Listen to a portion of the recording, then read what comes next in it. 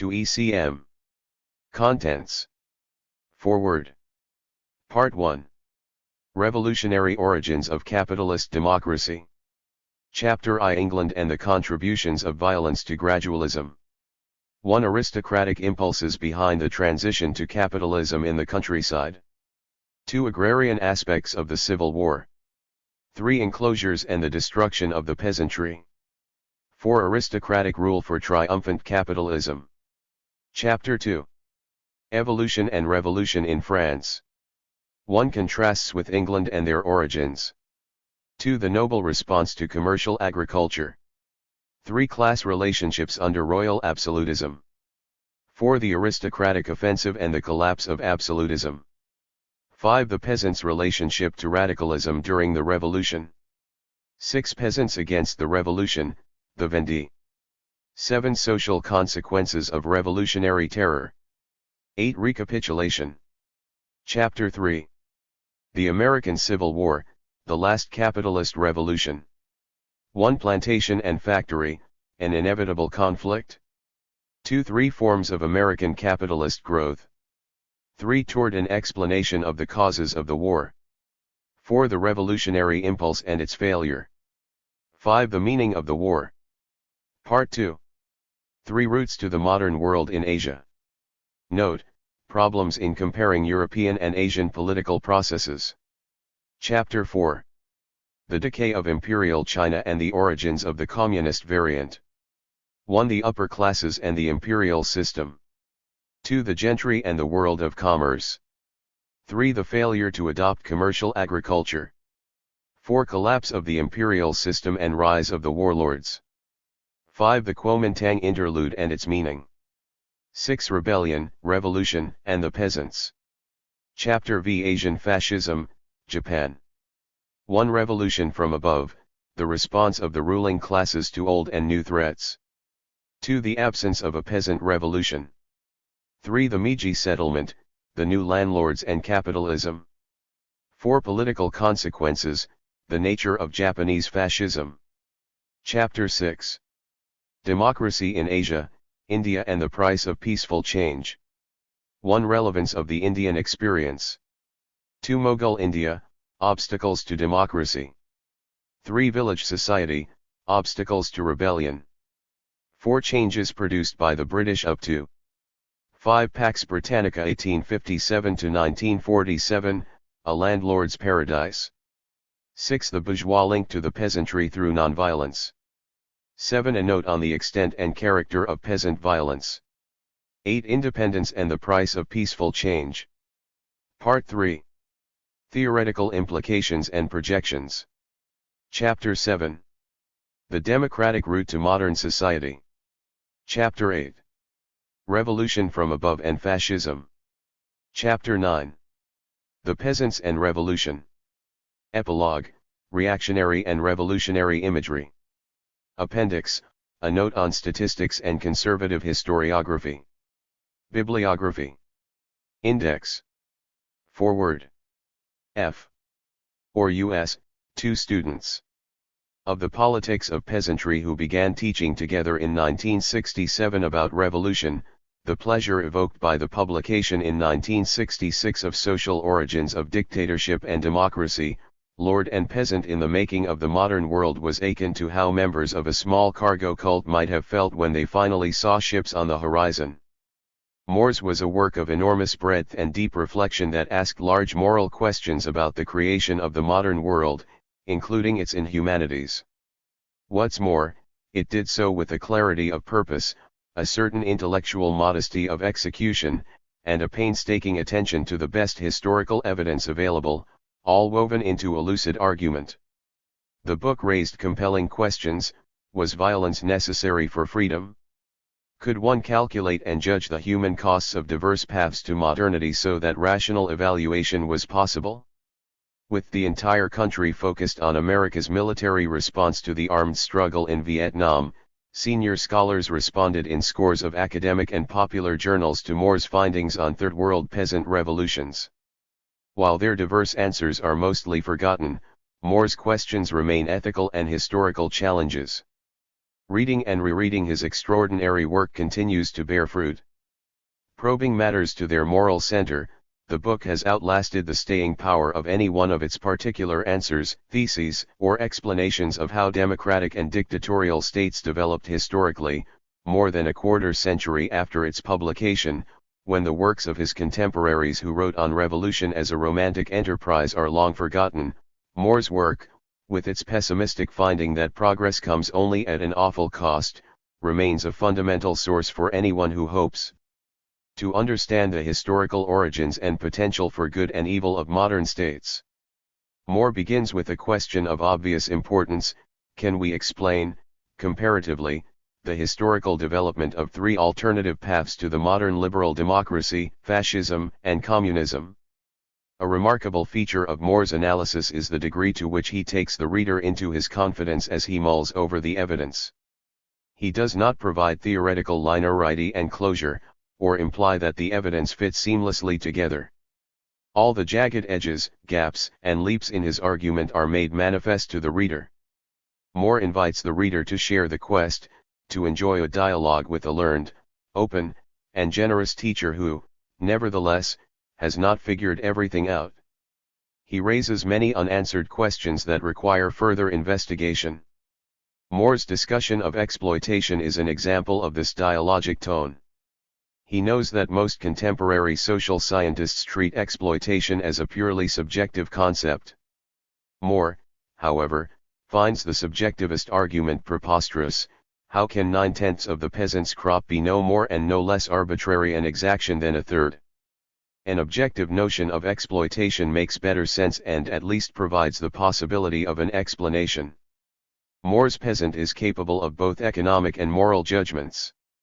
More suggests that the contributions of those who fight, rule, and pray must be obvious to the peasant, and the peasant's return payments must not be grossly out of proportion to the services received. In other words, More wants to understand what makes the exchange seem equitable. He admits that the answers to such questions must always have a substantial margin of uncertainty while insisting that they also have a common objective core.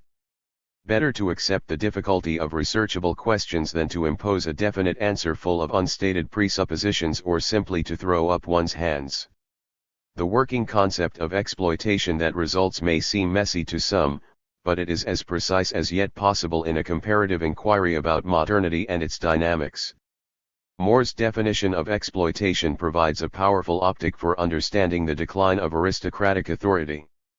Meanwhile, his willingness to share the thought process behind his judgments is both large-spirited and disarming. If a reader is dissatisfied, she is invited to pursue the quest further. Truth is a cooperative project. More credits the scholars from whom he has learned, and he challenges the reader to build and transcend his work as well.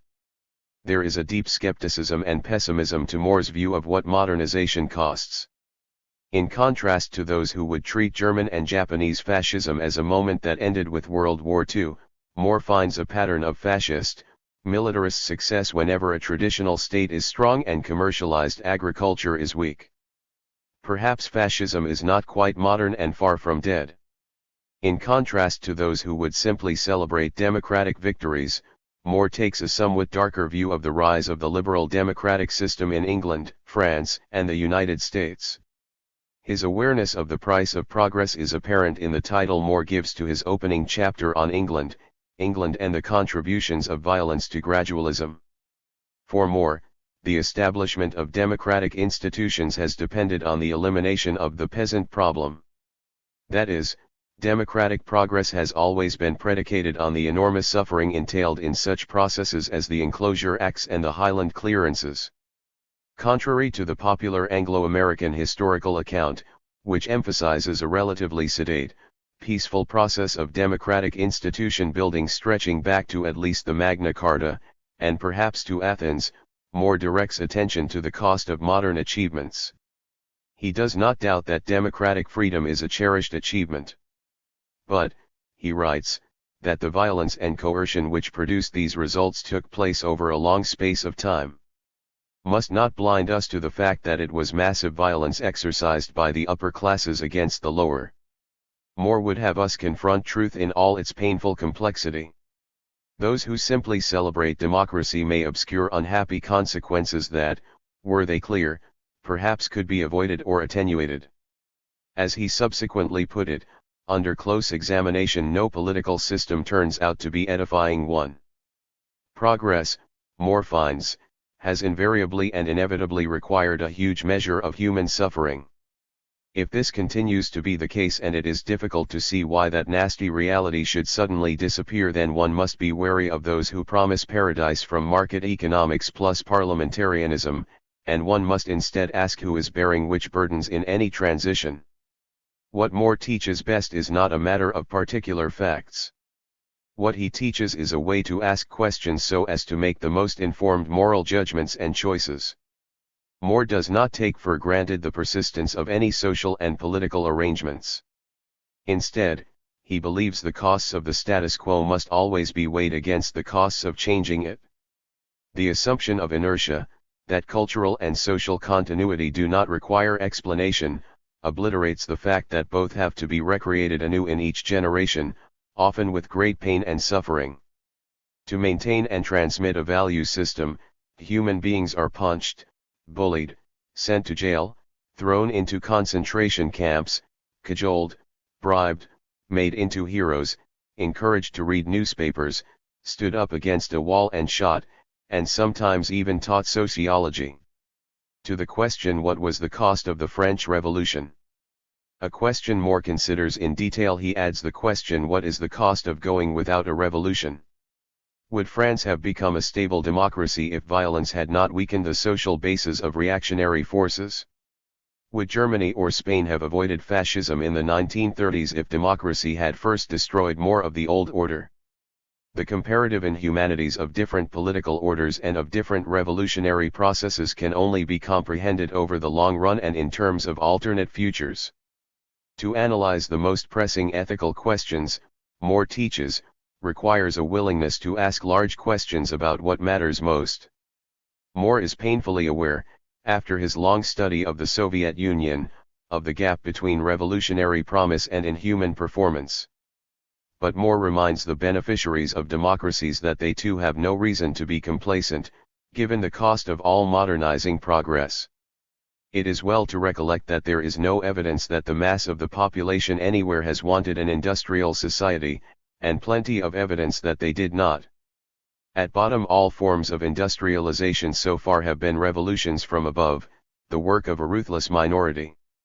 One mark of a classic is that the reviews and commentaries that follow quickly outstrip, at least in verbiage, the original text. There is indeed a huge secondary literature on social origins. Probably few books of historical sociology written since 1966 do not owe something to Moore's work.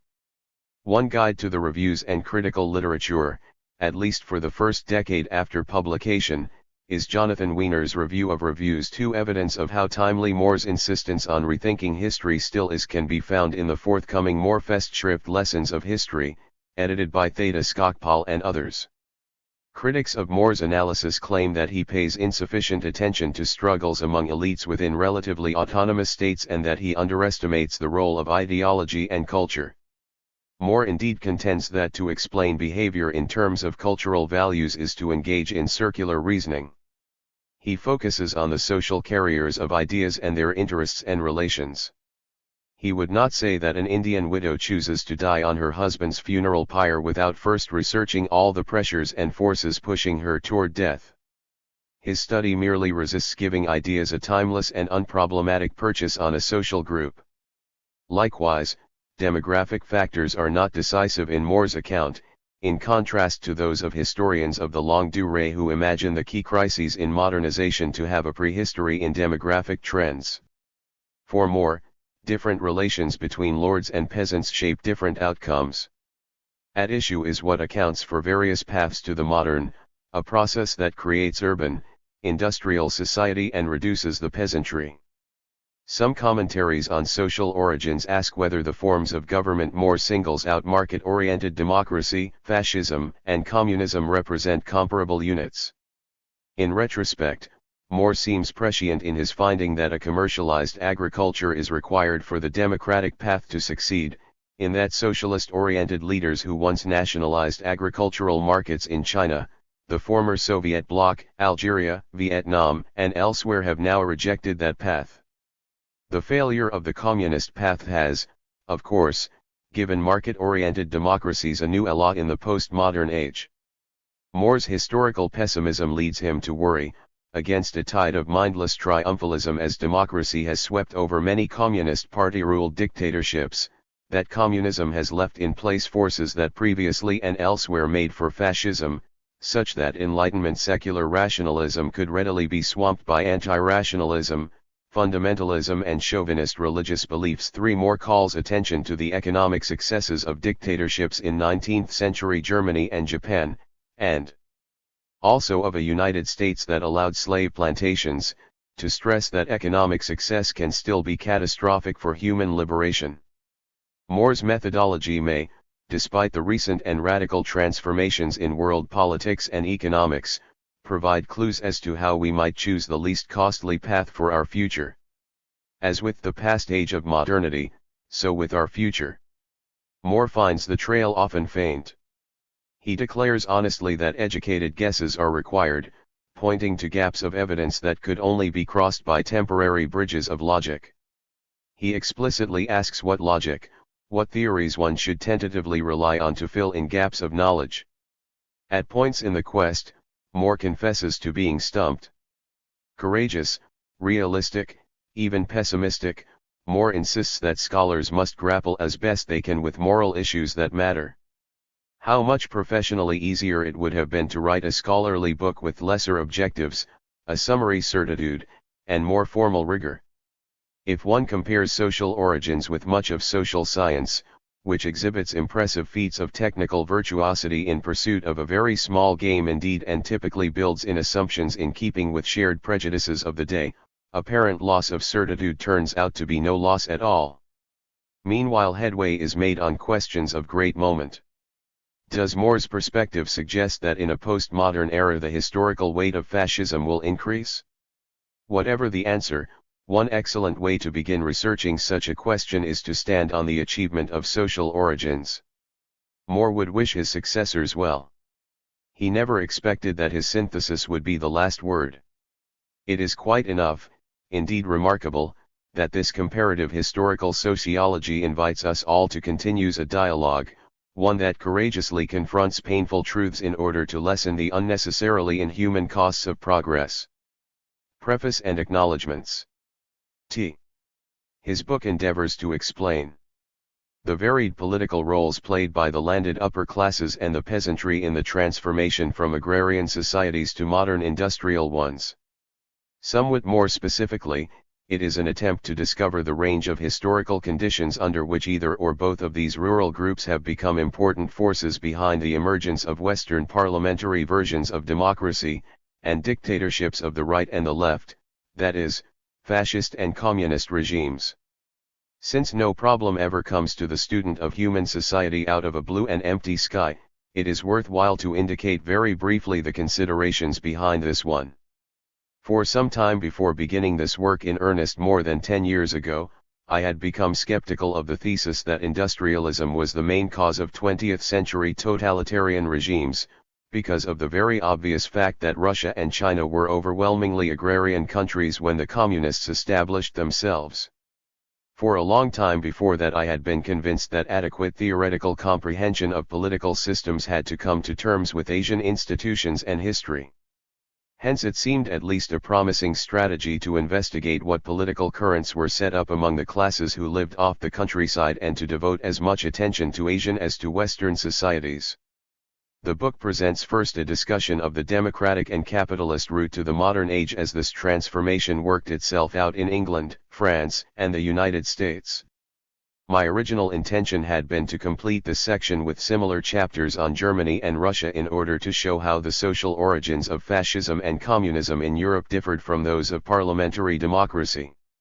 With some misgivings I decided to discard these two chapters, partly because the book was already quite long, partly because first-rate accounts became available during the course of writing, to which it was impossible for me to add anything by way of interpreting the social history of these two countries.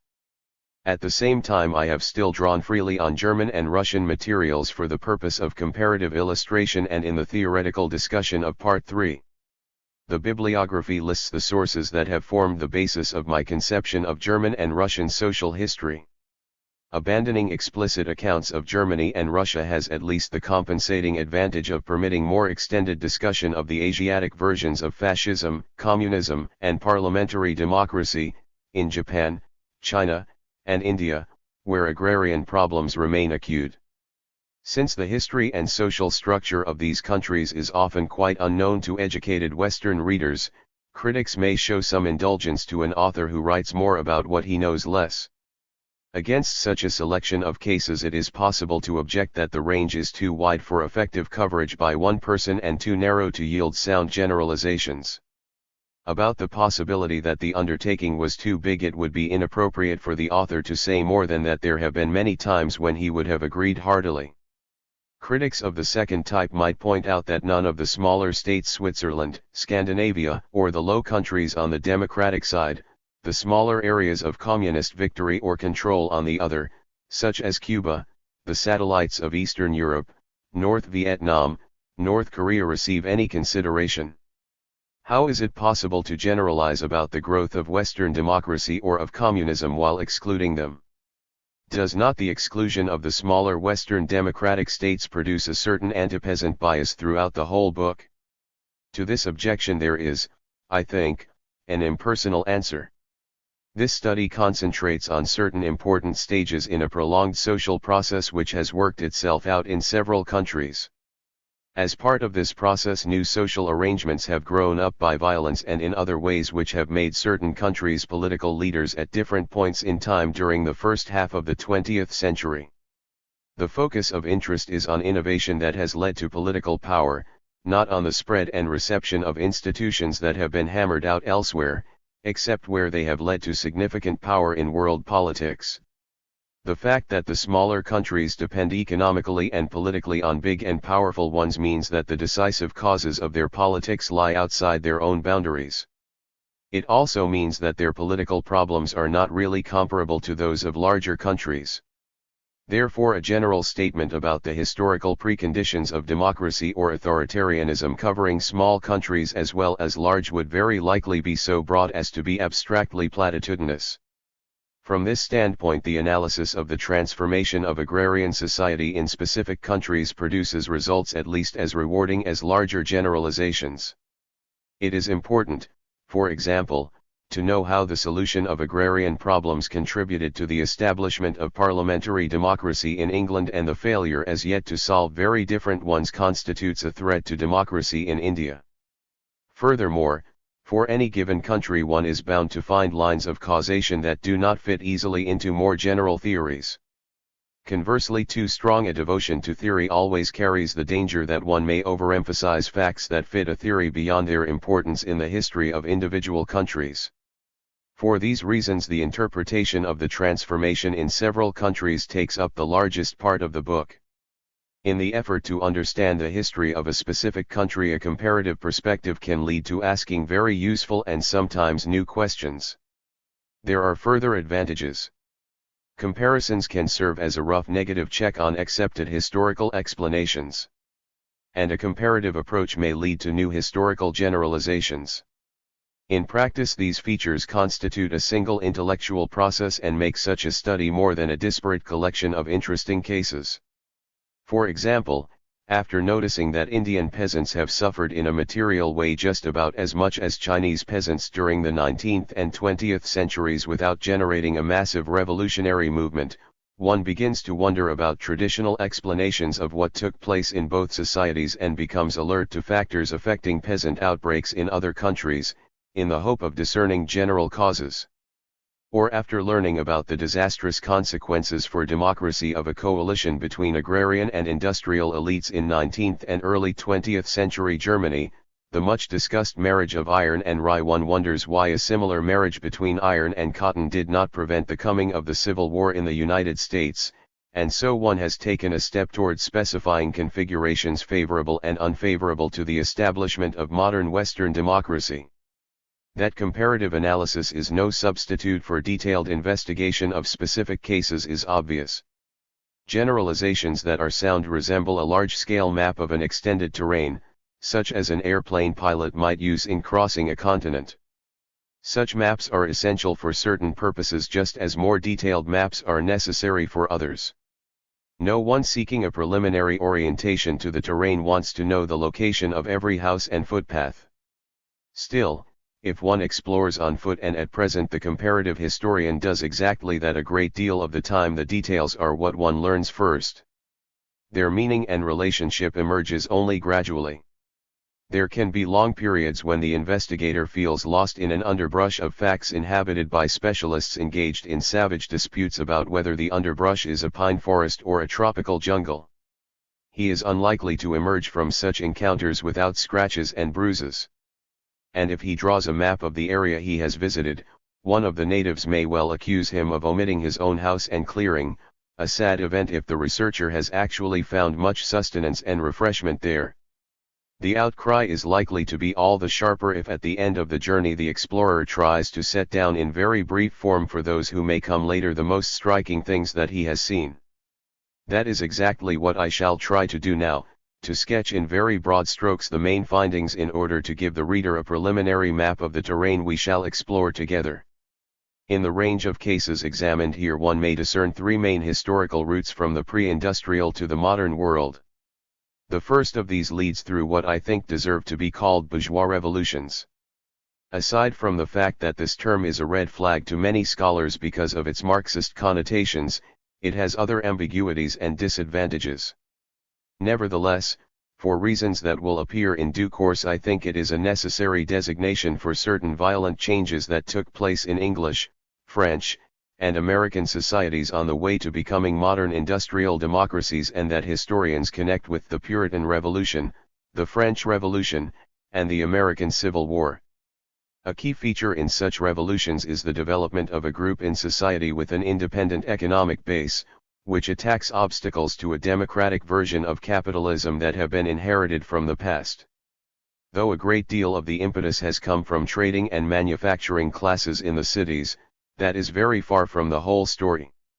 The allies this bourgeois impetus has found, the enemies it has encountered, vary sharply from case to case. The landed upper classes, our main concern at the start, were either an important part of this capitalist and democratic tide, as in England, or if they opposed it, they were swept aside in the convulsions of revolution or civil war. The same thing may be said about the peasants.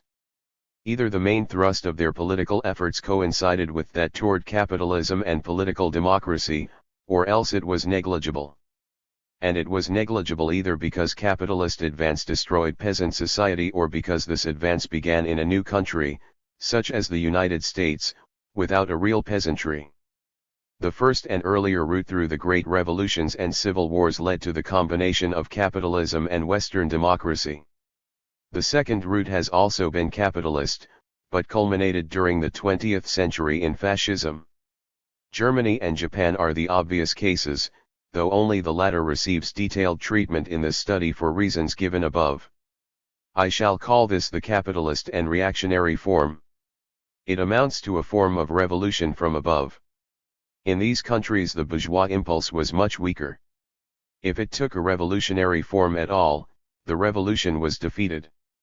Afterward, sections of a relatively weak commercial and industrial class relied on dissident elements in the older and still dominant ruling classes, mainly recruited from the land, to put through the political and economic changes required for a modern industrial society, under the auspices of a semi-parliamentary regime. Industrial development may proceed rapidly under such auspices. But the outcome, after a brief and unstable period of democracy, has been fascism. The third route is of course communism, as exemplified in Russia and in China. The great agrarian bureaucracies of these countries served to inhibit the commercial and later industrial impulses even more than in the preceding instances. The results were twofold. In the first place, these urban classes were too weak to constitute even a junior partner in the form of modernization taken by Germany and Japan, though there were attempts in this direction. And in the absence of more than the most feeble steps toward modernization, a huge peasantry remained. This stratum, subject to new strains and stresses as the modern world encroached upon it, provided the main destructive revolutionary force that overthrew the old order and propelled these countries into the modern era under communist leadership that made the peasants its primary victims. Finally, in India we may perceive still a fourth general pattern that accounts for the weak impulse toward modernization. In that country so far there has been neither a capitalist revolution from above or below, nor a peasant one leading to communism. Likewise, the impulse toward modernization has been very weak. On the other hand, at least some of the historical prerequisites of Western democracy did put in an appearance. A parliamentary regime has existed for some time that is considerably more than mere facade. Because the impulse toward modernization has been weakest in India, this case stands somewhat apart from any theoretical scheme that it seems possible to construct for the others. At the same time, it serves as a salutary check upon such generalizations. It is especially useful in trying to understand peasant revolutions, since the degree of rural misery in India where there has been no peasant revolution is about the same as in China, where rebellion and revolution have been decisive in both pre-modern and recent times. To sum up as concisely as possible, we seek to understand the role of the landed upper classes and the peasants in the bourgeois revolutions leading to capitalist democracy, the abortive bourgeois revolutions leading to fascism, and the peasant revolutions leading to communism. The ways in which the landed upper classes and the peasants reacted to the challenge of commercial agriculture were decisive factors in determining the political outcome. The applicability of these political labels, the elements that these movements do and do not share in different countries and at different times, will I hope become clear in the course of subsequent discussion. One point, on the other hand, is worth noticing right away. Though in each case one configuration emerges as the dominant one, it is possible to discern subordinate ones that become the dominant features in another country. Thus in England, during the latter part of the French Revolution and until after the end of the Napoleonic Wars, there existed some of the elements of a reactionary configuration recognizable as a dominant feature in Germany, a coalition between the older landed elites and the rising commercial and industrial ones, directed against the lower classes in town and countryside. Indeed, this reactionary combination of elements turns up in some form in each society studied, including the United States. To illustrate further, royal absolutism in France shows some of the same effects on commercial life as do the great bureaucratic monarchies of Tsarist Russia and Imperial China. This type of observation encourages somewhat greater confidence in the possibility that empirically based categories may transcend particular cases. Nevertheless, there remains a strong tension between the demands of doing justice to the explanation of a particular case and the search for generalizations, mainly because it is impossible to know just how important a particular problem may be until one has finished examining all of them. This tension is responsible for a certain lack of symmetry and elegance in the presentation, which I deplore but have been unable to eliminate after several rewritings. Again, the parallel with the explorer of unknown lands may not be amiss. He is not called upon to build a smooth and direct highway for the next band of travelers. Should he be their guide, he is thought to acquit himself adequately if he avoids the time-consuming backtracks and errors of his first exploration, courteously refrains from leading his companions through the worst of the underbrush, and points out the more dangerous pitfalls as he guides them warily past. If he makes a clumsy misstep and stumbles into a trap, there may even be some in the party who not only enjoy a laugh at his expense, but may also be willing to give him a hand to set him forth on his way once more. It is for such a band of companions in the search for truth that I have written this book. ******. Harvard's Russian Research Center gave me the precious boon of time. Because they displayed sympathetic curiosity without the least trace of impatience, I am especially grateful to several officers of the center during whose tenure the book was written, Professors William L. Langer, Merle Fainsett, Abram Bergson as directors, Marshall D. Schulman, as associate director. Amid numerous distractions, Miss Rose de Benedetto typed and retyped countless pages of manuscript with endless good humor. Throughout the whole undertaking, my very good friend Professor Herbert Marcuse fortified me with his unique blend of warm encouragement and penetrating criticism. He may have helped me most when he believed me least. Another good friend, the late Professor Otto Kirchheimer, read through the entire manuscript and brought to the surface some implicit theses that I have tried to make explicit. At all stages, the help that Elizabeth Carroll Moore gave was so fundamental and so varied that only an author and a husband can appreciate it. We both drew often and successfully on the intelligence and quiet resourcefulness of staff members of Widener Library, especially of Mr. Foster M. Palmer and Miss Y.T. Feng. Several colleagues with special factual knowledge, by their comments on individual chapters, have saved me from some foolish mistakes and made valuable suggestions. Their generosity in telling me they had found food for thought and further questioning in their own specialties has been a treasured reward. No matter what disclaimer I might set down, to list their names here would identify them in some degree with my views and confer upon this book an unwarranted hint of scholarly consensus. Hence their thanks have been private. From those not named here, as well as those who are, I have learned that the notion of a community of scholars is more than pure rhetoric. Part 1. Revolutionary Origins of Capitalist Democracy. Chapter 1.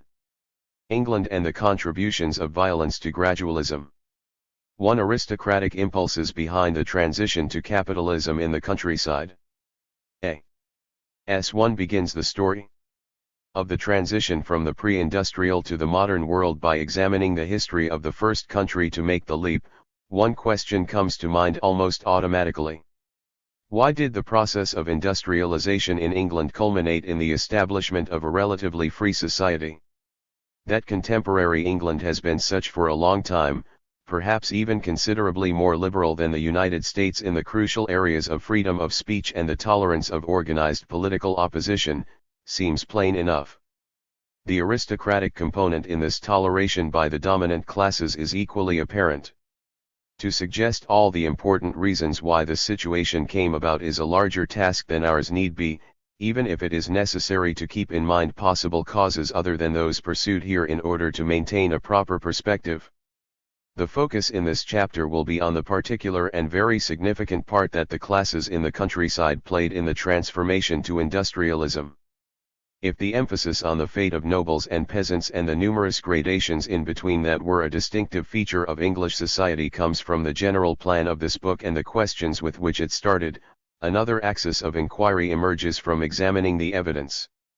It is not necessary to read English history for very long, or to be more skeptical than the degree prescribed in standard texts on scientific method, in order to realize that there is an element of myth in common notions about the peculiar British capacity to settle their political and economic differences through peaceable, fair, and democratic processes. Such notions are a partial truth rather than a myth. Simple debunking will not clear up matters. The conventions of historical writing which begin the story of English industrialization at some point after 1750 help to perpetuate this partial truth by highlighting peaceful domestic history, very peaceful in contrast to France, during the 18th and 19th centuries, and by leaving in the shadow the era of the Puritan Revolution or Civil War. 1. Merely to notice this fact is to confront the question of what has been the connection between violence and peaceful reform, first of all in modern democracy and more generally in the whole transformation from societies based on agriculture to those based on modern industrial technologies. The social struggles that erupted in the English Civil War of the 17th century have their origins in a complicated process of change that began several centuries earlier. Just when it began is impossible to say, just as it is impossible to prove that it had to take the form of a civil war. Still, the character of the process itself is reasonably clear.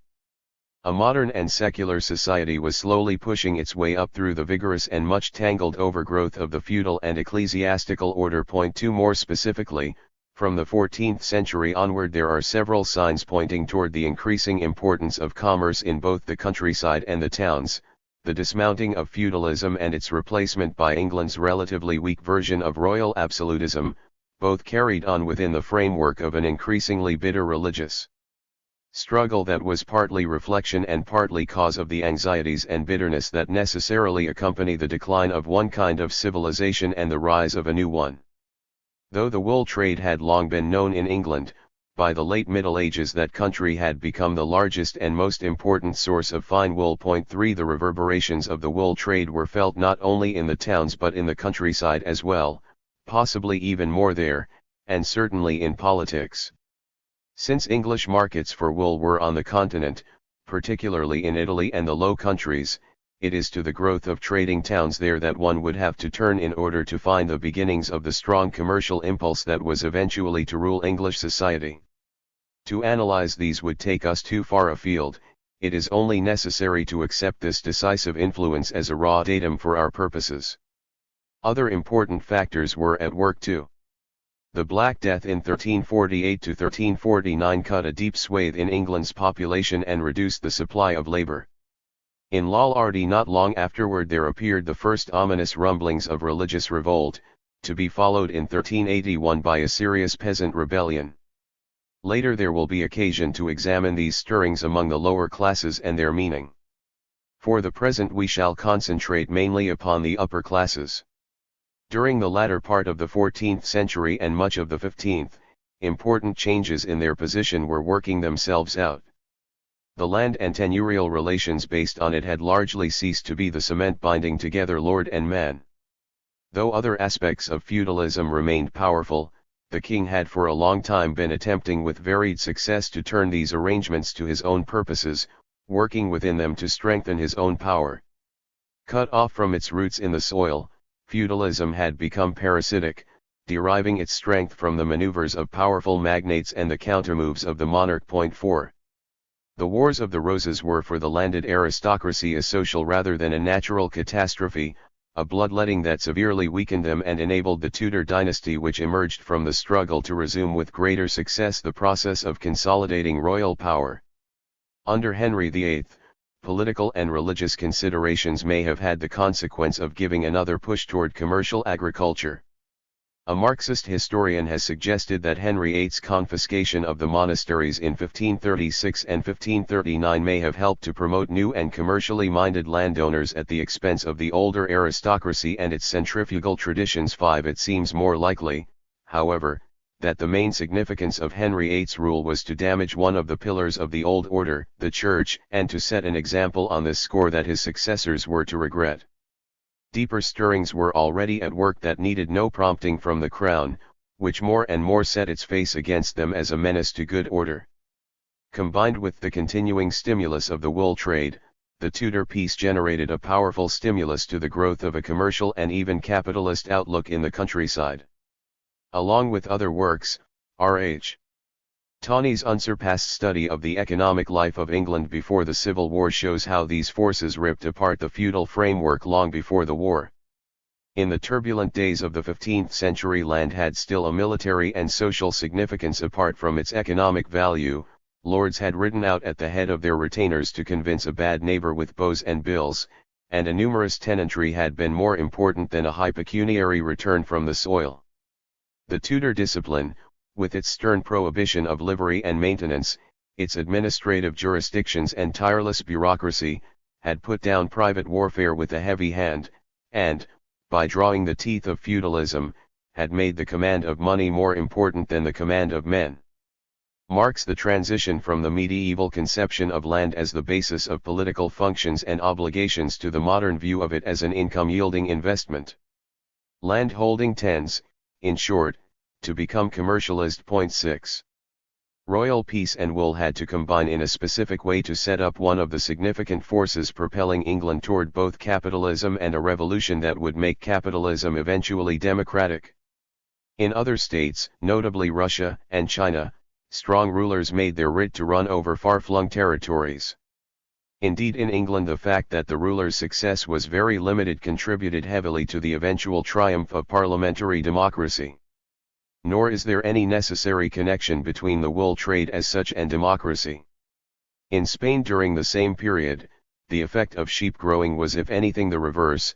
since the migratory herds and their owners became one of the instruments used by the centralizing monarch in opposition to local and particularist tendencies and thus contributed to the growth of a stultifying royal absolutism. 7 The key to the English situation is that commercial life in both town and countryside during the 16th and 17th centuries grew up mainly, though not entirely, in opposition to the crown, for reasons that will appear in due course. Under the pressure of circumstances, the medieval notion of judging economic actions according to their contribution to the health of the social organism began to collapse.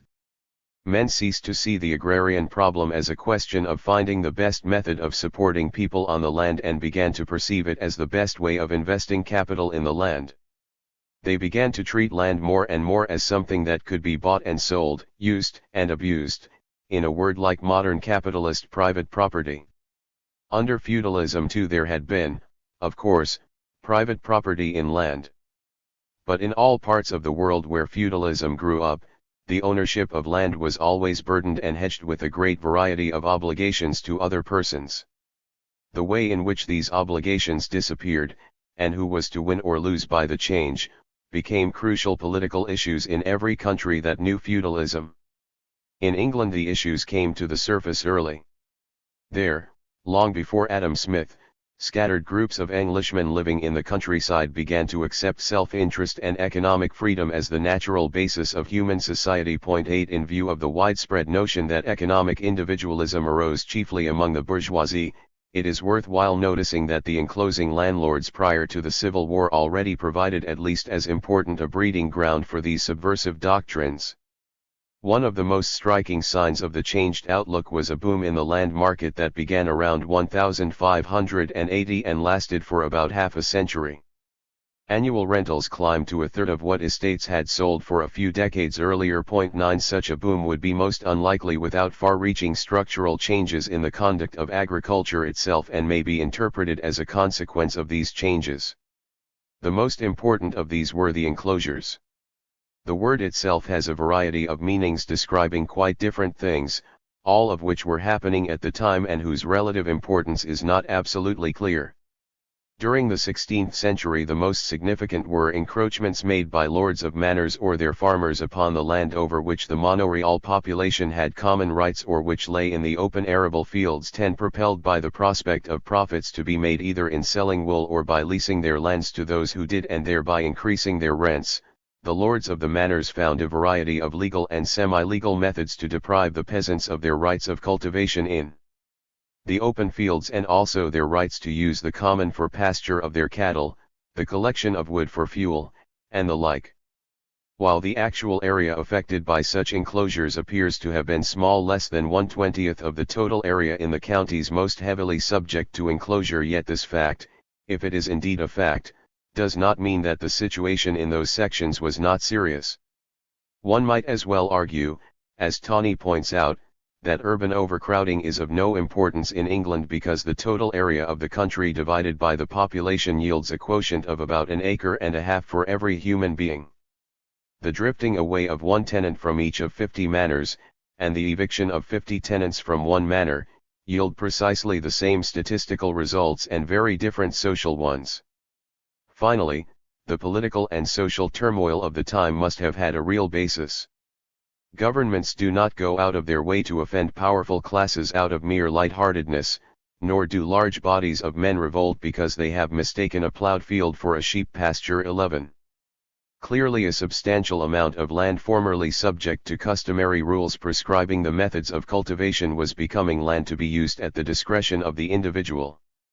Simultaneously the commercialization of agriculture meant a change from the feudal seigneur who was at worst a lawless tyrant and at best a despotic parent to an overlord who was closer to an acute man of business exploiting the material resources of the estate with an eye to profit and efficiency. 12 The habits were not entirely new in the 16th century. Nor were they as extensive as they were to become following the Civil War and during the 18th and early 19th centuries. Nor were they confined to the landed upper classes. They were widespread in the upper ranks of the peasantry as well. These were the yeomen, a class whose boundaries shaded off into the smaller gentry at the top and the less prosperous peasants at the bottom. 13 Though by no means all of them were freeholders or enjoyed modern rights of private property in land, they were rapidly thrusting forward in this direction and sloughing off the remaining feudal obligations. 14 Economically they were a group of ambitious, aggressive, small capitalists, aware that they had not enough surplus to take great risks, mindful that the gain is often as much in the saving as in the spending, but determined to take advantage of every opportunity, whatever its origin, for increasing their profits. 15. Their estates may have run from 25 to 200 acres in arable areas and up to as much as 500 or 600 in grazing territories. Though the big sheep farmers could, of course, operate at lower unit costs and market their wool more profitably, sheep farming was widely engaged in by yeomen and even less prosperous peasants. 16 Growing marketable grain was also a major source of income for the yeomanry. Those close to London or to the growing towns, as well as those who had access to transportation by water, must have had enormous advantages over the others. 17 The yeomen were the chief force behind peasant enclosures. Directed toward land for tillage, these enclosures were quite different from those of the lordly sheep farmers. They were mainly a form of nibbling away at wastes, commons, and very frequently at the fields of neighbors, including landlords who did not keep a sharp lookout to defend their rights. At other times peasant enclosures were mutual agreements to consolidate plots and abandon the system of strips in the open field. Within the limits of their situation, the yeomen too were eager to break away from traditional agricultural routines and try new techniques in the hope of profit. 18 From the comparative standpoint, 16th century yeomen look rather like the kulaks of the late 19th century and even of post-revolutionary Russia, though living in an environment much more favorable to individual enterprise than their Russian counterparts. Yeomen are generally the heroes of English history, kulaks the villains of Russian history for both conservatives and socialists, a contrast in attitudes that reveals much about the different societies and their respective paths into the modern world. Those who promoted the wave of agrarian capitalism, the chief victors in the struggle against the old order, came from the yeomanry and even more from the landed upper classes. The main victims of progress were as usual the ordinary peasants. This happened not because the English peasants were peculiarly stubborn and conservative or clung to pre-capitalist and pre-individualist habits out of sheer ignorance and stupidity, much as this seemed to be the case to contemporaries. Persistence of old habits no doubt played a part, but in this instance, as in many others to be encountered in the course of this study, it is necessary to ask why the old habits persisted. The reason is fairly easy to perceive. The medieval system of agriculture in England, as in many other parts of the world, was one where each peasant's holdings took the form of a series of narrow strips scattered helter-skelter amid those of his fellows in unfenced or open fields. Since cattle grazed on these fields after harvesting, the harvest had to come in about the same time for all concerned, and the operations of the agricultural cycle had to be more or less coordinated. Within these arrangements, there was some leeway for individual variation. 19 But mainly there was strong need for cooperative organization that could easily harden into custom as the easiest way to settle matters. To rearrange the use of the strips each season, though this did happen, would obviously be quite an undertaking. The peasant's interest in the common as a source of extra pasture and fuel is obvious. More generally, since the English peasants had won for themselves a relatively envious position under the protection of the custom of the manor, it is no wonder that they looked to the protection of custom and tradition as the dike that might defend them against the invading capitalist flood from which they were scarcely in a position to profit. 20 Despite some help, now and then, from the monarchy, the dike began to crumble. In the language of the day, sheep ate men. The peasants were driven off the land, plowed strips and commons alike were turned into pastures. A single shepherd could manage flocks grazing over land that once had fed many humans. 21 To measure these changes accurately is probably impossible, though there is no doubt that they were substantial. Yet, as Tawney himself is careful to point out, the waters that broke through in the 16th century were but a trickle compared to the rush that came after the Civil War had destroyed the dike. Thus in England the chief carriers of what was eventually to be a modern and secular society were at this time fundamentally men of commerce in both the countryside and the towns. In sharp contrast with what happened in France, these men pushed forward mainly on their own instead of under the umbrella of paternalist royal patronage. At times of course some were happy to cooperate with the crown, since there were rich pickings to be had. But, especially as the Civil War approached, the wealthier townsmen turned against royal monopolies, if not as fetters on production, at least as barriers to their own ambitions. 22 The Crown under Elizabeth and the first two Stuarts made some effort to mitigate the effects of these trends on both the peasants and the poorer classes in the towns. Large numbers of the peasants, cast adrift, were becoming a menace to good order, to the point where intermittent revolts occurred. 23 One careful historian calls royal policy one of spasmodic benevolence. During the 11 Years' Tyranny, when Charles I ruled through Strafford and Laud without a parliament, the attempt to apply benevolence may have been more vigorous. Such royal courts as the Star Chamber and the Court of Requests gave the peasant what protection he did obtain against eviction through enclosures. 24 At the same time the Crown was not above lining its own pockets by fines in the attempt to enforce these policies. A vigorous enforcement was in any case beyond its reach. Unlike the French monarchy, the English Crown had not been able to build up an effective administrative and legal machinery of its own that could force its will upon the countryside. Those who kept order in the countryside were generally members of the gentry, the very ones against whom the Crown's protective policies were directed. Thus the chief consequence of the Crown's policy was to antagonize those who upheld the right to do what one liked and thought socially beneficial with one's own property. Royal policy tended to weld commercially minded elements in town and countryside, united by many other bonds as well, into a coherent opposition to the Crown. 25 In the agrarian sector, Stuart agrarian policy was definitely a failure and helped to precipitate the Civil War, a conflict between individual rights and royal authority, conceived of as resting in the last resort, on a religious sanction. 26 By this point it should be reasonably clear whose individual rights were at stake and that they were certainly not those of the mass of the peasantry, still the overwhelming bulk of England's population. Two agrarian aspects of the Civil War. In the light of this general background there would seem to be little reason to question the thesis that commercially minded elements among the landed upper classes, and to a lesser extent among the yeomen, were among the main forces opposing the king and royal attempts to preserve the old order, and therefore an important cause, though not the only one, that produced the Civil War.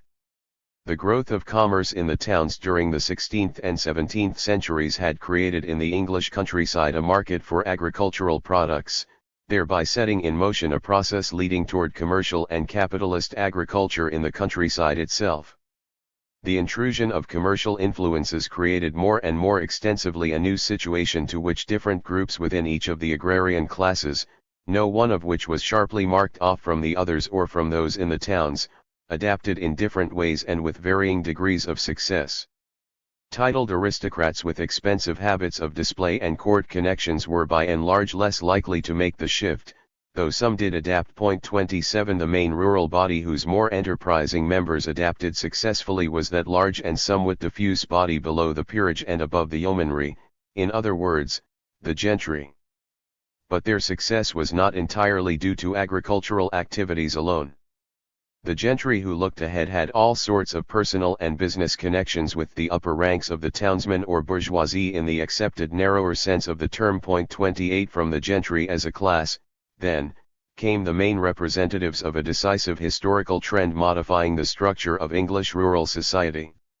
In terms of the contrast between types of economy, social structure, and corresponding outlooks to be found among the gentry and landed aristocracy, there was a struggle between economies of different types, which corresponded more closely with regional peculiarities than with social divisions. There are plenty of gentry who stagnate or go downhill. It would be easy to find noble landowners who move with the times, and make the most of their properties. 29 The gentry who stagnated were apparently those who were relatively unenterprising in improving their economic situation on the land and lacked profitable urban connections of a commercial or official nature. These growlers and grumblers may have supplied a portion of the radical element behind Cromwell and the Puritan Revolution, though this impetus had its main origins further down the social scale. Point 30 Thus, under the impact of commerce and some industry, English society was breaking apart from the top downward in a way that allowed pockets of radical discontent produced by the same forces to burst temporarily in the limelight. As we shall see in due course, a similar sequence of developments is roughly characteristic of the other major modern revolutions as well, the French, the Russian, and the Chinese. In this process, as the old order breaks up, sections of society that had been losing out due to long-run economic trends come to the surface and do much of the violent dirty work of destroying the ancien regime, thus clearing the road for a new set of institutions. In England the main dirty work of this type was the symbolic act of beheading Charles I. The chief demand for justice against the king came from the army. Here popular influences were quite strong. They stemmed from strata below the gentry, very likely urban journeymen and peasants. 31 By the time of the execution, Cromwell and his officers had already succeeded in curbing them. The execution itself had to be rammed through Parliament practically at the point of a musket. Even then a substantial number refused to judge the king, 59 signed the death warrant. There are indications of a preponderance of poorer gentry among the regicides and of wealthier gentry among those who refused to judge the king. But the two groups overlap considerably. Mechanical sociological analysis will not accurately sift the political sentiments of the day. 32 Conceivably constitutional monarchy could have come about in another way. But Charles I's fate was a grisly reminder for the future. No subsequent English king tried to take royal absolutism seriously again. Cromwell's attempt to establish dictatorship seems merely a desperate and unsuccessful attempt to patch things together afterward and is not really comparable to the semi-dictatorial phase in the French Revolution, where there was still much destruction of the ancien regime. Nor did the peasants and urban plebs, those who did the dirty work of the other revolutions, come to the surface during the English Civil War, except in certain very important brief symbolic acts. There were many ties that held modernizers and traditionalists together in the same social strata, including common fears of the lower orders, the meaner sort. Such bonds helped to explain why class alignments were far from clear in this revolution. Charles I did his best to court the gentry. There is evidence that he succeeded on a very wide scale. 33 Despite Stuart opposition to enclosures, the support of many wealthy gentry for the royal cause is scarcely surprising. One would scarcely expect men of substance to have an easy conscience about kicking over two of the main props, king and church, that supported the social order. Eventually they were to welcome them back in a changed form more suited to their requirements. The same ambiguous attitude toward those aspects of the old order that supported property rights came to the surface in the three great revolutions elsewhere that succeeded the Puritan Revolution, as well as in the American Civil War. On the other hand, the policy of the leaders of the rebellion was clear and straightforward. They opposed interference with the landlord's property rights on the part of the king and on the part of radicals from the lower orders. In July 1641, the Long Parliament abolished the Star Chamber, the main royal weapon against enclosing landlords, as well as the general symbol of arbitrary royal power. Radical threats from within the army, from the levelers and the diggers, Cromwell and his associates fended off with firmness and skill. 34. Other factors too account for the fact that the Puritan Revolution did not develop at any point into a clear-cut struggle between the upper and lower strata. The struggle involved a combination of economic, religious, and constitutional issues. There is not enough evidence yet to show conclusively the extent to which these issues coincided. The social basis of Puritanism awaits analysis. But the indications are that opinion crystallized on these issues at different times. Hence, as the dramatic events of the revolution unfolded and men were confronted by events they could not control and whose implications they could not foresee, in short, as the process of revolutionary polarization advanced and receded, many high and low felt themselves in terrible predicaments and could reach a decision only with the greatest difficulty. Personal loyalties might pull in a direction opposite to principles that the individual only half realized, and vice versa. In economics, the Civil War did not produce any massive transfer of landed property from one group or class to another. The effects on land ownership were probably even less than they were in the French Revolution, where modern research has sustained de Tocqueville's contention that the growth of a class of property-owning peasants preceded the revolution and was not the consequence of the sale of émigré properties. In England, the parliamentary side was chronically short of money and financed the war partly by taking over the operation of royalist estates and partly through outright confiscation. In the meantime, royalist agents managed to repurchase estates, thereby making their contribution to the finances of their enemies. Many more estates were recovered afterward. One study of these transactions in southeastern England, which the author holds to have wider applications, shows that more than 3/4 of the properties sold under the Commonwealth can be traced back to their owners by the Restoration. Just short of a quarter were recovered before 1660. Purchasers of Crown and Church lands do not seem to have been able to retain their holdings after the Restoration, though the author provides no statistics on this point. 35. It will not do, however, to cite this evidence in support of the thesis that the Puritan Revolution was no revolution at all. Its revolutionary consequences were deep and lasting in the area of law and social relationships. With the abolition of the Star Chamber, the peasants lost their chief protection against the advance of enclosures. Some attempts were made under Cromwell, especially in the later phase of the rule of the major generals, to check their effects.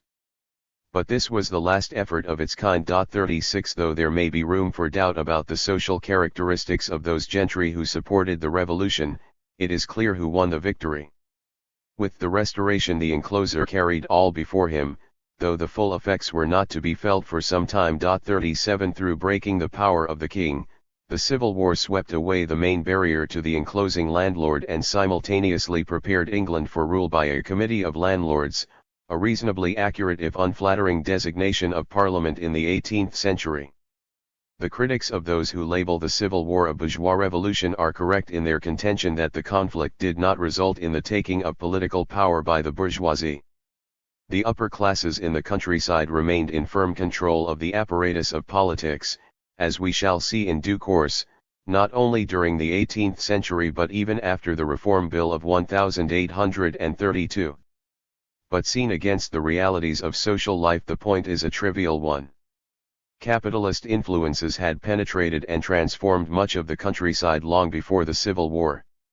The connection between the enclosing landlord and the bourgeoisie was close and intimate to the point where it is often difficult to decide where the one begins and the other leaves off in the ramified family circles of the day. The outcome of the struggle was an enormous if still incomplete victory for an alliance between parliamentary democracy and capitalism. As one modern historian puts the point, the aristocratic order survived, but in a new shape, for money more than birth was now its basis. And Parliament itself became the instrument of landed capitalists, Whig and Tory both, and their connections and allies, whose interests the state now unswervingly pursued. 38. To perceive the magnitude of the Civil War's accomplishments, it is necessary to step back from the details and glance forward and backward. The proclaimed principle of capitalist society is that the unrestricted use of private property for personal enrichment necessarily produces through the mechanism of the market steadily increasing wealth and welfare for society as a whole. In England this spirit eventually triumphed by legal and peaceful methods, which, however, may have caused more real violence and suffering than the Civil War itself, during the 18th and early 19th centuries on the land as much as in the towns. While the original impulse toward capitalism may have come from the towns far back in the Middle Ages, it proceeded on the land as strongly as in the cities, receiving a perpetual draft from the towns that caused the flames devouring the old order to spread through the countryside. Both the capitalist principle and that of parliamentary democracy are directly antithetical to the ones they superseded and in large measure overcame during the Civil War, divinely supported authority in politics, and production for use rather than for individual profit in economics. Without the triumph of these principles in the 17th century, it is hard to imagine how English society could have modernized peacefully to the extent that it actually was peaceful during the 18th and 19th centuries. 3. Enclosures and the destruction of the peasantry. Revolutionary violence may contribute as much as peaceful reform to the establishment of a relatively free society, and indeed was in England the prelude to a more peaceful transformation. But not all historically significant violence takes the form of revolution. A great deal may occur within the framework of legality, even a legality that is well along the road to Western constitutional democracy. Such were the enclosures that followed the Civil War and continued through the early Victorian era. A half-century ago many scholars saw the enclosures of the 18th century as the main device by which a nearly omnipotent landed aristocracy destroyed the independent peasantry of England. 39 Subsequent scholarship has slowly and patiently chipped away at this thesis. Few professional historians, except perhaps some Marxists, would accept it today. Unquestionably the older interpretation is wrong in details and dubious in some points crucial to the central argument. Yet the earlier writers grasped firmly one point that often disappears in modern discussions: the enclosures were the final blow that destroyed the whole structure of English peasant society embodied in the traditional village. As we have just seen, peasant society had come under attack well before the outbreak of the Civil War. The war itself eliminated the king as the last protection of the peasantry against the encroachments of the landed upper classes. Though the Tudor and Stuart bureaucracy had not been very effective, on occasion it had at least endeavored to stem the tide. After the Restoration and the Glorious Revolution of 1688, the last rumblings of the earthquake, England settled down in the 18th century to government by Parliament. While the king was by no means a mere figurehead, he did not attempt to interfere with the advance of enclosures. Parliament was more than a committee of landlords. Urban commercial interests had at least some indirect representation through the system of rotten boroughs. 40 Local government, with which the peasants came directly in contact, was even more firmly in the hands of the gentry and titled aristocracy than it had been before. As the 18th century advanced, the transaction of public business in the parishes, some 15,000 of which formed the cells of the English body politic, came to be conducted more and more behind closed doors, losing whatever vestiges of a popular and democratic character that it may have had during the Middle Ages. 41. Furthermore, it was Parliament that ultimately controlled the process of enclosure. Formally, the procedures by which a landlord put through an enclosure by Act of Parliament were public and democratic. Actually, the big property owners dominated the proceedings from start to finish. Thus the consent of 3/4 to 4/5 was required on the spot before Parliament would approve a proposal to enclose. But consent of what? The answer turns out to be property, not people. Suffrages were not counted, but weighed. One large proprietor could swamp an entire community of smaller proprietors and cottagers. 42. The political and economic supremacy of the larger landlords during the 18th century was partly the result of trends that long antedate the Civil War, chiefly the authority of local notables and the absence of a strong bureaucratic apparatus to check this authority, even under the Tudors and the Stuarts. The outcome of the Civil War itself, in sharp contrast to that of the French Revolution, was to strengthen greatly the position of the landed upper classes. There has already been occasion to notice some evidence indicating relatively little change in the distribution of landed property during the Puritan Revolution. 43. With only two exceptions, all the great families that were in Northamptonshire and Bedfordshire in 1640 were still there a century later. 44. Adapting early to the world of commerce and even taking the lead in the march into the new era, the landed aristocracy of England was not swept away by the convulsions that accompanied the change. Although the interlocking between the bourgeoisie and the landed aristocracy was less in the 18th century than under Elizabeth and the early Stuarts, the connection between the two remained very close. 45. As Sir Lewis Namier has observed, the English ruling classes in the 18th century were not agrarians like their contemporaries in Germany, while the civilization they created was neither urban nor rural. They lived neither in fortified castles nor in manor houses, nor in town palaces, but in mansions planted on their estates. 46. There is widespread agreement among historians that the period from about 1688 to the end of the Napoleonic Wars was the golden age of the great landed estate. In important parts of the country, the estates spread out over the land, sometimes at the expense of the smaller gentry, and more significantly at the expense of the peasants. No one has yet arisen to deny the general importance of the enclosures or that innumerable peasants lost their rights on the common lands of the villages as the great landlords absorbed these lands. This was an age of improvement in agricultural techniques, such as the increased use of fertilizer, new crops, and crop rotation. New methods could not be applied at all in fields subject to the rules of common cultivation. Their expense made them harder for the farmer of small and even middling means. Undoubtedly a large part of the increase in the size of farms came from the higher profits and lower costs of the larger unit. 47. Contemporaries were enthusiastically, perhaps too enthusiastically, aware of these advantages.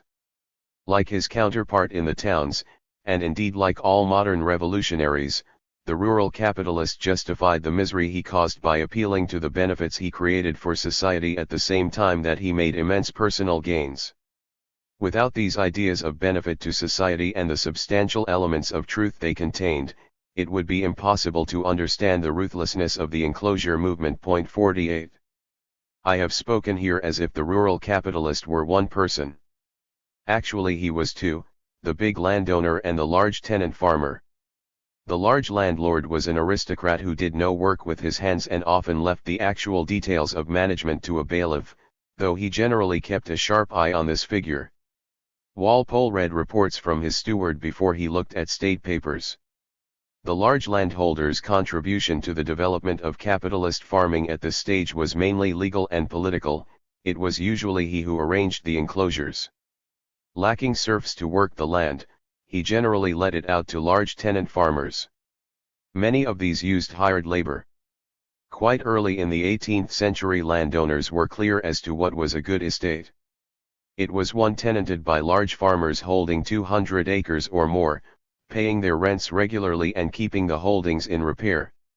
The three most important methods of improvement in this period were all devices to this end: consolidation of holdings, enclosure, and the replacing of leases for lives by leases for a term of years, and in practice they were related to each other in a great variety of ways. 49. The big tenant farmers made the economic contribution. Though the landlords shouldered the heavy tax burden, the tenants were in a strong enough position to force this issue. They seldom provided working capital for their tenants. 50. Nor were they expected to. But the big tenants, along with the wealthy freeholders, and not the celebrated handful of spirited landlords, were the real pioneers of agricultural development, in the judgment of a recent historian. 51. The span of time when these changes were most rapidly and thoroughly taking place is not absolutely clear. It seems most likely, however, that the enclosure movement had gathered considerable force by about 1760. It may have surged forward at its greatest speed during the Napoleonic Wars, to die out after 1832, by which time it had helped to change the English countryside beyond recognition. Rising food prices and probably also difficulties in obtaining labor appear to have been the main factors both tempting and compelling landlords to enlarge their holdings and rationalize their cultivation. 52.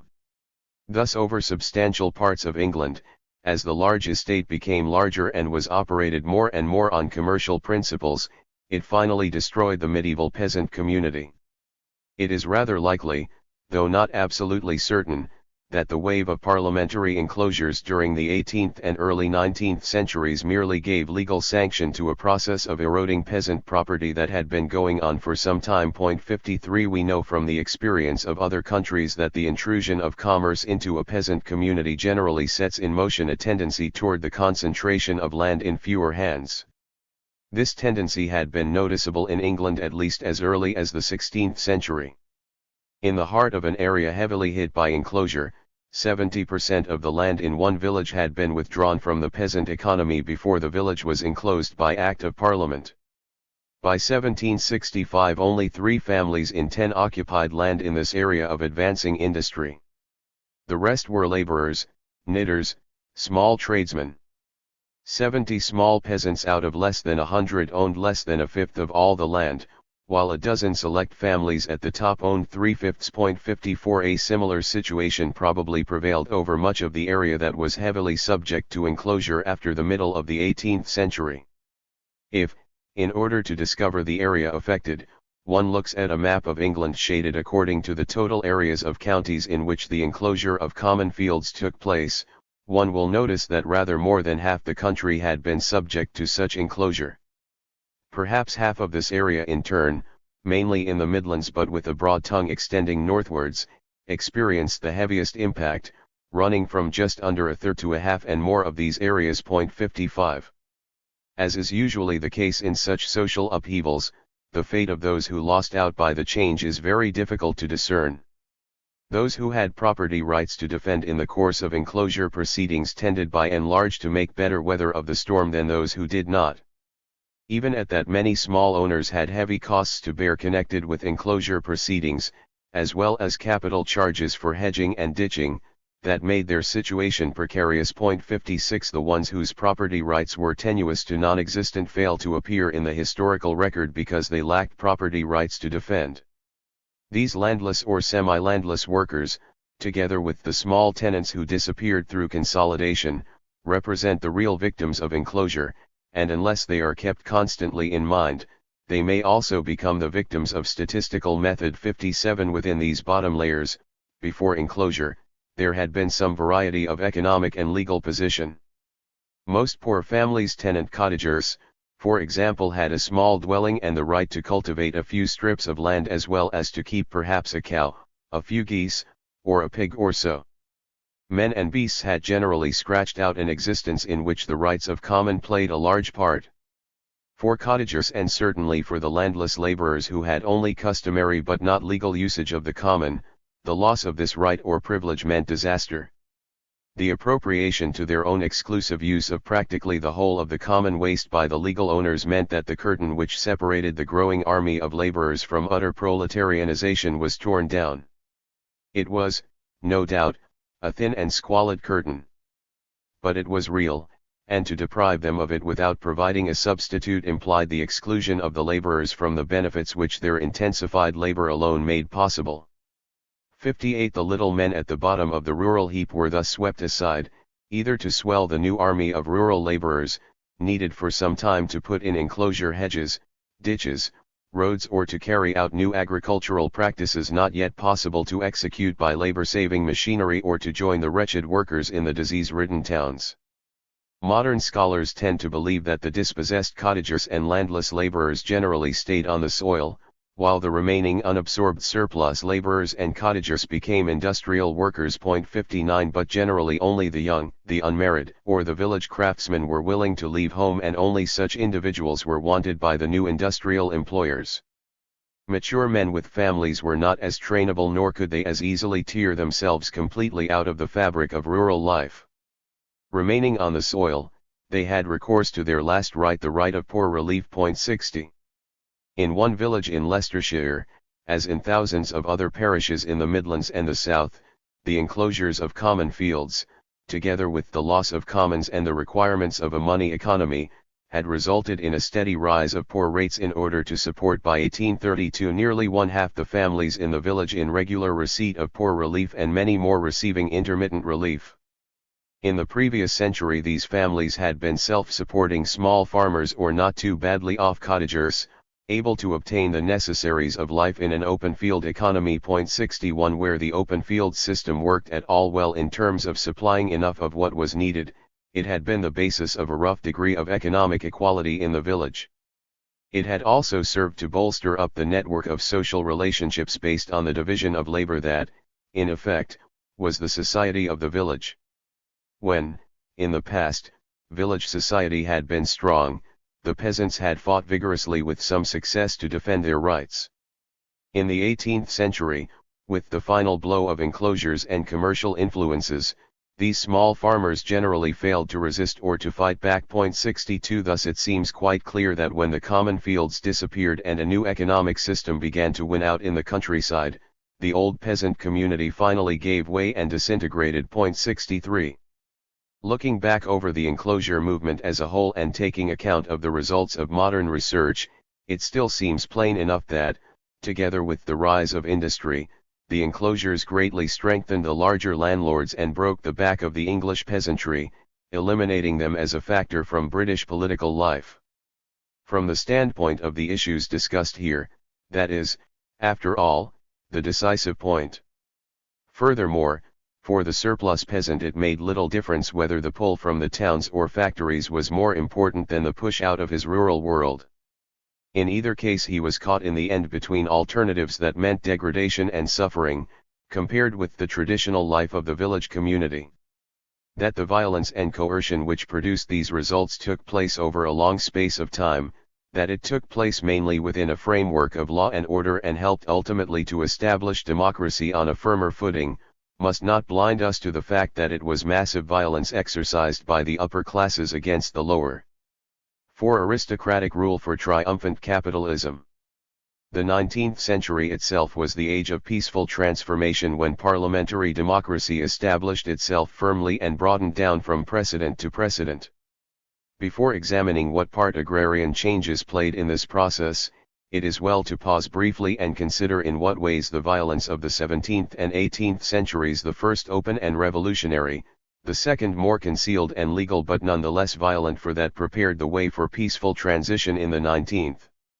To break the connection between the two is to falsify history.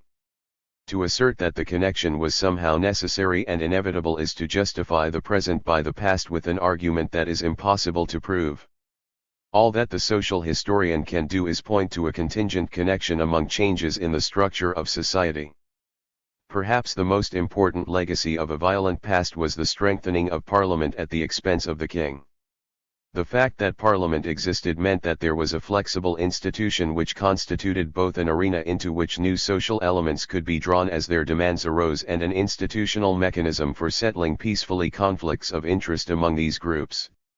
If Parliament emerged from the Civil War mainly as an instrument of a commercially minded, landed upper class, it was not just that, and, as experience was to show, it could become a great deal more. The fact that this class had developed an economic base which had brought it into violent opposition to the Crown before the Civil War had a great deal to do with the strengthening of Parliament, a point that will stand out more clearly when we can see the course of English developments against other cases where this did not happen.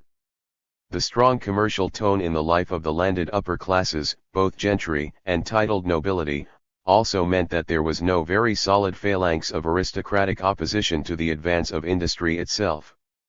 Despite a good many expressions of contrary sentiment from their own members, it is fair to say that the most influential sector of the landed upper classes acted as a political advance guard for commercial and industrial capitalism. This they continued to do in new ways during the 19th century. The other main consequence was the destruction of the peasantry. Brutal and heartless though the conclusion appears, there are strong grounds for holding that this contribution to peaceful democratic change may have been just as important as the strengthening of Parliament. It meant that modernization could proceed in England without the huge reservoir of conservative and reactionary forces that existed at certain points in Germany and Japan, not to mention India. And it also of course meant that the possibility of peasant revolutions in the Russian and Chinese manner were taken off the historical agenda. At the end of the 18th century and the beginning of the 19th there was certainly nothing inevitable about the victory of parliamentary democracy. Indeed, it is unlikely that more than a very few people had any but the haziest notions as to what the words could mean or what kind of a society might lie over the horizon. During the 18th century commerce had made considerable progress. There were now beginning to appear signs of conflict between the landed interests and those connected with commerce. Influential elements in the latter sought to promote an aggressive foreign policy in pursuit of raw materials and markets, while many gentry hung back for fear of higher taxes in an age when the land tax was the main source of revenue. In the meantime, radical voices about the need to overhaul England's antiquated social structure, especially her corrupt parliament, began to make themselves heard. The cliché that 18th century politics was a battle of cliques without issues is simply false. There were the same issues between new and old forms of society and civilization as in the 17th century, transposed to a new era, though it is perhaps too much to claim that after the loss of the American colonies England was on the verge of revolutionary action. 64. The outbreak of the French Revolution put an end to all hope of reform. More specifically, as soon as the revolution passed beyond its liberal phase, when Louis XVI's flight to Varennes and recapture tore the veil of illusions from liberal prospects and the revolution began to enter a radical phase, those in England who sympathized with it found their position more and more awkward. Pitt the Younger stopped all talk of reform. England began to enter a phase of repression that lasted until after the Napoleonic Wars. Its fundamental feature was that the upper classes, in both the town and the countryside, closed ranks around patriotic and conservative slogans against the menace of radicalism and tyranny in France and against the remotest threat to their privileges. 65 If the menace of revolution and military dictatorship had not ended at the Battle of Waterloo, it is highly unlikely that England would have resumed in the 19th century those slow and halting steps toward political and social reform that she had given up at the end of the 18th. Acceptable regimes in Europe, the absence of a threat from that quarter, was one of the prerequisites for peaceful democratic evolution in England. To understand why the reactionary phase was relatively brief and why the movement toward a freer society commenced anew during the 19th century, it is necessary to look beyond the landed classes. They had reached the zenith of their combined economic and political power before the turn of the century. The subsequent story is one of defense and concessions rendered easier by the fact that the process of erosion was slow, and their economic base remained firm. Commonplace mechanical metaphors are misleading here. Though the capitalist elements in the towns rose, the landed upper classes did not fall, at least not for a very long time. By the end of the Napoleonic Wars, the more modern capitalists in the towns had already achieved considerable strength on the basis of their economic achievements, which, as modern historians now stress, had a long history behind them. Under the leadership of the landed classes, much of the road had been smoothed for them. The English capitalists in the 19th century did not have to rely on a Prussia and its junkers to achieve national unity, tear down the internal barriers to trade, establish a uniform legal system, modern currency, and other prerequisites of industrialization. The political order had been rationalized and a modern state created long before. With a minimum of help from that state they could, as the first fully capitalist bourgeoisie, convert a large part of the entire globe into their trading area. Temporarily dammed up during the Napoleonic Wars, English industrial capitalism could spread out, mainly through peaceful means, to draw on foreign resources and make England the workshop of the world during the 19th century. Other capitalist tasks, such as the further disciplining of the labor force, English industrial leaders could carry out on their own with a minimum of help from the state or the landed aristocracy. They had to do so because the repressive apparatus of the English state was relatively weak, a consequence of the Civil War, the previous evolution of the monarchy, and of reliance on the navy rather than on the army. In turn, the absence of a strong monarchy resting on an army and a bureaucracy, as in Prussia, made easier the development of parliamentary democracy. In the meantime, the landed gentry and those above it in the social scale retained a firm hold on the levers of political power. They filled the cabinet, monopolized the representation of the rural areas, and sat in parliament as representatives of the towns as well. At the local level, their influence remained very strong. As one recent historian has pointed out, the old governing class was still in firm control in the middle of the 19th century. The political system was still to a remarkable extent the plaything of the nobility and gentry, and in particular of the hereditary owners of the great estates. The nucleus of this system contained perhaps no more than 1,200 persons. 66. On the other hand, they worked these levers within the context of strong challenges from other classes. To concentrate on the strength of their position in the formal and even the informal apparatus of politics would give a misleading impression of the power of the gentry and the nobility. 67 Even if the Reform Bill of 1832, which gave the industrial capitalists the vote, disappointed the hopes of its more ardent advocates and belied the fears of its more ardent opponents, its passage meant that the bourgeoisie had shown its teeth. 68 The same can be said about the striking down of the Corn Laws in 1846. The landed upper classes suffered no disaster, but they learned the limits of their power. In the face of Chartist agitation too, during the decade 1838 to 1848, no very strong die-hard policy of reaction emerged. It is true that the Conservative government, under proddings from Queen Victoria and the Duke of Wellington, used troops, opened private correspondence in search of information, and prosecuted some of the leaders for conspiracy, though the jury responded leniently. The Conservative government also used the occasion to mount an attack on the radical press of the day. The Whigs, who were in power at the beginning and the end of this period, were much more lenient. Lord John Russell, the Home Secretary, forbade interference with the great Chartist meetings held in the autumn of 1838. Except for comparatively brief periods, the government paid very little attention to the Chartists. Russell's private papers contain only an occasional reference to the movement. The only bloodshed occurred when 22 Chartists were shot dead in a riot, an episode that took place, ironically, some days after the Whig Attorney General had boasted of suppressing the movement without one drop of blood being spilled. 69. Since the Chartist movement displayed strong overtones of violence, it constituted a severe test of liberal principles. The comparatively mild treatment that it received at the hands of the ruling classes may be traced to three factors. There was then a strong current of opinion in favor of doing something to alleviate mass distress, as well as marked reluctance to use force. This current of opinion is in turn traceable to England's historical experience, at least as far back as the Puritan Revolution. Russell was a doctrinaire Whig devoted to the ideal of liberty and anxious to avoid encroaching on the free discussion of political issues. 70. Secondly, England in any case lacked a strong repressive apparatus. Thirdly, a combination of legislation to improve the situation of the poor and a favorable turn in the economic situation may have taken the steam out of the movement before it could become a really serious threat.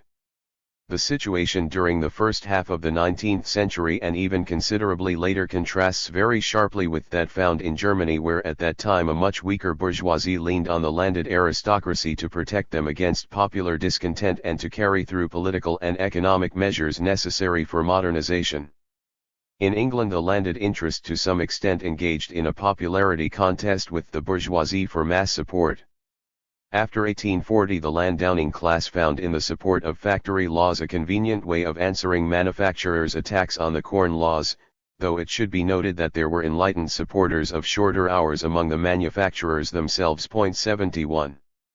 Thus the theme of die-hard opposition to the march of democracy is a rare and minor current among the landed aristocracy of England in the 19th century. 72. One cannot find in English history the counterpart to those German conservatives whose parliamentary representatives rose in demonstrative applause to the ringing challenge of Herr von Oldenburg auf Janu Schau.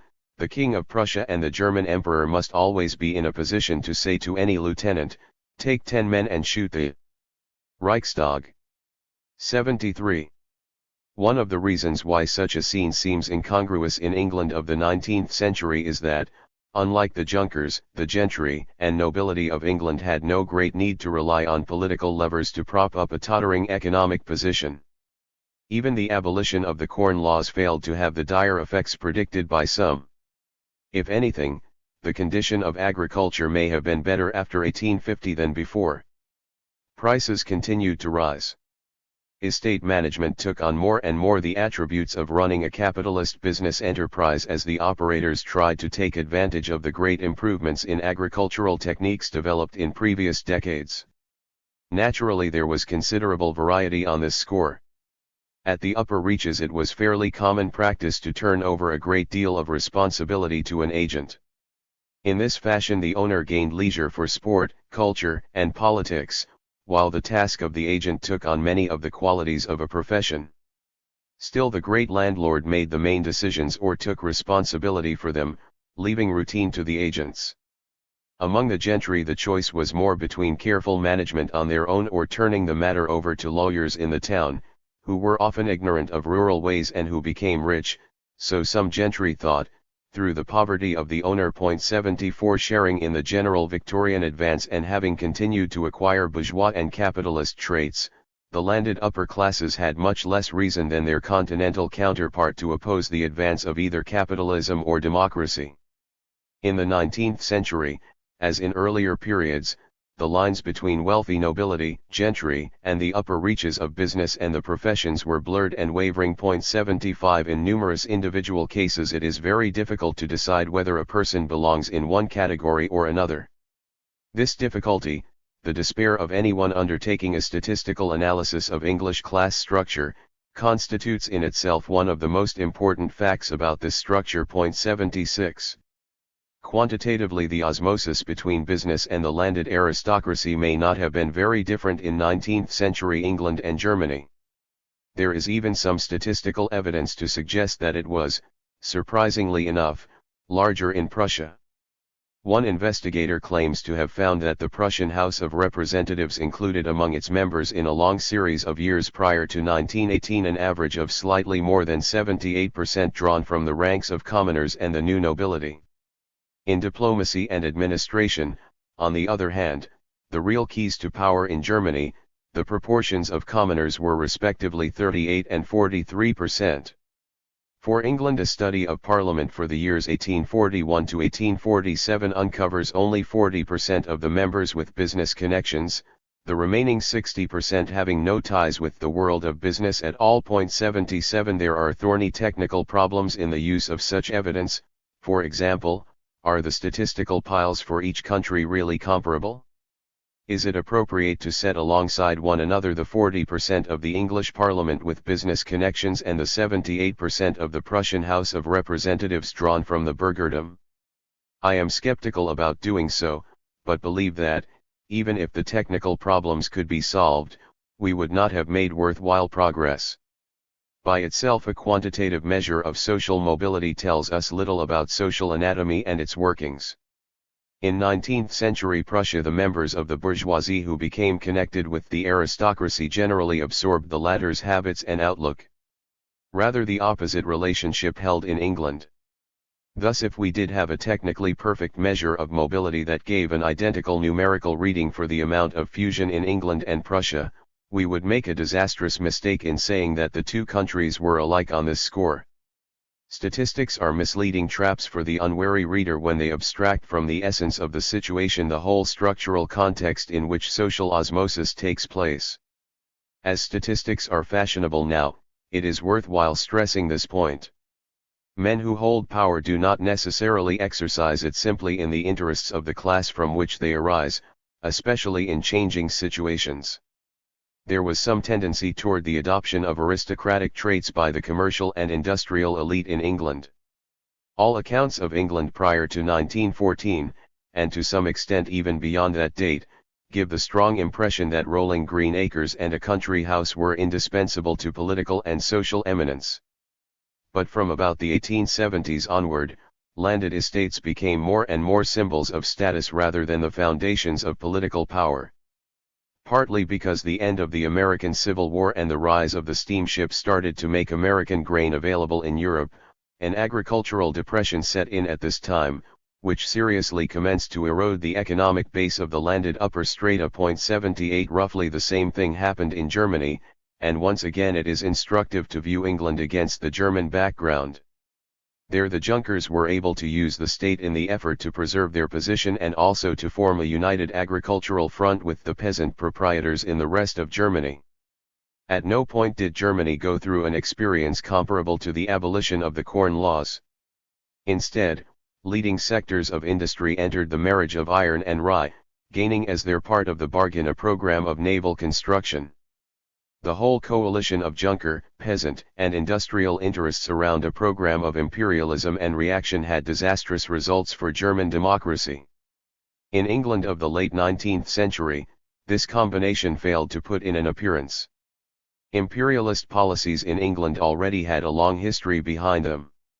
They were an alternative, perhaps even an adjunct to free trade policies, rather than an altogether new social phenomenon arising out of advanced capitalism. 79 In regard to agricultural problems, the conservative governments of 1874 to 1879 took only small palliative measures, the liberals from 1880 onward either let matters take their course or actively attacked agrarian interests. 80 By and large, agriculture was allowed to shift for itself, that is, to commit decorous suicide with the help of a few rhetorical tears. This could scarcely have been allowed to happen except for the fact that by this time the English upper strata had largely ceased to be agrarian.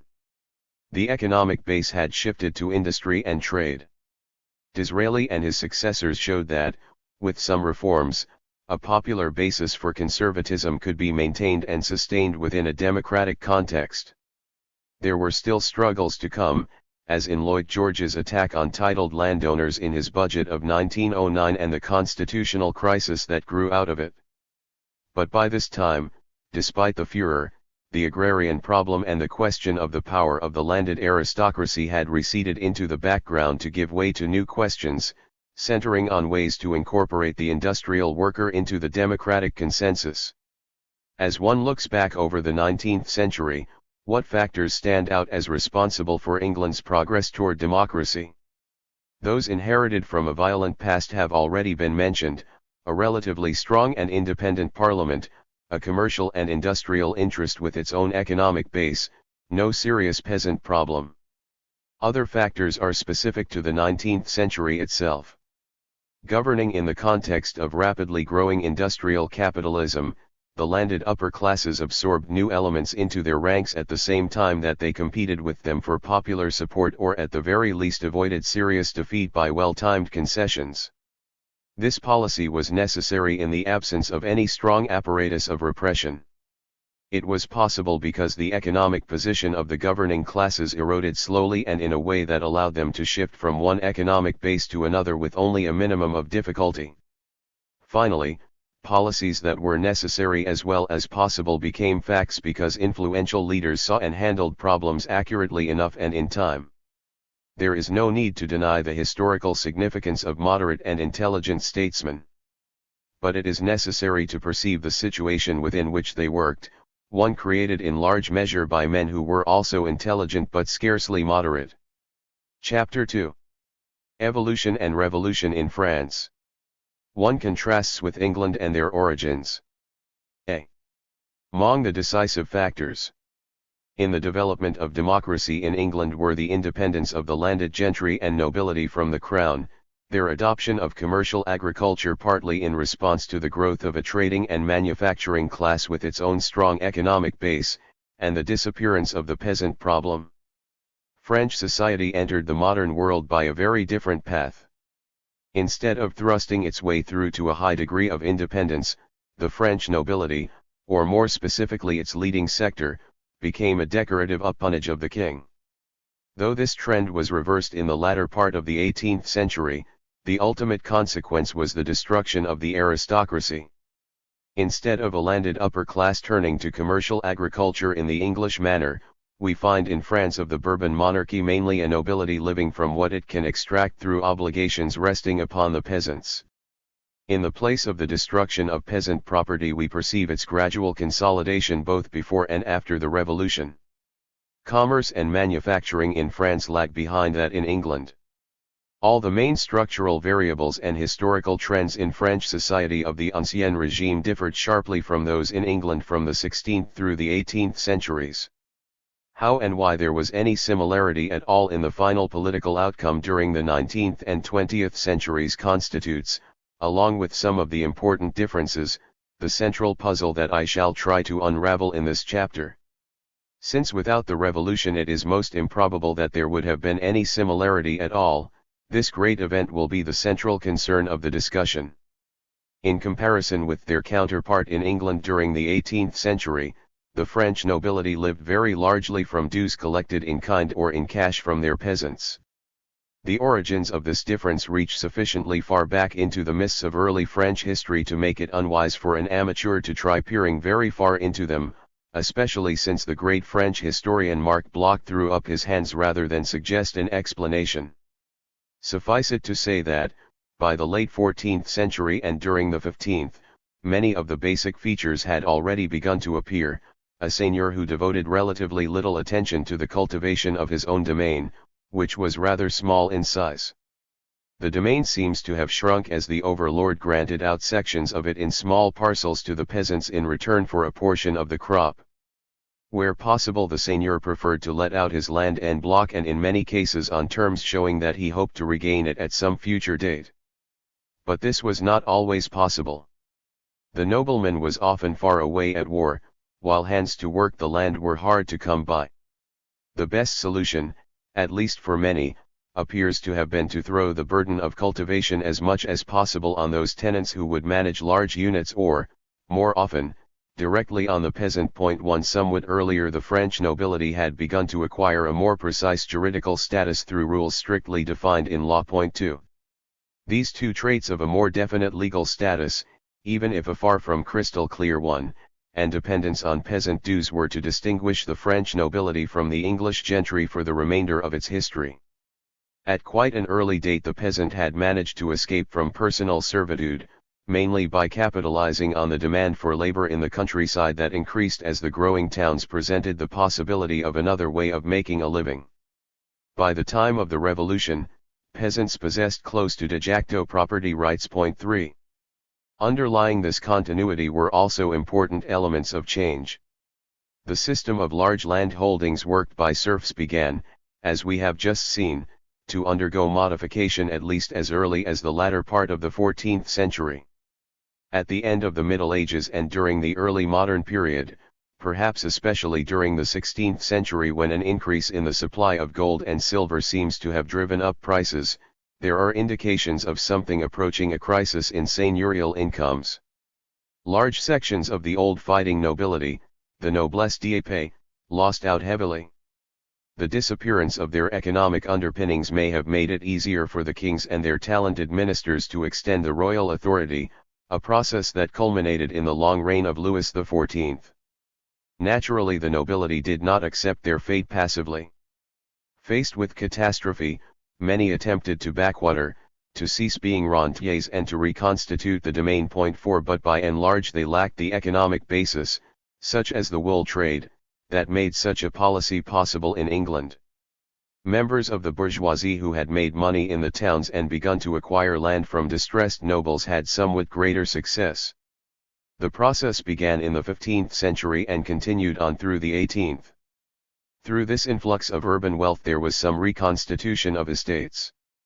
In parts of France it brought about a situation that had some resemblances to England, as the new owners lived on and managed their estates with an eye to profit.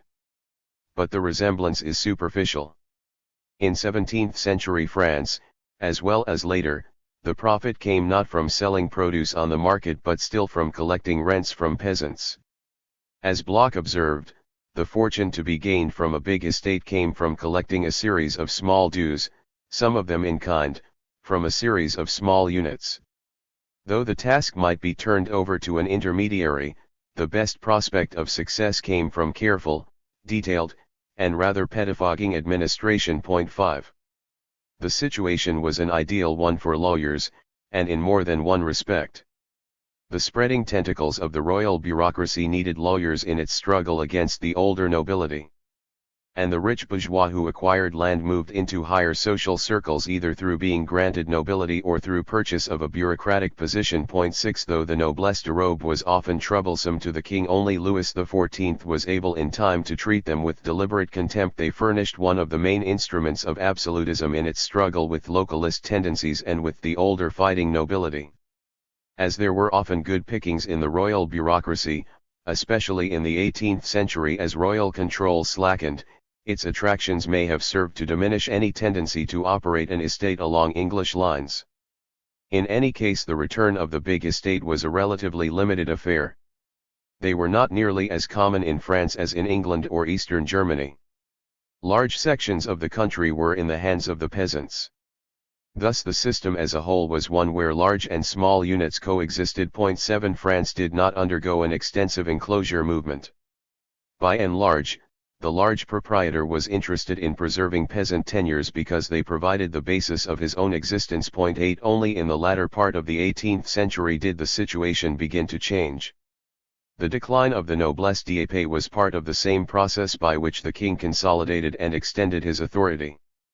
In the course of the 16th century and afterward, the king deprived the nobles of many of their judicial functions, raised soldiers and taxes on their lands, intervened generally in their affairs, and forced them to submit to his parliaments. 9 By the time of Louis XIV, the nobility seemed reduced to a role of magnificent indolence at Versailles or else of peaceful vegetation in the provinces.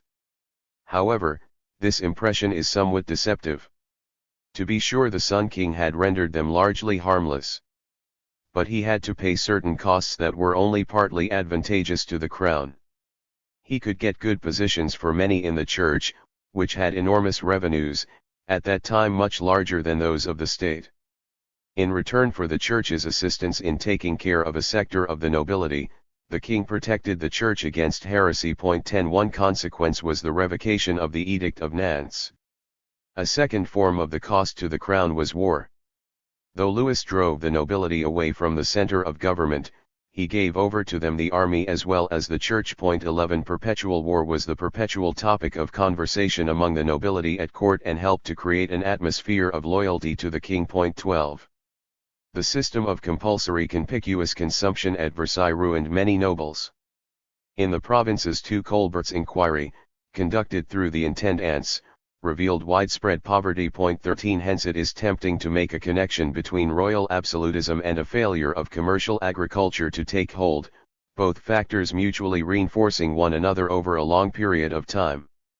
Until quite recently, the historians' accounts of a brilliant and parasitic aristocracy in Paris and of the rural noblemen proudly molding away in the countryside amidst a generally stagnant agriculture pointed towards some such explanation of the background of the revolution and the disappearance of the aristocracy through revolutionary violence. Research published since 1960, the work of an American scholar Robert Forster, has sharply modified this familiar image. By enabling us to locate more precisely the structural differences between modernization in the English and French countrysides, he has made a most valuable contribution to an understanding of the background and consequences of the revolution. Since the role of commercial agriculture is crucial to the general argument of the present book, it will be wise to pause and examine the situation closely. 2. The noble response to commercial agriculture. For the latter part of the 17th century and the opening decade of the 18th, there is little reason to doubt the thesis that the impulse toward commercial agriculture was weak in comparison to that in England, not only among the nobility but in France generally. As it was in England too, the key agricultural problem was to get grain to the classes that ate bread but did not grow wheat. The grain trade presented a picture of stagnation broken by some impulse toward production for the market in the neighborhood of the big cities. There the wealthier peasants rather than the landed aristocracy appear to have been the main beneficiaries. Market areas generally did not extend beyond the vicinity of a few big cities and certain export depots on the frontiers. Only Paris drew on a substantial hinterland. Most of the territory drew its supplies from nearby areas. 14. The general conception of the grain problem was one of controlling a limited supply from a limited area. The pull of a few big cities was felt mainly in times of scarcity, and then as a disruptive factor. 15 In the latter part of the 17th century and the early part of the 18th, merchants and their agents in some localities, mainly near Paris, adopted the practice of scouring the countryside to buy up any surplus they could find. This practice aroused much resentment as a disturbance of local sources of supply and grew up in opposition to both prevailing custom and legislation. 16 Though rich estate owners might receive grain in the form of feudal dues to dispose of it through commission merchants in the towns, it was quite the common practice to buy grain from the wealthier peasants, a clear indication they competed successfully with the noblemen for a limited market. 17 If there were enterprising landlords in France of the late 17th and early 18th centuries, laying field to field in the English manner, they have escaped the notice of historians. Possibly there were a few. But it is highly unlikely that they were of any importance at all. When commercial attractions became more important during the 18th century, French noblemen responded in an entirely different way. To consider only the grain trade runs the risk of giving a very misleading impression. Wine was a commercial product and a very important one. Indeed, wine was to French agriculture, perhaps even to 18th century French society as a whole, what wool was to English agriculture and society in the 16th and 17th centuries.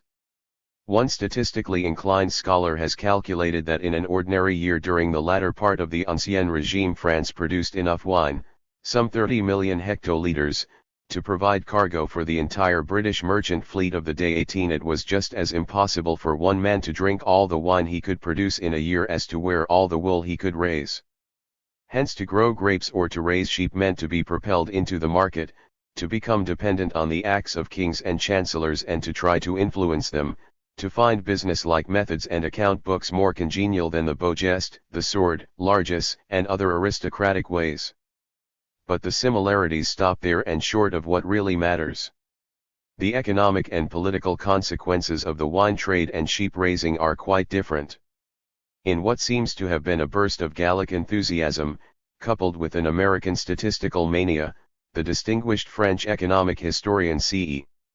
Labrousse has endeavored to demonstrate with mountainous statistics that a long depression in the wine trade was a decisive factor in accounting for the generally backward state of the French economy and the outbreak of the Revolution. The result is to me more overwhelming than convincing. The link with industrial backwardness is not demonstrated. His two massive studies, only a small part of the whole undertaking as originally planned, limit themselves almost entirely to agricultural matters. While it is pleasant to contemplate wine drinking as at least a potential cure for economic backwardness, some facts adduced by Labrousse himself indicate that, for 18th century France, the prospect was unrealistic. 9/10 of the wine, he estimated, was consumed in France itself. Wine growing took place all over France. Out of the 32 generalites or fiscal divisions of the Ancien Regime, only 3 in the north and northwest were not wine-producing areas. 19 Bad transportation, vine culture spread over the country, most of the wine drunk in France. All these facts point to the conclusion that most of the wine was vin ordinaire, probably a good deal more wretched than now, and not a luxury product from which it was possible to make a fortune and put a shoulder to the economy. Wines that yielded a good commercial profit seem to have been produced in the same limited areas of France as now. The advantages of proximity to water transport must have given the port of Bordeaux a huge advantage during the 18th century. Wine provided the economic basis for a very prosperous and very commercially minded provincial nobility in and around Bordeaux during the 18th century. Grapes were transmuted into gold and gold into many attractive forms of culture, varying all the way from dancing girls to Montesquieu's Esprit de Lois. 20 By themselves, profits from wine stop there, as they seem to have done in Bordeaux. Viniculture cannot form the basis of a textile industry as can sheep raising. Nor can it provide for feeding the city population as does wheat growing. In any case, the impulse for change comes from the cities, not the countryside. What happens in the countryside becomes important mainly through the social changes that may or may not overspread what is still the overwhelming majority of the population during the early stages of industrial growth. Wine growing in France did not produce the kind of changes among the peasantry, such as massive enclosures, that were the consequence of commercial agriculture in England. Viniculture, particularly in the days before artificial fertilizers, was what economists call a labor-intensive variety of agriculture, requiring large amounts of fairly skilled peasant labor and relatively small amounts of capital either in the form of land or equipment. The English situation by and large was the other way around. Now French rural society in the 18th century was such as to be able to take care of the problems of labor-intensive agriculture quite satisfactorily from the point of view of the aristocracy if not that of the peasantry. Since there is surprisingly little difference between the social arrangements in an advanced wine-producing area and in grain-growing areas where commercial influences had penetrated and become strong, we may skip the details here. The essential distinction is fairly simple. The French aristocrat kept the peasant on the land and used feudal levers to extract more produce. Then the nobleman sold the produce on the market. In the case of wine, his legal privileges were especially useful, since through them he could do a great deal to prevent peasants from bringing wine into Bordeaux where it could compete with that from a noble chateau.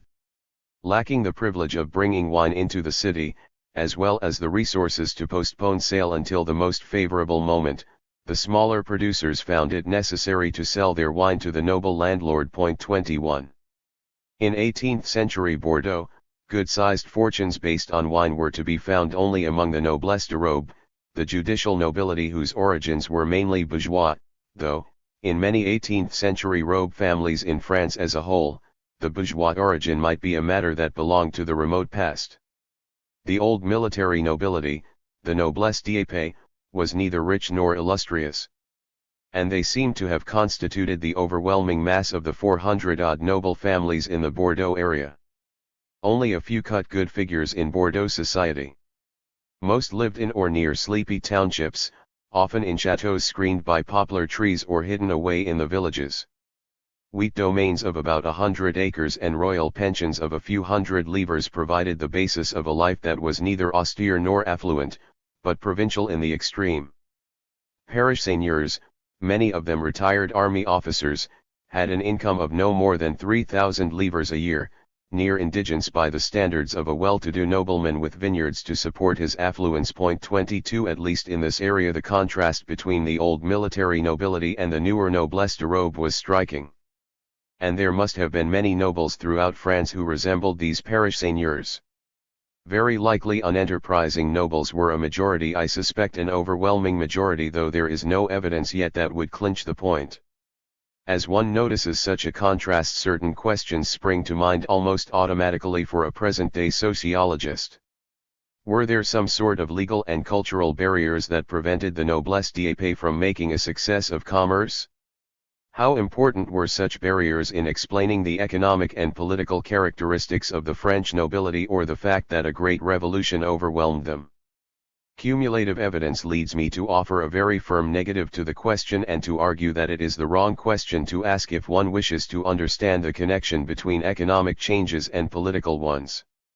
Both Marx and Weber have led their followers, particularly those who try to be most literally scientific, thoroughly astray on certain of these issues, invaluable as their contribution certainly is on other scores. But let us see the evidence first. Cultural and legal obstacles there certainly were in the form of aristocratic prejudice against commerce and the rule of derogation, i.e., that any nobleman who engaged in a demeaning occupation lost his noble status. Legislation about derogation applied mainly to urban commerce and industry.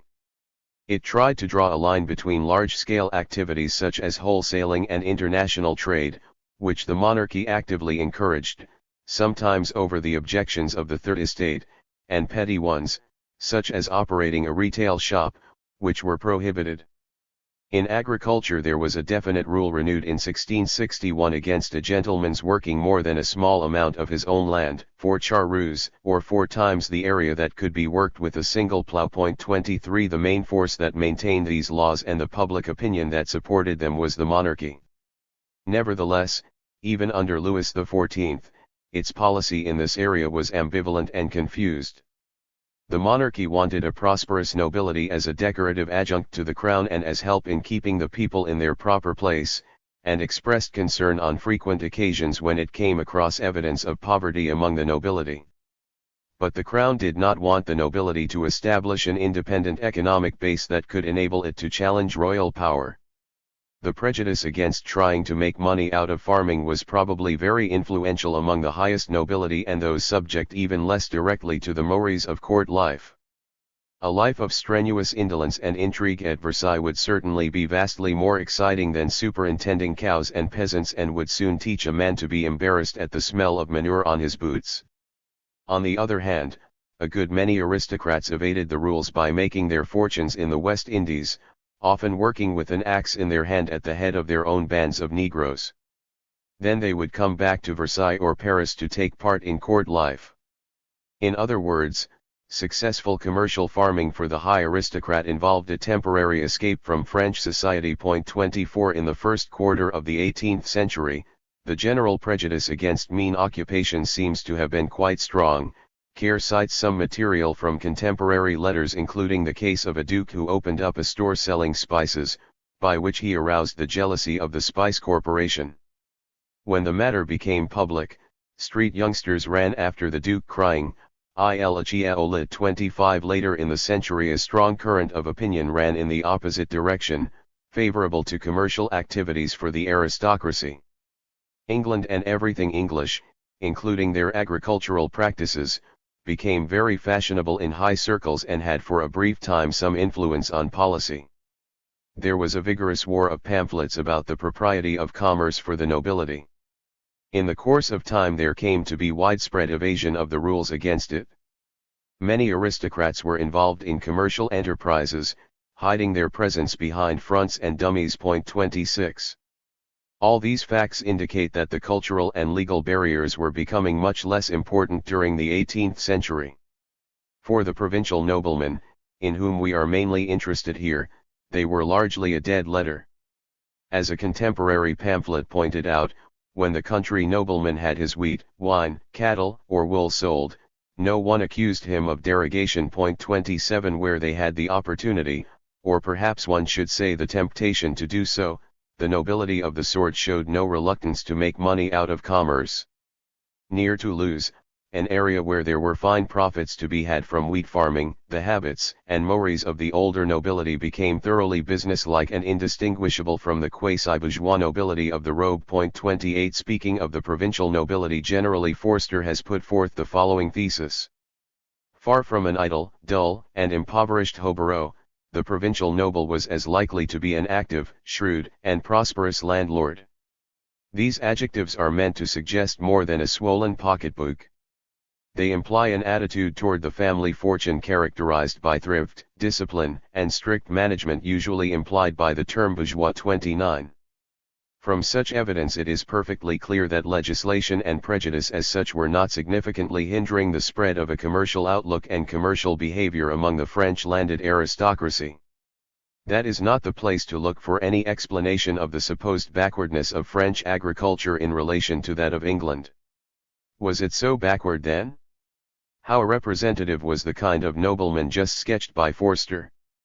The answer to such a set of questions can at present be no more than highly tentative. If it were possible to construct some index of the degree of commercial penetration in agriculture and plot the differences on a map of late 18th century France, one would certainly find substantial patches where something that could be called the spirit of agrarian capitalism was very strong. The execution of such a task would be very laborious and from the standpoint of the questions raised here far from rewarding.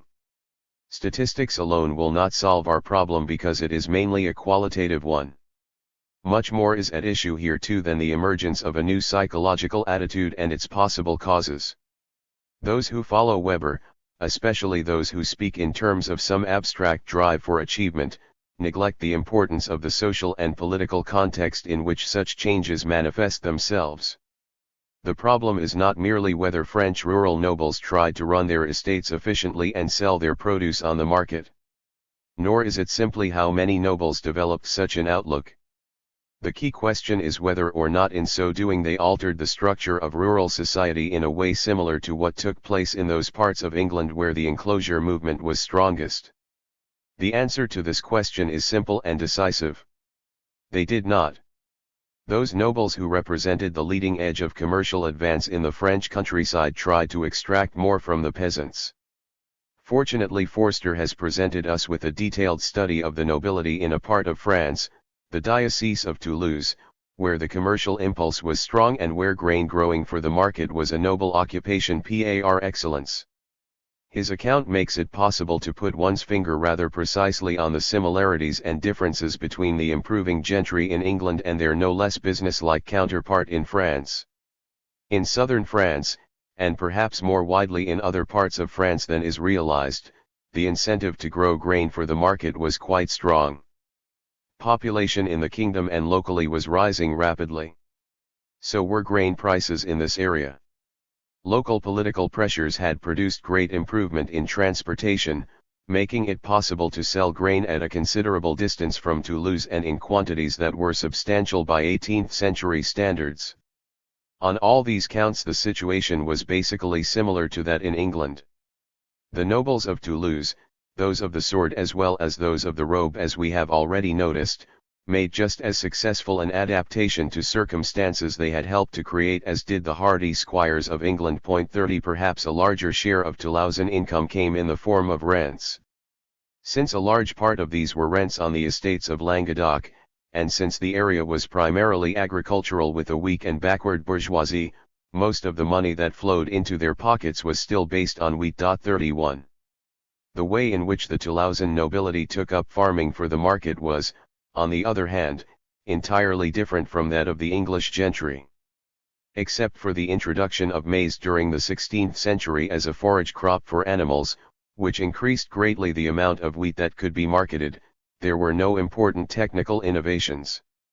Agriculture continued to be carried on in fundamentally the same technical and social framework as had existed during the Middle Ages. Possibly geographical factors, differences in soil and climate, prevented change. 32 Though I suspect that political and social factors were more important. In broad outline, what took place can be expressed very simply: the nobles used the prevailing social and political framework to squeeze more grain out of the peasants and sell it. Unless the nobles had been able to do this and overcome the peasants' reluctance to part with his grain, the townsfolk would have had nothing to eat. 33.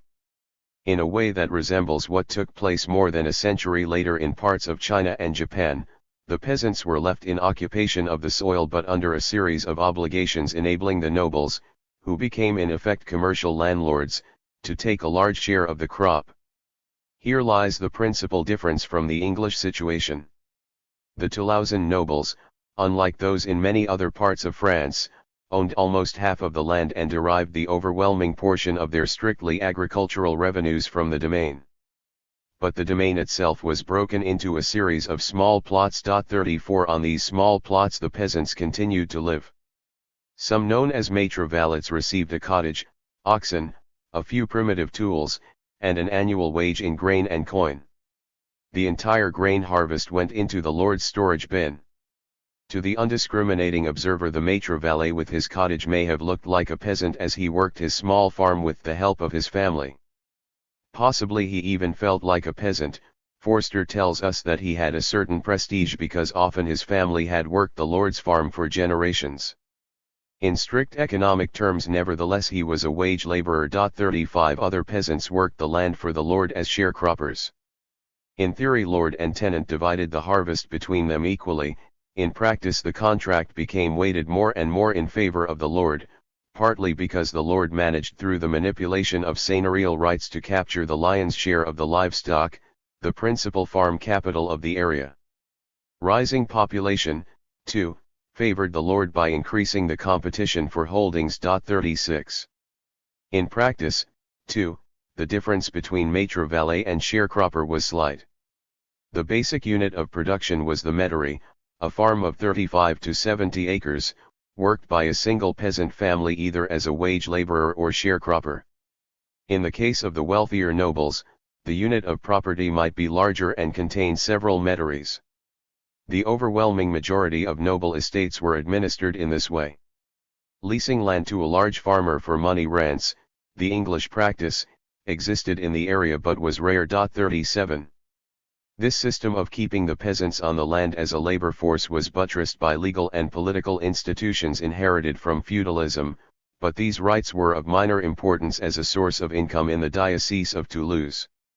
Nevertheless, the right of seigneurial justice, for example, provided a convenient way of forcing delinquent tenants to pay arrears and was part of the whole series of political sanctions that enabled the nobility to extract its economic surplus. 38 Before long the peasants were to find allies that would enable them to storm these political ramparts and cripple the nobility.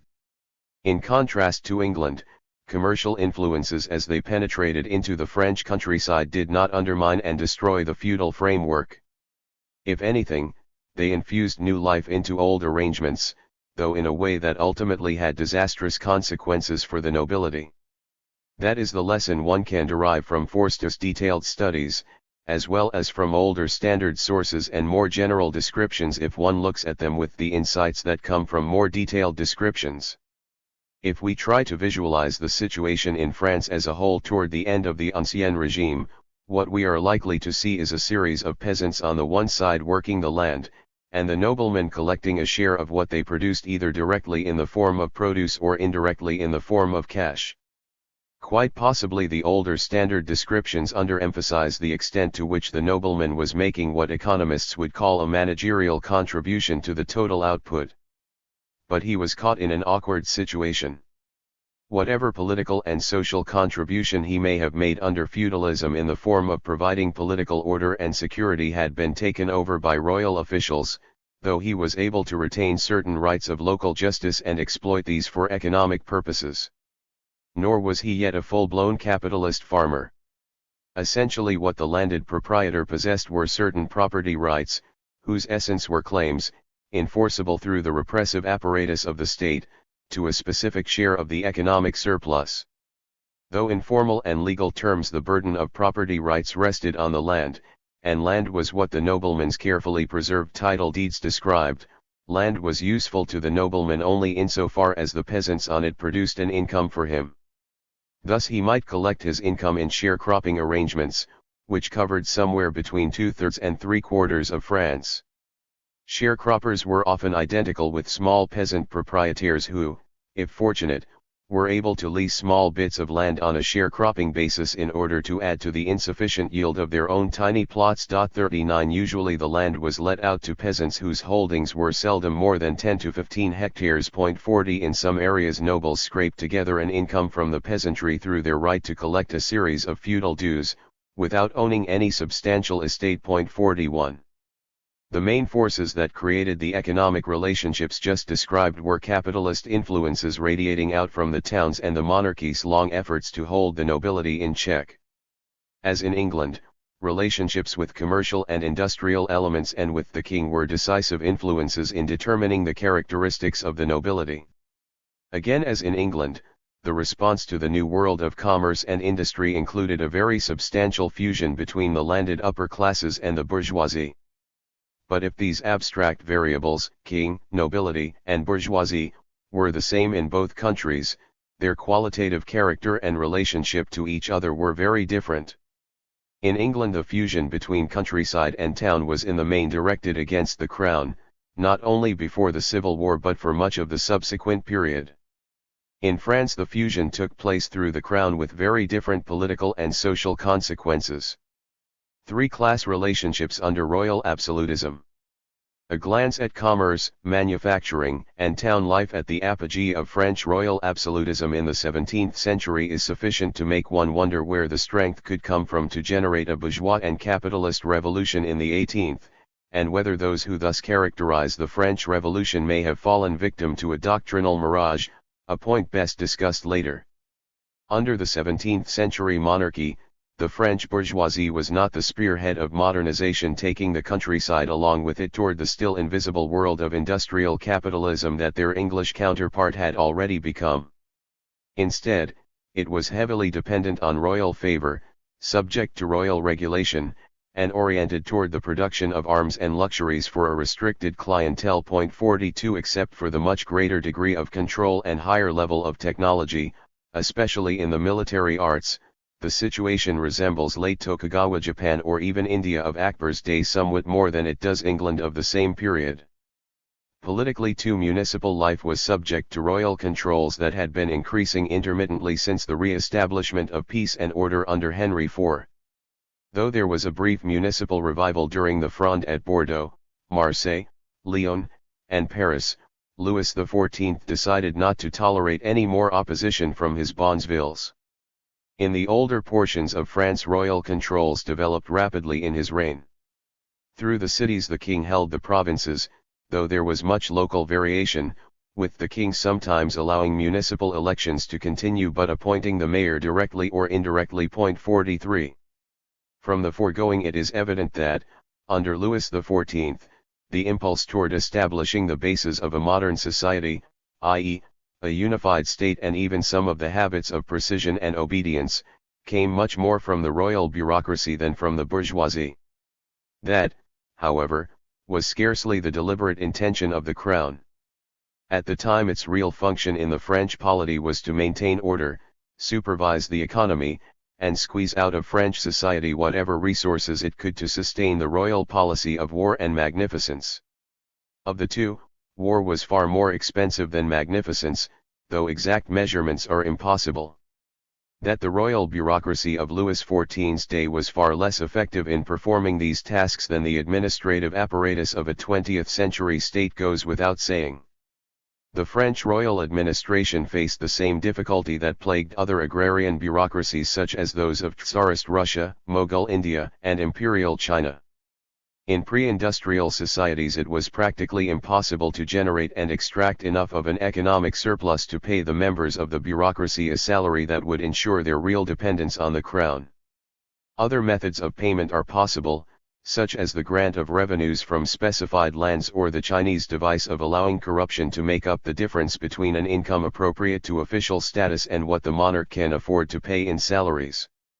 Indirect compensations such as these, however, run the risks of diminishing control from the center and encouraging exploitation that may arouse popular discontent.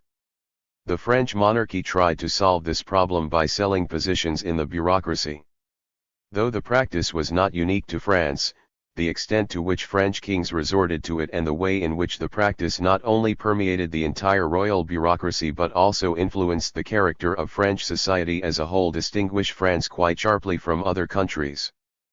French society of the 17th and 18th centuries presents us with an illuminating mixture of competing traits that scholars sometimes regard as characteristically Western and characteristically Oriental: feudalism, bourgeoisie, and bureaucracy. The sale of offices epitomizes this mixture of commercial and pre-commercial institutions and was also an attempt to reconcile them. For a long time the sale of offices made good political sense. Inasmuch as it gave the bourgeoisie access to the royal administration, it made allies among this class. 44 Probably under French conditions it was an indispensable device in creating the king's power and hence in pushing aside the older nobility and overcoming the barriers of feudalism to create the foundations of a modern state. And from the king's point of view it was both an important source of revenue and a cheap method of administration, though neither of these features was advantageous to French society as a whole. 45. There were at the same time inherent disadvantages that became increasingly important with the passage of time. The sale of an office meant in effect that the position became a form of private property that passed from father to son. Hence the king tended to lose control over his subordinates. The famous Paulette of 1604 in the reign of Henry IV granted full property rights to the holders of offices in return for the payment of a tax and thereby sealed the transition from bureaucratic office to property. To counter this situation, the kings resorted characteristically to the creation of new officials, the intendants, to watch over the activities of others. 46 Even these offices became in time indirectly subject to purchase. 47. At first the status of nobility acquired by purchase of an office was limited to the person of the purchaser. Then it became hereditary. Under Louis XIV the rule disappeared that 3 generations in the same office were necessary to confer hereditary nobility. Since high offices tended to remain in the same family anyway, the change was mainly symbolic. 48 The bourgeois drive toward property found considerable satisfaction through the royal bureaucracy, while any drive toward political independence was blunted by converting the bourgeois into an aristocrat. Later this aspect was to limit very severely the power of the monarchy to adapt itself and French society to ever more pressing problems. At the height of absolutism the contradictions and paradoxes of the system were already visible. Without resort to the sale of offices, the manna that never fails, Louis XIV would probably have had to seek the consent of the nation through the Estates General to raise money. 49 Hence the sale of offices was at the root of the king's independence of the aristocracy, of any effective control by a parliament. It was the key prop of royal absolutism. At the same time the practice undermined the king's independence. It is at the root of the paradox that the most powerful king in Europe against whom no domestic resistance was possible or even imaginable still appears to historians so badly obeyed that he had to regard disobedience as perfectly normal. 50. If, in the earlier stages of the monarchy's growth, the sale of offices had helped to rally the bourgeoisie to the monarch's onslaught on feudalism, continued resort to this device increasingly revealed that it also imparted feudal characteristics to the bourgeoisie. In 1665 Colbert supported his proposal to abolish the sale of offices with the argument that the amount of money tied up in the traffic in offices would thus be returned to real commerce, which would be useful to the state. He suggested that this amount might be as much as the value of all the lands in the kingdom. 51 No doubt Colbert's claim was exaggerated. But his thesis is undoubtedly correct that the system diverted energy and resources from commerce and industry. Furthermore, by giving bourgeois commoners a title of nobility and then making it impossible to supervise their activities closely, the sale of offices helped to build up a sense of corporate identity, immunity from outside influences, and esprit de corps. Holders of office sealed themselves off from royal influence and became stubborn defenders of local interests and vested privileges. The process is most clearly visible in the parliaments, judicial organs that had acquired, as judicial organs have been known to do even in 20th century America, considerable administrative power. During the Middle Ages they had provided one of the king's main weapons against the nobility. At the time of the Fronde and subsequently, they posed as the one bulwark of freedom against absolute despotism. By the 18th century they had become the main bastion of reaction and privilege, the unyielding barrier against which the reforming spirit of the century broke itself in vain. 52 other corporate bodies joined the parliaments in this struggle with the king. According to Martin Goring's now classic study of the problems, they gave the monarchy the final push that toppled it over. 53. One episode in this struggle, the attempt of Louis XV and his Chancellor Maupeou to abolish the sale of offices and the venality of justice, deserves retelling here for the light it casts on our problem.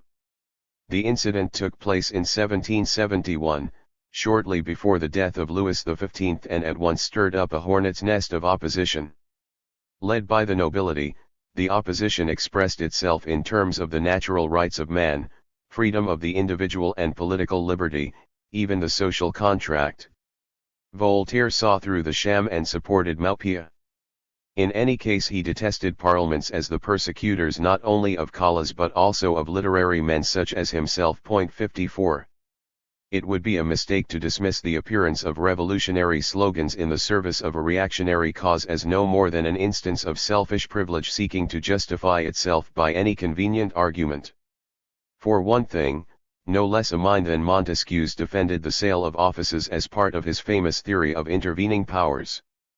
As Goring points out, the conceptions of the inviolability of property and freedom of the individual received a powerful impulse from this concrete historical situation. 55 This was neither the first nor the last occasion when a stubborn aristocracy clinging to reactionary privileges helped to set in motion revolutionary ideas. Still it would be difficult to find a sharper illustration of the interpenetration of bureaucratic, feudal, and capitalist features characterizing French society in the late 18th century than the appearance of such ideas in this context. When Louis XV died, it seemed as though Maupeou's reform might succeed. 56 Louis XVI ascended the throne in 1774. One of the first acts of his reign was to undo the work of Maupeou and restore the status quo. This is one of the more striking facts that have led a number of historians, including even the socialist Jors, to take the view that a strong king might have been able to prevent the revolution and lead France along the road to modernization by peaceful means. 57 Impossible though it is to answer such a question, reflection on it forces one to ask other questions that bring the decisive issues into the open. Exactly what alternatives were actually open to the monarchy, let us say, at the death of Louis XIV in 1715. What lines of political development had the course of previous history already closed off? It was unlikely that French society could generate a parliament of landlords with bourgeois overtones from the cities in the English fashion. The growth of the French monarchy had largely deprived the landed upper classes of political responsibility and diverted much of the bourgeois impulse to its own purposes. But this was not necessarily the only possibility. To perceive the alternatives open to the crown is more difficult.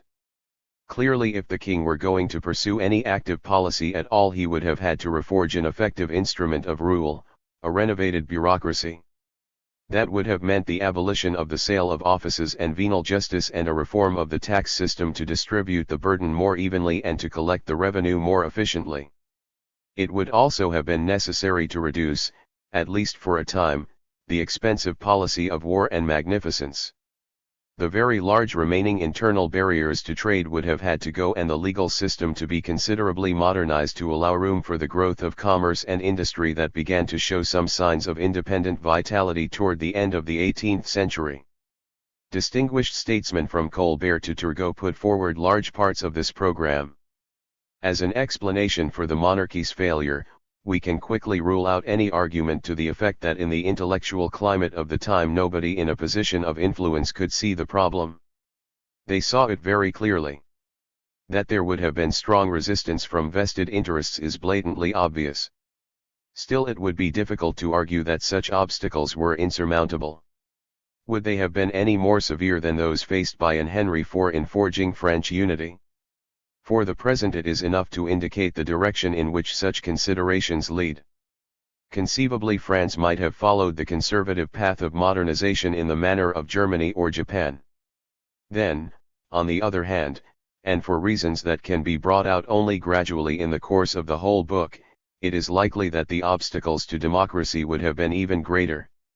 In any case, the monarchy did not pursue a consistent policy and did not survive. Agrarian problems played a very important part in bringing about this result. For the aristocratic offensive and the collapse of absolutism. During the last half of the 18th century, the French countryside witnessed the seigneurial reaction and experienced a brief and limited enclosure movement. To call the former a feudal reaction is misleading. What was happening, as we have seen earlier in this chapter, was a penetration of commercial and capitalist practices into agriculture by feudal methods. Such things had been going on for a very long time but became more widespread in the latter part of the 18th century. One form this penetration took was the restoration of feudal rights and dues where they had been allowed to fall into neglect. Some economic historians see its origins in the Lord's steadily increasing need for cash. 58 Much of the pressure may have come from the recently ennobled who took a more commercial and less patriarchal attitude toward their estates, tightening up on administration, exploiting old feudal rights, and reviving new ones wherever possible. 59 The economic feature of the revival seems to have been the Lord's efforts to get a larger share of the peasants' crops in order to sell them. To get control of the peasants' land was secondary to getting the crops. Feudal dues paid in kind brought in the best return among agricultural incomes, partly because feudal dues were levied as a direct proportion of the crop. 60. To stress the purely economic aspects would nevertheless be to miss the main point. As pointed out repeatedly in these pages, feudal arrangements combined with those of royal absolutism constituted the political mechanisms through which the French landed aristocracy extracted an economic surplus from the peasants. Without these political mechanisms, the economic system in the countryside could not work. This was the concrete meaning of privilege. It was also the essential feature that distinguished the French aristocracy from the English landed upper classes who developed entirely different methods of extracting the surplus. It is also at this point that any simplified version of Marxism, any notion that the economic substructure somehow automatically determines the political superstructure, can lead one astray. The political mechanism was decisive, and the peasants at the time of the revolution revealed sound political instinct when they sought to smash these gears and levers, an instinct they did not always display, as we shall see shortly. By helping to smash these levers beyond repair, they helped to destroy the ancien regime. The significance of the seigneurial reaction, I would urge, lies in whatever impulse it gave to these political changes. The enclosure movement was a more open form of capitalist transformation in agriculture. It began to gain force during the latter part of the 18th century, though it never became as widespread as in England, except perhaps in Normandy, where textile industries, especially in the neighborhood of Caux, grew up in both town and countryside. 61 The French enclosure movement thus was partly a response to commerce, as in England. But in France, while it lasted, it was much more a matter of government policy and of intellectual discussions in the salons than in England, where it was an indigenous movement among the gentry. The physiocrats managed for a time to get the ear of important royal officials, and the policy was pushed for a brief time. 62 As the government encountered resistance, it drew back. the main impulse died down by 1771. Timidity was the dominant note of the Ancien regime down to its end. 63 The physiocratic attack lasted longer. For a long time they did not dare attack feudalism. But in 1776 under Turgot's ministry his friend and secretary Bonserf proposed, at least for the next generation, the financial redemption of feudal dues. 64. Hence capitalism was seeping into the French countryside by every possible cranny, in the form of feudalism through the seigneurial reaction, in the form of an attack on feudalism, and under the banner of progress and reason through the officially sponsored enclosure movement. More rapid penetration had to await the measures of the revolution, and even much later action.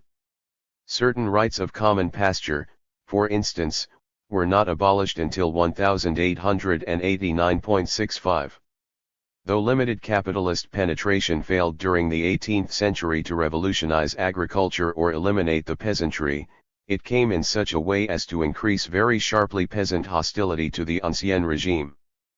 Peasants resented the increase in feudal dues and revival of old ones by clever lawyers. Even more important, the government's flirtation with enclosures turned the peasants against the monarchy. Many caillas of the communes in 1789 energetically demanded the restoration of the old order and the withdrawal of enclosure edicts. 66 The consequence was to encourage the unity of the Third Estate, to throw many peasants and a section of the town dwellers into more vehement opposition to the old order. These trends go a long way toward explaining why the most prosperous peasantry in Europe could become a major force for revolution. Through the parliaments the higher echelons of the noblesse de robe supported and intensified the seigneurial reaction. Formerly, as we have seen, the royal bureaucracy had served to attract commercial wealth to the royal cause. However, it had also had the consequence of turning a small but influential section of the bourgeoisie into vehement defenders of privileges conceived of as private property attached to the individual. Here again capitalist ways of thinking and acting were seeping through the pores of the old order. During the 18th century these trends continued and intensified. As early as 1715 there were signs that the newer judicial nobility had won acceptance, that the bars were steadily coming down, and that in effect France would soon see a single nobility defending a single set of privileges against royal and popular encroachment. By 1730 the fusion was very visible. 67 Since the older nobility lacked any institutional base that could effectively challenge the king and since the newer group possessed the space in the system of sovereign courts, the older stratum found it necessary to concede social acceptance for the sake of political advantages. As the style of life of the two sections steadily became more similar, the difficulties steadily diminished. 68 Under Louis XVI, the king's judicial apparatus continued to work as a major recruiting center that brought wealthy commoners into that part of the establishment which was the focal point of opposition to reform.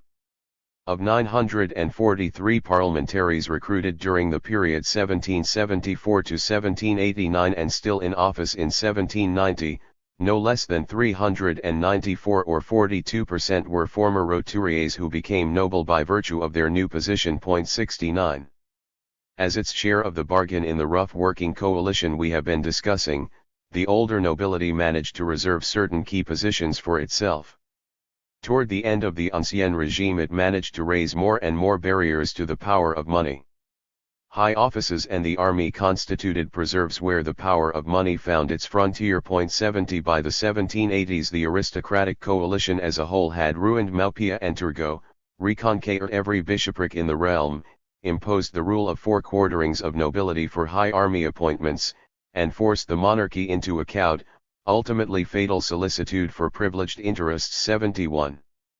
This absorption of many bourgeois into the nobility casts much doubt on one familiar explanation of the revolution, that a major cause was the closed character of the French aristocracy, closed, that is, in comparison with the fluid boundaries and easy access that prevailed at the same time in England. The evidence just discussed indicates that this contrast was mainly a legal formality. In actual practice, access to aristocratic status may not have presented more difficult hurdles in late 18th century France than in England of the same period. Statistics are lacking. Here once again, however, we encounter a question where quantitative measurements fail to penetrate to the important qualitative differences. As pointed out above, the whole situation surrounding upward mobility and fusion was a different one in the two countries. In England the fusion took place in large measure outside the monarchy's range of influence and against the king. In closing, landlords did not want the king meddling in the affairs of their peasants. Wealthy townsmen did not want the crown to make profitable business opportunities its private preserve for selected favorites. Important segments of these classes in England neither needed nor wanted political weapons borrowed from the arsenal of a dead feudalism or royal absolutism. In France, on the other hand, the monarchy turned commoners into landed aristocrats needing feudal protection. Hence it made them into stubborn defenders of privilege and vigorous opponents of its own intermittent efforts at reform. It did so in such a way as to make enemies among the sections of the bourgeoisie that were not identified with the old order. These bourgeois in the meantime were growing stronger. So far they have not received the attention of historians and sociologists to the same degree as have the nobility and the peasants. 72 Nevertheless, a few moderately well-established points important for the present analysis do stand out. Basically, the century was one of great economic progress for commerce and industry. Foreign commerce especially increased, even more rapidly in fact than in England. 73 About the latter years of the regime there is a difference of opinion. C. E. Labrousse, who has made a detailed study of prices, sees the period from about 1778 onward as one of widespread depression affecting industry as well as agriculture. 74 In an older work, Henry C. describes the last 2 decades of the old order as one in which there was a spurt in big industry, even though France remained backward in relation to England at the outbreak of the Revolution, since she started from a position far behind her rival across the Channel. 75 Government regulation of industry remained very important during the 18th century, although the stream of edicts suggests that the regulations were not very effective. In the second half of the century government control diminished. 76 Thus commerce and to a lesser extent industry were expanding the social basis for demands that the old fetters on trade and production be thrown aside. Turgot served as a spokesman for these forces. He took office, a firm believer in enlightened despotism and in liberty of production and exchange in both industry and agriculture. A glance at his attempted reforms and the opposition they aroused helps us to gauge the strength of the forces behind a classical version of capitalism, that is, one based on private property and free competition without support from pre-capitalist institutions. His program, only parts of which went into effect, included a reform of the tax system, free trade in grain, the suppression of the corvée, suppression of the guilds, and the free choice of occupation by the workers. 77 Turgot's policies antagonized the small consumers of food, greatly upset by the rise in prices that followed free trade in grains. Riots flared up all over the country. Some rioters even invaded the courtyard of Versailles demanding that the bakers be forced to reduce their bread prices in a way that foreshadows the problems of the revolution at the height of the terror. Though Louis XVI held firm on this occasion, the incident scarcely strengthened Turgot's credit at court. 78 Evidently there was still a strong popular demand for a controlled economy of a very old-fashioned variety, i.e., one where the emphasis was not on increasing production but where a benevolent authority would ensure a fair distribution of necessities to the poor. This sentiment, based on the lower strata of the peasants and the urban plebs, the famous sans-culottes, was to be the main source of radical measures in the revolution itself. In addition, Turgot's proposal aroused the opposition of those financiers who profited from the corrupt features of the bureaucracy and that of manufacturers who were indignant that he refused to protect French industry, particularly cotton and iron working, against foreign competition or to prohibit the exportation of raw materials needed by industry. 79. The coalition of interests against Turgot is one more indication that the forces seeking to break the lingering fetters of feudalism and establish anything resembling private property and free competition were far from being the dominant ones in French society on the eve of the Revolution, even if they were growing stronger during much of the 18th century. To speak of the Revolution as bourgeois and capitalist in this simple sense is plainly mistaken. As it came to France, capitalism often wore a feudal mask, especially in the countryside. The demand for property rights within the prevailing system was very strong, as the sale of offices and the seigneurial reaction demonstrates. Capitalism, as Georges, the great socialist historian of the Revolution, perceived without drawing the necessary conclusions, permeated the ancien regime, twisting it in such a way as to antagonize important segments of the privileged classes as well as the peasants, turning them too against the monarchy. Partly for this reason the radical thrust behind the revolution, based on the sans-culottes and sections of the peasantry, was explicitly and strongly anti-capitalist. The rich peasants, as we shall see, set the limits to which radical anti-capitalism could go. Ultimately the forces behind a private property free of ancient fetters won important triumphs in the city and the countryside. To achieve this victory the capitalists frequently required the help of their bitterest enemies. 5. The peasants' relationship to radicalism during the revolution. Up to this point the discussion has tried to illuminate the sources of both rigidity and demands for change that gradually accumulated among the dominant classes. In analyzing the revolution itself the facts compel a change of focus with concentration on the lower classes. French society broke apart from the top downward as the monarchy, for institutional and personal reasons, became increasingly unable to control the divisive forces discussed in the preceding sections. The collapse increased latent discontents among the lower classes and allowed them to come to the surface. There is evidence that these had been simmering for some time. Peasant uprisings in which the little people of the towns also took part strew the record of the 17th century.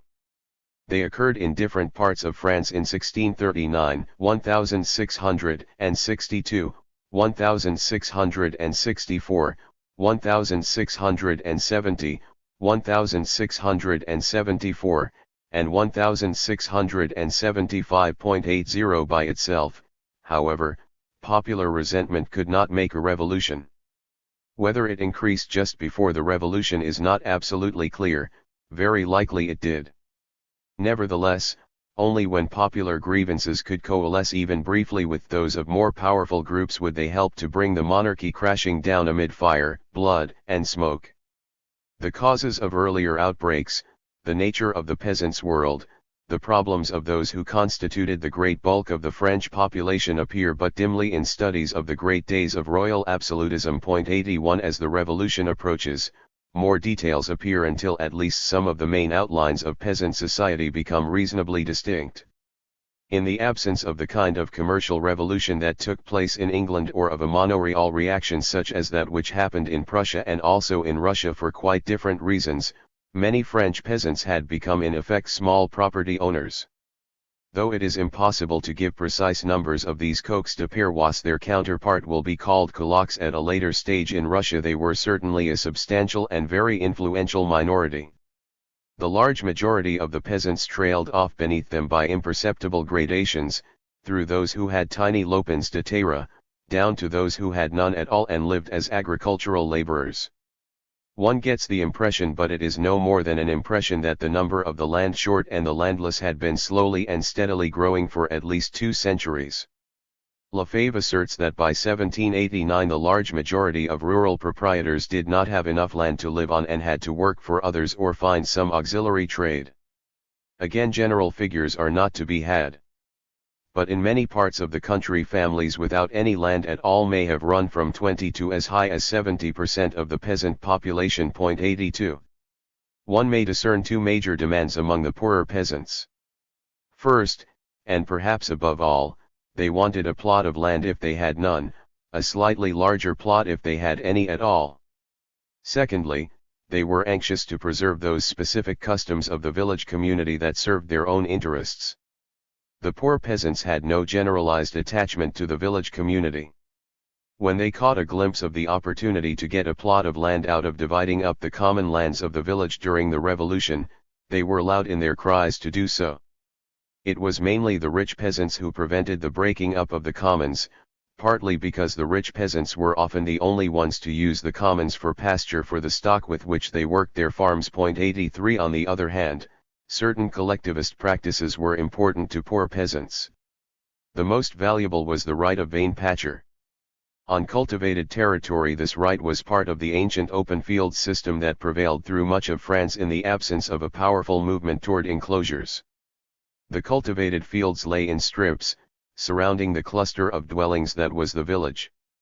All this land had to go through each stage of the agricultural cycle at the same moment, a practice known in France as assolement force, in German-speaking lands as Fleurzwang.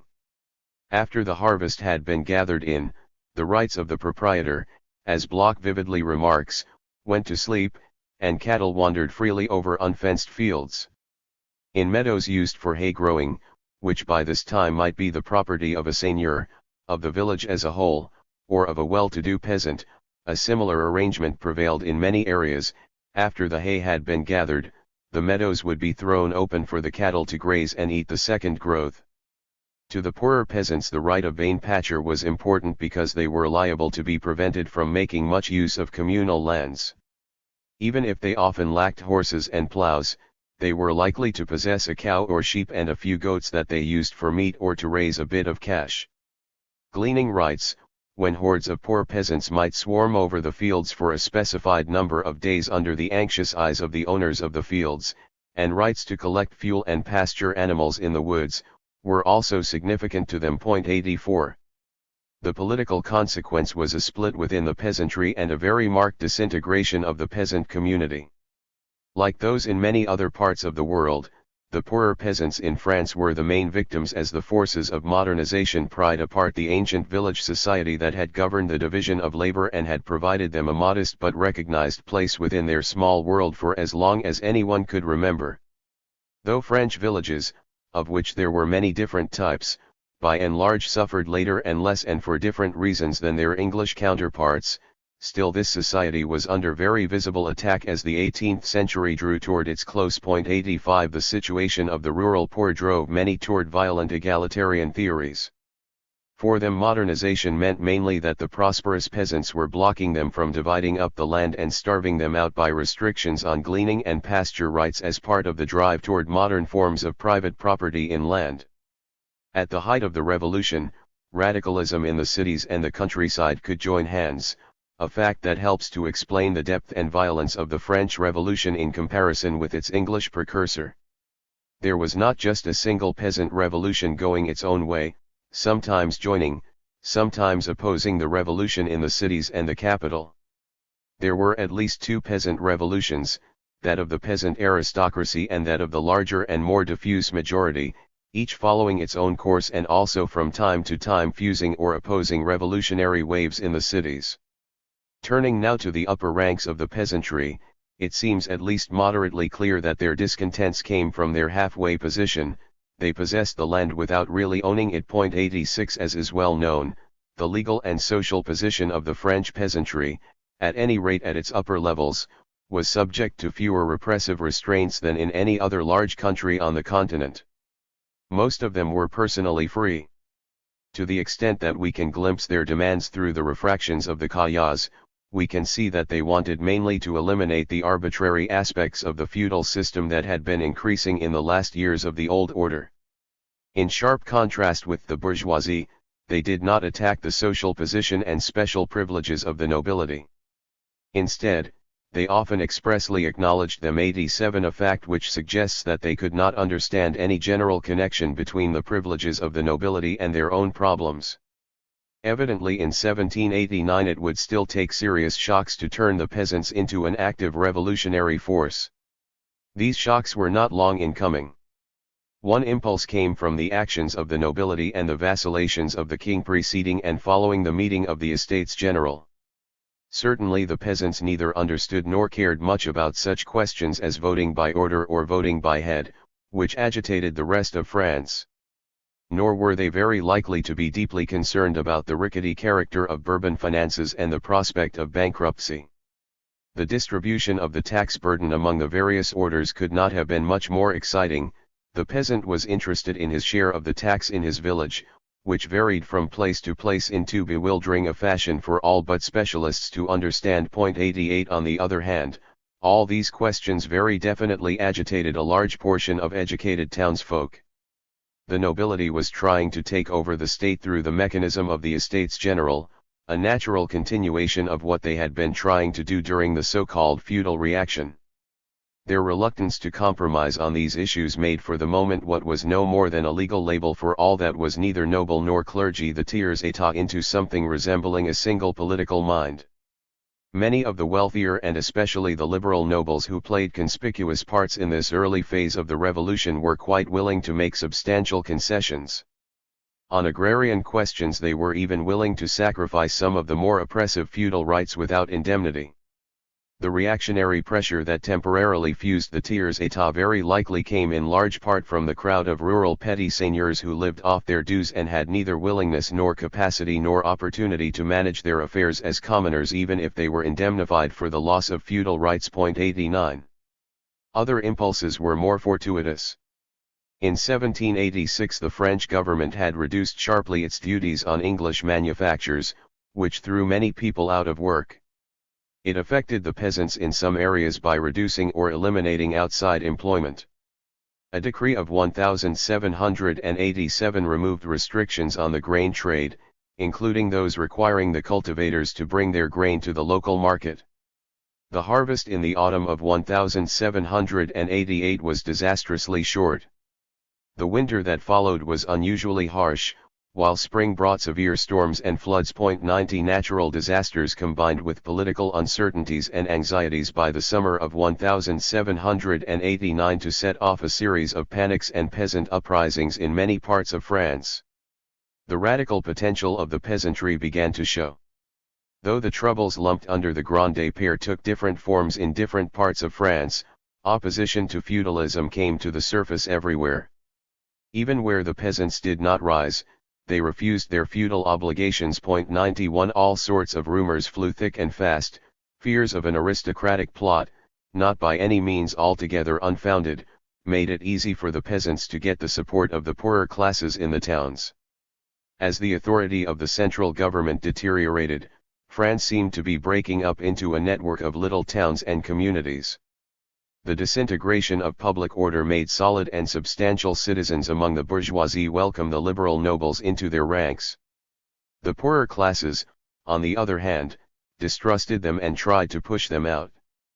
Thus in the areas where the panic prevailed, middling property owners in town and countryside formed themselves into local defense groups to protect themselves against brigands and bandits, supposedly let loose on the country by a scheming aristocracy. 92. On the other hand, where there were real agrarian revolts and jacqueries, there was no Grande Père. 93 In these areas, the peasant on the march was the brigand. There was no need to imagine brigands, and no possibility of imagining that he was the tool of the aristocrat. Full-scale peasant violence frightened the bourgeoisie, particularly those for whom feudal rights were as sacred a form of property as any other, and threw them into the arms of the nobility. After the storming of the Bastille, the bourgeoisie in some areas, especially Alsace where uprisings were particularly violent, cooperated wholeheartedly with the privileged classes in suppressing them. 94. The revolution had already let loose social forces anxious and willing to put an end to it. Counter-revolution had leadership of a sort in Paris and influence with the king.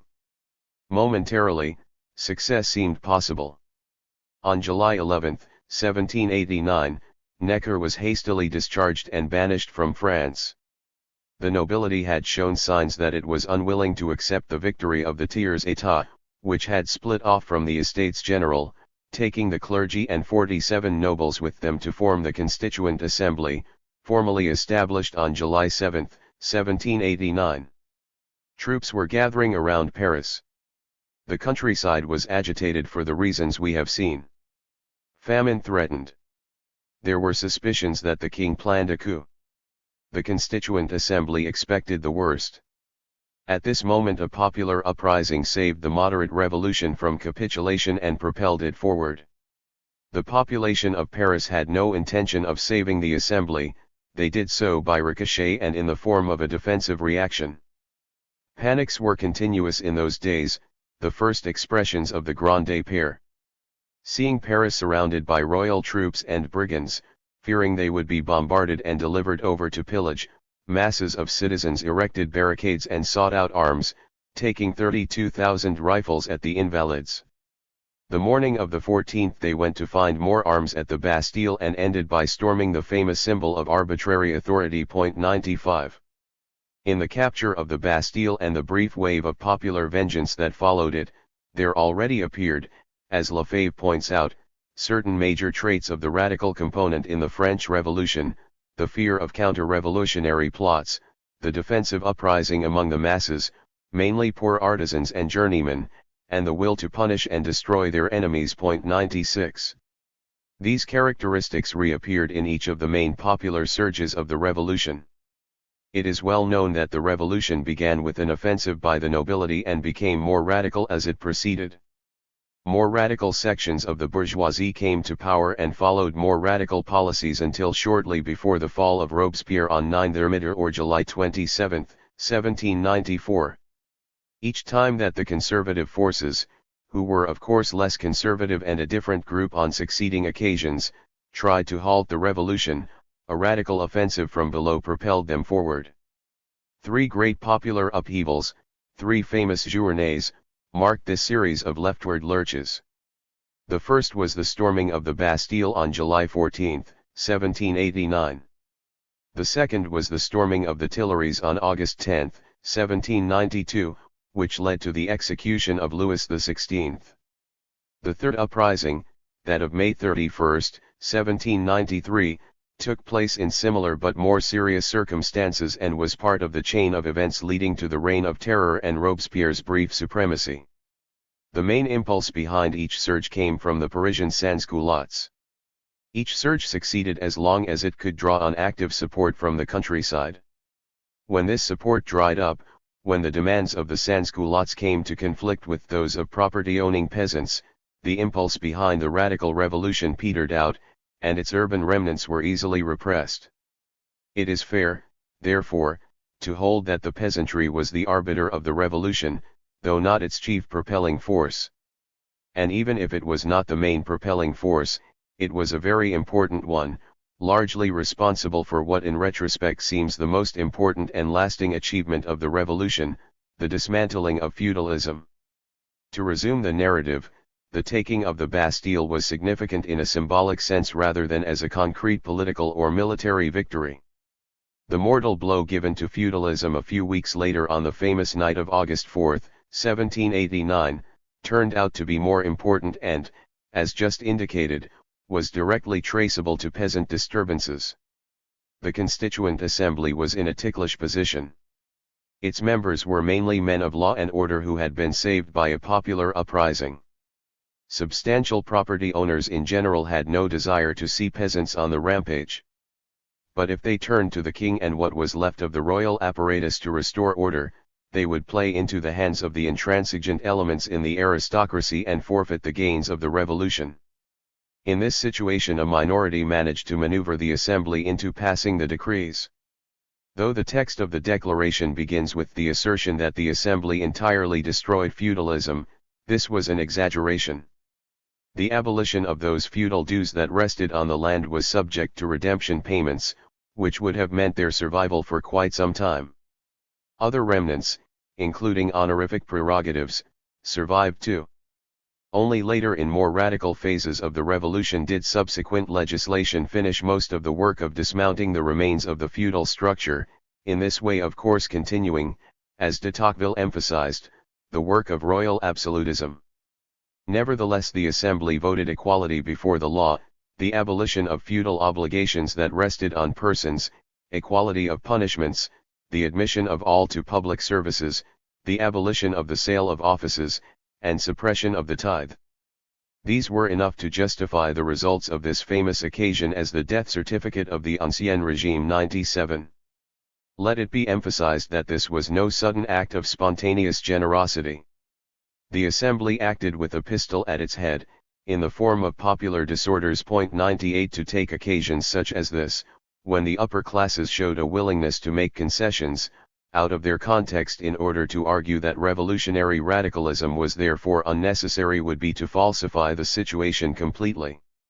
The second radical phase was also provoked by an attempt at reaction. The same pattern repeated itself but with greater intensity. The king's attempted flight, frustrated at Varennes, destroyed whatever possibility there might have been that the revolution would come to rest in a constitutional monarchy and rule by the upper classes as in England.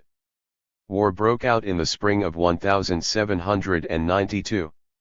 The leaders of the Gironde, in which commercial and shipping interests were heavily represented, sought war to spread the revolutionary gospel as well as for more material reasons. Lafayette intended to use the war for exactly the opposite reason, to restore order. The danger of a military coup was real. 99 From November of 1791 onward there was a series of popular uprisings in many parts of the countryside, protesting against the export of grain in a time of acute scarcity. In itself the notion that grain was being sent out of the country when it cost more in France than abroad was certainly absurd. The riots, though suppressed without great difficulty, reveal the state of excitement and disorder. The city poor, too, were hard hit by increasing inflation. 100 Military reverses added to the highly charged atmosphere. The coup that cleared the air, the storming of the Tuileries and the famous slaughter of the Swiss Guards, August 10, 1792, was again the work of the Paris crowd, mainly poor artisans, journeymen, etc. 101 Though Paris was the center, the popular and radical movement received active support from the provinces.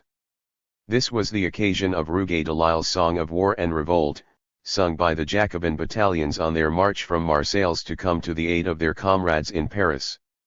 The overturn of August 10 was not at all a Parisian one like that of July 14, but a national uprising. 102. In national politics the consequence was the virtual abdication of the Legislative Assembly, which had replaced the Constituent Assembly in October 1791, the trial of Louis XVI, which did not take place until the end of 1792, and, more immediately, popular vengeance in the September 1792 massacres. These massacres appear to have started about as spontaneously as mass actions ever do. A waiting crowd seized and summarily executed a batch of prisoners under escort. Then the massacres spread to the jails. Between 1100 and 1400 lost their lives, the great majority common thieves, prostitutes, forgers, and vagrants. Only about a quarter were priests, nobles, or politicals of any sort. 103 Similar scenes took place in other French cities and towns. The massacres are significant mainly as revealing the blindness and irrationality of popular vengeance. The terror, of which they were a prelude and which appeared in the next phase, was more organized and less capricious in its results. As a consequence of the uprisings during 1791–92 the peasants had won important gains by the summer of 1792. On the 25th of August feudal dues disappeared, without indemnity unless the original title survived. By another act on the 28th, villages received back their common lands where the lord had usurped them. Still another decree sought to make it easier for the rural proletariat to acquire land by arranging for the sale of confiscated émigré properties in small units. In Paris itself the Commune enrolled the unemployed for work on fortifications. 104 By these measures the government made a move toward meeting some of the demands of the submerged majority of tiny property holders and the propertyless in the countryside, in an effort to attach them to the interests of the revolution. But it was only a half-hearted move. The revolutionary government in Paris backed and filled on the crucial question of dividing up communal and émigré lands among the small peasants. The effect was to sharpen the split between rich and poor. The aroused richer peasants proclaimed that to give property to the landless was the same as the loi agraire, it meant communism of property. 105. In the meantime the government's uncertainty promoted the circulation of radical notions among the peasantry. The enemies of peasant radicalism lumped such ideas together under the general scarecrow label of loi agraire. Equality of property was probably the notion that had the widest appeal among the poorer peasants. But there were other ideas that transcended the conceptions of private property within whose framework the revolutionary leaders remained even during the next and most radical phase. These were a mixture of Christian and collectivist ideas. Just how much of an echo they found among the peasants it is difficult to say, not only due to the absence of records, but also because of rigid suppression. Carnot, who hated the radicals, undoubtedly exaggerated when he wrote on October 7, 1792, from Bordeaux that the idea of the loi agraire had spread terror everywhere. 106 Obviously peasant radicalism was frightening the authorities. In a fiery speech to the convention, Barry demanded action to make plain to the countryside that the slightest attacks on property would not be tolerated. The next day, March 18, 1793, the convention set the death penalty for preaching the loi agraire. 107 Enough of the content of these notions nevertheless survived to show that they were relevant to the needs of the poor peasants and met some of their needs. Hence it becomes important to examine this underground radical stream with some care. The first radical attack arose in connection with the riots over the alleged exports of grain mentioned a few moments ago as part of the background of the August 10, 1792 uprising. In the course of one of these disturbances, the peasants of the neighboring communes murdered a rich tanner of Étampes in Beaussy. The case sent a ripple throughout France. His funeral was made a national fete. However, a Jacobin cure from the neighborhood, Pierre d'Olivier, had the courage to oppose this wave of sentiment.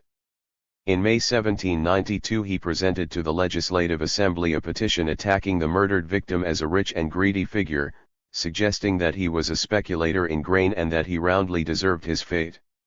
At this point d'Olivier went on not only to ask for price controls on behalf of the poor and hungry but also to attack the right of property itself.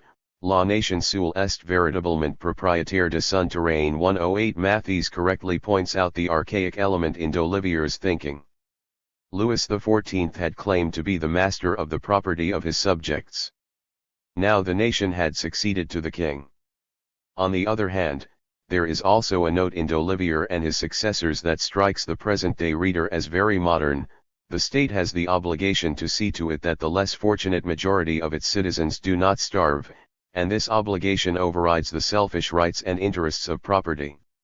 In defending the violent action of outraged peasants and in attacking property, d'Olivier shocked the assembly.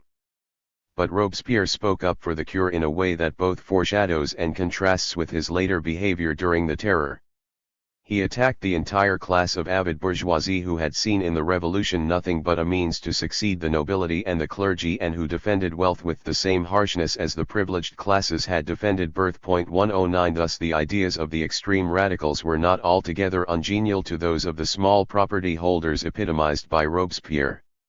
After the storming of the Tuileries, similar notions cropped up in other parts of France along with sporadic but unsuccessful efforts to put them into practice. Another curé told his parishioners, les biens vont être communs, ilny aura tu un cave, tu un grenier ou chacun prendre tout ce qu'il lui sera nécessaire. He advised his flock to set up common stores upon which they could draw as they needed and hence do away with money. In this connection we must remember that inflation had already sent prices soaring and that a sector of the peasantry consumed more food than it produced on its own property. The landless were of course completely without means to produce their own food. Elsewhere an inhabitant of Lyons, this time a city man, worked out and published a detailed system for nationalizing basic necessities. The state was to buy up the harvest at fixed prices, then, guaranteeing peasants against the fluctuations of the market, store it in greniers d'abondance, and, in addition, distribute bread at a fixed price. The notion resembles the ever-normal granary of more recent times, though the latter was a response to excess production instead of to shortage. Another pamphlet was much more religious, calling down the wrath of Jehovah on the proud rich and invoking in his name la loi de France. Agraire. Like English radicals at the time of the Puritan Revolution, this pamphlet writer looked back to a mythical past and tried to prove that the Gauls and Germans redistributed their land every year. 110. Certain themes, it is easy to see, run through all these radical agrarian protests. They seek either the abolition of private property altogether or its very strict limitation along egalitarian lines. Secondly, they propose measures to get around the workings of the market, such as storage depots and free distribution of products on a local scale or the more elaborate greniers d'abondance. Townsmen were perhaps more inclined to advocate the prominent display of the guillotine as a way of prying the necessities of life out of greedy and reluctant hands. 111 Here lay the seeds of later divisions. For the moment it is enough to notice that agrarian radicalism was quite obviously a response not only to the disturbed conditions of the time, but also to the intrusion of capitalism into the countryside.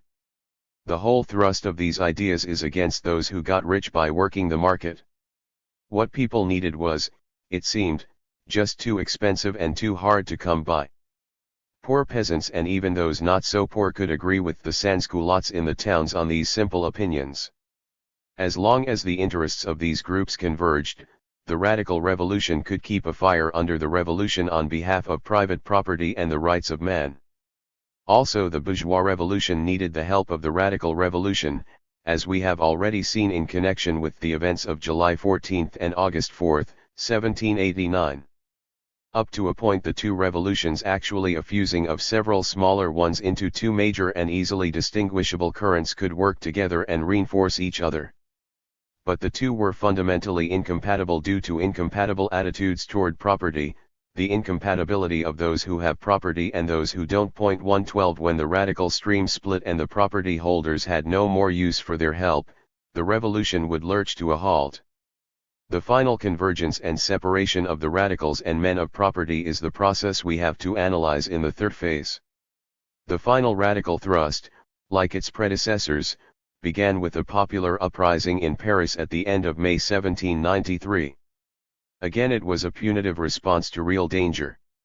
In March, General Dumouriez had turned traitor after his defeat by the Austrians. With them he concluded an armistice in order to march on Paris, set Louis XVII on the throne, and re-establish the constitution of 1791. 113 Royalist revolt was underway in the Vendée. Marseilles had been the victim of anti-sans-culottes and Lyon of anti-Jacobin uprisings and had escaped from the control of the revolutionaries. 114 The May uprising itself was a well-engineered affair, the best organized journey of the revolution, which enabled the more radical faction of the bourgeoisie led by Robespierre to get the upper hand over the Gironde. 115 In the meantime the radicalism of the Parisian poor had begun to find articulate expression at about the same time as the scattered pockets of agrarian radicalism came to light in the countryside. The Girondists' policies of attempting to let food prices find their natural level through the operation of supply and demand in the midst of war and revolution brought together small artisans, journeymen, workers, and the miscellaneous floating population of Paris, in a word the sans-culottes, in common misery. The inflation made matters worse. It was in effect a way of shifting the cost of the war onto the backs of the poor. 116 By January 1793, even the Gironde leaders found it necessary to confess that the price of wheat would not go down of its own accord. 117 Such then was the situation in which Jacques Roux and the enrages began to attract attention in Paris. Their ideas were if anything simpler than those of the agrarian radicals discussed a moment ago, and amounted to two propositions. 1. Freedom of commerce played into the hands of the speculators and caused intense suffering to the poor. 2. Force should be used to put an end to speculation. There was also a significant backward-looking note. At one point, in June of 1793, Jacques Roux contrasted before the bar of the convention itself the ease of existence under the ancien regime with the miseries that plagued the people under a revolution supposedly carried out on their behalf. He went on to express open regret for the days when paternalist regulations prevented the poor from having to pay 3 times their value for elementary necessities. Beyond these notions Roux's program, if it can be called that, did not go. But to say even this was to attack the right of property and the legitimacy of the whole revolution, and certainly took courage. 118 Thus both the rural and the urban radicals shared a common hostility at this point to the rich who were profiting from the revolution and to the unfettered workings of the market. Further evidence that urban and rural radicalism were seeking compatible objectives comes from a significant detail reported by Mathies about the uprising of May 31, 1793. Some months before, delegates from the feders of 83 departments had come to Paris. Though the Gironde leaders hoped to use this group in its struggle against the Paris Commune and the Montagne, The delegates fell under the influence of the enrages. 119 That provincials whom the Gironda hoped to use were susceptible to such ideas indicates the general strength of anti-capitalist radicalism at this juncture. Probably for this reason the Montagne, shortly after the uprising of May 31, 1793, found it advisable to make important concessions to the peasantry. On June 3 it decreed the sale of émigré property in small units, payable in 10 years, on the 10th, the voluntary division of village common lands among individual inhabitants. Whether this ever went into effect is unknown, and, on July 17, the abolition without indemnity of all that remained of seigneurial rights. 120 To sum up the meaning of the uprising and the events surrounding it, the bourgeois revolution had been pushed sharply to the left under radical pressure and forced to shed the moderates, while the urban radicals and the peasants were still marching together even if in ragged formation. The popular upsurge helped to make possible the heroic and desperate period of the revolution, the reign of terror and the so-called dictatorship of the Committee of Public Safety, the creation of a new army, the driving of those allied against France back across the Rhine, the defeat of the counter-revolution in the Vendée. Actually, of course, the dictatorship of the Committee of Public Safety was a ramshackle and primitive affair by 20th-century standards. The technical means of communication and transportation precluded centralized control of the economy. No nationwide measure to ration the consumption of the population was attempted. 121 This failure to ration food was one of the main reasons why the urban sans-culottes failed in the end to stand by Robespierre. On the agrarian side, the key problems were to get grain to the armies first, secondly to Paris and the big cities, and finally to ensure its movement from areas where there was a surplus to areas in short supply. The last aspect was a continuation under new and revolutionary conditions of a difficulty that had long plagued the old order. To solve this series of problems, the revolutionary government resorted to requisitioning and price controls. In many cases requisitioning merely involved transfers to a nearby department or to an army active in the vicinity. 122 Conflicts of jurisdiction continually plagued the complicated administrative system. Quite often the representatives of the Committee of Public Safety took the side of local interests in opposition to those of Paris and the Revolution. 123 Yet despite strong resistance and confusion the system did work, it got food to the cities and to the armies, saved the revolution, and prevented famine. Patriotic and revolutionary necessity overcame the theoretical scruples of the leaders who were enthusiastic partisans of economic liberalism. 124. Despite such convictions, the pressure of the emergency led to a few scattered experiments that pointed in a socialist direction and that are significant as antecedents of 20th-century collective farms. There was some talk of turning big estates confiscated from the émigrés into national farms or some variety of communal undertaking in order to feed the cities. 125 As part of the levée en masse or national conscription, decreed on August 23, 1793, the government attempted to have the holders of confiscated estates turn over the produce to national storage depots, greniers d'abondance, putting into effect, though probably not consciously and deliberately, one of the key notions of agrarian radicalism. However, the attempt was a failure. 126. The wealthier peasants, those who produced a substantial surplus above their own needs, were the ones who felt the impact of the Committee of Public Safety's controls most keenly and who were the main source of resistance. Though anti-clerical legislation had made some peasants uneasy as early as 1790, it was the emergency measures of 1793 to 1794, regarding food supplies, that turned large numbers of them against the revolution. As producers, the peasants evaded the system of price controls. To do so was relatively easy, there were really rather few risks despite efforts to prevent clandestine sales. The old regime's compulsion on the peasant to bring his produce to the market no longer existed. 127 In response to evasions and its own imperious needs, the government tightened the screws.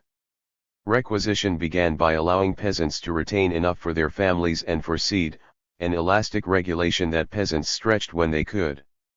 The convention soon suppressed the reserve familiale on the 25th Brumaire. 128 In the villages, the government's efforts to find grain and to compel its sale through legal channels and at legal prices, supported by the threat of the guillotine and perhaps overt measures against the priest, hardly looked like temporary war measures. The radical phase of the revolution was in many places an outright attack on the substantial peasants, even if it was brief and spotty. 129 Perhaps worst of all, townsmen and outsiders, often much more ruthless than the administrators and tax collectors of the monarchy, were its main agents in the countryside, sometimes aided by a revolutionary army. At the height of the popular terror, that is, between the adoption of the Maximum General of September 15, 1793, and the execution of Hébert and other sans-culotte leaders, March 24, 1794, the government allowed the formation of revolutionary armies whose purpose was more to collect grain than to fight the enemy. 130. The obvious and decisive fact of the radical phase is this: the urban sans-culottes had been able to push the Jacobin leaders into policies that saved the revolution, but at the cost of turning the peasants against it. The radical phase might have gone further if the government in Paris had been able to count on the mass of the poorer peasants against the wealthier ones. But the government's limited capacity and willingness to enforce price controls helped to prevent this split from materializing. Rising prices worked hardship on the small plot owners who had little to sell and on agricultural workers who had to buy at least part of their food. These suffered the most from the violation of the maximum. For a time their situation remained tolerable, according to Lefebvre's detailed and thorough studies of the North, because the price of bread rose less rapidly than wages. By the end of 1793 these groups were in worse straits, Lefebvre holds, than the town dwellers. 131 To the extent that these conditions prevailed elsewhere in the countryside, they alienated radical support from the revolution and dried up the sources of rural radicalism. In measures they proposed in March 1794, just before the execution of the sans-culotte leaders, Robespierre and Saint-Just showed signs of being aware of the fact that they needed to prop up their government by concessions to the poor peasants. Whether or not the proposals they made at this time, known as the Ventos Decrees 132, were more than a political maneuver is a question still under discussion. What the episode does demonstrate is that Robespierre and Saint-Just knew very little about the peasants' problems and that their proposals fell far short of meeting demands of the peasants expressed in petitions whose general content the revolutionary leaders must have known. 133 Even if they had wanted to do more, Robespierre and Saint-Just had precious little room within which to maneuver. Lands confiscated from the émigrés would not have provided enough to meet the needs of the poor. To divide up what land was available and grant it on easy terms to the mass of small and landless peasants would have reduced the value of the assignat even further. 134 It would have been very difficult, perhaps impossible, to meet the expressed desires of the poorer peasants without putting a spike into the wheels of the bourgeois and capitalist revolution. As it was, even these mild proposals encountered strong opposition in the convention and the Committee of Public Safety itself, and hence came to nothing. Thus during the radical phase the needs and aspirations of the urban sans-culottes finally came into direct and open conflict with all sections of the countryside.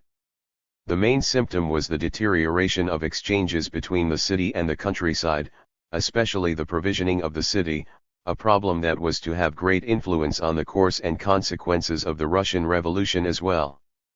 During the winter of 1793 to 1794 the economic situation of the Parisian sans-culottes deteriorated sharply, as the peasants, resenting the forays of sans-culotte organizations into the countryside, brought in less and less. 135 A government inquiry at the time of Hébert's trial brought out the fact that the peasants were no longer bringing food into Paris because individuals went out into the countryside to buy produce at more than the fixed price. Obviously this escape was open only to those Parisians who had some money.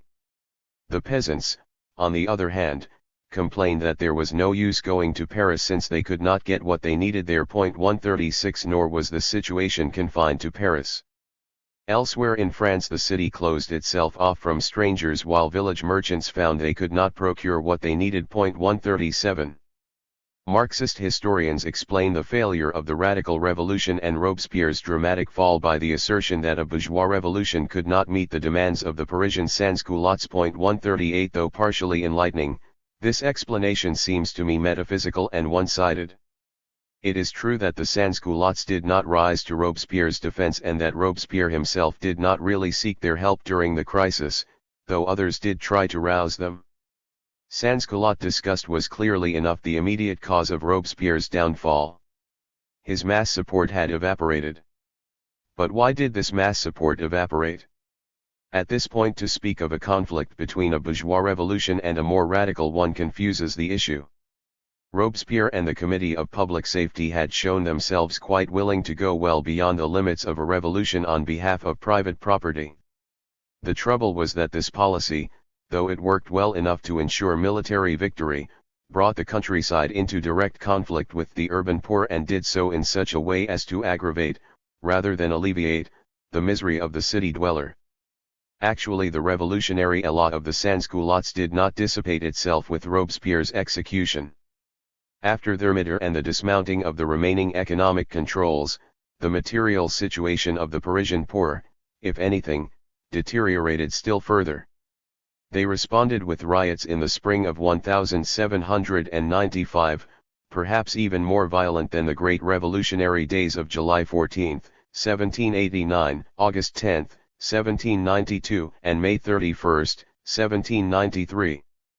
The mob invaded the hall of the convention, killed one of its members and hoisted his head on the tip of a pike. 139. But this popular revolutionary fervor produced no results. The countryside refused to budge on behalf of Paris. Nor did the revolutionary government have any reason to make concessions to radicalism. The king was out of the way, the nobility too it seemed, and revolutionary armies were victorious on the frontiers. Hence the forces of order and property could and did use the army to put down the last powerful surge of the sans-culottes. 140. The repression that followed inaugurated the White Terror. No matter how radical the city was, it could do nothing without the help of the peasants. The radical revolution was over. 6 Peasants against the revolution, the Vendée. Before examining the general consequences of the radical impulse in the revolution, it will be useful to pause briefly for an analysis of violent peasant resistance in the famous counter-revolution of the Vendée.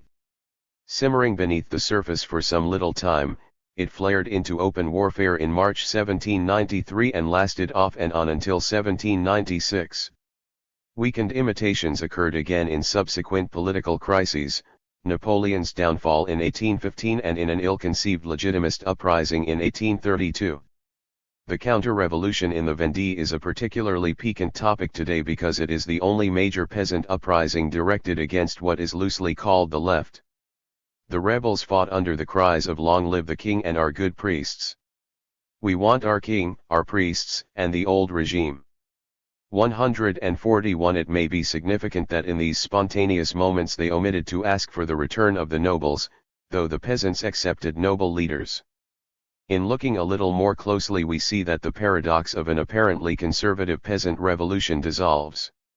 The main thrust of the counter-revolution was anti-capitalist, against the merchants and manufacturers in nearby towns and those scattered through the heart of the Vendée itself. In its violent rejection of intruding capitalism, the counter-revolution of the Vendée resembles the great peasant upheavals that were the main popular force breaking apart the old regimes of Russia and China before the communist victories of the 20th century. Naturally, there were features specific to France and to an age before Marxist anti-capitalist movements had arisen. As we have just seen, anti-capitalism was a strong force in the French countryside. What factors permitted and encouraged it to break out here in the form of an actual counter-revolution? In order to find the answer to this question, 2 scholars have studied intensively the ways in which French society in the Vendée differed from that in the adjacent areas that adhered to the main current of the revolution. 142. Their researches have established very convincingly that differences existed. The counter-revolutionary area was one where commercial agriculture had not penetrated. Peasants lived not in villages surrounded by open fields laid out in characteristic strips but on isolated individual farms or in scattered hamlets, farming plots of land enclosed by hedges. Agricultural techniques were stagnant. Absentee nobles owned more than half of the land. In the adjacent patriot and revolutionary areas, commercial influences were strong but prevailed alongside the ancient system of cluster villages and open fields. The nobles were less influential but more numerous. With the information that is now available, it would be possible to proceed to draw a reasonably complete portrait of society in the Vendée and the way it differed from surrounding areas loyal to the revolution. But do these differences in social structure provide an answer to our question? On this score I have serious doubts.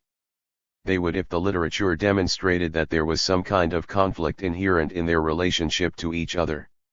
For example, if there were evidence to indicate that the more commercial area needed constantly increasing amounts of land and therefore encroached on the Vendée, it would be easy to believe that sooner or later there would have been a very severe struggle. But those who have studied the problem do not really attempt to make this type of argument. What the literature does show is the existence of differences and the fact of conflict. The link between these two, the connection between specific forms of society and the political fact of a counter-revolutionary outburst, is obscure, at least to me. 143 In the next chapter we shall encounter a similar problem on a larger scale when we try to grasp the connection between plantation slavery and industrial capitalism in the American Civil War. By themselves, social and economic differences never explain conflict. In the case of the Vendée, general reflection readily suggests two possible connections between social trends in the area and the counter-revolutionary upsurge. It is natural to suspect that the burden of the nobility upon the peasantry might have been substantially lighter in this part of France. Similarly, one might suspect that the growth of trade and manufacturing, either in the Vendée itself or in neighboring areas that might have somehow encroached on it, could have gradually taken place in this context in a way that rendered the townsmen peculiarly oppressive and offensive to the underlying population. Neither hypothesis finds much support in the evidence. Indeed, the evidence runs mostly the other way. Since all the sources stress the isolation of the Vendée, its remoteness and inaccessibility to the main forces that were modernizing France, the monarchy and commercial currents, the general conception of commercial permeation and consequent social discontent rapidly seems unpromising. There was, to be sure, a textile industry scattered through towns in the heart of the Vendée and engaged in making fine linens for markets outside the area. In the years before 1789 there was a severe depression in textiles that hit the weavers hard. There are clues suggesting that some weavers therefore became vehemently anti-bourgeois. However, the evidence about the weavers is ambiguous and contradictory. 144 Furthermore, their connection with the peasants, the mass of the population, was almost non-existent. Unlike other parts of France, the peasants of the Vendée did not take up artisan occupations to supplement their earnings. A man was either a peasant or a weaver.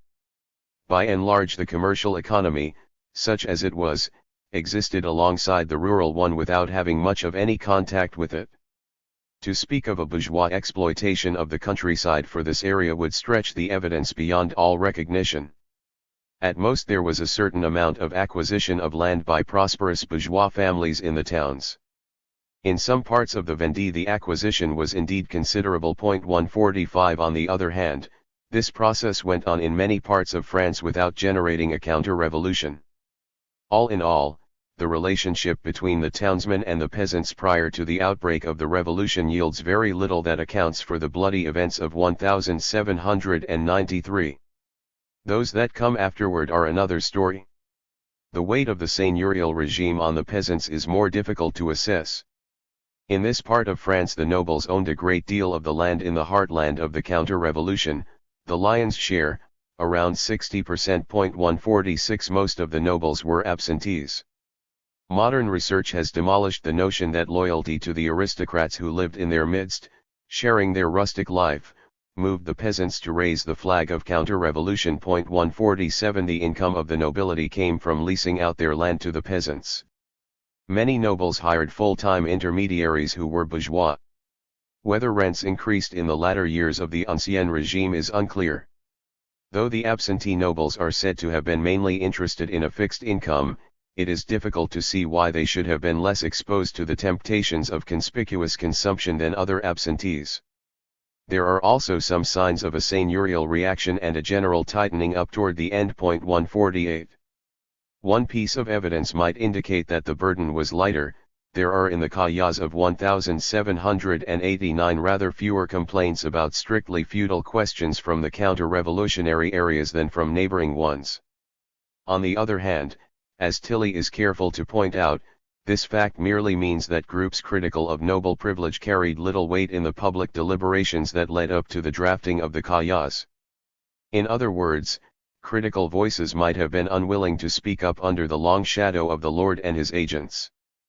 Furthermore, there was a substantial body of criticism, and, on other closely related aspects of the Ancien regime, the Kayas failed to reveal any very distinctive lack of local grievances.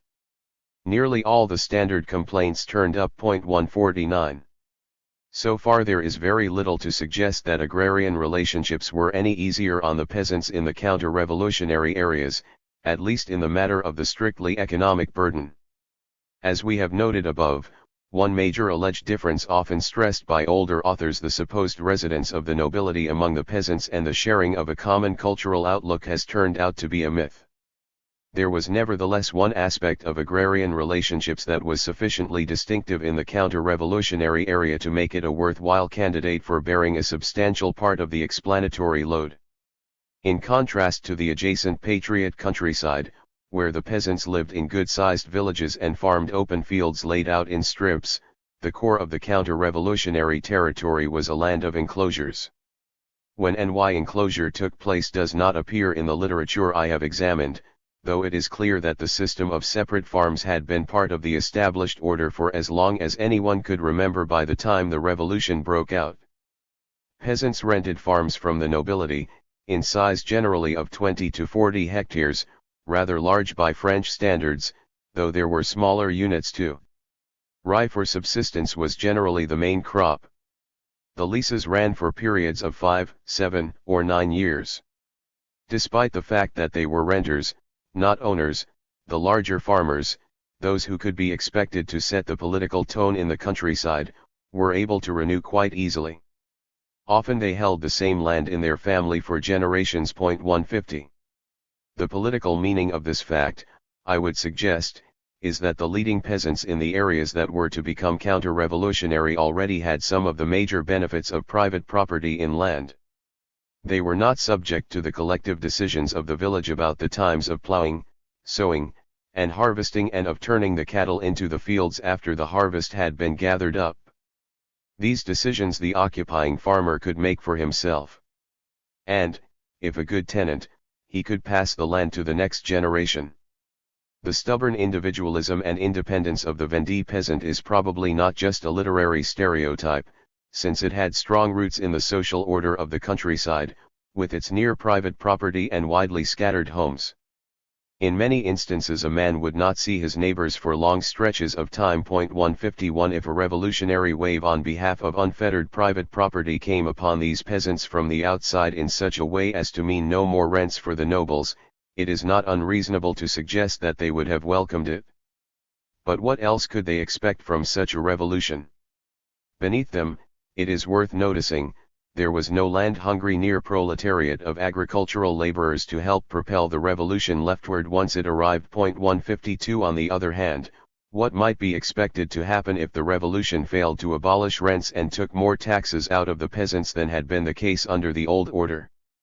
What if the revolution promoted a substantial bourgeois land grab? Finally, what if the revolution came as a wholesale attack on peasant society? These are the things that did happen. Rents were a bourgeois form of property and continued to be exacted up to the counter-revolution, and perhaps later. When the value of the assignat fell, the landlords took their rents in kind and may thereby have increased them. The dismounting of more strictly feudal obligations does not seem to have helped the peasants. When the tithe was abolished, landlords simply upped their rents by the corresponding amount. 153 The revolutionary government exacted much more in taxes than the Ancien regime had. In theory landlords were to absorb this burden, There are indications that in practice they put it onto the tenants. 154 Revolutionary tax policy, however, probably was not decisive, since roughly the same thing occurred in other parts of France. What mattered most in the specific conditions of the Vendée was the attack on the clergy, because it was part of a general offensive, economic, political, and social at once. One phase of the offensive was the forced reorganization of local government in the Vendée during 1790. The main effect was to install a new elected official, the mayor, as spokesman for the local community, the commune. In many instances the inhabitants responded in a revealing fashion by electing the cure as mayor. The cure was the natural leader in the Vendée because he stood at the center of the relatively few networks of cooperation that existed in this society of isolated farmhouses and scattered hamlets. Religious affairs provided the more important occasions when the peasants came together in the Vendée, a situation in sharp contrast with that prevailing in the ordinary village where peasants rubbed elbows daily. Almost every formal organization a countryman could belong to: school, brotherhood, vestry, charity, and of course the church itself was religious. What money the seigneur gave for good works, the cure administered. He was essentially, even into the early revolutionary period, the master of the commune's internal affairs. 155 To invoke the special religious sentiments of the peasants in the Vendée to explain the fact that they followed their cures into the counter-revolution is to look at the situation the wrong way around. Very likely these sentiments were stronger here. But if they were, what could have kept them alive other than the fact that the cure played a special role in this distinctive rural society, that he did things a good many countrymen wanted done for rather obvious reasons? An attack on the cure was an attack on the linchpin of rural society. The main revolutionary offensive came in the form of the seizure of church properties and the demand that priests should swear their loyalty to the new government of France in the civil constitution of the clergy. In this part of France the effects began to be felt in 1790, that is, simultaneously with the attack on the communes. The sale of church properties led to a very substantial land grab by the bourgeoisie. Wealthier peasants made a try for some properties and lost out. A number of the buyers were not outsiders but local merchants, notaries, and officials, those responsible for translating the general reforms of the revolution into changes in their rural communities. 156 Important as the land grab was, there is no reason to believe that it was decisive. The cure in the heart of the Vendée, though a man of substance, generally lived from tithes alone. 157 Hence it is unlikely that much visible or accessible land disappeared from under the eyes of the peasants. The key measure was the demand that the cure take an oath of loyalty to the revolutionary government and the effort to replace him by an outsider if he refused. The oath was administered in 1791 in this area. Practically all the clergy refused in what were to be the main centers of the counter-revolution, while in adjacent patriot areas the refusal was less than half. 158 New priests who had taken the oath and were sent in from the outside soon found themselves at best isolated in the midst of a hostile population, at worst in serious physical danger. Meanwhile the population flocked to clandestine masses, some in closed and abandoned churches, but more and more often in barns and open fields, any place where a local patriot could not find them. Clandestine services meant enthusiastic ones. 159 Here was the break with prevailing legality. At one stroke, the society that had been the world that was taken for granted passed over intact to the world that was counter-revolution. The attempt to enforce conscription in 1793 did no more than toss the sparks into a situation already explosive. We have reached the end of our tale. In revolutions, as well as counter-revolutions and civil wars, there comes a crucial point when people suddenly realize that they have irrevocably broken with the world they have known and accepted all their lives. For different classes and individuals this momentary flash of a new and frightening truth will come at successive points in the collapse of the prevailing system. There are also unique moments and decisions: the storming of a palace, the beheading of a king, and in reverse the overthrow of a revolutionary dictator after which there is no return. Through these acts a new crime becomes the basis of a new legality. Huge sections of the population become part of a new social order. These features the counter-revolution in the Vendée shared with other violent social upheavals, even if often on the minute scale of the parish or the commune. What seems rather more unique is the simple transformation of the prevailing social organization in the countryside from being the legal and accepted order to being the basis of rebellion. I detect no sign in the literature of the breakdown of the older society into masses of wandering individuals, of revolutionary crowds, and the corresponding forging of new revolutionary organizations and new forms of solidarity, processes that the communists in a later age were to learn by trial and error to turn to their purposes. Nevertheless, in many of its features the counter-revolution of the Vendée foreshadows what was to happen as capitalism impinged on pre-modern peasant societies. An account of the actual fighting we may forego, since what happened beforehand contains the main lessons for our purposes. Suffice it to say that the repression of the counter-revolution was the bloodiest domestic act in the French revolutionary drama. Let us turn instead to a general assessment of revolutionary terror, in which vengeance taken by peasants and upon peasants claimed a huge and tragic toll. 7 Social consequences of revolutionary terror. The experience of the Terror and the French Revolution in general gave a strong impulse to that very influential current of Western political thought which recoils from political violence in any form. Today many educated people are still likely to think of the Terror as a demonic outburst of mob violence indiscriminate in its choice of victims, later as the expression of blind hatred and extremism, indeed of a special utopian mentality that lies at the roots of 20th century totalitarianism. I shall try to show that this interpretation is a distorted caricature. Like any caricature, this conception contains some truthful elements without which the resulting image would bear no recognizable relation to reality. As the victims of the September massacres show mainly poor people who happened to be in jail when the mob burst in, popular resentments could erupt in sudden acts of indiscriminate vengeance. Nevertheless, a dispassionate analysis cannot just draw back in horror at this point. It is necessary to perceive the causes. They are clear enough in the aggravating circumstances of the moment and the history of degradation and oppression to which the mass of people at the very bottom of the social order were subject. To express outrage at the September massacres and forget the horrors behind them is to indulge in a partisan trick. In that sense there is no mystery here. In another there is. As we shall see most clearly later, when we come to consider India, severe suffering does not always and necessarily generate revolutionary outbursts, and certainly not a revolutionary situation. That problem must wait. For the moment we may take it that popular desperation and anger were comprehensible reactions to circumstances. For the Terror to become an effective instrument of policy, that is, for it to produce significant political results, the popular impulse had to be brought under some degree of rational and centralized control. This impulse came mainly from the sans-culottes. From the very beginning there was more than sheer resentment in the call for the guillotine. It was a protest against the workings of the market that were producing untold misery and a primitive way of forcing rich speculators to disgorge hoarded goods. Though the situation and requirements of the poor peasants paralleled that of the urban poor for a time, the peasants were not at all a significant force behind the organized terror of 1793 to 1794. Peasant violence did play a decisive part in the French Revolution, especially as a force behind the dismantling of feudal practices, but mainly in the earlier phases. As matters turned out, the popular and bureaucratic impulses were partially fused and partially contradictory.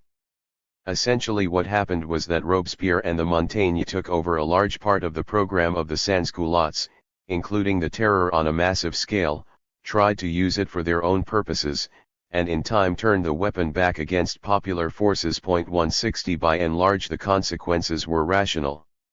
Detailed researches show that the terror was mainly used against counter-revolutionary forces and was most severe where the counter-revolution was strongest. 161 Certainly there were exceptions and injustices. But the terror was not in its major features a case of shedding blood for the insane pleasure of doing so. Within France counter-revolutionary forces had 2 distinct geographical bases, the Vendée and the commercial and port cities of Lyon, Marseilles, Toulon, and Bordeaux. The contrast between these 2 foci of counter-revolution sheds a revealing light on the social character of the revolution itself. The Vendée was the part of France where commercial and modern influences had penetrated least, the southern cities, the area where they had penetrated furthest. In the Vendée, as might be expected, the terror claimed the largest number of victims. The situation in the south was almost exactly the opposite, especially in Lyon where the silk industry had proceeded to the point of crippling the artisans and producing an incipient modern proletariat. Throughout much of southern France the wealthier commercial element in the towns showed a strong inclination to join hands with the nobility and the clergy, who hoped to use the Gironde and the Federalist movement as an entering wedge for the restoration of the monarchy. As the revolution became more radical, a seesaw struggle developed in several of the cities. Lyon, Marseilles, Toulon, and Bordeaux fell under the control of the wealthier element in alliance with the privileged orders and turned against the revolution. Recapture by the revolution took different forms, depending on local circumstances and personalities. It proceeded peacefully in Bordeaux. In Lyon there was severe fighting and later one of the more bloody repressions of the terror. 162 The executions in the Vendée and the port cities were, however, only a relatively small aspect of the Red Terror as a whole. Less than 17,000 victims died in executions carried out by the revolutionary authorities. How many died in prison or otherwise, and were also real victims of the revolution we do not know. Greer estimates that 35,000 to 40,000 persons in all may have lost their lives as a direct result of revolutionary repression, a figure that Lefebvre regards as quite a reasonable guess, though it is little more than that. 163 That this bloodbath had its tragic and unjust aspects no serious thinker will deny. Yet in assessing it, one has to keep in mind the repressive aspects of the social order to which it was a response. The prevailing order of society always grinds out its tragic toll of unnecessary death year after year. It would be enlightening to calculate the death rate of the Ancien regime from such factors as preventable starvation and injustice if that were at all possible. Offhand it seems very unlikely that this would be very much below the proportion of 0.0016 which Greer's figure of 40,000 yields when set against an estimated population of around 24 million, the lowest one that Greer cites. 164 I think it would be vastly higher. The figures themselves are open to dispute. The conclusion to which they point is less so, to dwell on the horrors of revolutionary violence while forgetting that of normal times is merely partisan hypocrisy. Still the reader who feels that there is something inhuman in this balancing of grim statistics is by no means altogether mistaken. Even if they were perfect they would not answer some of the most important and difficult questions. Was the terror and bloodshed of the revolution necessary? What if anything did it accomplish? We may close with a few comments on these points. The radical revolution was an integral part of the revolution on behalf of private property and the rights of man since it was in very substantial measure a negative response to the bourgeois revolution. The anti-capitalist elements in the sans-culottes revolution and the protests of the poorer peasants were a reaction to the hardships arising out of the steady spread of capitalist features into the economy during the latter phase of the Ancien regime and the revolution itself. To regard the radicals as an extremist band, an excrescence on the liberal and bourgeois revolution, is to fly in the face of this evidence. The one was impossible without the other. It is also quite clear that the bourgeois revolution would not have gone as far as it did without pressure from the radicals. There were several occasions, as we have seen, when the conservatives of the moment tried to stop the revolution. That they failed is the real tragedy, the democratic opponent of violence might be quick to point out. Had they succeeded, to continue the argument for moderation, had the French Revolution ended in the kind of compromise achieved by the English revolutionary impulse by 1689, democracy could have gradually established itself in roughly the same way as in England, sparing France unnecessary bloodshed and subsequent upheavals. Even if ultimately unprovable, the thesis deserves a serious answer. The main argument against it has already been given in considerable detail. The underlying social structure of France was fundamentally different and hence ruled out the kind of peaceful transformation which, we have seen, was actually quite far from peaceful that England experienced in the 18th and 19th centuries. In a word, it is very difficult to deny that if France were to enter the modern world through the democratic door, she had to pass through the fires of the revolution, including its violent and radical aspects. The connection seems to me, at any rate, about as close as any historical research can ever establish, certain as it is to be debated as long as there are historians of different persuasions. To anyone who accepts such a conclusion, it is legitimate to put the second question: what visible contribution to democratic institutions did all this bloodshed and violence make? One cannot make nearly as strong a case for the contribution of violence to democratic gradualism in the case of the French Revolution as in that of the Puritan Revolution. The Napoleonic Wars by themselves rule out such an interpretation. To mention just one other point, students of 20th century France point to the gashes left by the Revolution as a major cause of the instability of French political institutions.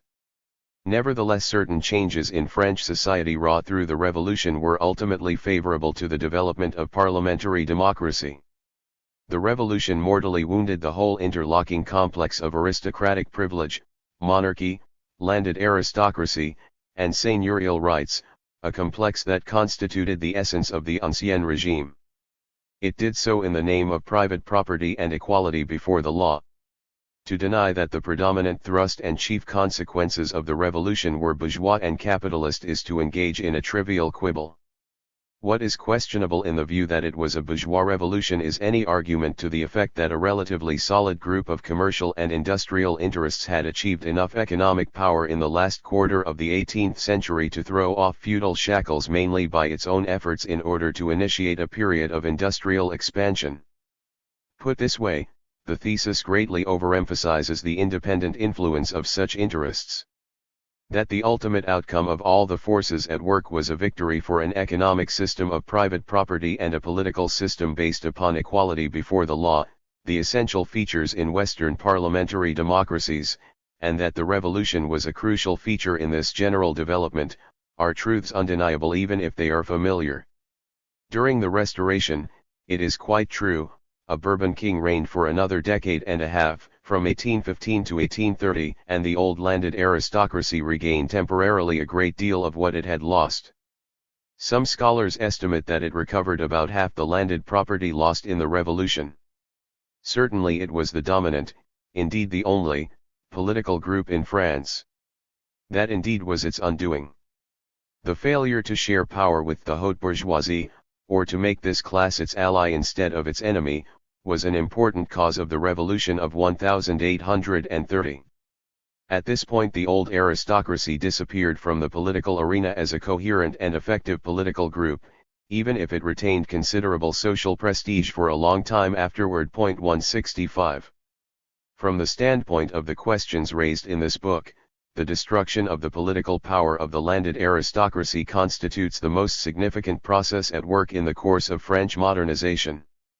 Ultimately it is largely though not completely traceable to the response of the French nobility to the problems of agriculture in an increasingly commercial society. Royal absolutism was able to tame and control an aristocracy that had difficulty in establishing an independent economic base. The revolution finished the work of the Bourbons, as de Tocqueville recognized long ago. The consequence was the destruction of one of the indispensable social bases of right-wing authoritarian regimes that show a strong tendency to culminate in fascism under the impact of advanced industry. In this very broad perspective, the French Revolution appears as a partial substitute or historical alternative to the development of commercial agriculture free of pre-industrial traits. Where the impulse behind the bourgeois revolution has been weak or abortive, the consequences have been in other major countries either fascism or communism. By destroying one of the major causes of such an outcome, the survival of a landed aristocracy into modern times, and doing so in the late 18th century, the French Revolution made a major contribution to the development of parliamentary democracy in France. Thus, on the score of the landed aristocracy, the contribution of the revolution seems to have been favorable and even decisive. But the very same processes that were destroying the landed aristocracy were also creating small peasant property. In this respect the consequences were much more ambiguous. Lefebvre reminds us that the sale of lands confiscated from the church and the émigrés was not the source of peasant property, which reaches much further back in French history. Actually, the bourgeoisie were by and large the main ones to profit by the sales, though there were locally important increases in peasant property. 166 Simultaneously, the peasant aristocracy was a major beneficiary of the revolution. However, the experience of requisitioning, the attempt to place ceilings on the prices of grain, and the encouragement given to smallholders and agricultural workers during the radical phase of the revolution, turned the upper stratum of the peasants decisively against the Republic. This legacy was a baneful one for a long time. 167. About peasant society during the 19th and even the 20th centuries there is less solid information than for the 18th century. 168 Still, the following generalizations command considerable support. First, the influential peasants cared next to nothing about democracy as such. They wanted effective guarantees for property and social position in their own villages. Concretely, these demands meant guarantees against any serious challenge to property acquired through the vente de biens nationaux from aristocratic sources or any radical notions that hinted at a redistribution of property. In the second place, the continued advance of capitalist industry tended to undermine small peasant property, which was at a disadvantage in producing for the market. Peasant spokesmen often complained that the terms of trade were against them. For this combination of reasons, peasant property has ambiguous consequences. It appears as a threat to big property in both its capitalist and pre-capitalist aristocratic forms and as an outer rampart protecting such property. In the 20th century, the ambiguity appears most sharply where peasants support the French Communist Party. Actually, such a paradox is more apparent than real. As a pre-capitalist group, peasants frequently display strong anti-capitalist tendencies. In the course of the inquiry, I shall try to indicate the conditions under which such tendencies take reactionary or revolutionary forms. 8. Recapitulation. The central message that I have been able to discern in the origins, course, and consequences of the revolution is that the violent destruction of the Ancien regime was a crucial step for France on the long road toward democracy. It is necessary to underscore the point that the step was crucial for France, where the obstacles democracy faced were different from those in England. French society did not and probably could not generate a parliament of landlords with bourgeois overtones, in the English manner. Previous trends in France had made the upper classes into an enemy of liberal democracy, not part of democracy's entering wedge. Hence, if democracy were to triumph in France, certain institutions would have to be gotten out of the way. To assert that such was the connection, implies no claim that French history was inevitably bound to culminate in liberal democracy or that the revolution was in any sense inevitable. Instead, there are grounds for holding that the whole process could have worked itself out very differently and that, for this very reason, the revolution was all the more decisive. Under the conditions of royal absolutism, the French landed upper classes adapted to the gradual intrusion of capitalism by putting greater pressure on the peasants, meanwhile leaving them in a situation approaching de facto ownership. Up until about the middle of the 18th century, the modernization of French society took place through the crown. As part of this process, there grew up a fusion between nobility and bourgeoisie quite different from that in England.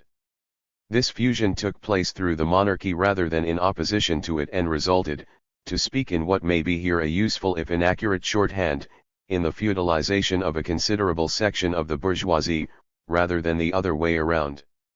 The eventual result was to limit very severely the crown's freedom of action, its ability to decide what sectors in society were to bear what burdens. This limitation, accentuated by Louis XVI's defects of character, I would suggest, was the main factor that brought on the revolution, rather than any extraordinarily severe conflict of interests along class or group lines.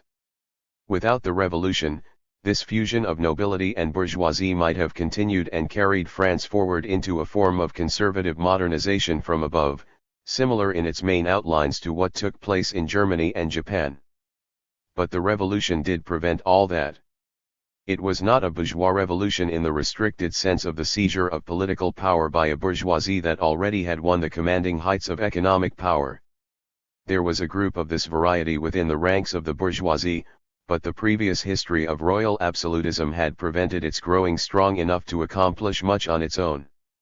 Instead, parts of the bourgeoisie rose toward power on the backs of radical movements within the urban plebs, released by the collapse of order and the monarchy. These radical forces also prevented the revolution from turning backward or halting at a point suitable to such sections of the bourgeoisie. Meanwhile, the peasants, mainly the upper layer at this point, had taken advantage of the situation to force the dismounting of the seigneurial system, the main achievement of the revolution. For a time, rural and urban radicalism, which shared a contradictory mixture of small property and backward-looking collectivist aims, could work together, as they did up to and through the most radical phases of the revolution. But the need to get food to the poorer townsmen and the revolutionary armies ran up against the interests of the more well-to-do peasants. Increasing resistance from the peasants deprived the Parisian sans-culottes of food, thereby removed Robespierre's popular support, and brought the radical revolution to a halt. The sans-culottes made the bourgeois revolution, the peasants determined just how far it could go. The incompleteness of the revolution, on the other hand, an incompleteness quite largely traceable to the structure of French society in the late 18th century, meant that it would be a long time before a full-blown capitalist democracy could establish itself in French society. Chapter 3. The American Civil War, the last capitalist revolution. 1. Plantation and factory, an inevitable conflict. Main differences between the American route to modern capitalist democracy and those followed by England and France stem from America's later start. The United States did not face the problem of dismounting a complex and well-established agrarian society of either the feudal or the bureaucratic forms. From the very beginning, commercial agriculture was important, as in the Virginian tobacco plantations, and rapidly became dominant as the country was settled. The political struggles between a pre-commercial landed aristocracy and a monarch were not part of American history. Nor has American society ever had a massive class of peasants comparable to those in Europe and Asia. 1. For these reasons, one may argue that American history contains no revolution comparable to the Puritan and French revolutions, nor, of course, the Russian and Chinese 20th century revolutions.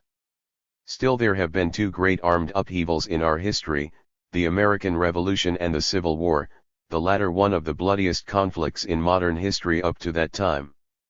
Quite obviously, both have been significant elements in the way the United States became the world's leading industrial capitalist democracy by the middle of the 20th century. The Civil War is commonly taken to mark a violent dividing point between the agrarian and industrial epochs in American history. Hence, in this chapter I shall discuss its causes and consequences from the standpoint of whether or not it was a violent breakthrough against an older social structure, leading to the establishment of political democracy, and on this score comparable to the Puritan and French revolutions. More generally, I hope to show where it belongs in the genetic sequence of major historical upheavals, that we can begin arbitrarily with the 16th century peasant wars in Germany, that continues through the Puritan, French, and Russian revolutions, to culminate in the Chinese Revolution and the struggles of our own time. The conclusion, reached after much uncertainty, amounts to the statement that the American Civil War was the last revolutionary offensive on the part of what one may legitimately call urban or bourgeois capitalist democracy. Plantation slavery in the South, it is well to add right away, was not an economic fetter upon industrial capitalism. If anything, the reverse may have been true, it helped to promote American industrial growth in the early stages. But slavery was an obstacle to a political and social democracy. There are ambiguities in this interpretation. Those that stem from the character of the evidence are best discussed as the analysis proceeds. Others lie deeper and, as I shall try to show at the end of the chapter, would not disappear no matter what evidence came to light. Aside from questions of space and time at the reader's disposal as well as the author's, there are objective reasons for passing over the American Revolution with but a few brief comments. Since it did not result in any fundamental changes in the structure of society, there are grounds for asking whether it deserves to be called a revolution at all. At bottom, it was a fight between commercial interests in England and America, though certainly more elevated issues played a part as well. The claim that America has had an anti-colonial revolution may be good propaganda, but it is bad history and bad sociology. The distinguishing characteristic of 20th-century anti-colonial revolutions is the effort to establish a new form of society with substantial socialist elements. Throwing off the foreign yoke is a means to achieve this end. What radical currents there were in the American Revolution were for the most part unable to break through to the surface. Its main effect was to promote unification of the colonies into a single political unit and the separation of this unit from England. The American Revolution can be trotted out from time to time as a good example of the American genius for compromise and conciliation. For this, the Civil War will not do. It cuts a bloody gash across the whole record. Why did it happen?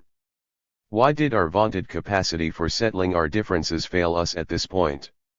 Like the problem of human evil and the fall of Rome for St. Augustine, the question has long possessed a deep fascination for American historians.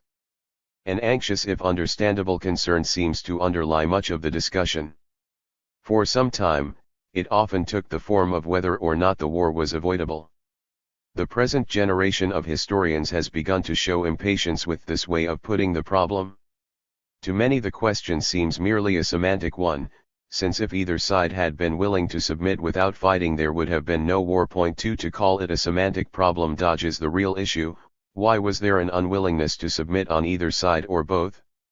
It may be helpful to put the question in less psychological terms.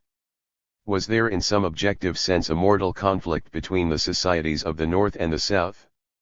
The full meaning of this question will emerge more clearly from trying to answer it on the basis of specific facts than through theoretical discussion at this point. Essentially, we are asking whether the institutional requirements for operating a plantation economy based on slavery clashed seriously at any point with the corresponding requirements for operating a capitalist industrial system. I assume that, in principle at any rate, it is possible to discover what these requirements really were in the same objective sense that a biologist can discover for any living organism the conditions necessary for reproduction and survival, such as specific kinds of nourishment, amounts of moisture, and the like. It should also be clear that the requirements 01 structural imperatives for plantation slavery and early industrial capitalism extend far beyond economic arrangements as such and certainly into the area of political institutions. Slave societies do not have the same political forms as those based on free labor. But, to return to our central question, is that any reason why they have to fight? One might start with a general notion to the effect that there is an inherent conflict between slavery and the capitalist system of formerly free wage labor. Though this turns out to be a crucial part of the story, it will not do as a general proposition from which the Civil War can be derived as an instance. As will appear shortly, cotton produced by slave labor played a decisive role in the growth not only of American capitalism but of English capitalism too. Capitalists had no objection to obtaining goods produced by slavery as long as a profit could be made by working them up and reselling them. From a strictly economic standpoint, wage labor and plantation slavery contain as much of a potential for trading and complementary political relationships as for conflict.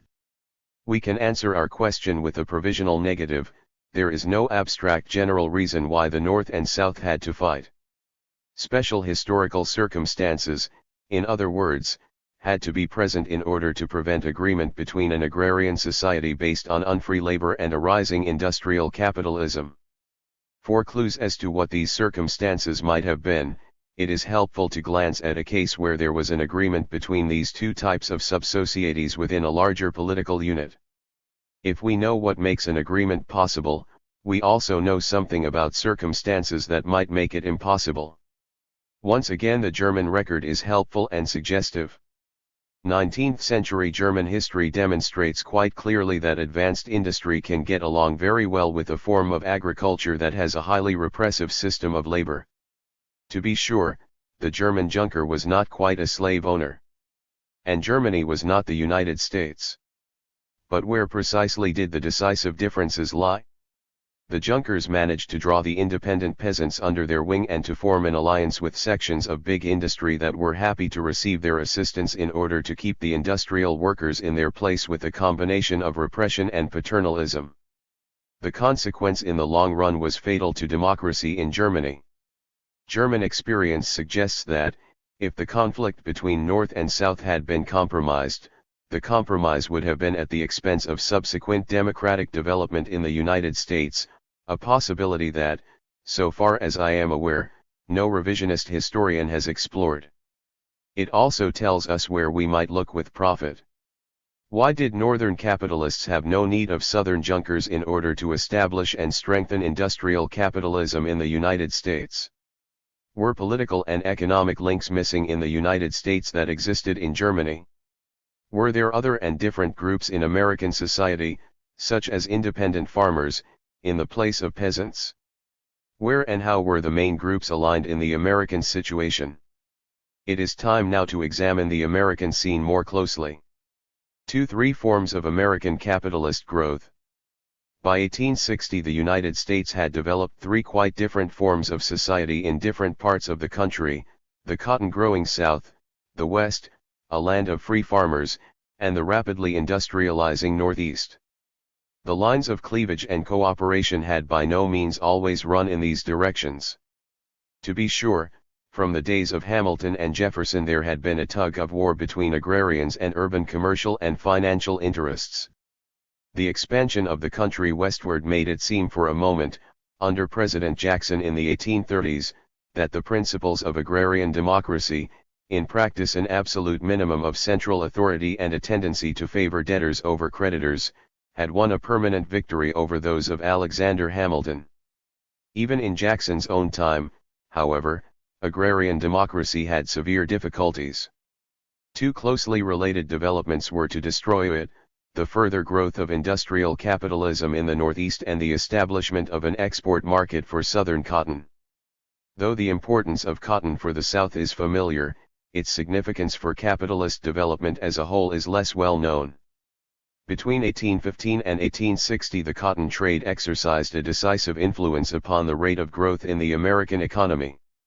Up until about 1830 it was the most important cause of the growth of manufacturing in this country. 3 While the domestic aspect remained significant, cotton exports became an outstanding feature at about this time. 4 By 1849, 64% of the cotton crop went abroad, mainly to England. 5 From 1840 to the time of the Civil War, Great Britain drew from the southern states 4/5 of all her cotton imports. 6 Hence it is clear that the plantation operated by slavery was no anachronistic excrescence on industrial capitalism. It was an integral part of the system and one of its prime motors in the world at large. In Southern society, the plantation and slave owners were a very small minority. By 1850 there may have been less than 350,000 slave owners in a total white population of about 6 million in the slave-holding areas. 7 With their families, the slaveholders numbered perhaps a quarter of the white population at the most. Even within this group, only a small minority owned most of the slaves. A computation for 1860 asserts that only 7% of the whites owned nearly 3/4 of the black slaves. 8 The best land tended to gravitate into their hands as well as the substance of political control. 9 This plantation-owning elite shaded off gradually into farmers who worked the land with a few slaves, through large numbers of small property owners without slaves, on down to the poor whites of the back country, whose agriculture was confined to a little lackadaisical digging in forlorn corn patches. The poor whites were outside of the market economy. Many of the smaller farmers were no more than on its periphery. 10 The more well-to-do farmers aspired to owning a few more Negroes and becoming plantation owners on a larger scale. The influence of this middling group may have declined after the Jacksonian era, though there is a whole school of Southern historians that tries to romanticize the yeomen and plain folk of the Old South as the basis of a democratic social order. 11 That, I believe to be utter rubbish. In all ages and countries, reactionaries, liberals, and radicals have painted their own portraits of small rural folk to suit their own theories. The element of important truth behind this particular notion is that the smaller farmers in the South by and large accepted the political leadership of the big planters. Writers tinged with Marxism claim that this unity within the white caste ran counter to the real economic interests of the smaller farmers and came about only because fear of the Negro solidified the whites. This is possible but dubious. Small property owners in many situations follow the lead of big ones when there is no obvious alternative and when there is some chance of becoming a big property holder. Since plantation slavery was the dominant fact of Southern life, it becomes necessary to examine the workings of the system to discover if it generated serious frictions with the North. One consideration we can dispose of rapidly. Slavery was almost certainly not on the point of dying out for internal reasons. The thesis is scarcely tenable that the war was unnecessary in the sense that its results would have come about sooner or later anyway by peaceful means and that therefore there was no real conflict.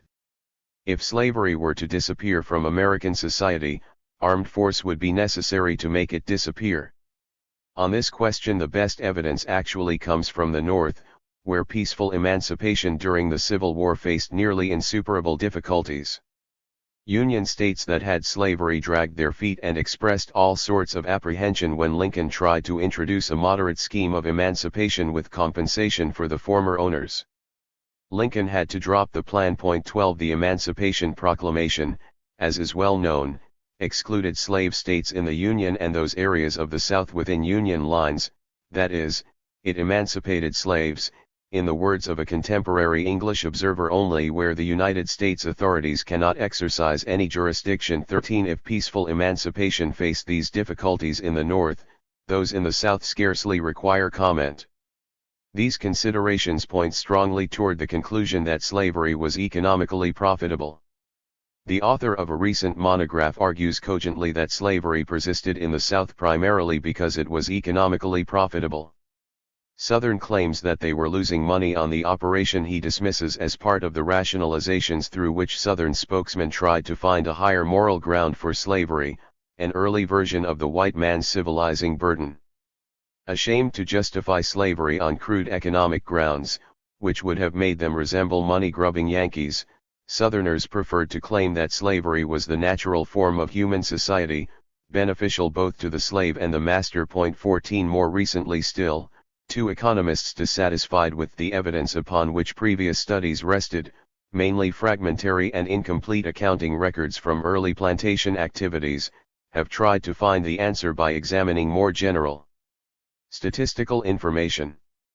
In order to find out whether slavery was more or less profitable than other enterprises, they have collected statistics about average slave prices, interest rates on prime commercial paper, costs of maintaining slaves, yields per prime field hand, cotton marketing costs, cotton prices, and other relevant facts. Though I am moderately skeptical about the reliability and representative value of the original statistics, their conclusions are in line with other considerations and about as close to reality as we are likely to get in this fashion. They, too, conclude that plantation slavery paid, moreover that it was an efficient system which developed in those regions best suited to the production of cotton and other specialized staples. Meanwhile, less productive areas in the South continued to produce slaves and export the increase to the main regions producing staple crops. 15. To know that plantation slavery as a whole was a money-making proposition is important but insufficient. There were differences of time and place among the plantation owners that had significant political consequences. By the time the war broke out, plantation slavery had become a feature of the Lower South. It had disappeared from the tobacco plantation before 1850 mainly because there were no great advantages to large-scale operations. In Maryland, Kentucky, and Missouri even the term plantation had become almost obsolete before the Civil War. 16 Around 1850 really fat pickings were to be had, chiefly in virgin areas. At first such places as Alabama and Mississippi provided such opportunities, after 1840, Texas. Even in virgin lands, the best way to make money was to sell out and move on before the soil gave out. 17. To the extent that plantation slavery migrated from the South toward the West, it did create a serious political problem. Large parts of the West were still unsettled or sparsely settled. Though cotton growing had obvious limitations of climate and soil, no one could be certain just what the limitations were. If slavery spread, the balance between slave and free states might be upset, something that mattered of course only if the difference between a society with slavery and one without mattered. By 1820 the problem was already acute, though a settlement was reached in the Missouri Compromise, balancing the entry of Missouri as a slave state by that of Maine as a free state. From then on the problem erupted intermittently. Solemn and statesmanlike political bargains hopefully settled the question for good, only to become unstuck after a short while. The issue of slavery in the territories, as partly settled areas that had not yet become states were called, played a major part in bringing on the war. The inherent uncertainty of the situation very likely magnified economic conflicts out of all proportion. The migratory tendency of the plantation economy was important in other ways as well. As cotton planting declined in the Old South, there was some inclination to adapt to the situation by breeding slaves. The extent to which this took place is difficult to determine. But there are at least moderately clear indications that it was not enough to meet the demand. The costs of slaves rose rather steadily from the early 1840s until the outbreak of the war. The price of cotton also tended to rise, but with much more marked fluctuations. After the financial panic of 1857, the price of cotton fell off, while the price of slaves continued to climb steeply. 18 Slaves could not be legally imported, and the blockade seems to have been moderately effective. Together with Southern talk about reopening the slave trade, talk that became fairly vigorous just before the final outbreak of hostilities, such evidence points in the direction of a serious labor shortage facing the plantation system. How serious? That is much harder to tell. Since capitalists are nearly always concerned about the prospect that labor may be short, it will be wise to treat Southern laments on this count with a touch of skepticism. It is very doubtful that the plantation system was about to expire from Northern economic strangulation. So far the argument that the requirements of the plantation economy were a source of economic conflict with the industrial North does not turn out to be very persuasive. After all, was not the plantation owner just another capitalist? Nevins observes correctly, a great plantation was as difficult to operate as a complicated modern factory, which in important respects it resembled. Hit or miss methods could not be tolerated, endless planning and anxious care were demanded. 19 Might it not therefore have been perfectly possible for the plantation owner to get along with his equally calculating capitalist brethren in the North? In my estimation it would have been quite possible had strictly rational economic calculations been the only issue.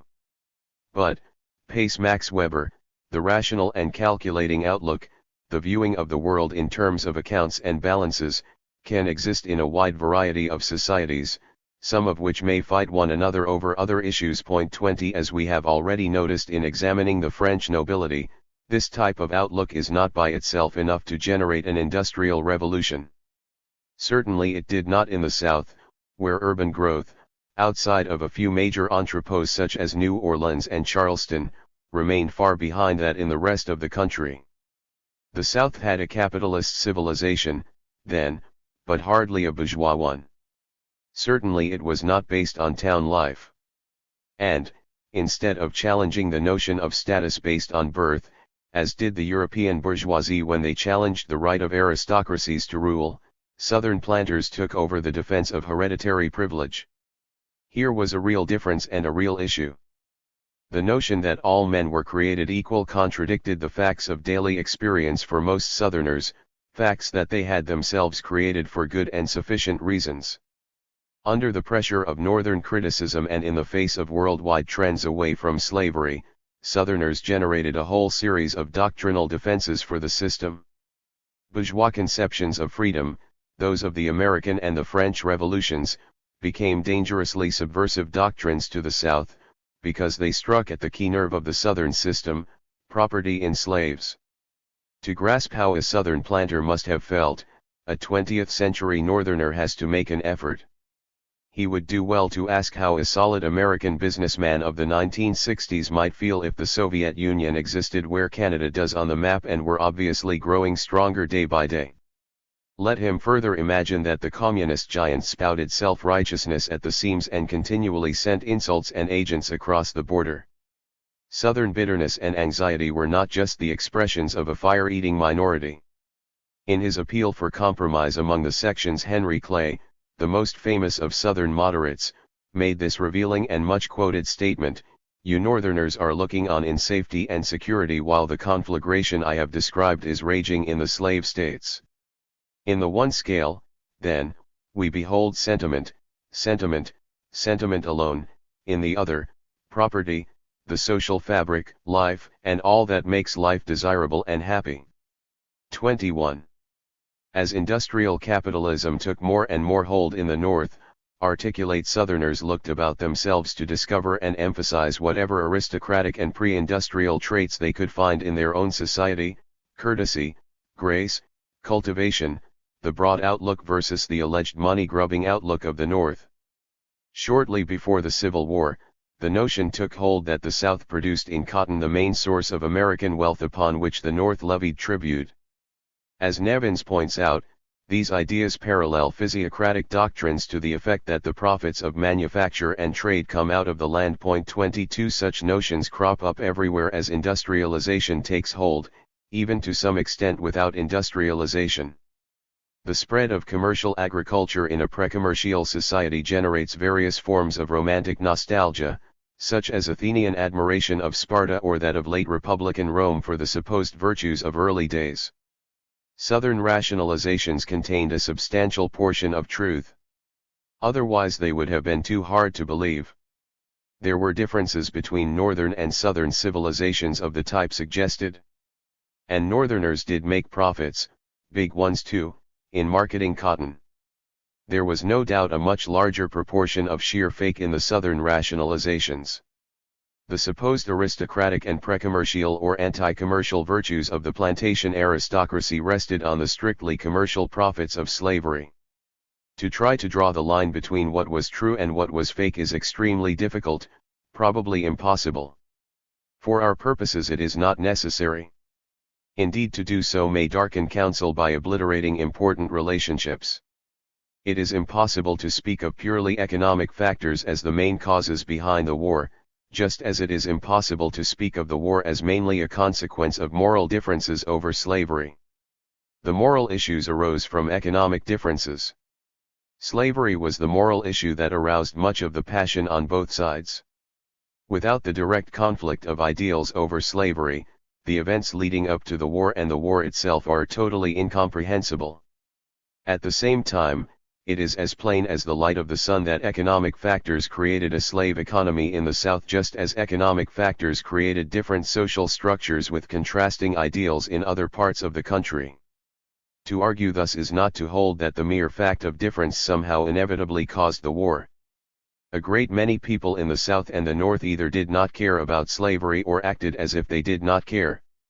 Nevins goes so far as to assert that the election of 1859 showed that at least three-quarters of the nation still opposed radical pro-slavery and anti-slavery ideas at what was almost the last moment. 23 Even if his estimate exaggerates the strength of neutral sentiment, one of the most sobering and thought-provoking aspects of the Civil War is the failure of this mass of indifferent opinion to prevent it. It is also this substantial body of opinion that has led intelligent historians such as Beard to doubt the importance of slavery as an issue. That I hold to be an error, and a very serious one. Nevertheless, the failure and collapse of moderation constitute a key part of the story, one on which those with Southern sympathies have shed valuable light. For a situation to arise in which war was likely to occur, changes had to take place in other parts of the country besides the South. The main impetus behind the growth of Northern capitalism itself through the 1830s came, as we have seen, from cotton. During the next decade the pace of industrial growth accelerated to the point where the Northeast became a manufacturing region. This expansion ended the dependence of the American economy on a single agricultural staple. The Northeast and the West, which had in the past supplied the South with much of its food and continued to do so, became less dependent on the South and more on each other. Cotton remained important to the Northern economy, but ceased to dominate it. 24 Measured by the value of its product, cotton still ranked second among northern manufactures in 1860. On the other hand, the North by this time produced a wide variety of manufactured goods, generally, to be sure, in small factories. A high proportion of the output was to meet the needs of an agricultural community: flour milling, lumber, boots and shoes, men's clothing, iron, leather, woolen goods, liquor, and machinery. 25 As we shall see in a moment, northern manufacturing output came to be exchanged very heavily with the rapidly growing western areas of the country. Though the diminution of northern dependence on southern cotton and the development of some economic antagonisms were the dominant trends, there are others that deserve our attention. It will not do to overemphasize the divisive tendencies. In its relation to the plantation economy, the Northeast provided the services of financing, transportation, insurance, and marketing. 26 The bulk of the cotton exported left from northern ports, of which New York was the most important. Thus, and this was a source of friction, southern incomes were spent very largely in the North to purchase services for the marketing of cotton, to buy what was needed on the plantation that could not be produced on the spot, and, no small item, for holidays from the heat by rich planters.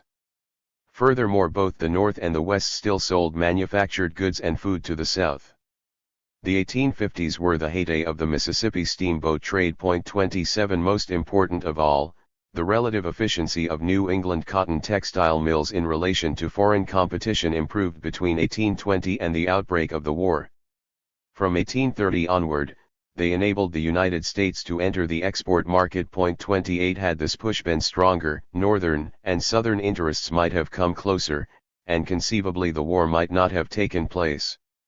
In any event, northern business interests were very far from bellicose advocates of a war of liberation or even war for the sake of the Union.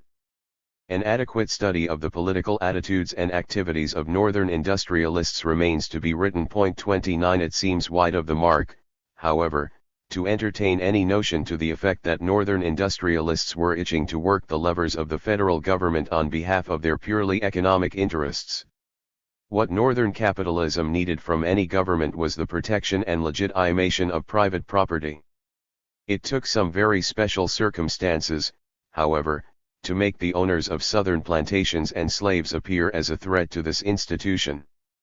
What northern capitalists also wanted was a moderate amount of government assistance in the process of accumulating capital and operating a market economy, more specifically, some tariff protection, aid in setting up a transportation network, sound money, and a central banking system.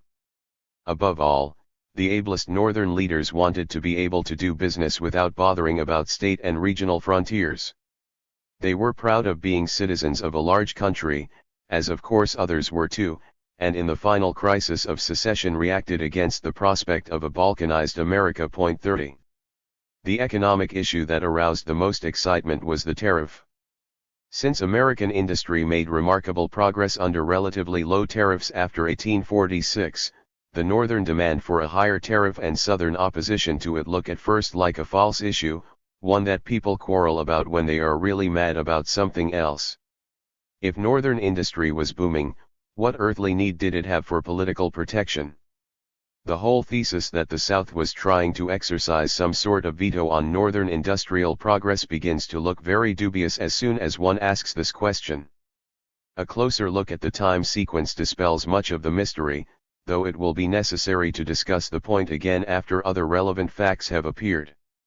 There was a very rapid industrial growth after 1850. But trouble became acute in certain areas, iron and textiles, during the middle of the last decade before the war.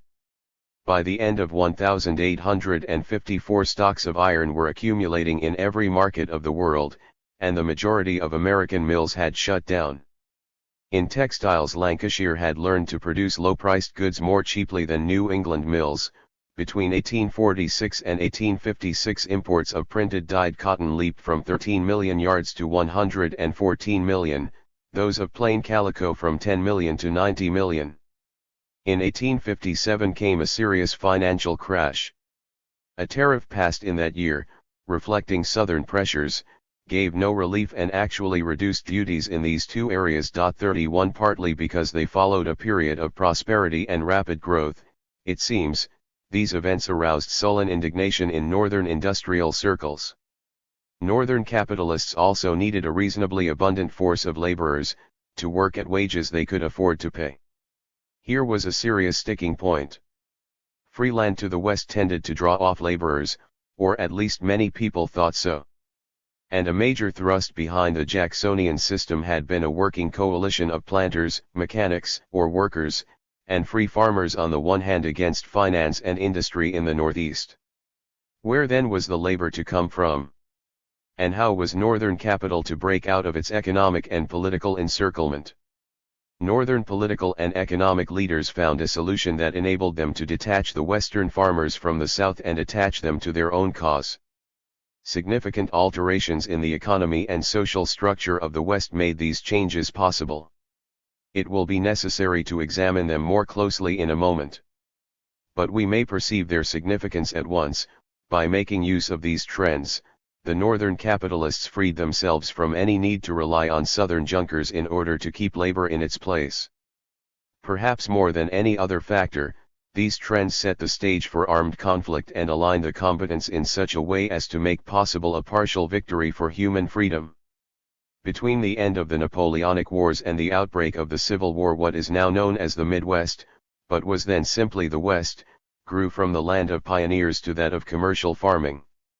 Indeed, many of those who lived through the rugged age of the pioneer seem to have left it rapidly behind for others to praise. Marketable surpluses of food with which to buy a few necessities and still fewer amenities appeared quite early. Up until the 1830s, the bulk of the surplus made its way south to feed the more specialized economy of that area, a trend that was to continue but lose its significance when the eastern market became more important. 32 Thrown heavily still on their own resources, the small independent farmers in the first third of the 19th century were keen to wrest control over the public lands from politicians in Washington who either speculated in land on a large scale or were otherwise indifferent to the claims and needs of the West. They sought local autonomy, sometimes at the expense of slim ties that connected them to the Union. 33 They were sympathetic to Andrew Jackson's attacks on the eastern citadels of wealth and formed one wing of the superficially plebeian coalition that then ruled the country. The growth of manufacturing in the East and the consequent rise in an effective demand for Western grain and meat changed this situation. Waves of expansion into the West in 1816 to 1818, 1832 to 1836, 1846 to 1847, and 1850 to 1856 reflect the increasing profitability of wheat, corn, and their derivatives. 34 From the 1830s onward, there was a gradual redirection of Western produce toward the eastern seaboard. The transportation revolution, the rise of canals and railroads, solved the problem of cross-mountain haulage, making possible a new outlet for Western farm products. The West's trade with the South did not decline absolutely, but actually increased. It was the proportions that shifted and helped to draw the West closer to the North. 35 The demand for farm products gradually transformed the social structure and psychological attitudes of the West in such a way as to make a new alignment possible. The outlook of the early individualist and small-scale capitalist, characteristic of the Northeast, spread to the dominant upper stratum of the Western farmers. Under the technological conditions of the day, the family farm was an efficient social mechanism for the production of wheat, corn, hogs, and other marketable products. 36 As quick transportation carried farm produce to eastern markets and brought ready cash in return, says Beard in one of the many passages that capture the essence of a basic social change in a few rolling sentences, as railways, increasing population, and good roads lifted land values, brick and frame houses began to supplant log cabins. With deep political significance, did prosperity tend to stifle the passion for easy money and allay the ancient hatred for banks? At last, beyond the mountains, the chants of successful farmers were heard above the laments of poor whites. 37 A further consequence was the spread and deepening of anti-slavery sentiment, probably traceable to the rooting of the family farm as a successful commercial venture in Western soil. 38 There are puzzles here, since the family farm run without slaves was very common in the South as well, though it seems to have been less of a commercial affair and more of a subsistence undertaking. In any case, it is clear that growing up outside the shadow of the plantation, and depending mainly on family members for labor, the Western system of farming generated considerable fear of competition from slavery. 39. Before the middle of the 19th century, Southern planters who had once welcomed Western farmers as allies against the plutocracy of the North came to see the spread of independent farming as a threat to slavery and their own system. Earlier proposals to divide up Western lands on easy terms for the small farmer had antagonized Eastern seaboard areas that feared emigration and loss of labor, including even some in the South, such as North Carolina. Initiatives in support of free land had come from the Southwest. With the establishment of commercial farming in Western areas, these alignments altered. Many Southerners dug in their heels against radical notions of giving land away to farmers that would abolitionize the area. 40 Plantation interests in the Senate killed the Homestead Bill of 1852. 8 years later, President Buchanan vetoed a similar measure, to the delight of nearly all Southern congressmen who had been unable to prevent its passage. 41. The response in the North to the changes in Western agrarian society was more complex. Northern mill owners were not automatically ready to give away land to anyone who asked for it, since doing so might merely diminish the number of willing hands likely to appear at the factory gates. Southern hostility to the West gave the North an opportunity for alliance with the farmer, but one that Northerners were slow to grasp. The coalition did not become a political force until very late in the day, in the Republican platform of 1860 that helped to carry Lincoln to the White House, even though a majority of the country's voters opposed him. The rapprochement appears to have been the work of politicians and journalists rather than businessmen.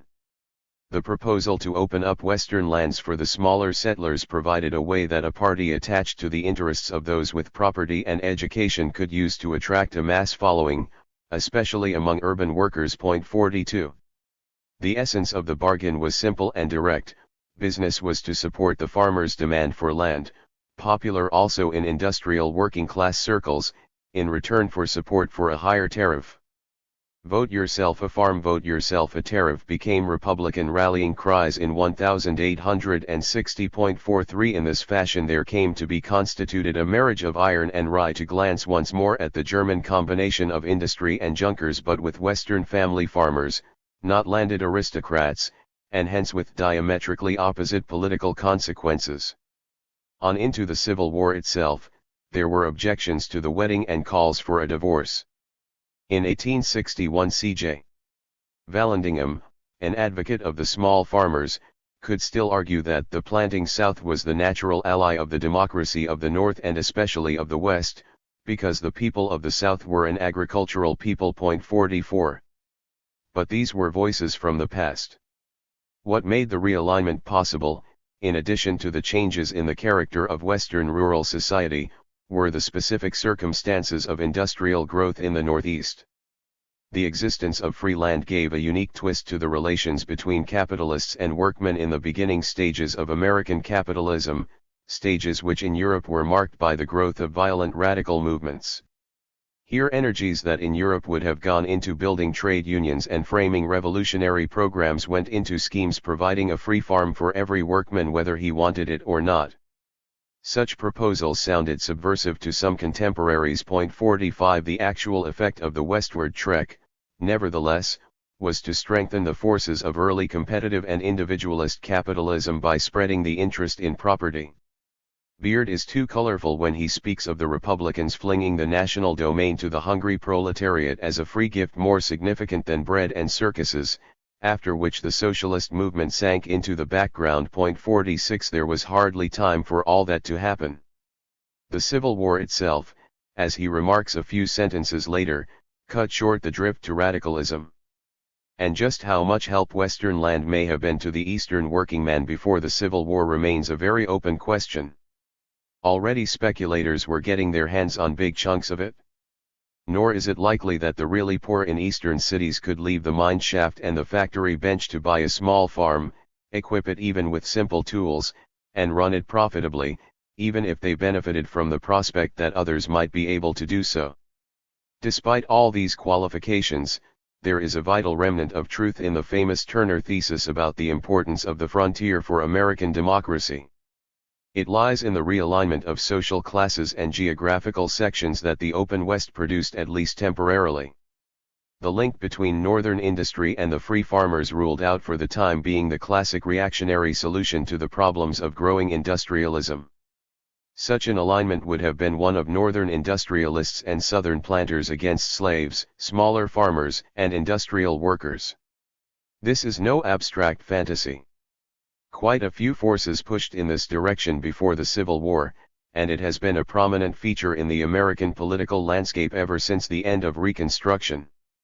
In the circumstance of mid-19th century American society, any peaceful solution, any victory of moderation, good sense, and democratic process, would have had to be a reactionary solution. 47 It would have had to be at the expense of the Negro, as it was to be eventually anyway, unless one is ready to take seriously the notion that more than 100 years ago both Northerners and Southerners were ready to abandon slavery and incorporate the Negro into American society.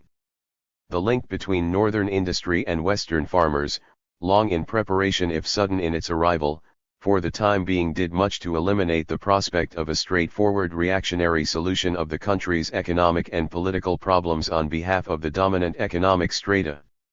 For the very same reason, it brought the country to the edge of civil war. 3. Toward an explanation of the causes of the war. The alignment of the main social groupings in American society in 1860 goes a long way toward explaining the character of the war, or the issues that could and could not come to the surface, more bluntly what the war could be about. It tells us what was likely if there was to be a fight. By itself the alignment does not account very well for why there actually was a fight. Now that some of the relevant facts are before us, it is possible to discuss with greater profit the question of whether or not there was an inherent mortal conflict between North and South. Let us take up the economic requirements of the two systems one by one in order of 1. Capital requirements, 2. Requirements for labor, and 3. Those connected with marketing the final product. Though the point is open to some dispute, it is possible to detect definite expansionist pressures in the plantation economy.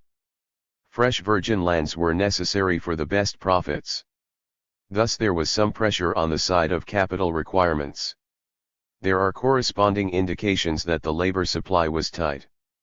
More slaves would have been very helpful. Finally, to make the whole system work, cotton, and to a lesser extent other staples, had to fetch a good price in the international market. Northern industry required a certain amount of assistance from the government in what might be called overhead costs of capital construction and the creation of a favorable institutional environment, a transportation system, a tariff, and a sufficiently tight currency so that debtors and small men generally did not have undue advantages. On the side of labor, industry needed formally free wage laborers, though it is not easy to prove that free labor is necessarily superior to slavery in a factory system, except for the fact that someone has to have money in order to buy what industry produces. But perhaps that is a sufficient consideration. Finally, of course, growing industry did need an expanding market, provided still in those days quite largely by the agricultural sector. The West furnished much of this market and may be regarded as part of the North for the sake of this crude model.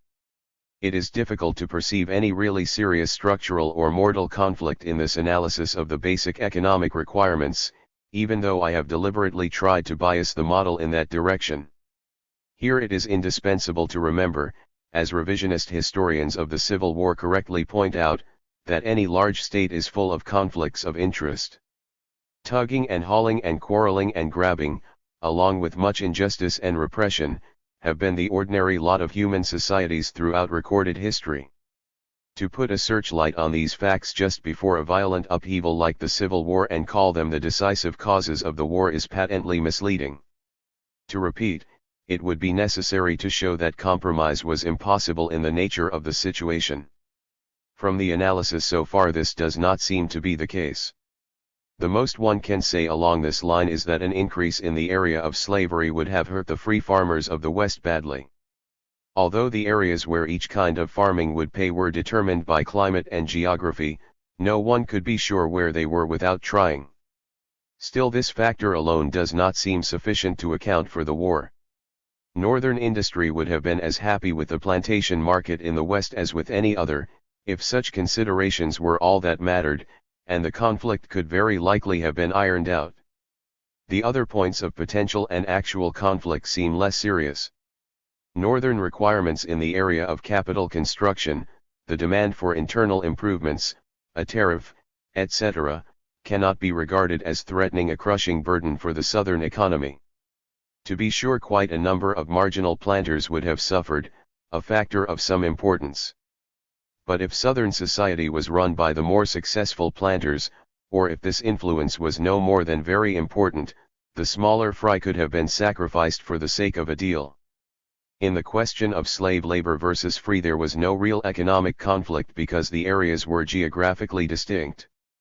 Every account that I have come upon indicates that Northern labor was either lukewarm or hostile to the anti-slavery issue.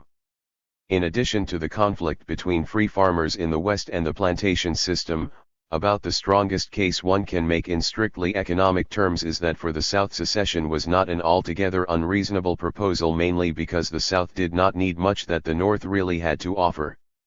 In the short run, the North could not buy much more cotton than it did already. The most that the North could have offered would have been to reopen the slave trade. There was talk about taking over Cuba for slavery, and even some desultory action. As quite recent events have shown, under other circumstances such a move might be an extremely popular one in all parts of the country. At that time it seems to have been both impractical and impolitic. To sum up, the strictly economic issues were very probably negotiable. Why, then, did the war happen? What was it about? The apparent inadequacy of a strictly economic explanation I shall argue in a moment that the fundamental causes were still economic ones has led historians to search for others. Three main answers are distinguishable in the literature. One is that the Civil War was fundamentally a moral conflict over slavery. Since large and influential sections of the public in both the North and the South refused to take a radical position either for or against slavery, this explanation runs into difficulties, in effect the ones that Beard and others tried to circumvent in their search for economic causes. The second answer tries to get around both sets of difficulties by the proposition that all the issues were really negotiable and that the blunderings of politicians brought on a war that the mass of the population in the North and in the South did not want. The third answer amounts to an attempt to push this line of thought somewhat further by analyzing how the political machinery for achieving consensus in American society broke down and allowed the war to erupt. In this effort, however, historians tend to be driven back toward an explanation in terms of moral causes. Point 48. Each of the explanations, including that stressing economic factors, can marshal a substantial body of facts in its support. Each has hit at a portion of the truth. To stop at this observation is to be satisfied with intellectual chaos. The task is to relate these portions of the truth to each other, to perceive the whole in order to understand the relationship and significance of partial truths. That such a search is endless, that the discovered relations are themselves only partial truths, does not mean that the search ought to be abandoned. To return to the economic factors, it is misleading, if at times necessary, to take them separately from others with the traditional labels political, moral, social, etc. Similarly, it is a necessity for the sake of comprehensible exposition to break the issues down one by one in some other series, such as slavery as such, slavery in the territories, tariff, currency, railroads, and other internal improvements, the alleged Southern tribute to the North.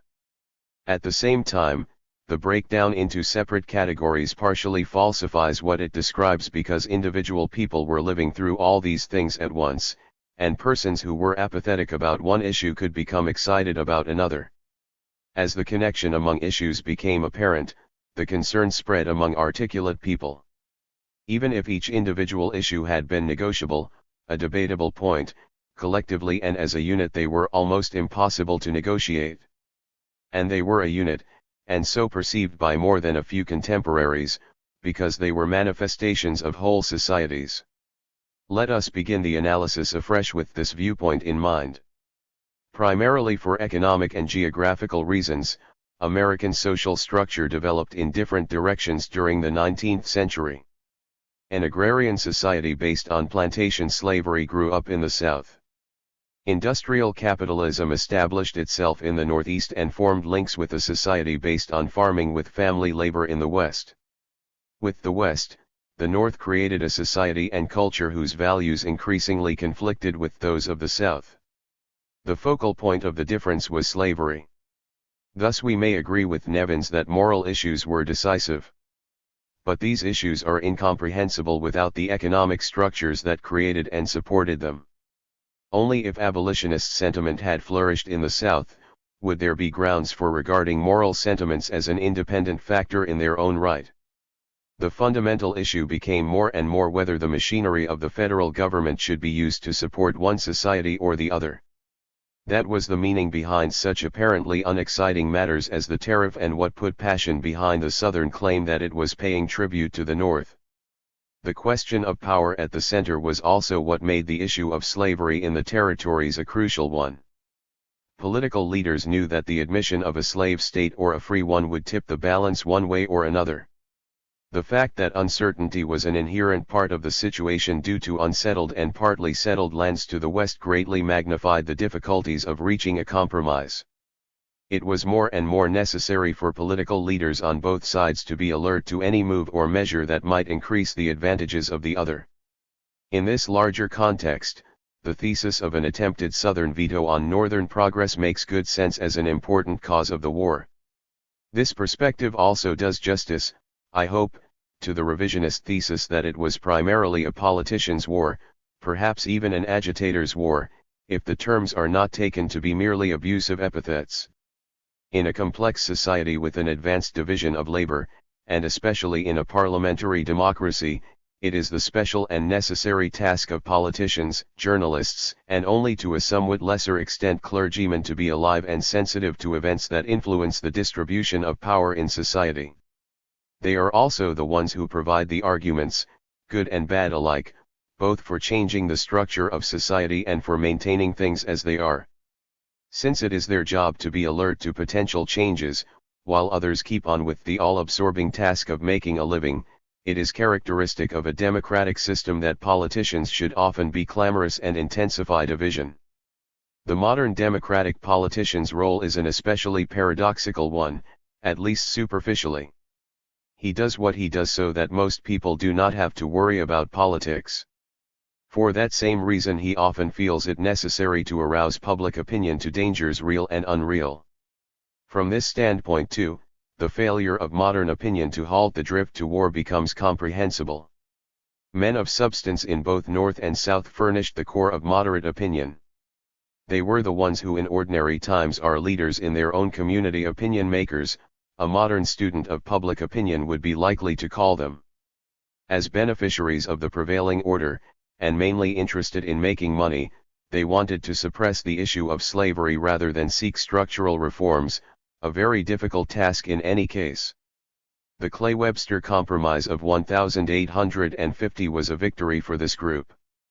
It provided for stricter laws in the North about the return of fugitive slaves and for the admission of several new states to the Union, California as a free state, New Mexico and Utah at some future date with or without slavery as their constitutions might provide at the time of admission. 49 Any to drag the slavery issue out into the open and seek a new solution made large numbers of these groups cease being moderates.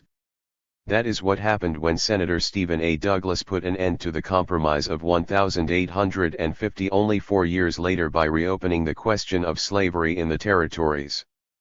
Through proposing in the Kansas-Nebraska Act that the settlers decide the issue for themselves one way or the other, he converted, at least for the time being, wide sections of Northern opinion from moderation to views close to abolitionism. In the South, his support was not much more than lukewarm. 50. By and large the moderates had the usual virtues that many people hold are necessary to make democracy work: willingness to compromise and see the opponent's viewpoint, a pragmatic outlook. They were the opposite of doctrinaires. What all this really amounted to was a refusal to look facts in the face. Trying mainly to push the slavery issue aside, the moderates were unable to influence or control the series of events generated by the underlying situation. 51 Crises such as the struggles over Bleeding Kansas, the financial panic of 1857, John Brown's melodramatic attempt to put himself at the head of a slave insurrection, and many others eroded the moderate position, leaving its members increasingly disorganized and confused. The practicality that tries to solve issues by patiently ignoring them, an attitude often complacently regarded as the core of Anglo-Saxon moderation, revealed itself as totally inadequate. An attitude, a frame of mind, without a realistic analysis and program is not enough to make democracy work, even if a majority share this outlook. Consensus by itself means little, it depends what the consensus is about. Finally, as one tries to perceive American society as a whole in order to grasp the causes and meaning of the war, it is useful to recall that searching for the sources of dissension necessarily obscures a major part of the problem. In any political unity that exists for a long time, there must be causes to produce the unity. There have to be reasons why men seek accommodation for their inevitable differences. It is difficult to find a case in history where two different regions have developed economic systems based on diametrically opposite principles and yet remained under a central government that retained real authority in both areas. I cannot think of any. 52 In such a situation there would have to be very strong cohesive forces to counteract the divisive tendencies. Cohesive forces appear to have been weak in the mid-19th century in the United States, though there is always the risk of exaggerating their weakness because the Civil War did happen. Trade is an obvious factor that can generate links among various sections of a country. The fact that Southern cotton went mainly to England is almost certainly a very important one. It meant that the link with the North was so much the weaker. English partiality to the Southern cause during the war itself is well known. But it will not do to put too much weight on the direction of trade as an aspect of disunity. As pointed out earlier, northern mills were beginning to use more cotton. When the western market fell off sharply after the crash of 1857, New York merchants relied for a time more heavily on their southern connections. 53 In a word, the situation in trade was changing. Had the war been averted, historians who look first for economic causes would have had no difficulty in finding an explanation. Though the fact that cotton still linked the South with England more than with the North was significant, two other aspects of the situation may have been more important. One has already been mentioned, the absence of any strong radical working class threat to industrial capitalist property in the North. Secondly, the United States had no powerful foreign enemies. In this respect, the situation was entirely different from that facing Germany and Japan, who both experienced their own versions of political modernization crises somewhat later, 1871 in Germany, 1868 in Japan. For this combination of reasons, there was not much force behind the characteristic conservative compromise of agrarian and industrial elites. There was little to make the owners of northern mills and southern slaves rally under the banner of the sacredness of property. To sum up with desperate brevity, the ultimate causes of the war are to be found in the growth of different economic systems leading to different civilizations with incompatible stands on slavery. The connection between northern capitalism and western farming helped to make unnecessary for a time the characteristic reactionary coalition between urban and landed elites, and hence the one compromise that could have avoided the war. Two further factors made compromise extremely difficult. The future of the West appeared uncertain in such a way as to make the distribution of power at the center uncertain, thus intensifying and magnifying all causes of distrust and contention. Secondly, as just noted, the main forces of cohesion in American society, though growing stronger, were still very weak. For the revolutionary impulse and its failure. About the Civil War itself, it is unnecessary to say more than a few words, especially since the most important political event, the Emancipation Proclamation, has already been mentioned. The war reflected the fact that the dominant classes in American society had split cleanly in two, much more cleanly than did the ruling strata in England at the time of the Puritan Revolution or those in France at the time of the French Revolution. In those two great convulsions, divisions within the dominant classes enabled radical tendencies to boil up from the lower strata, much more so in the case of the French Revolution than in England. In the American Civil War there was no really comparable radical upsurge. At least in major outline the reasons are easy to see. American cities were not teeming with depressed artisans and potential sans-culottes. Even if only indirectly, the existence of Western lands reduced the explosive potential. In the second place, the materials for a peasant conflagration were lacking. Instead of peasants at the bottom of the heap, the South had mainly black slaves. Either they could not or they would not revolt. For our purpose it does not matter which. Though there were sporadic slave outbreaks, they had no political consequences. No revolutionary impulse came from that quarter. 54. What there was in the way of a revolutionary impulse, that is, an attempt to alter by force the established order of society, came out of Northern capitalism. In the group known as the Radical Republicans, abolitionist ideals fused with manufacturing interests to ignite a brief revolutionary flash that sputtered and went out in a mire of corruption.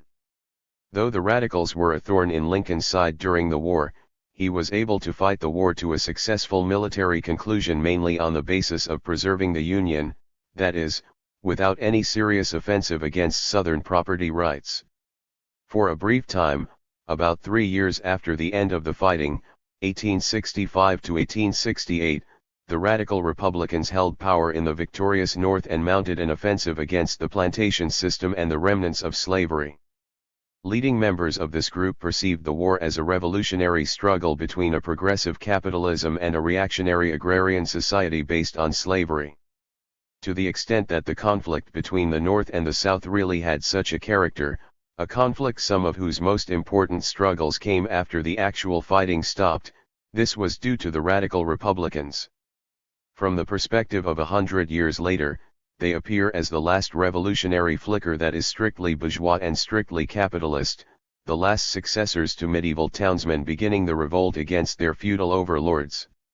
Revolutionary movements since the Civil War have been either anti-capitalist, or fascist and counter-revolutionary if in support of capitalism. From abolitionist ideologues and free soil radicals, a small band of Republican politicians took over the conception of slavery as an anachronistic remnant of a dying world of baron and serf, noble and slave.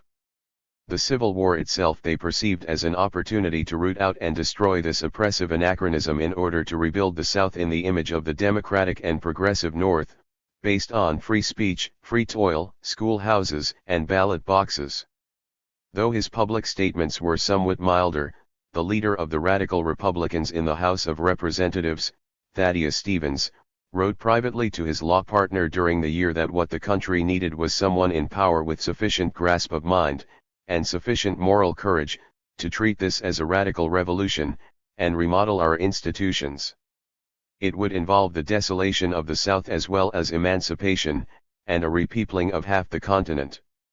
What put steam behind this movement and lifted it out of the realm of noisy talk was the fact that it coincided with the interests of crucial segments of Northern society. 55. One was the infant iron and steel industry of Pennsylvania. Another was a set of railroad interests. Stevens acted as a congressional go-between for both of these interests, from each of whom he received cash favors in accord with prevailing political morals. 56. The Radical Republicans also received substantial support from Northern labor. Even though Northern workers were very cool to abolitionist propaganda, fearing Negro competition and regarding New England abolitionists as hypocritical representatives of the mill owners, they were enthusiastic about radical conceptions of tariff protection and going slow on the contraction of inflated Northern currency. 57. Financial and commercial interests, on the other hand, were unenthusiastic about the radicals. After the war, principled radicals turned against the plutocracy of the North. 58. Thus the radical offensive did not represent a united capitalist offensive on the plantation system. It was a combination of workers, industrialists, and some railroad interests at the time of its greatest power. Still, it would not be amiss to label it entrepreneurial and even progressive capitalism. It attracted the main creative forces that Veblen later liked in American society and repelled those that he disliked, Snobbish financiers who made their money by selling instead of doing. In Thaddeus Stevens and his associates, this combination had skilled political leadership and sufficient minor intellectual talent to provide a general strategy. Radicals had an explanation of where society was heading and how they could take advantage of this fact. For them the Civil War was at least potentially a revolution. Military victory and Lincoln's assassination, which they welcomed with scarcely disguised joy, gave them a brief opportunity to try to make it a real one. Thaddeus Stevens again provided the analysis as well as the day-to-day political leadership. Essentially his strategy amounted to capturing the machinery of the federal government for the benefit of the groups for which he was spokesman. To do so it was necessary to change Southern society lest the old type of plantation leadership return to Congress and frustrate the move. Out of this necessity came what little revolutionary impulse there was to the whole struggle. Stevens had enough sociological insight to see what the problem was and to cast about for a possible remedy, as well as enough nerve to make a try. In his speeches of 1865 Stevens presented to the general public and to Congress a surprisingly coherent analysis and program of action. The South had to be treated as a conquered people, not as a series of states that had somehow left the Union and were now to be welcomed back. The foundation of their institutions, both political, municipal, and social, must be broken up and relaid, or all our blood and treasure have been spent in vain.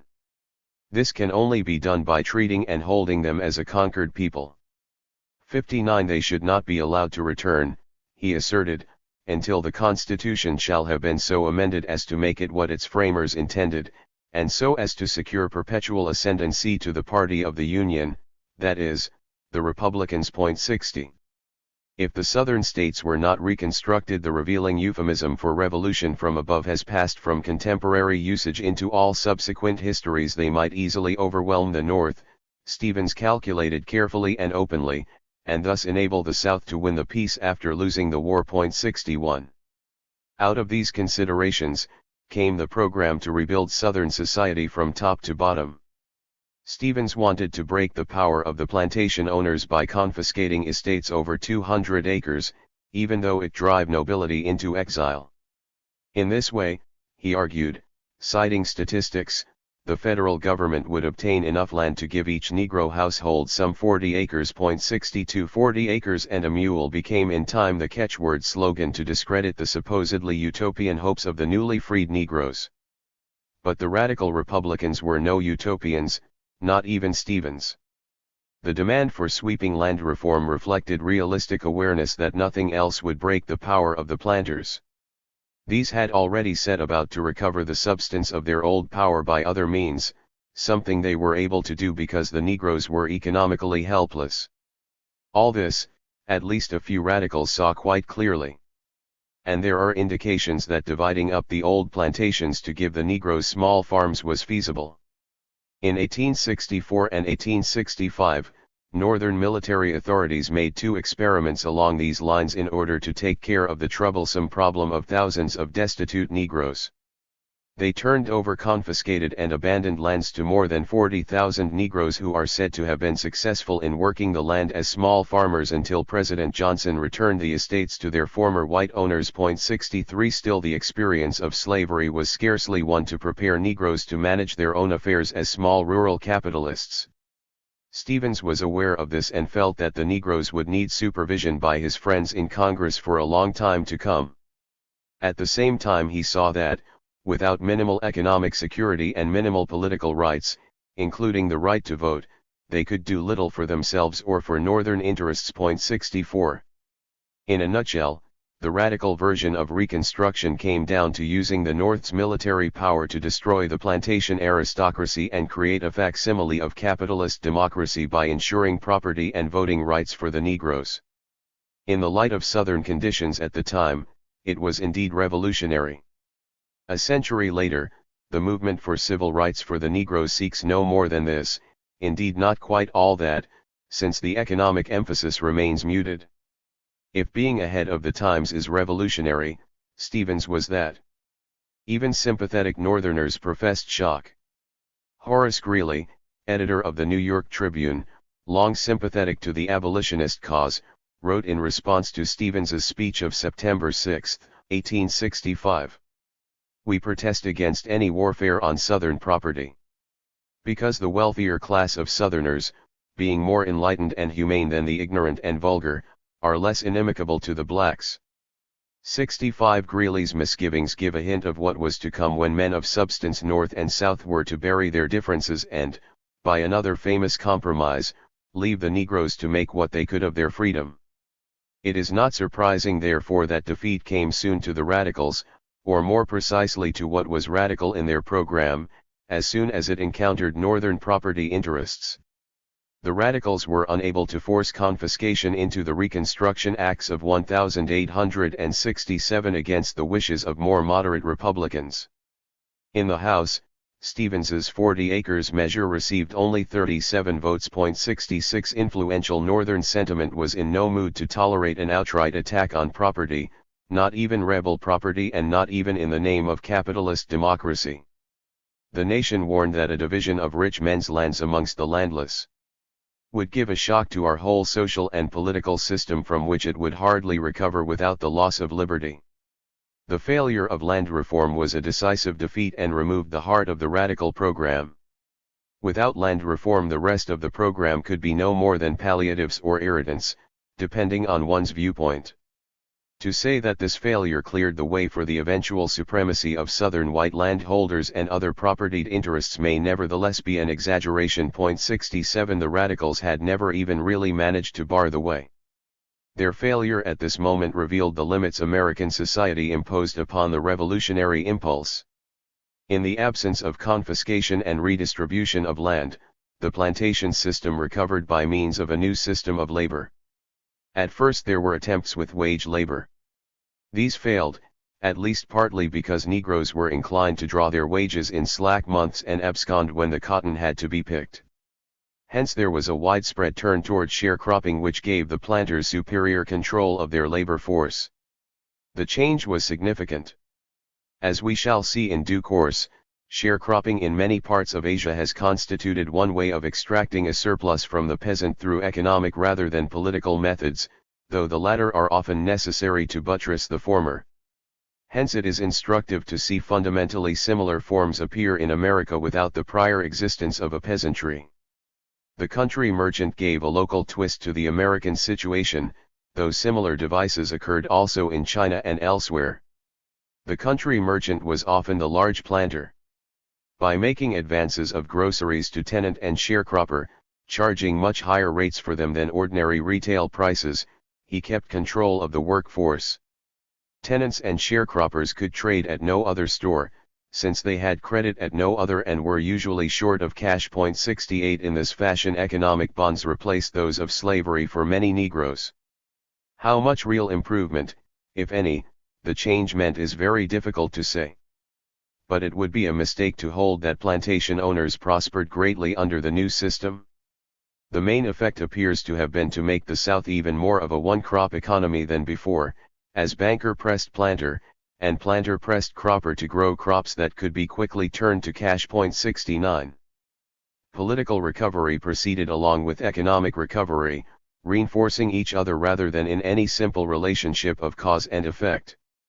There is no need to recount here the political twistings and turnings of the successors to the antebellum ruling groups in the South as they sought for political leverage, though it is worth noticing that scalawags white collaborationists they might be called today included numerous planters, merchants, and even industrial leaders. 70 A good deal of violence, perhaps deprecated by the better elements, though skepticism is in order here, helped to put the Negroes in their place and re-establish overall white supremacy. 71 Meanwhile industrialists and railroad men were becoming increasingly influential in Southern affairs. 72 In a word, moderate men of substance were returning to power, authority, and influence in the South, as they were in the North as well.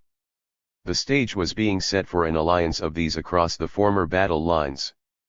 It was consummated formally in 1876 when the disputed Hayes-Tilden election was settled by allowing the Republican Hayes to take office in return for removing the remnants of the Northern occupational regime. Under attack from radical agrarians in the West and radical labor in the East, the party of wealth, property and privilege in the North was ready to abandon the last pretense of upholding the rights of the propertyless and oppressed Negro laboring class. 73 When Southern Junkers were no longer slave holders and had acquired a larger tincture of urban business, and when Northern capitalists faced radical rumblings, the classic conservative coalition was possible. So came their midter to liquidate the Second American Revolution. 5. The meaning of the war. Was it a revolution? Certainly not in the sense of a popular uprising against oppressors. To assess the meaning of the Civil War, to place it in a history that is still being made, is just as difficult as to account for its cause and course. One sense of revolution is a violent destruction of political institutions that permits a society to take a new course. After the Civil War, industrial capitalism advanced by leaps and bounds. Clearly that was what Charles Beard had in mind when he coined the famous phrase, the Second American Revolution. But was the burst of industrial capitalist growth a consequence of the Civil War? And how about the contribution to human freedom that all but the most conservative associate with the word revolution? The history of the 14th Amendment, prohibiting the states from depriving any person of life, liberty, or property, epitomizes the ambiguity on this score. As every educated person knows, the 14th Amendment has done precious little to protect Negroes and a tremendous amount to protect corporations. Beard's thesis that such was the original intent of those who drafted the amendment has been rejected by some. 74 That in itself is trivial. About the consequence, there is no doubt. Ultimately, the way one assesses the Civil War depends on the assessment of freedom in modern American society and the connection between the institutions of advanced industrial capitalism and the Civil War. Another whole book would scarcely serve to argue these issues. I shall do no more than try to sketch a few of the more important considerations. Certain very important political changes did accompany and follow the Northern victory. They may be summed up in the remark that the federal government became a series of ramparts around property, mainly big property, and an agency to execute the biblical pronouncement, "To him that hath shall be given." First among the ramparts was the preservation of the Union itself, which meant, as the West filled up after the war, one of the largest domestic markets of the world. It was also a market protected by the highest tariff to date in the nation's history. 75 Property received protection from state governments with unsound inclinations through the 14th Amendment. Likewise, the currency was put on a sound footing through the national banking system and the resumption of specie payments. Whether such measures hurt the Western farmers as much as was once supposed is dubious. There are indications that they were doing quite well during the war and for some time afterward. 76 At any rate, they received some compensation through the opening of the public domain in the West, though it is on this score that the federal government became an agency of the biblical statement just quoted. Railroads received huge grants, and disposal of public domains also formed the basis of great fortunes in timber and mining. Finally, as a compensation to industry that might lose laborers in this fashion, the federal government continued to hold open the doors to immigration. As Beard puts it, all that 2 generations of Federalists and Whigs had tried to get was won within 4 short years, and more besides. 77 4 short years is a rhetorical exaggeration. Some of these measures were also part of Reconstruction, and the resumption of specie payment did not take place until 1879. But that is a small matter, since Reconstruction was definitely a part of the whole struggle. If one looks back and compares what happened with the planter program of 1860, federal enforcement of slavery, no high protective tariffs, no subsidies, nor expensive tax creating internal improvements, no national banking and currency system. 78 The case for a victory of industrial capitalism over the fetters of the plantation economy, a victory that required blood and iron to occur at all, becomes very persuasive indeed. Reflection may make much of this conviction evaporate. It is worth noticing that Beard's own position is quite ambiguous. After recounting the victories of Northern capitalism just summarized above, he remarks, "The main economic results of the Second American Revolution thus far noted would have been attained had there been no armed conflict." 79 But Beard's views are not in question except insofar as the provocative writings of a first-rate historian shed light on the issues. Three related arguments may be brought to bear against the thesis that the Civil War was a revolutionary victory for industrial capitalist democracy and necessary to this victory. First, one might hold that there is no real connection between the Civil War and the subsequent victory of industrial capitalism. To argue in favor of this connection is to fall victim to the fallacy of post hoc, ergo propter hoc.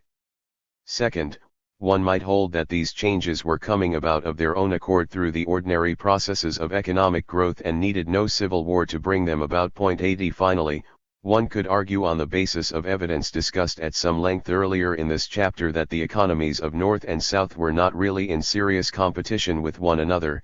At best they were complementary, at worst, they failed to link up with each other due to fortuitous circumstances, such as the fact that the South sold much of its cotton to England.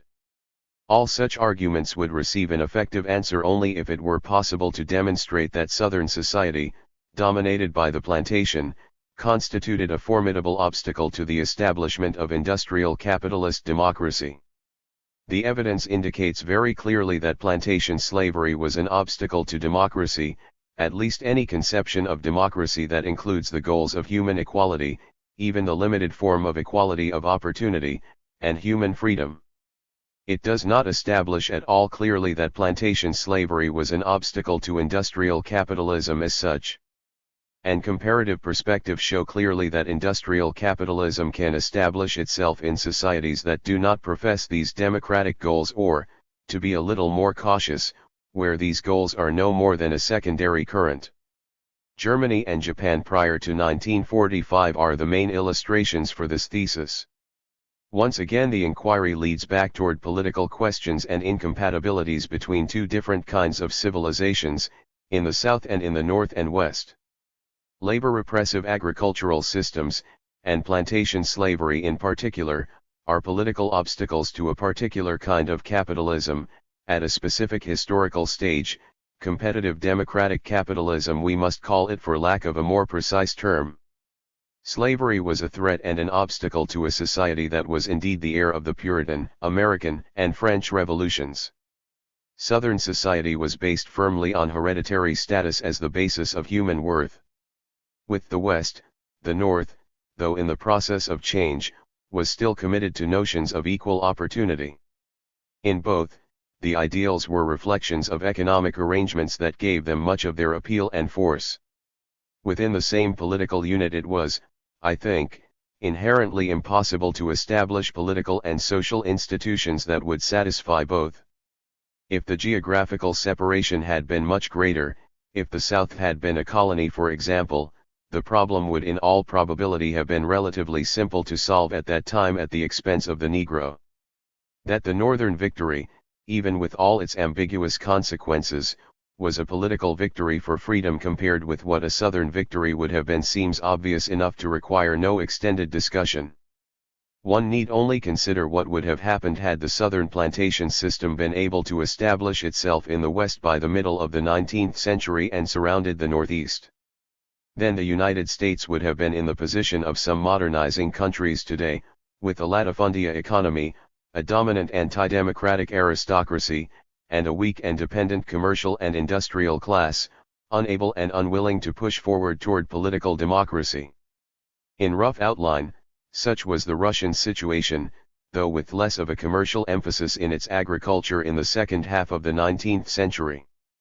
A radical explosion of some kind or a prolonged period of semi-reactionary dictatorship would have been far more probable than a firmly rooted political democracy with all its shortcomings and deficiencies. Striking down slavery was a decisive step, an act at least as important as the striking down of absolute monarchy in the English Civil War and the French Revolution, an essential preliminary for further advances.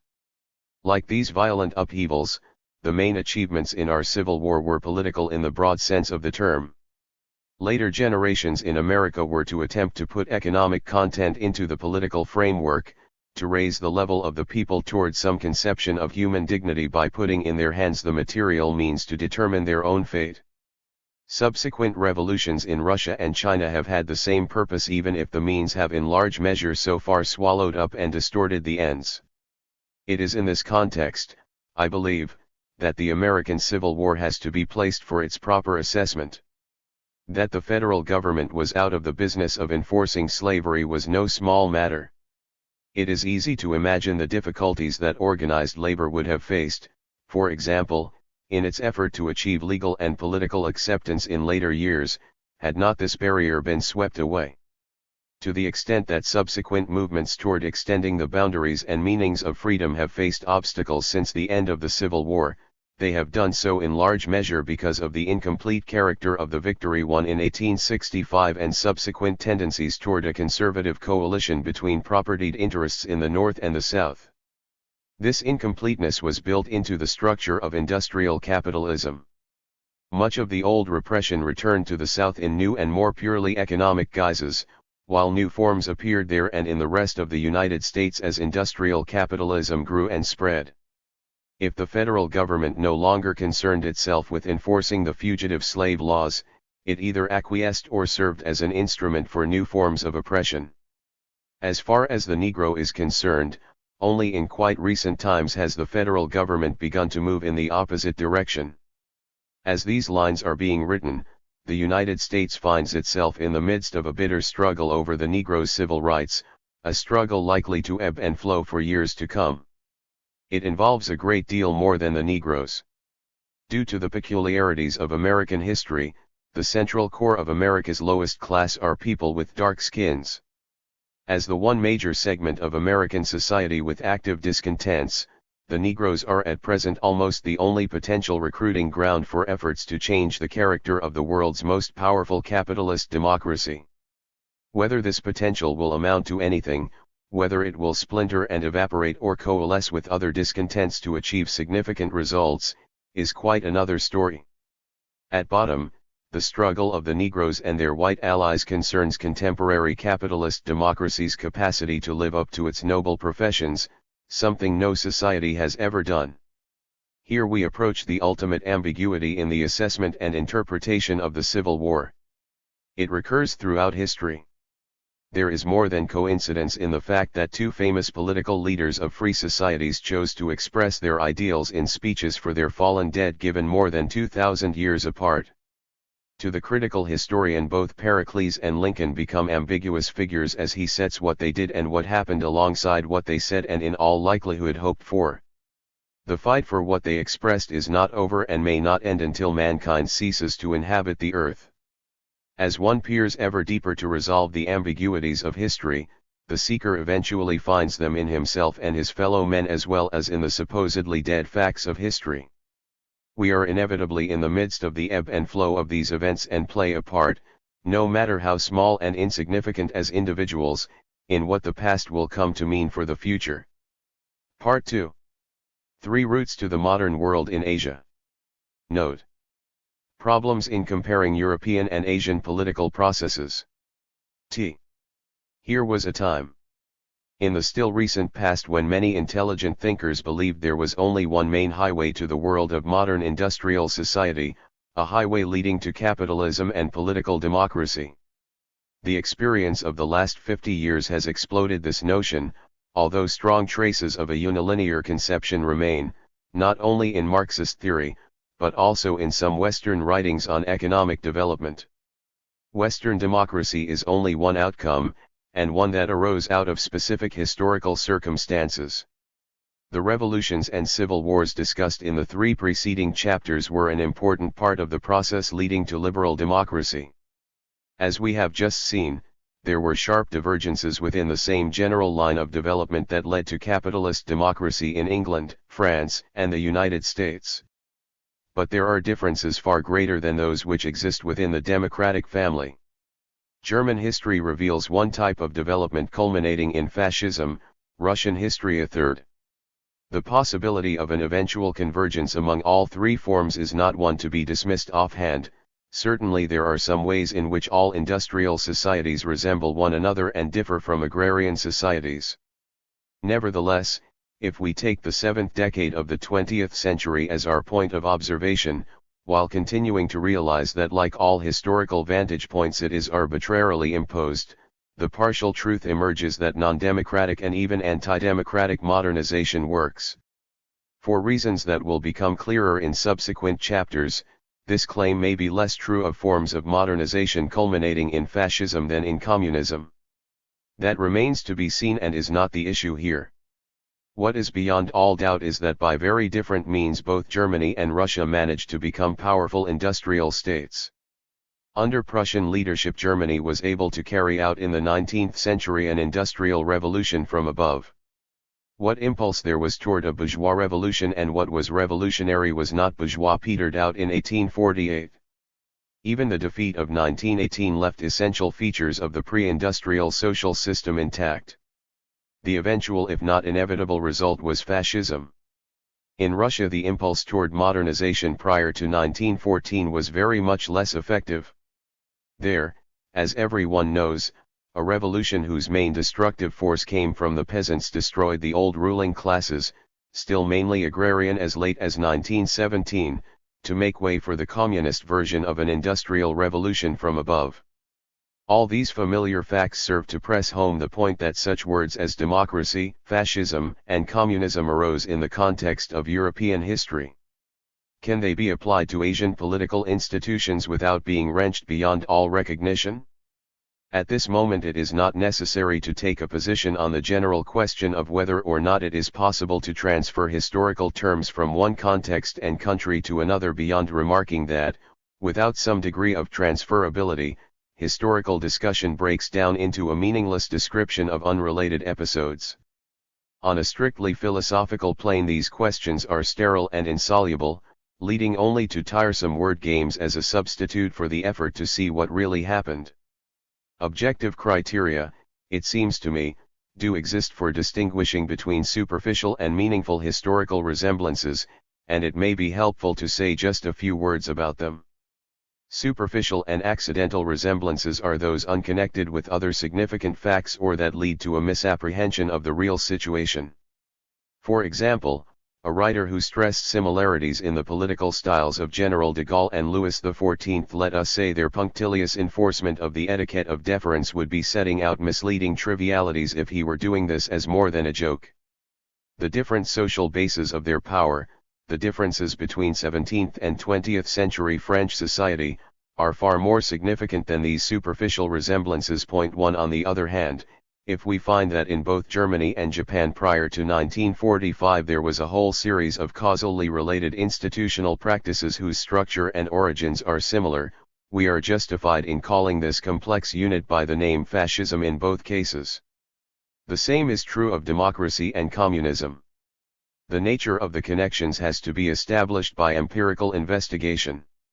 It is quite likely that in themselves the essential features that go to make up communism, fascism, or parliamentary democracy will fall short of providing an adequate explanation of the principal political characteristics of China, Japan, and India.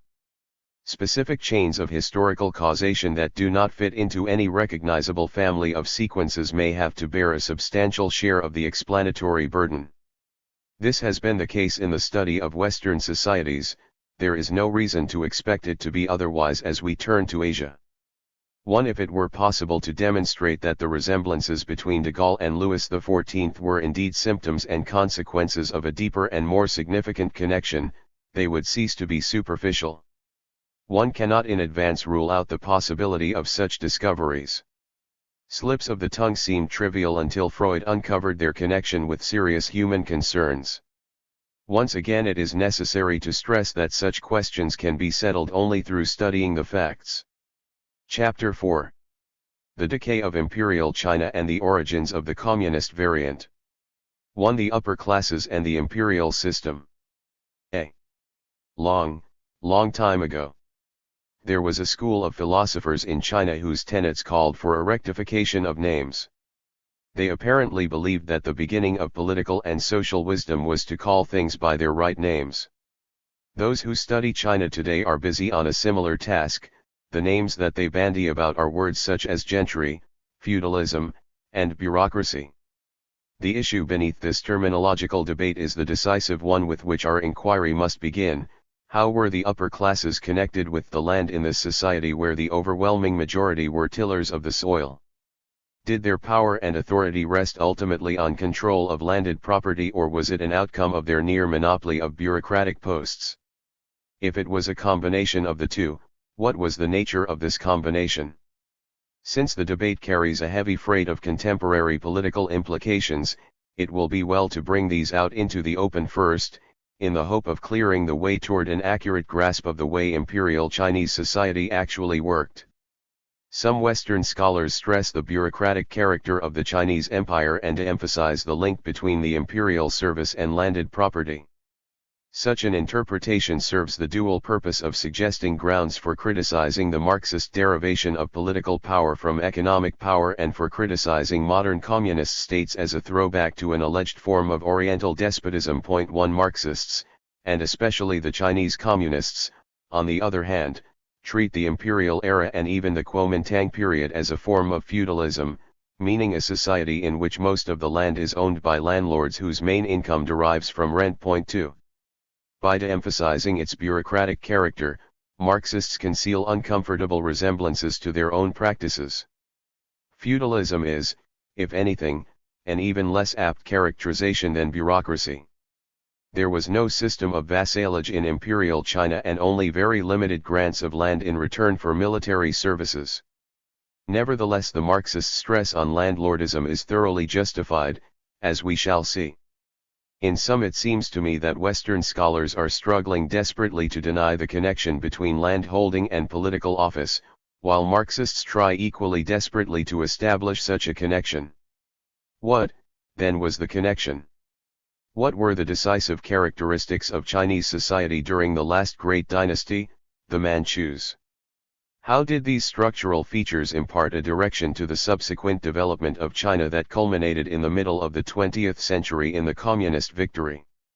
What characteristics of the Chinese landed upper class helped to account for the absence of any strong push toward parliamentary democracy as the imperial system broke down? A few simple points stand out upon which there is widespread agreement and that enable us to take preliminary bearings. First of all, long before our story begins, the Chinese polity had eliminated the problem of a turbulent aristocracy tied to the land. The stages by which this enormous transformation took place do not concern us, except to mention that the famous system of examinations, which helped the emperor to recruit a bureaucracy with which to fight the aristocracy, played a part in it.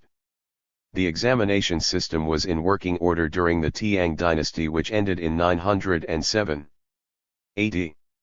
By the succeeding Sung dynasty, not much was left of the ancient aristocracy. 3 Whether this aristocracy was feudal, whether the earlier stage of Chinese society prior to its first unification under the Qin during the 3rd century BC deserves the appellation feudal, are questions that we may happily leave aside. 4. On the other hand, it is necessary to pay close attention to the problem of whether or not a landed aristocracy continued to exist under a facade of administrative centralization during the Manchu era, or the Qing dynasty, as it is generally known among sinologists. Everyone would agree to the existence of a class of wealthy landed proprietors, though problems would arise in just where to draw the line between wealthy and merely well-to-do. There is similar widespread agreement on the existence of a class of officials and scholars, and again problems of drawing the line within this group, though the line between those who did and did not have a tincture of academic culture was a sharp one. There is also agreement on the point that the two groups overlapped and were not absolutely identical. There were at least moderately rich landlords who did not hold any form of academic degree, and there were degree holders who owned no landed property. The exact degree of overlap is uncertain. 5. To stop short at this agreement, however, is to obscure the essentials. Even if we had information about the exact proportion of individuals who belonged to both groups, who were both landlords and officials or scholars, we would not know very much. No physiologist would be content with knowing what percentage of the human body was bone and what percentage was muscle. He wants to know how bone and muscle work together in the course of the body's activities. The same kind of knowledge is necessary to understand the connection between landed property, degree holding, and political office in China. The mechanism that linked all of these was the family, or more precisely the patrilineal lineage. In the agriculturally more productive areas, especially the south, the lineage was more extended and is known as the clan. The family as a social mechanism worked in the following manner. Fortunes acquired through the imperial service were invested in land, a practice that continued well into modern times. A man accumulated this property for the sake of the lineage. In turn, any family with aristocratic pretensions had to substantiate them by having a degree holder or prospective degree holder whom it supported in the quite justifiable hope that he would get an official position and use it to advance the family's material fortunes. Through the imperial post, the scholar recouped or extended the family fortune and maintained the status of the lineage, thus closing the circle. The clan worked in the same way, though as a larger group it included a substantial proportion of straightforward peasants. While official rank was in theory open to the meanest peasant with talent and ambition, the absence of any widespread system of popular education usually required that the student have the support of a wealthy family for the long years of arduous study. Sometimes a wealthy family whose children lacked academic promise would provide for a bright boy from a poor background. Hence the link between office and wealth through the lineage was one of the most important features of Chinese society. For these reasons it is justifiable to refer to this upper class of scholar officials and landlords as the gentry. 6 There are also other significant aspects of the connection that will appear if we look closely at each in turn. Without assuming that the landlord's role was either more or less important than the officials, we may begin with him. The first question that arises is how he managed to get the peasants to work for him in the absence of feudal compulsions. Though details are lacking and the subject to date one that scholars have yet to examine, the general answer is fairly clear: by tenancy arrangements that do not differ in any essential way from those under modern capitalism. With some regional variations, the tenancy was in essence a form of sharecropping supplemented by hired labor, at least by the beginning of the 19th century. 7 The landlord, who was undoubtedly a more prominent figure in some areas than in others, furnished the land, and the peasants furnished the labor. The crop was divided between the two. Since the landlord hardly produced land in the same way that a peasant produced labor, we already have one good clue to the services provided by the imperial bureaucracy: it guaranteed his control over the land. 8 A rich peasant who did not have any pretensions to academic culture himself, but who might have hopes for his son, would work in the fields like any other. But the scholar did not work with his hands. Though the scholar landlords lived in the countryside, unlike their English and German counterparts, they seem to have played no part whatever in the actual work of cultivation, not even a supervisory one. 9 Their social position presents the sharpest of all contrasts to the Japanese overlord, as we shall see in due course. Many of the differences between the political fates of China and Japan, in modern times as well as earlier, may be traced to this distinction. Though there are frequent references to the buying and selling of rice on a fairly large scale, it is a safe inference that sharecropping constituted the predominant pattern, with the landlord receiving his share in grain rather than in money. Even the emperor was a super landlord who collected grain from his subjects. 10 If the imperial system relied to such a great extent on collections in kind, we may be sure that it prevailed quite widely elsewhere. Since a wealthy landlord would not be able to eat all the rice collected in rents, he might well sell part of the surplus. But this was a secondary affair and certainly not the way to make a killing. Under this arrangement the landlords had a definite interest in what is loosely called overpopulation. An excess of peasants bid up the rents for the landlord. If one hungry peasant was willing to bid half the crop in order to have land to cultivate, a still hungrier one would be willing to bid a trifle more. Such competition, of course, was not all there was to the relationship. Both custom and the landlord's own interest in the quality of his tenants prevented him from tightening the screw as far as possible. Still, the landlord's interest in having numerous peasants as at least potential tenants was a decisive element in the situation. Two features deserve special attention. Population pressure would serve the landlord's interests only so long as there was a strong government to keep order, guarantee his property rights, and ensure the collection of his rents. This was the task of the imperial bureaucracy. Hence the overpopulation was not a simple arithmetic ratio between land and men, but in China, as in Japan and India, it had specific economic and political causes. Secondly, the institutional causes long antedate the Western impact. Imperial concern lest the rising tide of population might break through the dikes thrown up by Chinese society and sweep away the entire system began to display itself as early as before the end of the second quarter of the 18th century. 11 Thus the pressure of population on the land is not, as some Marxists have claimed, merely the consequence of the Western impact, or the prevention of industrialization, the destruction of native handicrafts, and the consequent damming up the people on the land.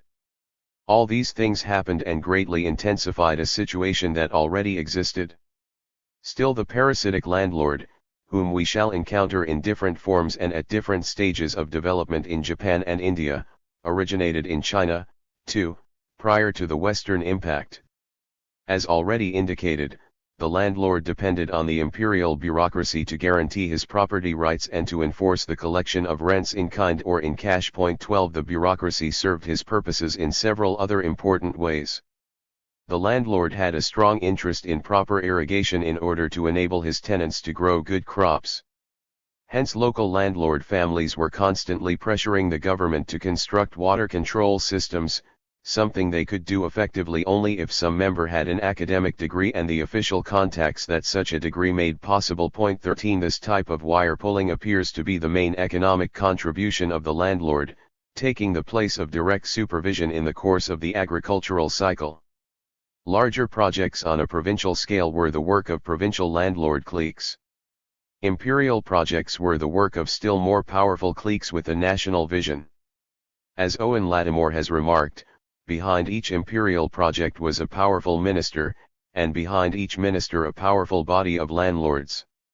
These facts, it seems to me, bring the notions of water control and oriental bureaucracy into correct perspective. 14 Secondly, the bureaucracy, rather than land itself, offered the biggest material prizes. 15 In the absence of primogeniture, a wealthy family might find itself reduced to penury in a few generations through equal division at inheritance.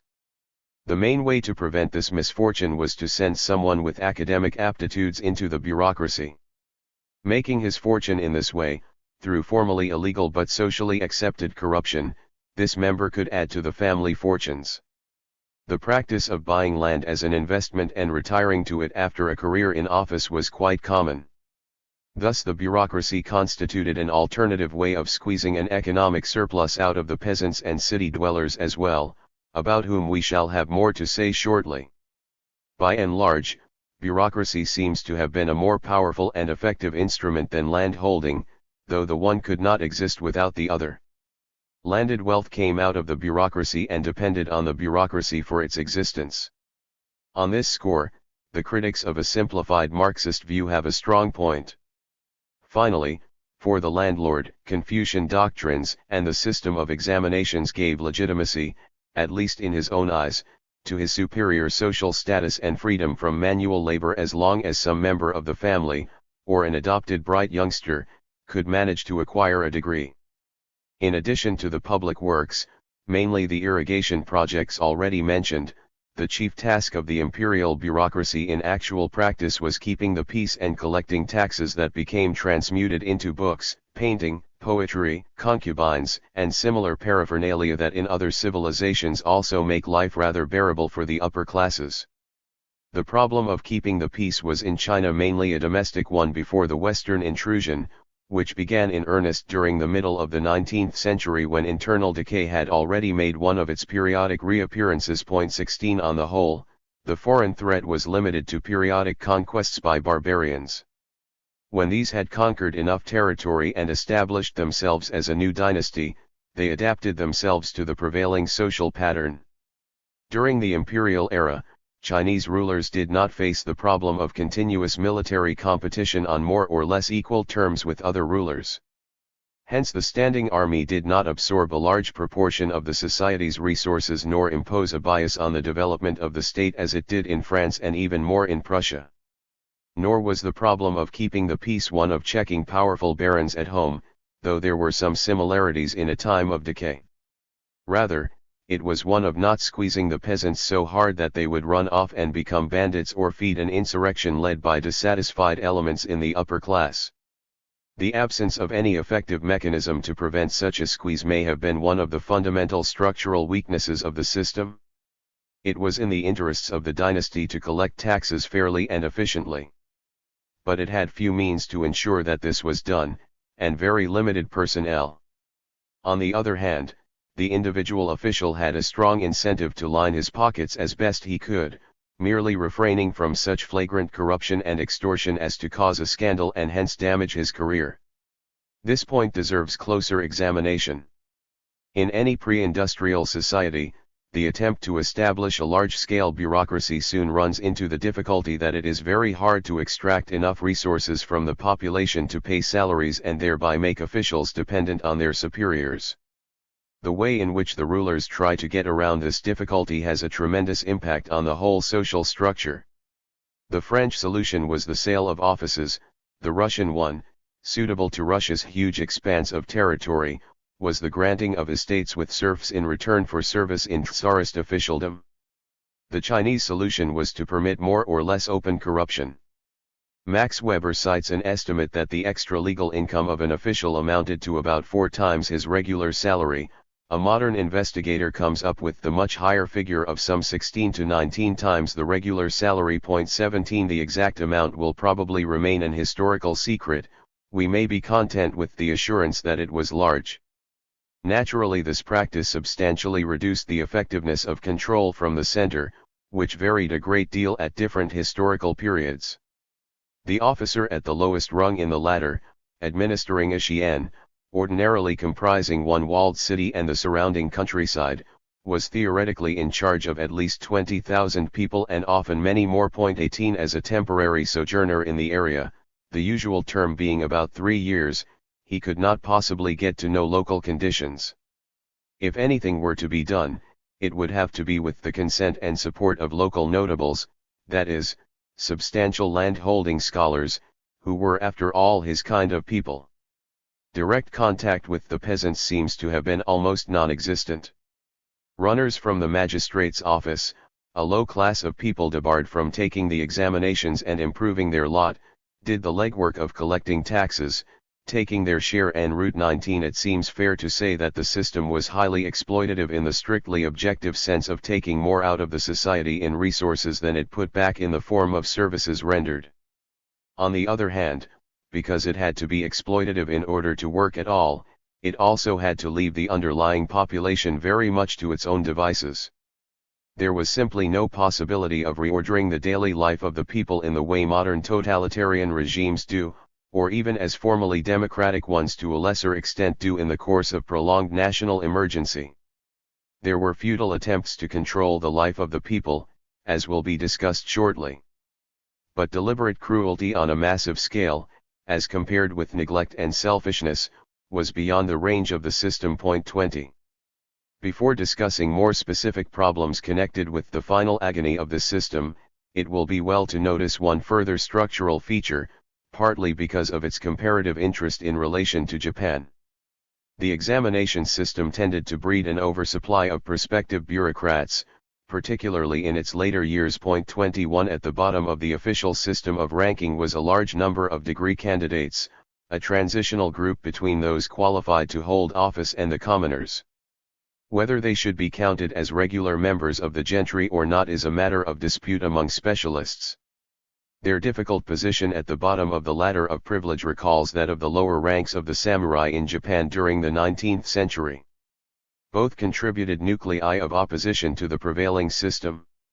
While in Japan a significant minority in this group provided much of the impetus toward modernization, in China this energy mainly dissipated itself in fruitless revolt and insurrection within the prevailing framework. 22 Doubtless the cramping effect of the examination system was partly responsible for the difference.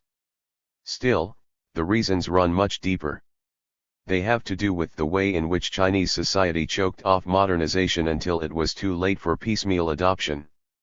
To some of the more recent aspects of this huge problem we may now turn. To the gentry and the world of commerce.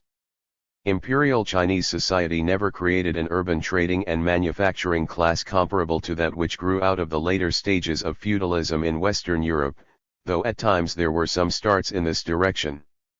Imperial success in uniting the country may be advanced as one of the more obvious reasons for the difference.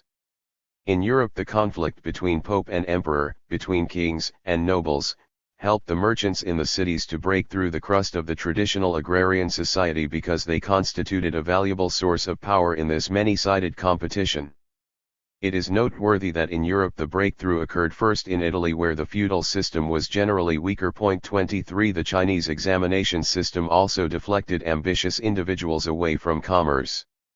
This aspect is noticeable in one of the later abortive spurts toward commercial expansion during the 15th century. A French historian goes so far as to speak of a grande bourgeoisie financière competing with the gentry for first place at this time, but adds significantly that this new bourgeoisie directed its children toward the examinations. 24 Another historian makes the interesting suggestion that the diffusion of printing may have increased the absorptive capacities of the mandarinate. Printing made it possible for some of the smaller merchants to acquire sufficient literary culture to obtain an official post. Though the expense of taking the examinations remained an important barrier, access to official posts became somewhat easier. He presents some striking evidence of the attractiveness of the imperial service. A number of these merchants castrated themselves in order to become eunuchs and enjoy a position close to the throne. Those who castrated themselves enjoyed a special advantage, since they already had the education ordinary eunuchs were forbidden to seek. 25. Probing a little deeper, one may readily perceive that money-making activities represented a dangerous threat to the scholar officials because it constituted an alternative ladder of prestige and an alternative ground of legitimacy for high social status. No amount of Confucian talk and no amount of sumptuary legislation could be expected to conceal forever the simple fact that someone who made lots of money could buy the good things of life, including even a substantial measure of deference. If the situation were allowed to get out of hand, all the painfully acquired classical culture would become useless and obsolete. Behind this conflict of cultures and value systems, and at its very root, were powerful material interests. Tradition as such was a feeble barrier to commerce. Those who wanted to could find justification for it in the Confucian classics. 26 At any rate, the gentry were perspicacious enough, in the short run, to see to it that the situation did not get out of hand.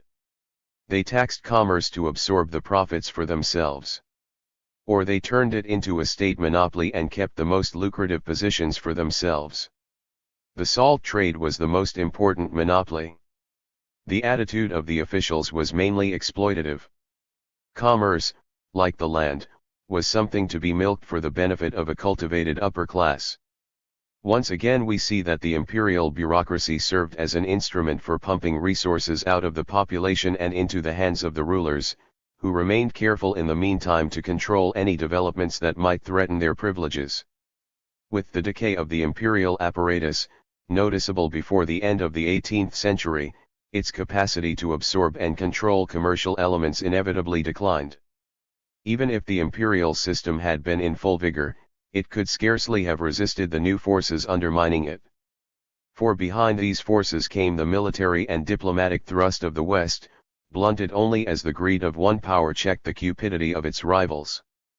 By the second half of the 19th century, the traditional rule of the scholar official had disintegrated in the coastal cities. There a new hybrid society had already emerged in which power and social position no longer rested securely in the hands of those with a classical education. 27 After the conclusion of the Opium War in 1842, the compradors spread through all the treaty ports of China. These men served in a variety of capacities as intermediaries between decaying Chinese officialdom and the foreign merchants. Their position was ambiguous. By shady methods they could accumulate great fortunes to live a life of cultivated ease. On the other hand, many Chinese condemned them as servants of the foreign devils who were destroying the foundations of Chinese society. 28 From this point onward, much of China's social and diplomatic history becomes a record of Chinese attempts to keep this hybrid society in check and of contrary efforts by stronger powers to use it as an entering wedge for their commercial and political interests.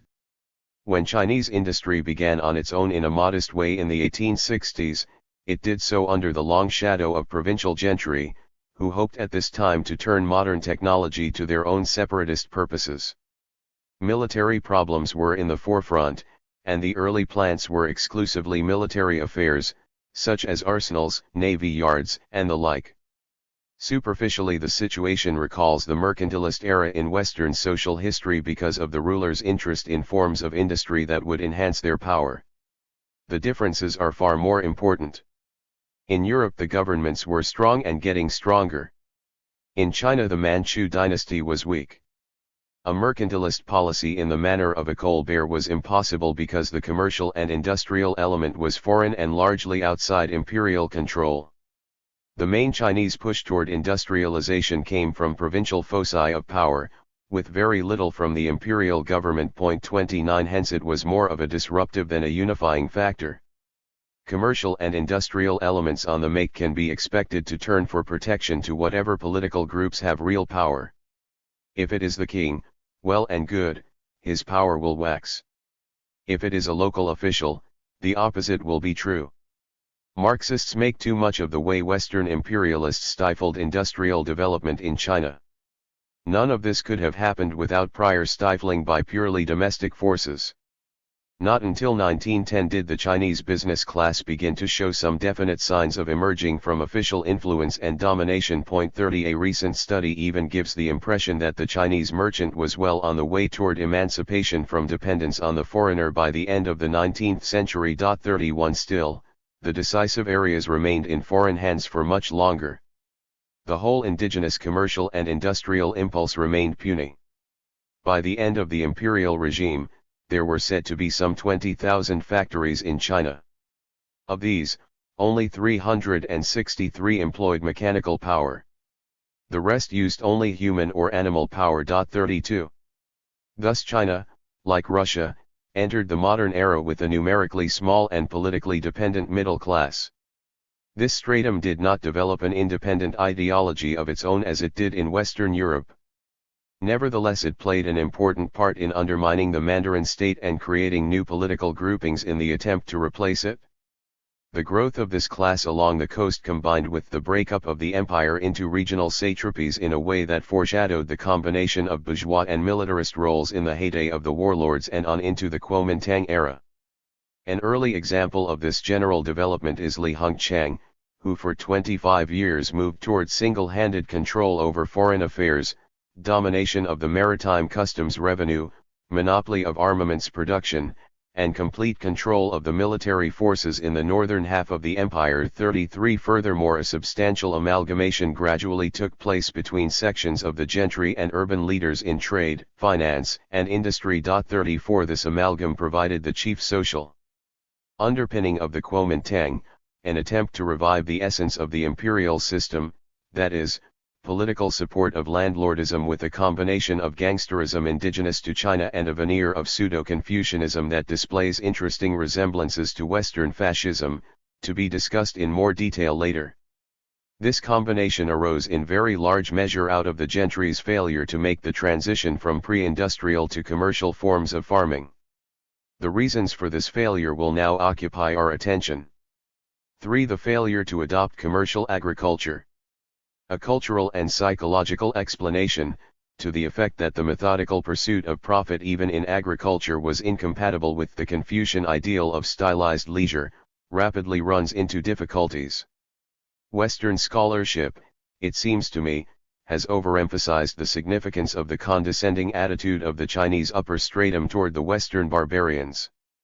As mentioned in the preceding section, where the Chinese gentry had the opportunity to take up the technical civilization of the West and even some of its social habits, there were a number who did not hesitate to do so.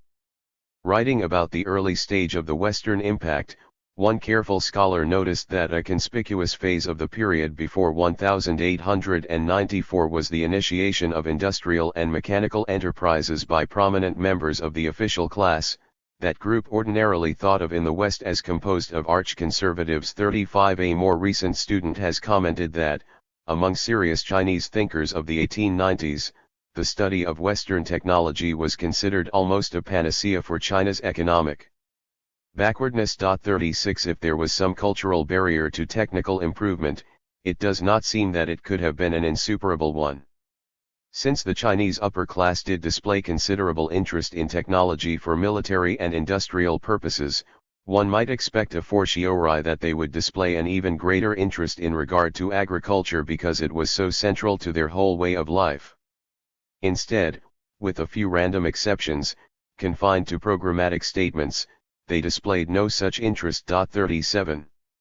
A more convincing explanation may be constructed from an examination of the material and political conditions that existed in China at the time that the modern world made its impact.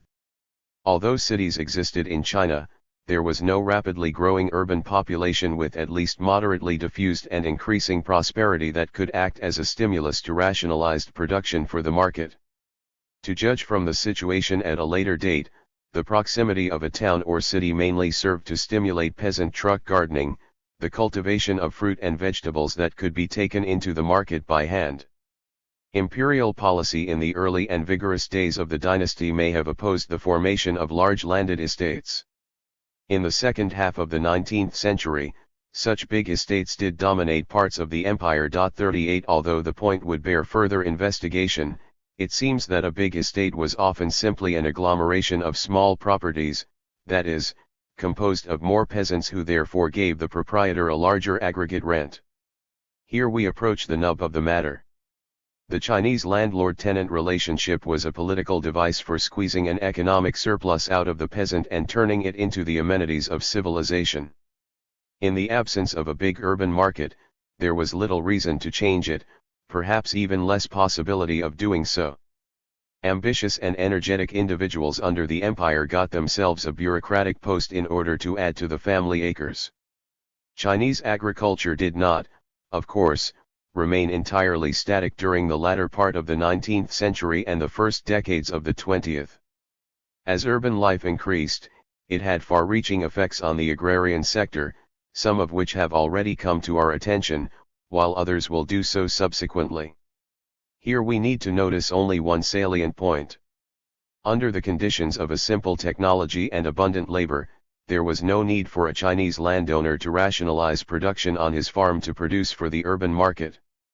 If his farm were in the neighborhood of a city, it was much simpler and easier for him to sit back and rent his land to peasant tenants, letting the competition for land drive up his income with very little effort on his part. Similarly, the more prosperous town dwellers could easily find a profitable investment in land. Economically, this process meant the growth of absentee landlordism near the cities. Sociologically, it contributed to the partial fusion of sections of the former gentry and the wealthier elements in the cities. But this situation could be stable only as long as political methods could be found to keep the peasants at work and collect rents from them. In the not-so-long run, this problem was to prove insoluble. Thus it does not appear that any innate lack of adaptability prevented the Chinese gentry from making a successful transition to the modern world. More important was the lack of incentive and the presence in this historical situation of other and readier alternatives. For much of the time there was not enough of a market to make the effort worthwhile. When and where the market did appear, it turned the gentry into rentiers with political connections rather than into agrarian entrepreneurs. Only a minority made the step. But this minority formed the leading edge of a powerful historical trend. Given the conditions that they faced, it is very difficult to see what else they could have done. Like the decline of any ruling class, the fate of the Chinese gentry, far from the most unattractive ruling class in history, has its share of tragedy. For collapse of the imperial system and the rise of the warlords. In all the major countries of Europe, the struggle between the nobility and the crown was for a very long time one of the decisive elements of politics. Everywhere, even in Russia, one may perceive at some point the development of estates, what German historians call status groups with a substantial degree of corporate identity and publicly recognized immunities that they defended jealously against other groups and especially against the crown. The onset of modernization affected this struggle in a variety of ways depending on the time and situation in which it began. In England it was favorable to the development of parliamentary democracy. On the continent, it was much less so or even generally unfavorable, though there was usually at some point an aristocratic liberal opposition. During the period under discussion, the Chinese landed upper classes did not develop any significant principled opposition to the imperial system. There were no doubt some who took up Western parliamentary notions as an intellectual plaything, but there was no political movement of opposition with substantial roots in Chinese conditions. Some circumstances favoring such a development were present. The Chinese official class, here I speak of degree holders whether landlords or not, had a strong sense of corporate identity, as well as privileges and immunities recognized by the emperor and to a considerable extent by wide sections of the public. 39 In Europe under feudalism, aristocrats created privileges, immunities, and a sense of corporate identity, institutions that some historians regard as a major part of the impulse that culminated in parliamentary democracy. In China, any such impulse faced much greater obstacles. Landed property in Chinese society would not easily serve as a basis for political power separate from the political mechanism that made it pay. The imperial system was not only a way of making property pay, it was a way of getting property too. The fact that circumstances generally precluded the emergence of a liberal aristocratic opposition decreased the flexibility of China's response to a totally novel historical challenge and helps to explain one new feature that we encounter in the Chinese case: the nearly complete disintegration of the central government. A regime, many of whose key features had lasted for centuries, simply fell apart in less than 100 years under the impact of Western blows. There was, to be sure, a brief period in the Russian response to somewhat similar stresses when the central government in effect disappeared. But in Russia, from the perspective of fundamental social trends, this period of collapse was scarcely more than an episode. In China, on the other hand, the final period of near anarchy lasted much longer. As a minimum, one might date it from the proclamation of the Republic in 1911 to the formal victory of the Kuomintang in 1927.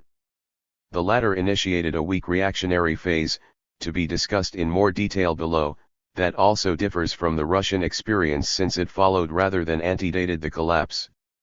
In this section I shall try to point out some of the reasons for the disintegration and draw attention to the ways in which the upper strata managed to save themselves as the old building broke into pieces over their heads. A serious dilemma faced the Manchu government during the last half-century of its rule. On the one hand, it needed greater revenue to put down internal rebellion and face foreign enemies. On the other hand, it could not obtain this revenue without destroying the whole system of gentry privileges. To raise adequate revenue would have required the encouragement of commerce and industry. The fact that foreigners managed the customs made such a policy even more difficult. Raising the government's revenues would also have made necessary the introduction of an efficient system of taxation and putting an end to the officials' habit of pocketing the lion's share of what the government took from its subjects. Thus the government would have had to eliminate a major source of the gentry's income and encourage the growth of a social class that inevitably would have competed more and more successfully with the gentry. As long as the government itself rested on the gentry, such a course was most unlikely. 40 A shrewd and powerful ruler such as Bismarck can afford to alienate substantial segments of his support in the course of pursuing policies that he hopes will bring greater benefits and more powerful underpinning for the regime. To win such a gamble assures the statesman a prominent place in history textbooks, the judgment of history to which all politicians appeal. No ruler can simply dispense with his main body of support and ask it to commit political suicide. To say that successful reform in 19th century China was unlikely under the circumstances does not imply that the government failed to make any efforts. Neither the government nor the gentry let themselves drift down the tide of history. There were attempts at reform, whose failure serves to bring out the formidable obstacles the rulers faced. The most energetic effort, described by Mary C. Wright in an illuminating monograph, lasted a dozen years from 1862 to 1874 and is known as the Tiongqi Restoration. The distinguished officials who led the movement met the problems of internal rebellion and foreign aggression with a resolute backward-looking policy. One of their main policies consisted in efforts to strengthen the position of the gentry. They scrupulously respected its legal and economic privileges, restored the status quo ante in land titles where revolution had upset them, and used tax relief primarily for the relief of landlords. Trade and commerce they treated as parasitic excrescences on an ordered agrarian society. 41 By no means altogether oblivious of the economic and social problems of their society, they spoke mainly in ethical terms of finding the right man with the right character to do the right thing, right of course being defined in Confucian terms. Such an upsurge of traditional rhetoric often occurs when a ruling class finds itself in a tight corner. Though the Tiongqi restoration succeeded for the moment, this very success may have hastened the ultimate end by temporarily strengthening those forces most opposed to a fundamental readjustment of Chinese society. In this way, Restoration statesmen may have contributed to the violent overthrow of the class and social institutions they sought to restore. The flurry of reforms under the Dowager Empress in the opening years of the 20th century were of a different character and bring out another aspect of the problem. Her attempts to modernize the educational system and to abolish the examination system we can only mention. There followed in 1906 the throne's proclamation of adherence to the principle of constitutional government, though the principle was not to be put into effect until the country was ready. Along with this, she proposed and made some energetic attempts to carry out a reform of the bureaucracy. When her plans ran into stubborn opposition, she dismissed 4 of her 6 ministers in the Grand Council, showing she meant business. 42 Though this spurt of reforming energy came to nothing, though it stands in almost ludicrous contrast with the earlier behavior of this irascible arch-reactionary and skilled intriguer, to dismiss it with a smile as a meaningless gesture would be to misinterpret a revealing episode. The pattern of her actions strongly suggests that her real goal was the establishment of a strong centralized bureaucratic government over which she would be able to exercise direct personal control, roughly along the lines of a Germany or a Japan. 43. The main point for our purpose is that the social basis for such a regime was lacking in China, even more lacking than in Russia. The central feature of such regimes, as shown also by the experience of Italy and Spain, is a coalition between sections of the old agrarian ruling classes that have considerable political power and a shaky economic position with an emerging commercial and industrial elite with some economic power but political and social disadvantages. In China at this time, native urban commercial groups were not strong enough to provide a useful partner for such an alliance. A quarter of a century was to elapse before such an attempt at reaction could be carried out under new auspices, those of the Kuomintang, with at least some prospect of success. The ground had been prepared during the latter third of the 19th century when important changes in the character and position of the gentry were taking place. The Confucian scholarly ideal, and with it the traditional system of status in China as a whole, had been crumbling away as the material basis of the scholar official's role and its significance in Chinese society steadily diminished. We have already had occasion to notice the government's awkward predicament caught between the need for additional revenue and fear of damaging the gentry's position. The expedients to which it resorted contributed to the ultimate collapse of the regime. In its search for revenue, after the Taiping Rebellion had devastated huge areas of China, the government opened somewhat wider the back door to service in the state, allowing more persons to purchase rank instead of obtaining it through the regular route of examinations. 44 Though new and wealthy recruits did not swamp the hierarchy, the prestige of the examination was almost certainly reduced and a major prop of the old regime severely damaged. The formal abolition of the examination system, after attempts to modernize it that did no more than antagonize traditional scholars fearful that their skills were becoming obsolete, took place by proclamation in 1905. As there was nothing to put in its place, the system tottered along for a few years under its own momentum. As the possibility of exercising the traditional role of the scholar declined and the power of the central government weakened, the gentry took control of local affairs more and more into their own hands, foreshadowing the long period of chaos and internecine warfare that did not really come to an end until the communist victory in 1949. In many parts of the country, the gentry simply collected their own taxes and forbade others to pay them to the central government. 45 By establishing the famous liqin, a tax collected from shopkeepers and traveling merchants, the imperial government intensified disruptive trends. The tax was an emergency measure to raise funds needed as a result of the Taiping rebellion that it could not collect through traditional methods. It is scarcely surprising that several restoration leaders favored the liqin in preference to a heavier tax on land. 46 Control of the tax fell out of the hands of the imperial government, while the tax itself remained to help provide an economic base for new regional authorities, prototypes of the warlord era. 47. The end of the Manchu dynasty in 1911 and the proclamation of the Republic in 1912 merely gave oblique constitutional recognition to the fact that real power had passed into the hands of the local satraps, where it would remain for at least another decade and a half. During this period, important sections of what had been the gentry clung to power either by turning into warlords or by allying themselves with individual militarists. The whole social and cultural apparatus that had given them legitimacy was smashed beyond hope of repair. Their successors were to be landlords pure and simple, gangsters, or a combination of the two, a tendency that lay just below the surface in imperial times. There was a symbiotic relationship between the landlord and the warlord gangster. It appears most clearly in the workings of the system of requisitions, taxes in labor and kind, which continued to be the chief way to compel the peasantry to support the elites in the countryside. Merchants too played their part, foreshadowing the coalition between commercial groups and landlords that underlay the Kuomintang. Theoretically, military requisitions were based on the land tax. The system was highly flexible, mainly to the disadvantage of the peasant, who lost much of what protection he once had from imperial officials and the code of limited legitimate exploitation, a deterioration that had already been taking place for some time. An original assessment of 2 caddies of flour might become 2.5, 3 caddies of hay might turn into 6, 4 carts into 16, and so on. Grain dealers in collusion with requisition collectors and often acting as agents of landlords could make a profit by paying the sum when due and then raising the prices of grain, sharing the difference between the fixed and the market price. Sometimes collections would be made continuous even though troops had moved away.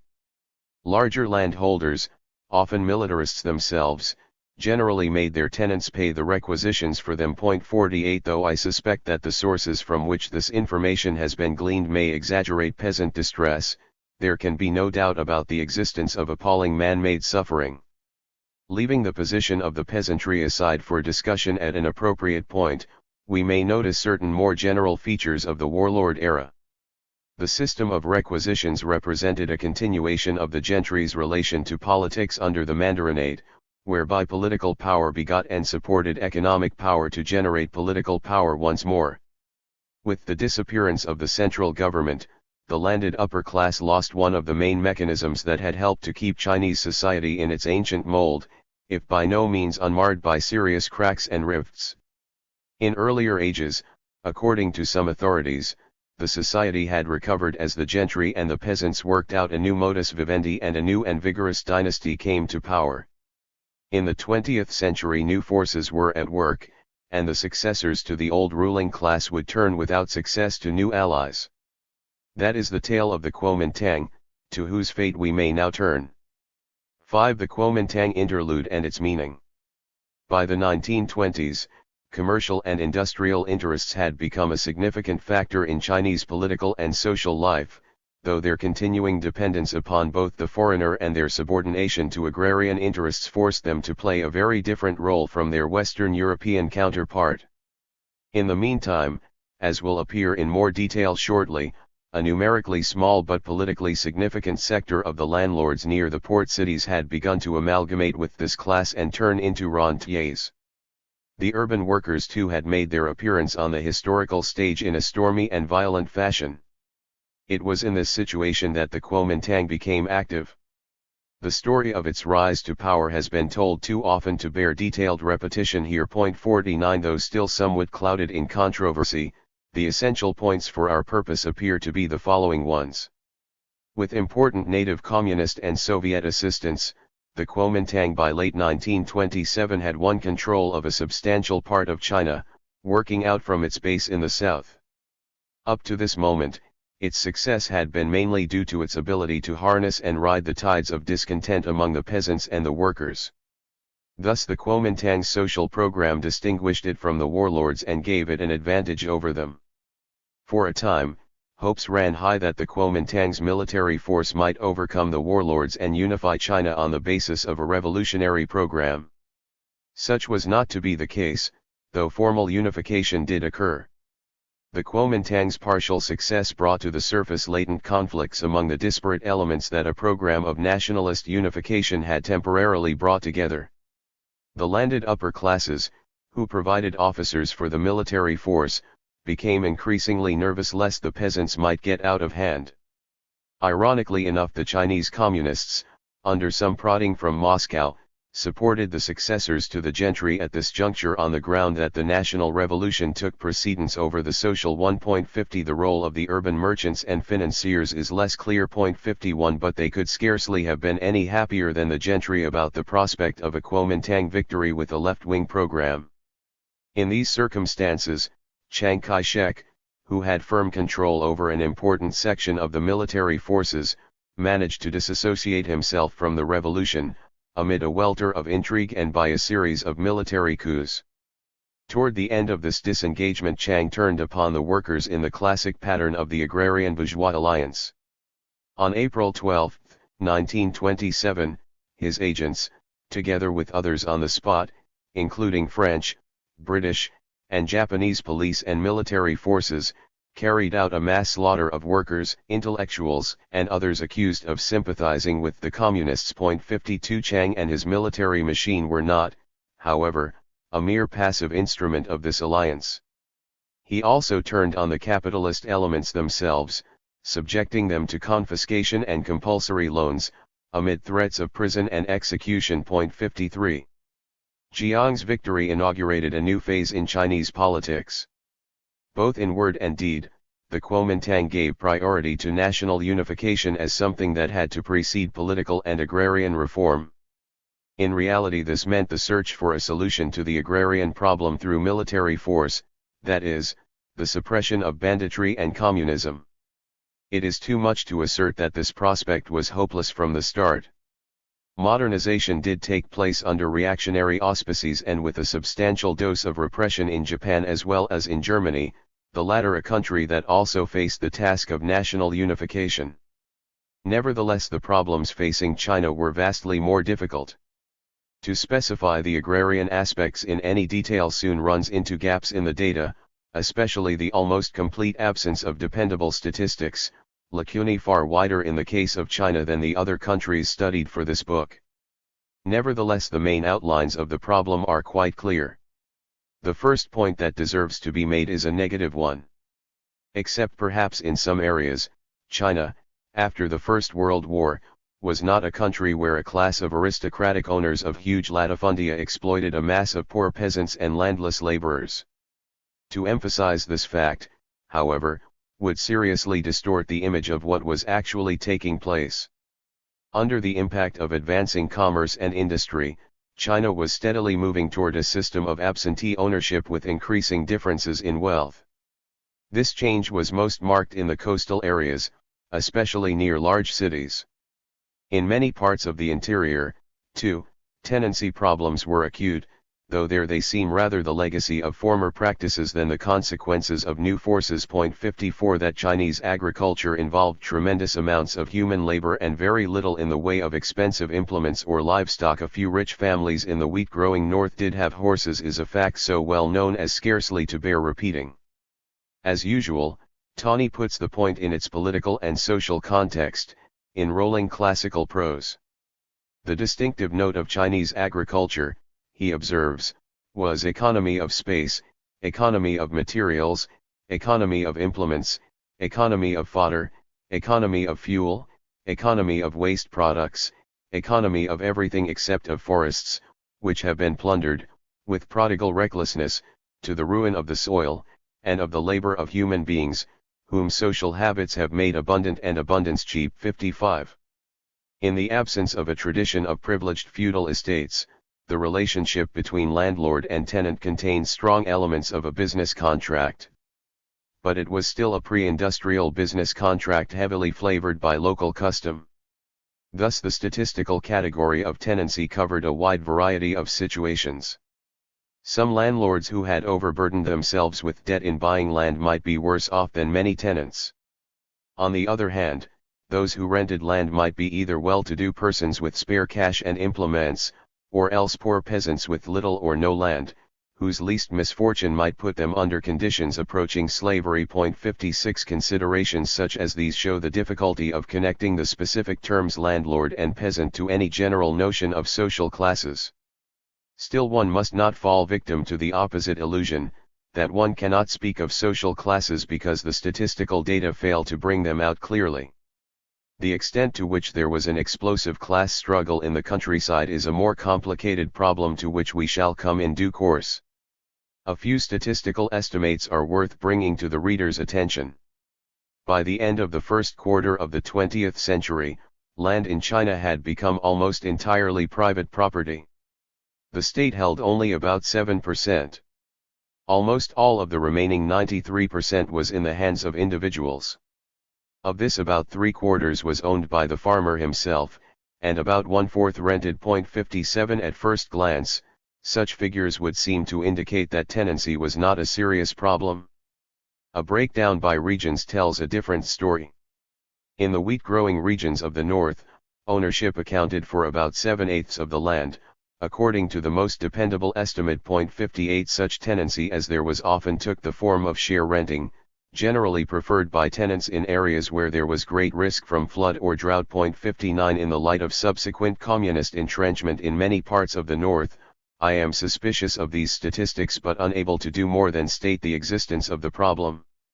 According to one source, landlordism was clearly rampant and deep-rooted in the social structure of an area in northeastern China later under communist control. 60 In the south, particularly in the rice-growing areas, the landlord was a much more important figure. Over several provinces, the area of rented land came to 40% and more, though in the rice region as a whole 3/5 of the land was still owned. 61 Near the big cities, occupying ownership was rare indeed.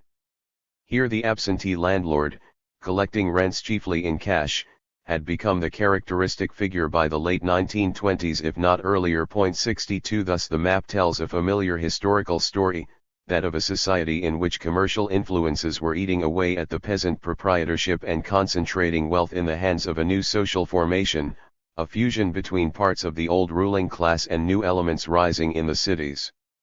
As this fusion formed the main social basis of the Kuomintang, its agrarian policy was one of trying to maintain or restore the status quo.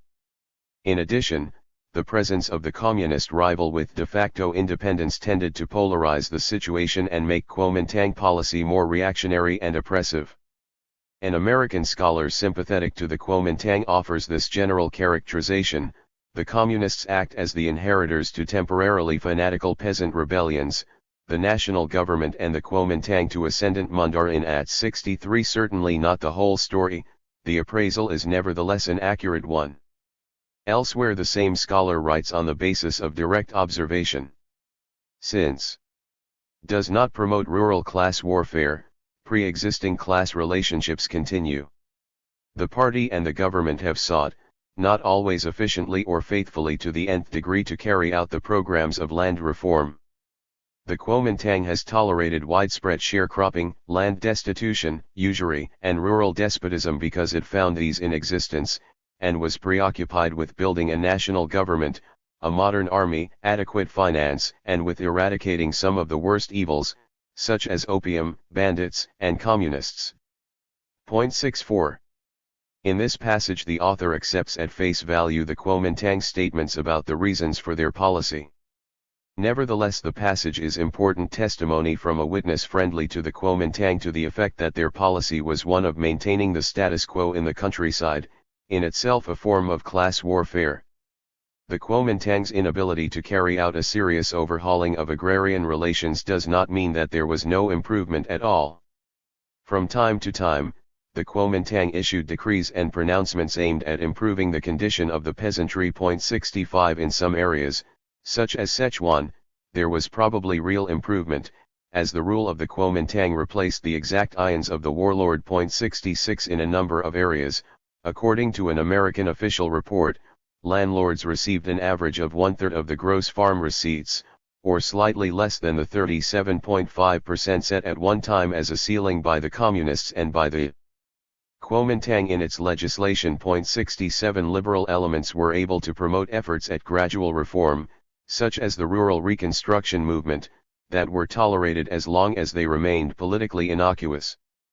The purpose of the reconstruction movement was to improve the entire community without revolutionizing its class structures. 68 Similar was the living social laboratory of Tingxian, a northern district of 400,000 people where for the first time intellectuals went deliberately to the people. 69.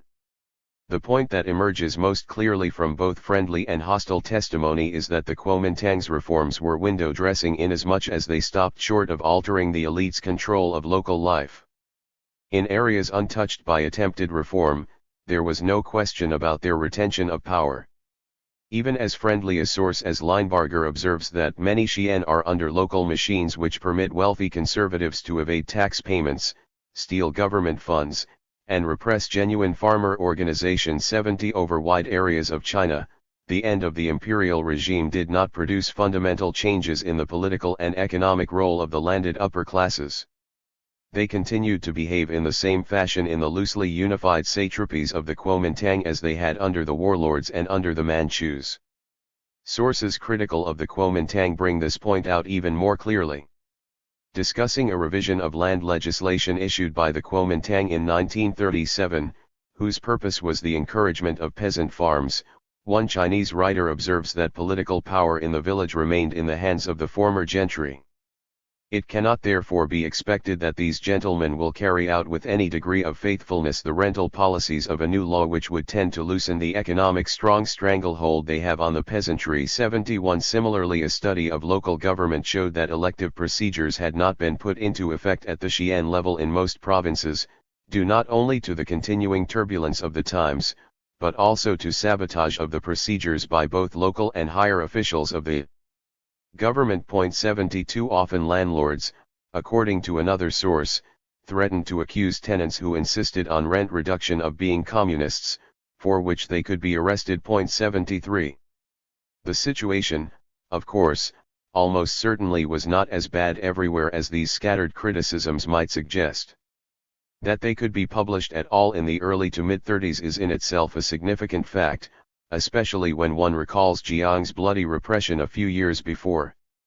Anthropological studies of several Chinese communities during this period indicate that patriarchal attitudes and institutions continued in many places to hold the grosser forms of exploitation in check. As part of the same picture, however, they document the continuity of ex-gentry rule at the local level. Thus they reinforce the conclusion that the Kuomintang agrarian policy amounted to an effort to retain the old order. There were important regional variations in the extent to which older institutions survived into the Kuomintang period. As already noted, these regional differences reflect successive stages of historical development. In some remote interior villages, by accepting what would seem to Westerners an abysmally low standard of living, a few leading families could still take on some of the traits of a leisure class, such as freedom from physical labor and adherence to a philosophy of contentment, aided in some instances by opium smoking, though they fell far short of the ideal of the classically educated gentry. 74 At the opposite end of the scale would be a village near a big city where traces of the former gentry had practically disappeared, but where absentee landlords from the city had come to own 2/3 of the subsoil, leaving ownership of the surface soil to the cultivator. 75 In another village, however, not far from Nanking, studied just prior to the communist takeover, the survival of the former ruling class and some of the same methods of maintaining its position appear much more clearly. There the status of a gentleman was one that only affluent landlords held. There too, however, the landlord's power reached only as far as the local garrison could extend its protection, a significant sign of the times. Areas on the edge of the county, removed from the police power of the town, defied the landlords and paid no rent. 76 These facts tell us a great deal about the real relation between military force, the bourgeoisie, and the wealthy landlords or neo-gentry during the latter part of the Kuomintang period. 77 Still more evidence on the survival of the former landed upper classes and their continuing political importance comes from the strategic policies of the Kuomintang prior to and during the war with Japan. It is well known that commercial and industrial interests failed to register significant advances under the Kuomintang. At first glance, this fact might seem attributable to the Japanese blockade and occupation. But this can scarcely be the whole story, since the blockade began only in 1937. A significant factor appears to have been the continuing agrarian opposition to China's transformation into an industrial power. A military historian without the remotest Marxist sympathies notes that, before the war began, China preferred to import whatever equipment seemed indispensable rather than to build up a native industrial base. 78 Tactics on the battlefield likewise reflected China's social structure, though Liu does not draw this fairly obvious conclusion. In the absence of superior weapons, China simply used masses of peasant manpower, urging her soldiers to be brave in the defense of the country. This death stand attitude resulted in enormous casualties. The battles of 1940 alone are said to have cost the Chinese 28% of their forces. The same source estimates that an average of 23% of all the able-bodied men drafted in the 8 years of war were casualties. 79 One might object that any pre-industrial state caught in the same situation would have suffered approximately the same experience. This objection, I think, misses the main point. China remained pre-industrial largely because the successors to the gentry retained the substance of political control. Let us now change our focus and look at the Kuomintang regime from the standpoint of comparative institutional history. As we step back from the details, the 2 decades of Kuomintang rule take on some of the essential characteristics of the reactionary phase of the European response to industrialism, including important totalitarian features. The main social basis of the Kuomintang, as we have already seen, was a coalition, or perhaps better, a form of antagonistic cooperation between the successors to the gentry and urban commercial, financial, and industrial interests. The Kuomintang, through its control of the means of violence, served as the link that held the coalition together. At the same time, its control of violence enabled it to blackmail the urban capitalist sector and to operate the machinery of government both directly and indirectly. In both these respects, the Kuomintang resembled Hitler's Endstab. There are, however, important differences in both the social basis and the historical circumstances that distinguish the Kuomintang from its European counterparts. These differences help to account for the relatively feeble character of the Chinese reactionary phase. An obvious one is the absence of a strong industrial base in China. Correspondingly, the capitalist element was very much weaker. It is a safe guess that the Japanese occupation of the coastal cities reduced the influence of this group even further. Finally, the Japanese invasion, though it provided a direct target for nationalist sentiment, effectively prevented China's reactionary phase from becoming one of foreign expansion, such as took place under German, Italian, and Japanese fascism. For these reasons, the Chinese reactionary and proto-fascist phase resembles that of Franco's Spain, where an agrarian elite also managed to stay on top but could not execute an aggressive foreign policy, more than it does corresponding phases in Germany or Italy. It is in the area of doctrines, where realistic considerations are somewhat less pressing, that one may observe the most striking resemblances between the Chinese reactionary period and its European counterparts. During its revolutionary phase prior to attaining power, the Kuomintang had identified itself with the Taiping Rebellion. After obtaining power and with Chiang Kai-shek's emergence as the real leader, the party did an about-face, identifying itself with the imperial system and its apparent success during the restoration of 1862, 1874, a switch that recalls the early behavior of Italian fascism. After victory, the doctrine became a curious amalgam of Confucian elements and scraps taken from Western liberal thinking. The latter, as is well known, had entered through the influence of Sun Yat-sen, who remained as the most revered ancestor of the movement. The analogies to European fascism arise mainly from the pattern and shadings of emphasis that Chiang Kai-shek, or those who wrote his doctrinal pronouncements, placed upon these disparate elements. The main diagnosis of China's problems was couched in semi-Confucian moral and philosophical platitudes to the effect that matters went wrong after the 1911 revolution because the Chinese people did not think correctly. Chiang asserted in 1943 that the Chinese in general had failed to understand the true wisdom of Sun Yat-sen's deep philosophical statement that to understand is difficult, to act is easy, and still thought that to understand is easy, to act is difficult. The only concrete element in the diagnosis is the harm that foreign domination and the unequal treaties wrought in China, with a few comments on the weakness and corruption of the Manchu dynasty. 81 There is practically no discussion of the social and economic factors that had brought China to her current plight. To bring these out in the open in any candid fashion would have run the serious risk of alienating upper-class support. Thus, in its lack of any realistic analysis and in some of the reasons for this absence, Kuomintang doctrine recalls European fascism. The same is true of Kuomintang proposals for future action. There are occasional remarks scattered through Jiang's semi-official book about the importance of the people's livelihood, a term that served in part as a euphemism for the agrarian question. But, as we have already noted, very little was actually done, or even proposed, in order to solve the question. There was also a 10-year plan for industrialization, again mainly a matter of putting marks on paper.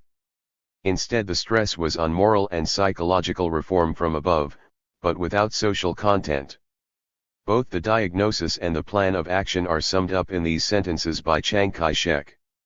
From what has been said, we know that the key to the success of national reconstruction is to be found in a change of our social life, and the change of our social life in turn depends upon those who have vision, willpower, moral conviction and a sense of responsibility, and who, through their wisdom and efforts, lead the people in a town, a district, a province, or throughout the country, to a new way until they grow accustomed to it unawares.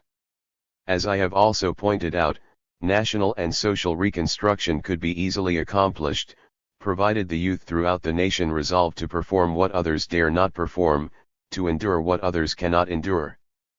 82.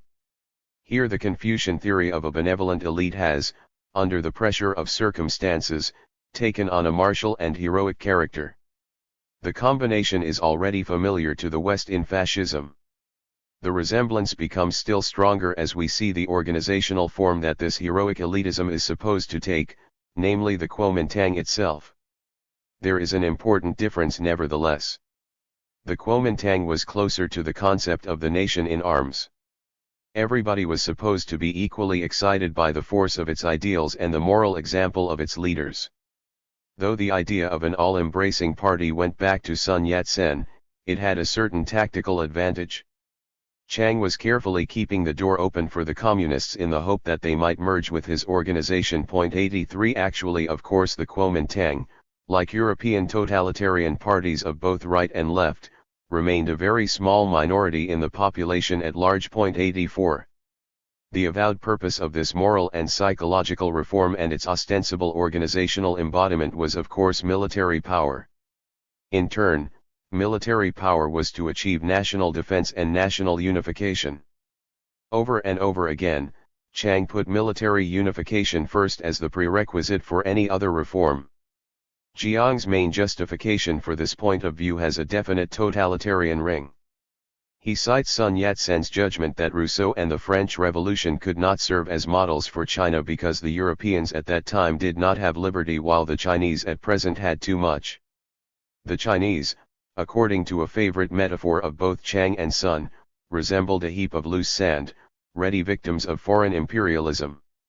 In order to resist foreign oppression, Chiang continues in direct quotation from Sun, we must free ourselves from the idea of individual liberty and unite ourselves into a strong cohesive body, like a solid mass formed by the mixing of cement with sand. Chiang amplifies with the following comment. In other words, if the Chenghua nation is to be consolidated into a strong unit for national defense, as solid as a rock, it goes without saying that individuals cannot enjoy excessive liberty as if they are loose sand. To put it more concretely, we may say that China must develop herself into strong national defense unit if she is to win final victory in this war, and in the post-war period, together with the other independent and free nations of the world, to safeguard permanent world peace and work for the liberation of mankind. Hence, excessive personal liberty cannot be allowed to exist either during wartime or in the post-war period. 85. Three features stand out in this brief review of Kuomintang doctrine as formulated by Chiang Kai-shek. The first is the almost complete absence of any social and economic program to cope with China's problems, and indeed a very marked ritual avoidance of the realities of these problems. The talk about political tutelage and preparation for democracy was mainly rhetoric. Actual policy was to disturb existing social relationships as little as possible. Such a policy did not exclude blackmail and forced contributions from any sector of the population that provided a convenient target. Gangsters do the same thing in American cities, without any real attempt to upset the existing social order, upon which they actually depend. The second feature, one may call the concealment of the lack of specific political and social objectives through somewhat grotesque efforts to revive traditional ideals in a situation that had for a long time increasingly undermined the social basis of these ideals.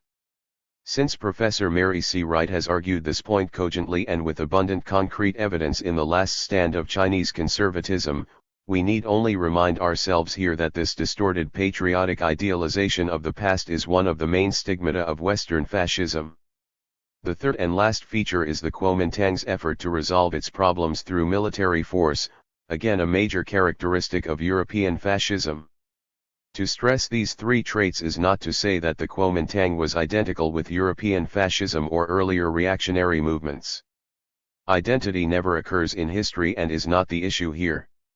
Our point is that these similarities constitute a related whole that is significant not only for understanding China but for the dynamics of totalitarian movements in general. In other words, we do not have here a loose collection of accidental resemblances in which certain minor Chinese traits happen to recall major European ones. As a single complex unit, they dominated for a time the political, social, and intellectual climate of both Europe and China. The Kuomintang's effort to push China along the reactionary road to the modern state did end in complete failure. So had a similar and more promising attempt failed in Russia. In both countries this failure was the immediate cause and forerunner of communist victories. In Russia communists have succeeded in creating a first-class industrial power, in China the issue is still somewhat in doubt. Again in both cases, peasant insurrection and rebellion made a decisive contribution toward pushing these countries toward the communist path of modernization instead of the reactionary or the democratic variants of capitalism. In China this contribution was even more important than in Russia. Clearly it is high time to examine more carefully the peasants' part in these huge transformations. 6. Rebellion, revolution, and the peasants. The frequency of peasant rebellions in China is well known. Fitzgerald lists 6 major ones in China's long history prior to 1900.86. There were many other local and abortive ones. Here I shall try to indicate some of the main reasons why pre-modern Chinese society was prone to peasant rebellions, limiting the discussion mainly to the latter phase of the Manchu dynasty, though it is probable that several of the factors to be discussed operated during earlier dynasties as well, a point that lies outside the scope of this work and indeed the author's competence. We may nevertheless take judicial notice of the fact that these were rebellions, not revolutions, that is, they did not alter the basic structure of the society. Secondly, I shall endeavor to show how this original structural weakness facilitated a real revolution under the impact of new strains created by the impact of commerce and industry during the 19th and 20th centuries. The whole story constitutes a most instructive contrast with India, where peasant rebellions in the pre-modern period were relatively rare and completely ineffective, and where modernization impoverished the peasants at least as much as in China and over as long a period of time. The contrast with Japan is also illuminating, even if less striking. There the rulers were able to keep in check impulses toward peasant rebellion generated in the course of modernization, partly because Japanese peasant society was organized on principles differing from those in China. Their success in turn enabled Japan to follow a reactionary pattern of modernization that, like Germany's, culminated in fascism. Before discussing the peasantry in China, it is well to recall that the political structure of China during the 19th century displayed certain serious weaknesses that have only a very indirect connection with the peasantry and may be more properly regarded as due to the character and organization of the ruling stratum of landlords and officials. I have already suggested certain reasons why the segment of Chinese society generally failed to adapt to the modern world of commerce and industry. There are also reasonably clear indications of a defect in the political mechanism of traditional China. In their local habitat and as landlords, the gentry needed an imperial system strong enough to enforce their authority over the peasants. At the same time, actions that were necessary to make the imperial system strong ran counter to the short-run interests of the local gentry. They were very reluctant to pay their share of the taxes and generally wanted local affairs run in their own way. 87 About this situation there was not much the district magistrate could do. As corruption mounted and the usefulness of the central government became less obvious, so did centrifugal pulls increase, creating a vicious circle. From the standpoint of our immediate problem, the most important structural defects were a series of weaknesses in the links binding the peasantry to the upper classes and to the prevailing regime. As indicated above, members of the gentry do not appear to have played any role in the agricultural cycle, not even a supervisory one, that would give them a legitimate status as leaders of the peasant community. Indeed, one of the main distinctions between a landed gentleman in China and a mere rich landlord seems to have been that the gentleman avoided any taint of manual labor and devoted himself to scholarship and the arts. The gentry did bargain with the government in order to improve irrigation. Though the results were certainly visible to the peasants, and we may be sure that the gentry did their best to impress on the peasants what they had done for them, by its very nature this could not be a continuous or frequently repeated activity. In any one area it is possible to get only so many irrigation ditches. Furthermore, as the resources available to the central government and even a good many local ones declined, it became harder to keep old projects in working order and impossible to get new ones. The gentry's well-known control of astronomic lore, necessary for determining the time at which to perform the various tasks of the agricultural cycle, comes to mind as one casts about for possible economic contributions that would have legitimate their status. Though the point would bear further examination, in general we need more and firmer information about the relation between the peasants and the gentry. There are several reasons for doubting that this monopoly was important at all in the 19th century. 88 Furthermore, peasants, generally out of their own practical experience, always develop a rich lore about every aspect of the agricultural cycle, the best time and location for planting each type of crop, for harvesting it, and so forth. Indeed, this lore is so firmly embedded by experience and the risks of deviation from it are so great for most peasants, that modern governments have a great deal of difficulty in persuading peasants to vary their routines. Hence it seems rather likely that the astronomers adapted whatever knowledge they had to what the peasants already did, rather than the other way around, and that they did not do anything in modern times that struck the peasant as indispensable. What then did the government do for the peasant? Modern Western sociologists are perhaps too prone to dismiss as impossible the answer that it did practically nothing, which I suspect is the correct one. They reason that any institution which lasts a long time cannot be altogether harmful to those who live under it, and therefore undertake a rather desperate search for some function that the institution in question must perform. This is not the place to argue about methods or the way in which conscious and unconscious assumptions determine the questions raised in any scientific inquiry. Nevertheless, it seems more realistic to assume that large masses of people, and especially peasants, simply accept the social system under which they live without concern about any balance of benefits and pains, certainly without the least thought of whether a better one might be possible, unless and until something happens to threaten and destroy their daily routine. Hence it is quite possible for them to accept a society of whose working they are no more than victims. One might object that the imperial bureaucracy, when it was working well, as it did in the 17th and 18th centuries, maintained law and order, enforcing an objective standard of justice well in advance of that prevailing in most parts of contemporary Europe. That is true enough. But the administration of justice and the enforcement of law and order had very little effect on the peasants. In theory, to be sure, criminal cases, homicide, robbery, theft, adultery, and kidnapping could be reported to the district magistrate at any time. One magistrate went so far as to permit the people to beat the gong in his yamen as a way of signaling their request for a hearing.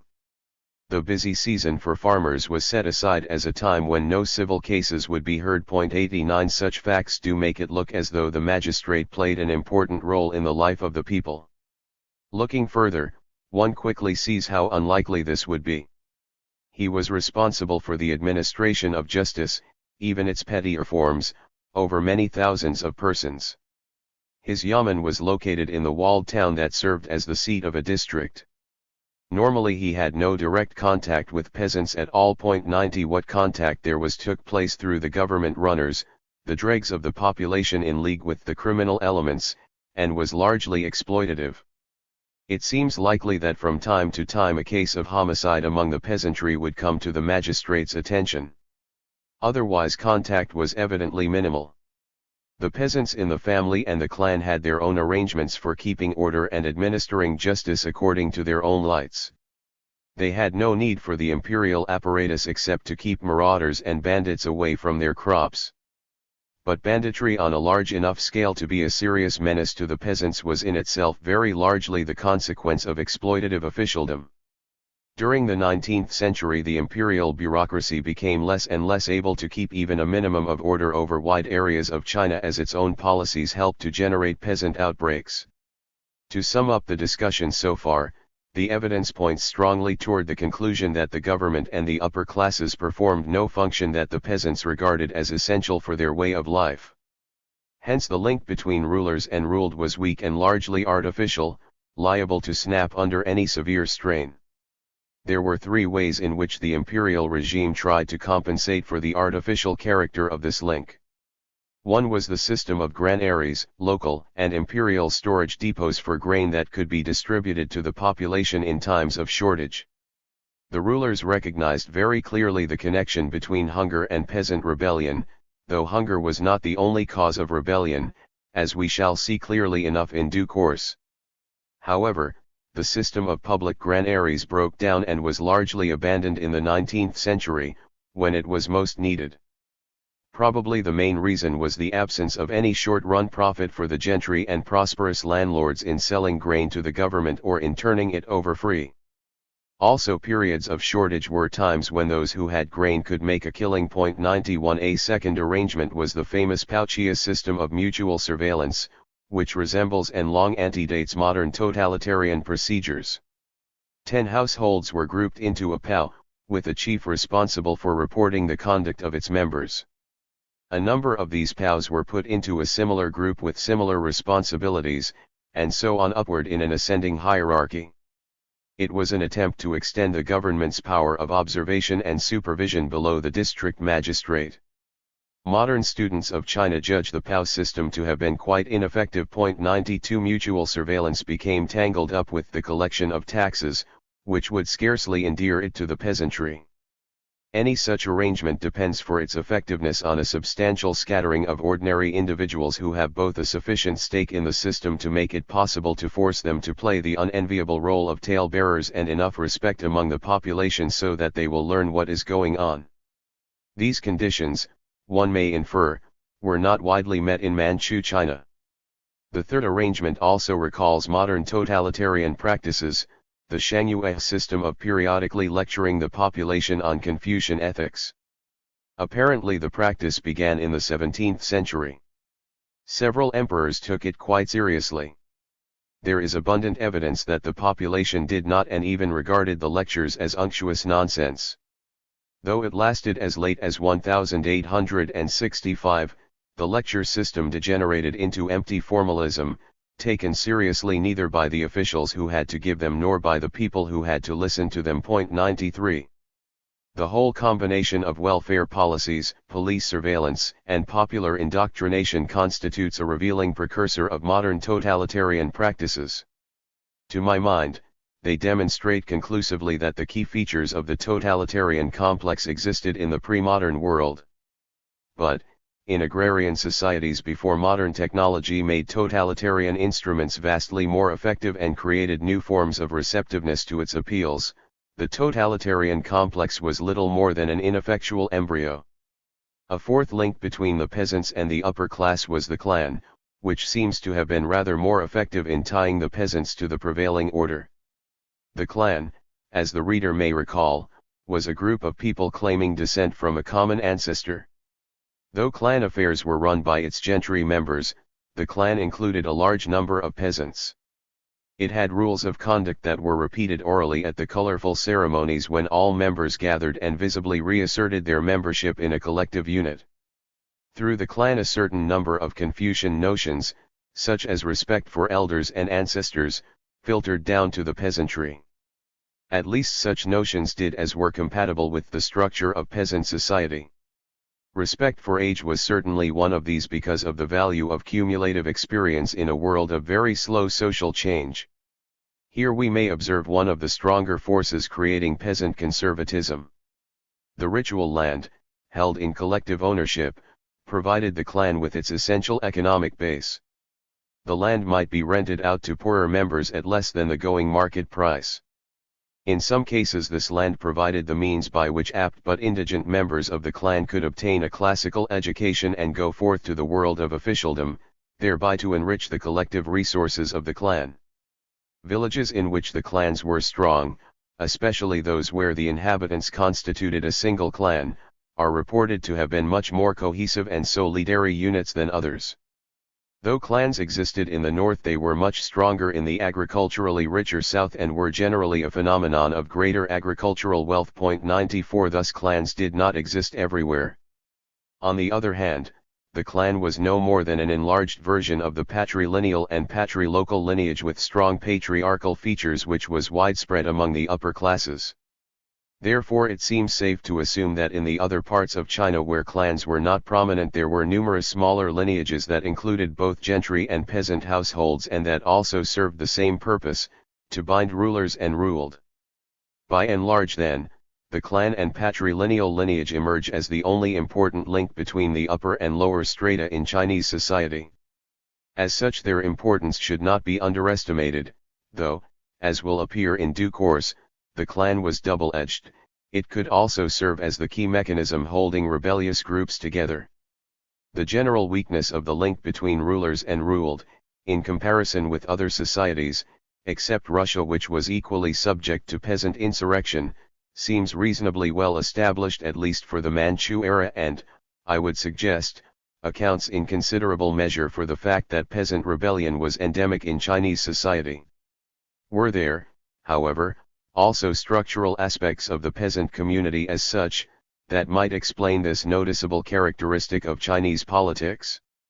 On this point there is very little direct information concerning the Manchu period as such. However, a number of anthropologists have made good field studies of modern Chinese villages, including studies of some villages in the interior, remote from modern influences.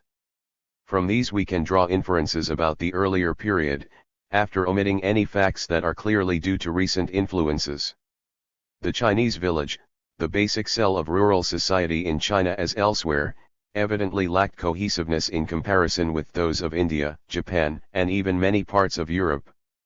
There were far fewer occasions on which numerous members of the village cooperated in a common task in a way that creates the habits and sentiments of solidarity. 95 It was closer to a residential agglomeration of numerous peasant households than to a live and functioning community, though less atomized than, for example, the modern South Italian village where life seems to have been a pacific struggle of all against all. 96 Still there is more than political rhetoric behind the frequent statements of Sun Yat-sen and Chiang Kai-shek that Chinese society was like a heap of sand.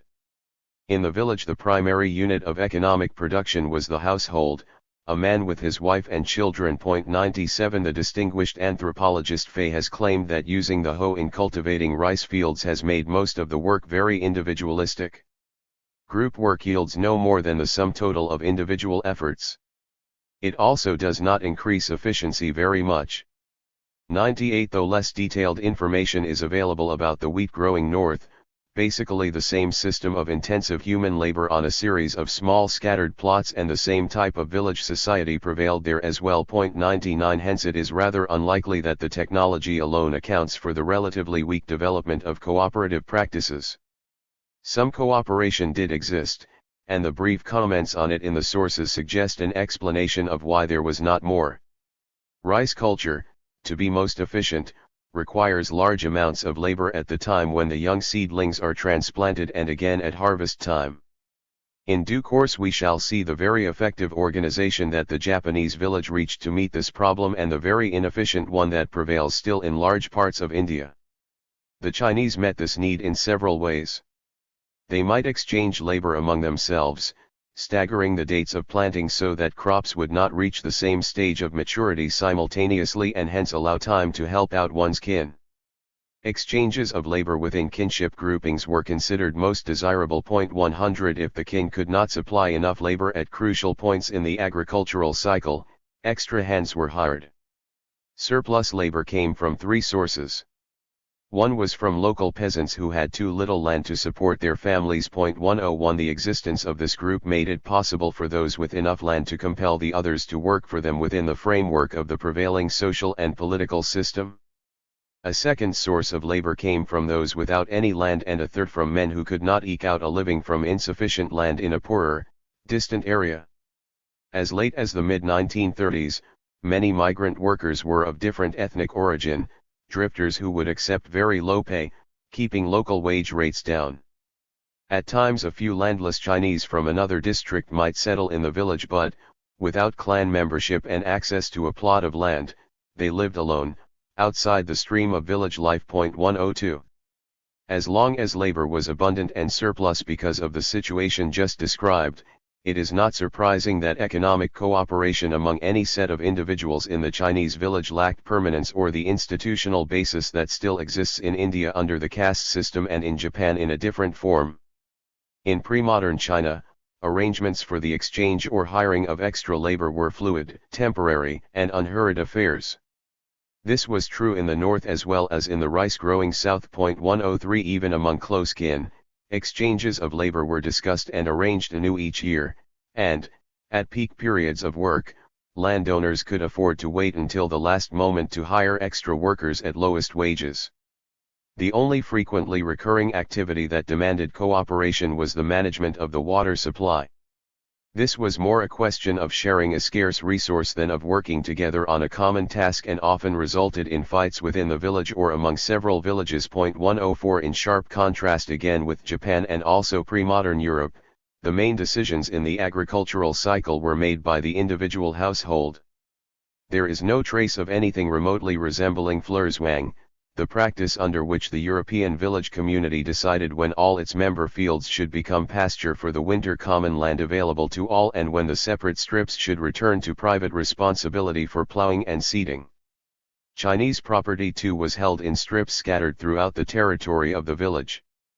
But the rarity of animals and the intense pressure on the land ruled out this European practice, even in the northern wheat-growing areas.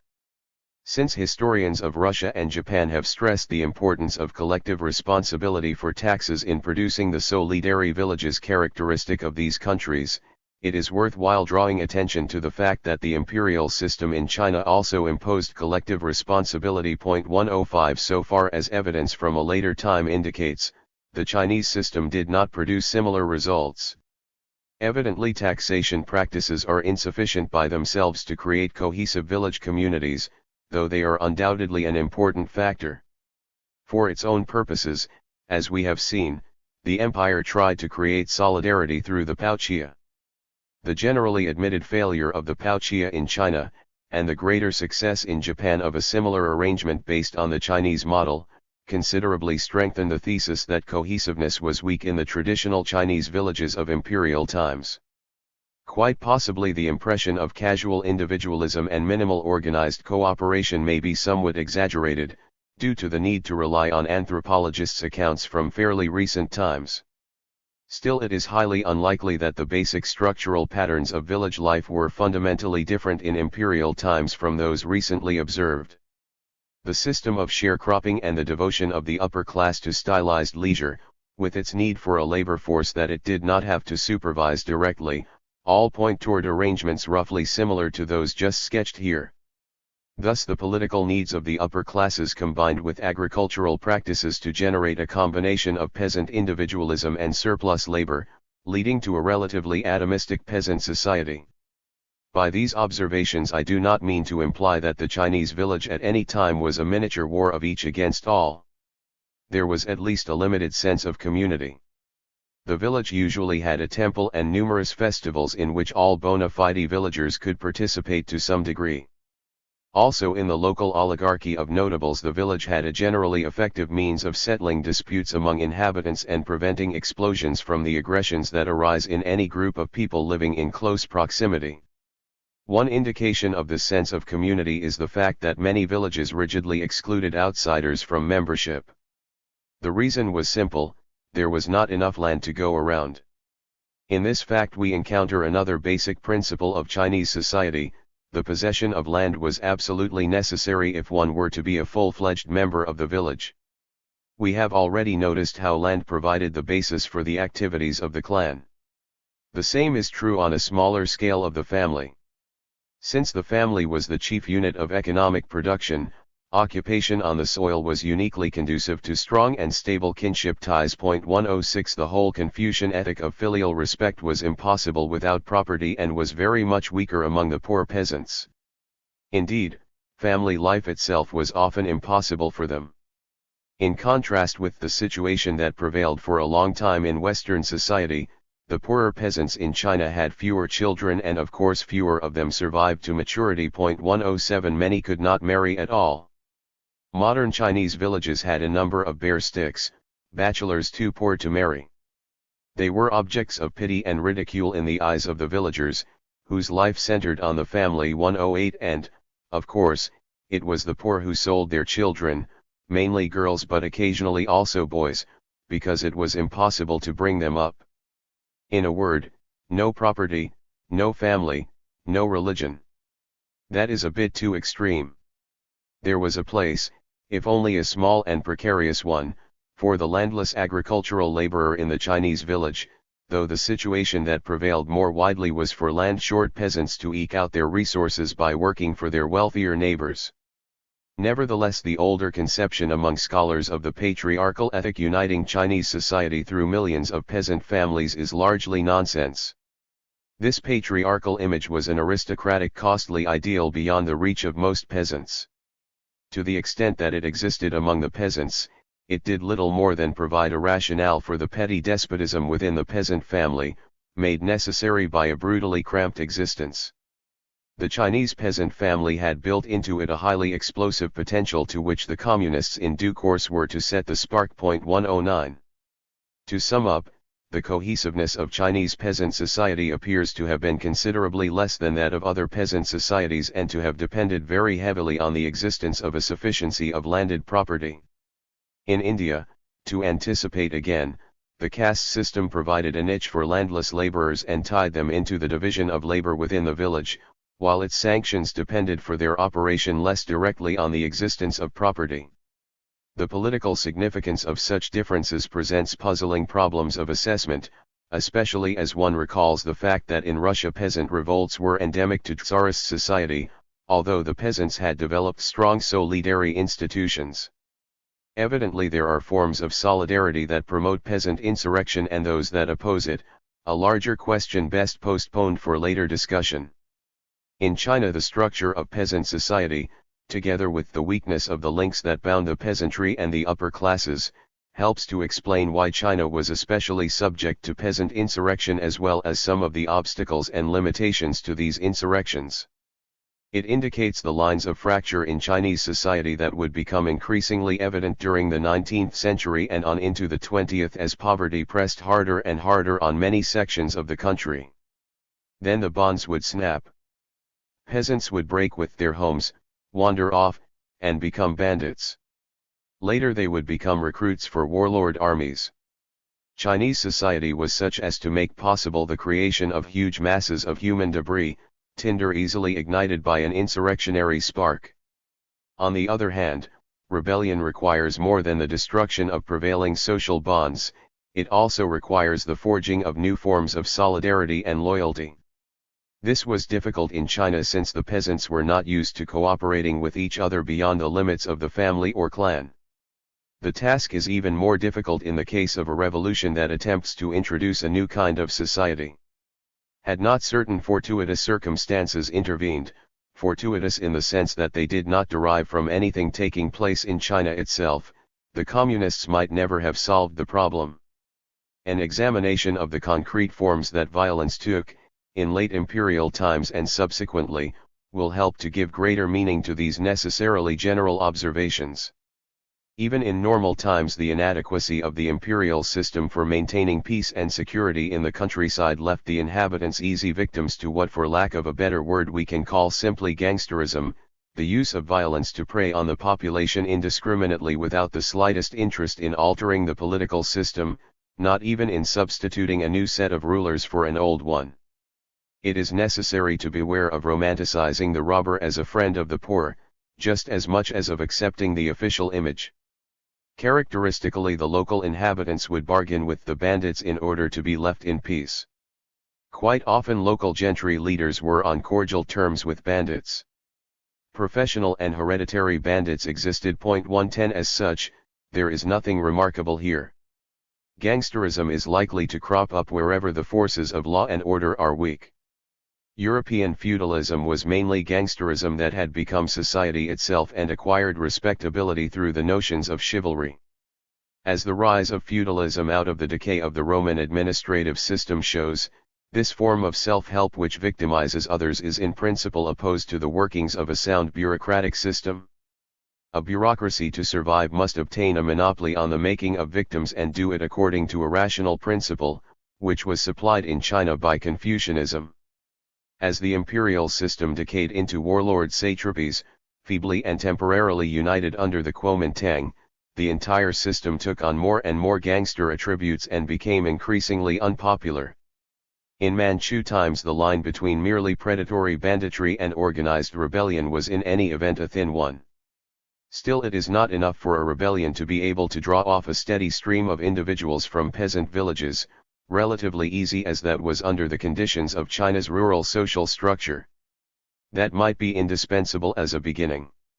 By itself it could do no more than supply a steady recruitment for banditry.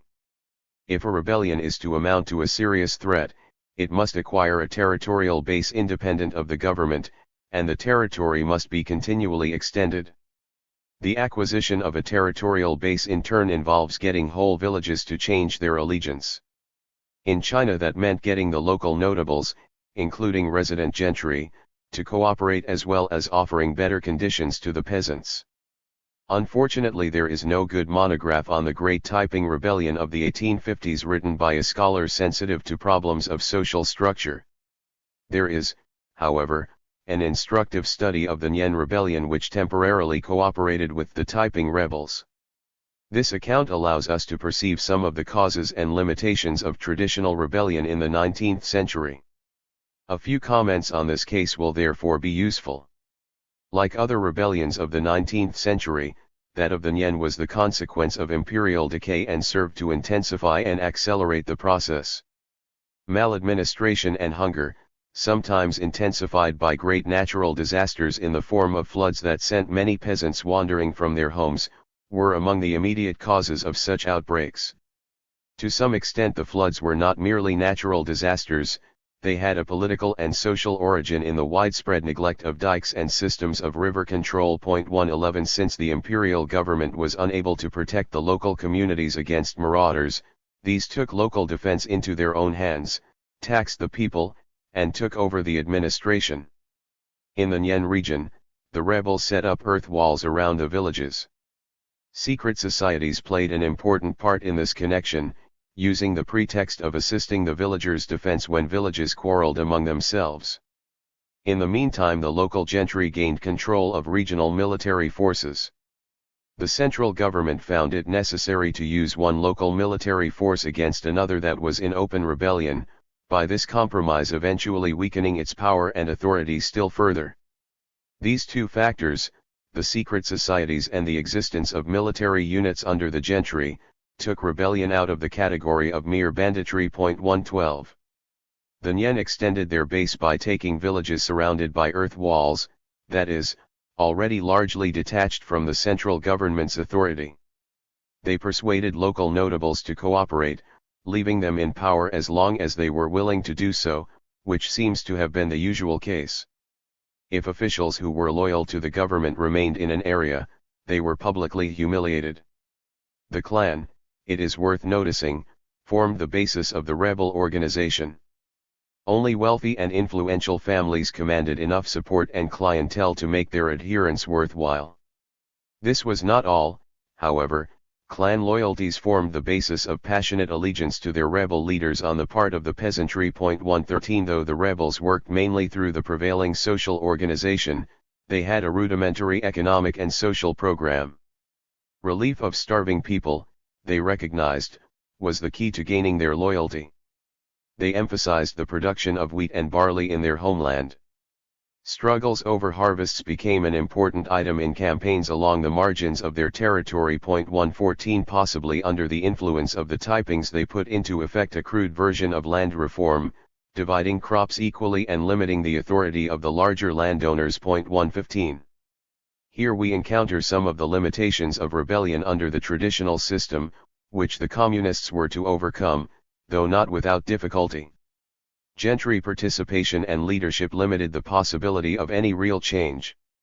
Furthermore, the Nian system was itself essentially predatory, gaining food supplies by raids on other areas, which it therefore antagonized. 116 This was self-defeating. Hence it is easy to understand why not all local groups identified themselves with the rebels. Some sought neutral self-defense, others even fought on the imperial side. 117 Somewhat similar factors appear to have been at work in the case of the typing. At first the inhabitants in many areas regarded them as better than their imperial rulers. Later, as the rebels proved unable to bring about real improvement, and perhaps as their exact ions became harsher in the struggle against the government, they lost much popular support. 118 For a long time the imperial forces adopted a purely military policy against the Nian, endeavoring fruitlessly to destroy the earth walls. Eventually the great imperial minister, Chen Kuofan, who seems a Bismarck monk in Chinese circumstances, achieved victory by taking over rebel tactics. He too worked with and through local leaders and offered concrete benefits to the peasants, support for cultivation and peace at a time when they had become tired of turmoil. Toward the end, money and the prospect of food in the government military forces induced many to surrender. 119 The rebellion, which had begun in the winter of 1852 to 1853, finally ended in 1868.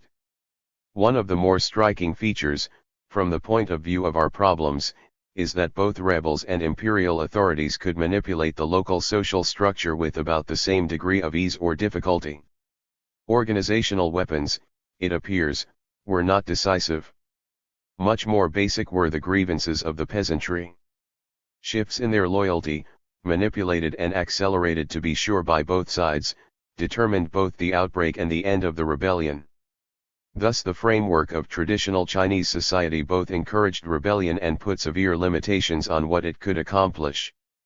It might overthrow a dynasty, in which case, as a Chinese source remarks, later historians would whitewash the whole affair. 120 Or it might turn into a worse form of oppression and gradually peter out as the imperial forces regained a semblance of control.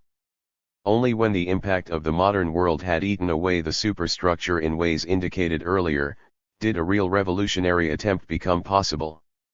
Let us now try to understand what the coming of the modern world did to the peasant, the base of this structure.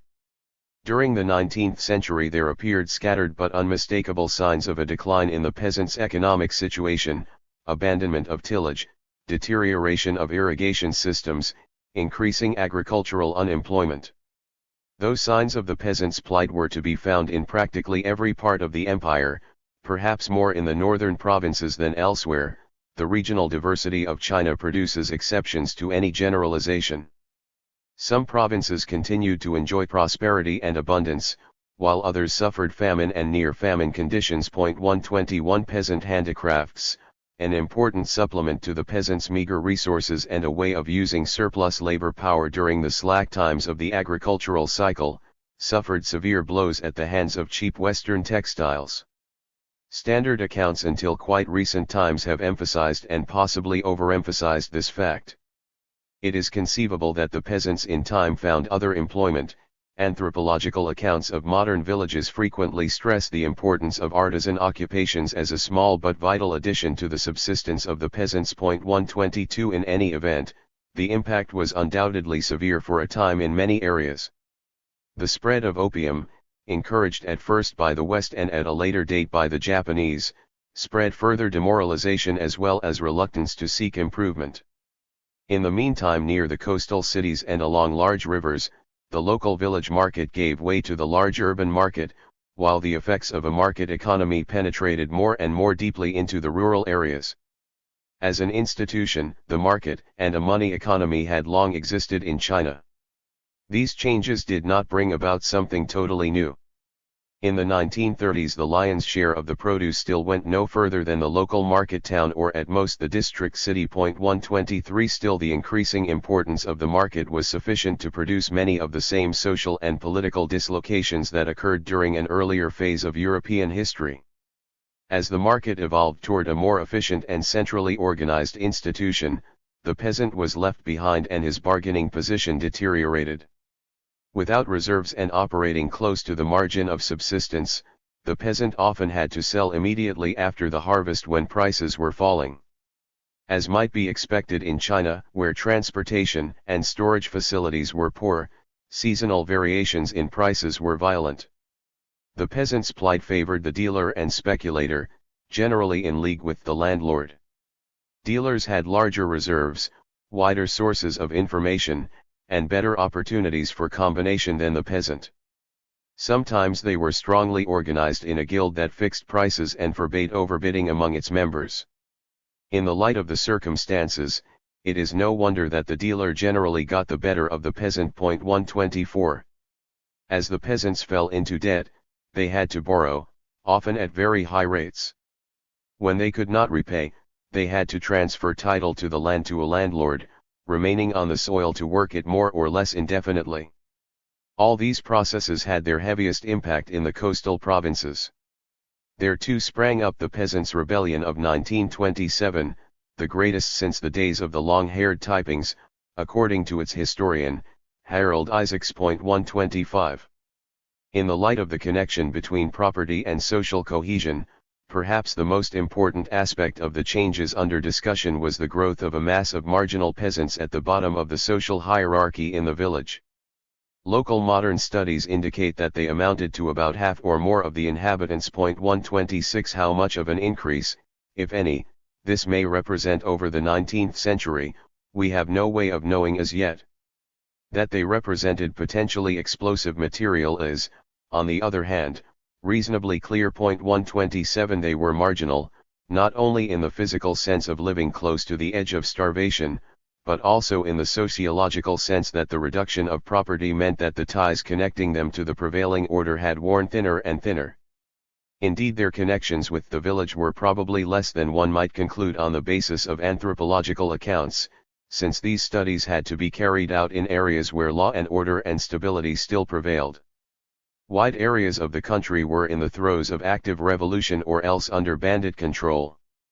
Thus the mass basis of the revolution that began in 1927 and culminated in the communist victory of 1949 was a land-short peasantry.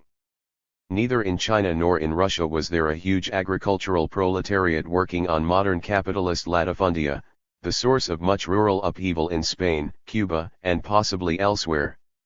It was different too from the situation in France in 1789, where there were many landless peasants, but where the revolution in the countryside came from the upper stratum of the peasantry, who put the brakes on the revolution when it showed signs of passing beyond the confirmation of property rights and the elimination of feudal vestiges. Massive poverty and exploitation in and by themselves are not enough to provide a revolutionary situation. There must also be felt injustice built into the social structure, that is, either new demands on the victims or some reason for the victims to feel that old demands are no longer justifiable. The decay of the upper classes in China provided this indispensable ingredient. The gentry had lost their raison d'être and turned into landlord usurers pure and simple. The end of the examination system spelled the end of their legitimacy and the Confucian system that had supported it. How much of this the peasants had ever actually accepted is somewhat doubtful. As Max Weber has pointed out, the religion of the masses was mainly a combination of Taoism and magic, more suited to their own needs. Still, some Confucian ideas did permeate through the clan. In any case, the self-respect had largely evaporated that had given the old ruling classes assurance in the presence of the peasants. All kinds of shady elites, racketeers, gangsters, and the like arose to fill the vacuum left by the collapse of the former ruling stratum. In the absence of a strong central power, private violence became rampant and essential in order for the landlords to continue their squeeze on the peasantry. Many landlords moved to the city where they enjoyed greater protection. Those remaining in the countryside turned their residences into fortresses and collected their debts and rents at the point of a gun. 128 Naturally, not all landlords were like this. Quite possibly only a small minority behaved this way, although to judge from anthropological accounts, those who did were likely to be the most powerful and influential figures in the area. Patriarchal relationships continued to exist alongside naked and brutal exploitation. This was widespread enough to help turn many parts of China into a potentially explosive situation that would give the communists their chance. It is worth noticing that no comparable deterioration of the upper classes has so far taken place in India. To say that a revolutionary situation existed does not mean that the conflagration was about to ignite of its own accord. The conservative half-truth that outside agitators make riots and revolutions a half-truth that becomes a lie because it ignores the conditions that make agitators effective finds strong support from Chinese data. In numerous accounts of village life, I have come upon no indication that the peasants were about to organize effectively or do anything about their problems of their own accord. The notion that peasant villages were in open revolt before the communists appeared on the scene does not correspond with a large body of evidence from anthropological field studies. 129 Those who found the situation intolerable very likely left their home villages, in many instances to join bandits, warlord armies, and in time the constantly swelling communist forces.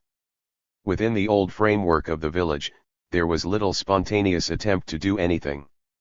Just as in Manchu times, the peasants needed outside leadership before they would turn actively against the existing social structure.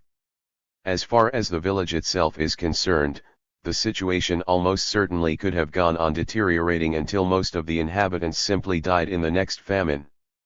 That is exactly what happened many times over. These observations do not in the least imply that the Chinese peasants were innately stupid or lacked initiative and courage. The behavior of the revolutionary armies, even after due subtraction for propaganda and revolutionary heroics, demonstrates quite the contrary. The meaning is merely that, up to the last moment in many areas, the tentacles of the old order wrapped themselves around the individual with sufficient power to prevent him from acting as an isolated unit or, quite often, even thinking about such action.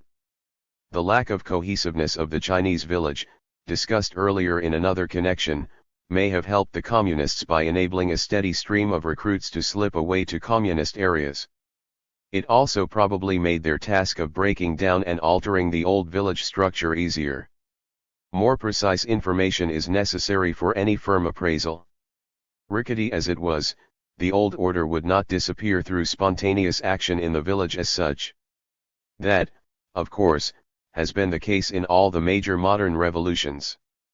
Even the entry of the Chinese Communist Party upon the scene of widespread distress and decay was not sufficient in and by itself to produce a fundamental change. The party was founded in 1921. 13 years later, the Communists had to abandon their main territorial foothold in Jiangxi and embark on the famous Long March to remote Yan'an. Their fortunes, in the judgment of some historians, were then at their lowest ebb. About all they had demonstrated was a tough capacity to survive. Jiang's 5 major military offensives between 1930 and 1933 had failed to root them out. but they had not been able to extend their territorial base or to gain significant influence outside of the areas they immediately controlled. To some extent the Communists' failure up to this point is explicable in terms of their mistaken strategy. Not until 1926 did they begin to display any serious interest in using the peasants as the base for a revolutionary movement. 130 After the break with Chiang Kai-shek in 1927, the party still tried to win power through proletarian risings in the cities with disastrous and bloody consequences. Though the abandonment of this piece of Marxist orthodoxy and the adoption of Mao's strategy of reliance on the peasantry were indispensable, more was necessary to bring success. 131 For one thing, it was necessary to adopt a milder attitude toward the well-to-do peasants, a policy not adopted until 1942, though there were adumbrations much earlier. 132 Important though all these changes were, it is unlikely that by themselves they would have enabled the Chinese Communists to win a revolutionary victory. The decisive ingredient was the Japanese conquest and the occupation policies of a foreign conqueror. In reaction to the Japanese occupation, Kuomintang officials and landlords moved out of the countryside and into the towns, leaving the peasants to their own devices. Secondly, the Japanese army's intermittent mopping up and extermination campaigns welded the peasants into a solidary mass. Thus the Japanese performed two essential revolutionary tasks for the Communists, the elimination of the old elites and the forging of solidarity among the oppressed. 133 Negative evidence strongly supports this superficially paradoxical conclusion. Where the Japanese or their puppet regime gave the peasants some security, guerrilla organizations made no headway. Indeed, the Communists were unable to establish guerrilla bases in regions that had no direct experience of the Japanese army. 134 Important as the Japanese contribution was, it is necessary to perceive it in proper perspective. To see in this cooperation between fighting enemies some sort of devilish conspiracy between the Japanese and the Communists is of course silly. Circumstances favored the Communists, who pressed their advantage against both the Japanese and the Kuomintang, which showed strong collaborationist tendencies and of course had no desire to see the war culminate in a social revolution. 135 The war intensified a revolutionary situation and brought it to a head. From the standpoint of Chinese society and politics, the war was an accident. From the standpoint of the interplay of political and economic forces in the world as a whole, it was scarcely an accident. Just as in the case of the Bolshevik victory in Russia, which some historians see as an accidental outcome of the First World War, the inevitable analytical necessity of isolating certain manageable areas of history can lead to partial truths that are misleading and even false unless and until one subsequently puts them back into their proper context. We may close with a few comments on the way in which the Communists used the lines of cleavage in the village in order to destroy the remnants of the old order. Fortunately, we possess two good studies of different villages in the north and the south during the period of the communist takeover which show successive stages and problems in this process. The northern village was in the Shanxi-Hopei-Shantung Honan border region where the communists were able to gain a foothold and combine their social struggle with nationalist resistance to the Japanese. Since the wealthier elements in the area, including remnants of Kuomintang power, identified themselves with the Japanese in order to preserve their property, the Communists gained an important advantage in being able to combine their social program, at that time a very moderate one, with resistance to foreign oppression. Bit by bit they were able to set up in the village their own political organization beneath the existing one. This they combined with a program giving benefits to the numerous poor peasants and putting the burden on the richer ones. The program at first eliminated the levies that had formerly lined Kuomintang pockets and distributed the new burdens of organizing the rear roughly according to ability to pay. The new slogan was "Those with wealth contribute wealth, those with labor contribute labor." A decisive crisis arose at the point when the Japanese threatened to impose a tax on the village. By raising the question of whether the tax should be paid on the Japanese flat rate or on the communist system that put the burden on the rich, the communists first split the village wide open into rich and poor. Meanwhile, the communists had been urging peasants to hide their grain in caves and prepare to evacuate the area.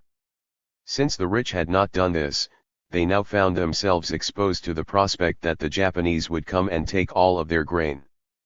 Hence they went along with the communist proposal. The importance of the episode lies in showing how the communists, like earlier revolutionaries, were able to compel whole villages and areas to go over to their side and accept their administration, as well as how the Japanese helped to forge a new solidarity for the communists. But the communists went much further. Though they used the old and tainted leadership at times, they created new organizations among the poor peasants and even among the women, the most oppressed group in Chinese society. Above all, in their program of local economic self-sufficiency, as shown in the establishment of a cooperative, and in many other ways, they presented the peasants with concrete alternatives to submission and starvation. Land reform on any substantial scale was something that could wait. When it came, it was combined with vengeance on collaborators and former oppressors. Reading this account makes it easy to understand the revolutionary elan behind both resistance to the Japanese and the communist sweep to victory over the Kuomintang. 136. Some years later the communist revolution came to Nanjing, a little village near Canton, not in the form of aid in resisting the Japanese, but from above. A shattering blast, set off by retreating nationalist soldiers blowing up the steel bridge across the Pearl River, shook the village windows and announced the fall of the old government. In a few days well-armed detachments of communist soldiers appeared who posted notices announcing the annulment of the previous political rule and commanding former government personnel to remain in their old posts until their duties and documents were transferred to new personnel. After 10 months, during which very little happened, the land reform cadres appeared, 3 men and 1 woman in their late teens or early 20s, disguising urban bourgeois backgrounds under dirty grey uniforms and conscious attempts to imitate the peasants' mode of life. 137.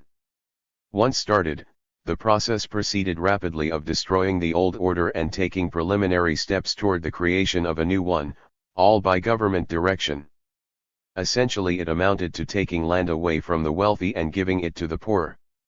The general strategy was to unite the poor peasants, agricultural laborers, and middle peasants and to neutralize the stand of the rich peasants so as to isolate the landlords. 138. The effect was rather different. Though the communists used categories that corresponded reasonably well with the social realities of the village, the main consequence was general uncertainty, even among the poor peasants, who were the chief immediate beneficiaries but who seemed to have been as uncertain as the others about how long all this was to last. Formerly there had been suppressed hatred between the two extremes, a rich, exploitative, and cruel landlord and his tenants. Under the new system the entire village was methodically partitioned into compartments, each set against the other. 139. One aspect deserves special mention because of the light it sheds backward on the workings of the pre-communist era, as well as on communist tactics. Land was redistributed not to the family as a whole, but to each member on an equal share basis, regardless of age and sex. Thus the communists broke the village apart at its base, obliterating the connection between landed property and kinship. By destroying the economic basis for kinship bonds, or at least greatly weakening them, the communists released powerful antagonisms across class lines as well as those of age and sex. Not until they had done this, did the struggle of peasants against landlords, tenants against rent collectors, victims against local bullies become open and bitter. The last to bring charges were the young against the old. Even here bitterness came to the surface. 140. The communist regime forged a new link between the village and the national government. It became evident to every peasant that his daily life depended on a national political power. Through this new link the communists pumped out of the village, C.K. Yang estimates, even more than the landlord rentier and the Kuomintang had taken before. At the same time the new and larger burden was much more equally distributed than had previously been the case. 141. All these changes were temporary and transitional. To destroy the old order, to forge new links with the government, to extract more resources from the peasants could only be preliminary to solving the basic problem of increasing economic output all around in a world of competing armed giants. That part of the story falls outside the scope of this book. In China, even more than in Russia, the peasants provided the dynamite that finally exploded the old order. Once again they furnished the main driving force behind the victory of a party dedicated to achieving through relentless terror a supposedly inevitable phase of history in which the peasantry would cease to exist. Chapter 5. Asian Fascism, Japan. One revolution from above, the response of the ruling classes to old and new threats. D. During the 17th century. In Japan, China, and Russia, new governments came to power that in each country put an end to a prolonged period of internal disorder and fighting. In Russia and China the establishment of peace and order was the beginning, to the extent that we can ever speak of beginnings in history, of a long process that culminated in peasant revolutions. The agrarian bureaucracies in these two countries inhibited the growth of a class of independent merchants and manufacturers. Oversimplifying somewhat, we can say that, in the absence of a bourgeois revolution, there came a peasant revolution that in turn opened the road for totalitarian modernization. Japanese development, on the other hand, followed quite a different course, closer to that of Germany. Though mercantile influences undermined the agrarian order, there was here too, as in Germany, nothing that deserves the name of a successful bourgeois revolution. And the Japanese managed to contain and deflect peasant discontents in such a way as to prevent a peasant revolution. By the end of the third decade in the 20th century the outcome showed a very strong resemblance to European fascism. What explains the difference between the course of modernization in Japan and that in both Russia and China? At once feudalism leaps to mind as a possible explanation. Feudalism was a weak memory in both Russia and China, if indeed it can be said to have existed at all, a matter of dispute among scholars. The Japanese version of feudalism, on the other hand, remained vigorous well into the 19th century.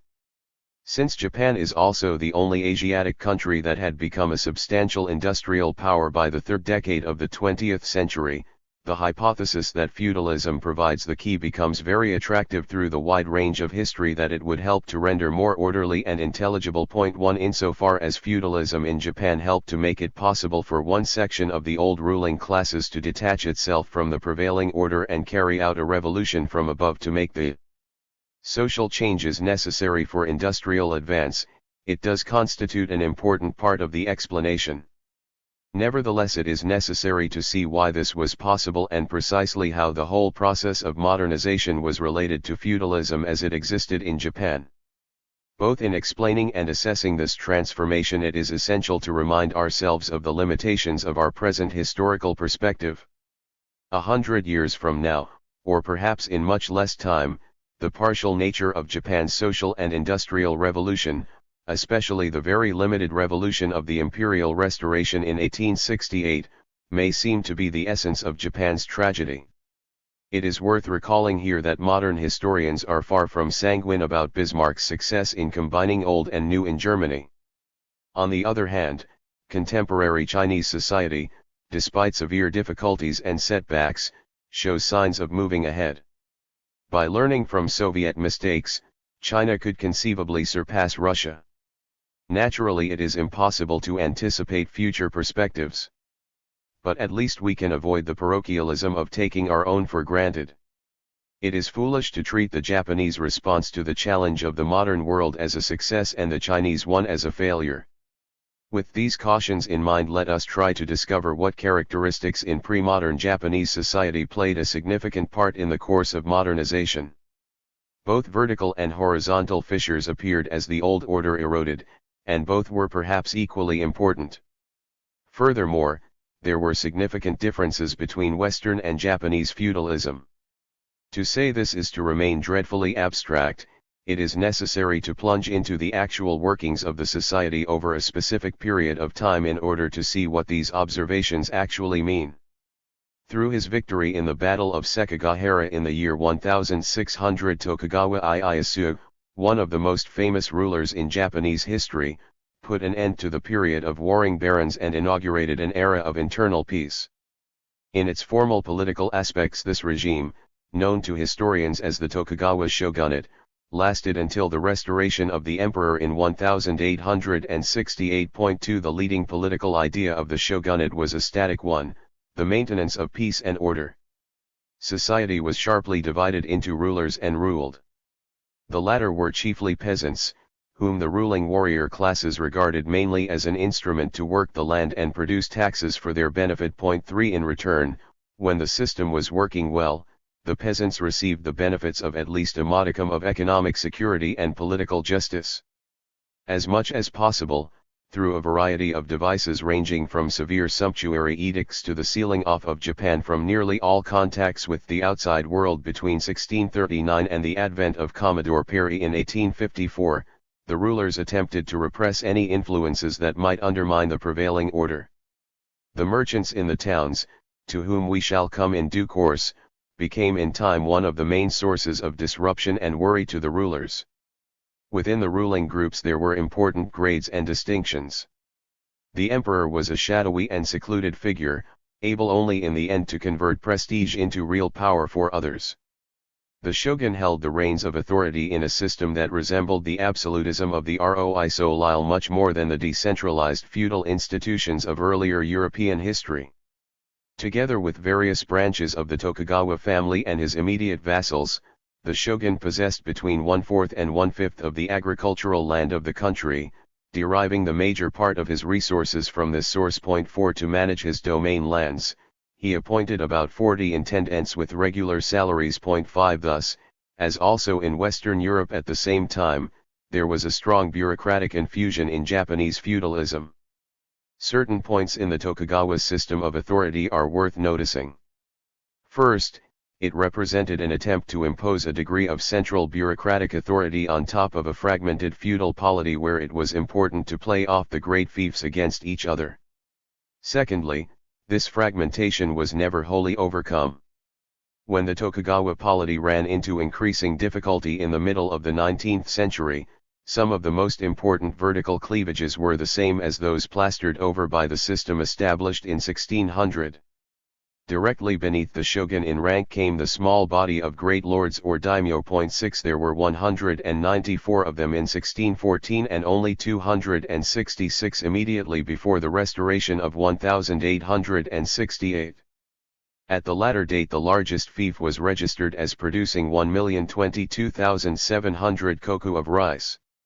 The average was about 70,000 koku. 7 Beneath the daimyo was the main body of samurai, or warriors, among whom there were wide variations in power and wealth. 8 Together with their families they are estimated to have numbered around 2 million persons or about 1/16 of the total population on the eve of the restoration. 9 Formally, they were military retainers of the daimyo and received from them an annual stipend in rice.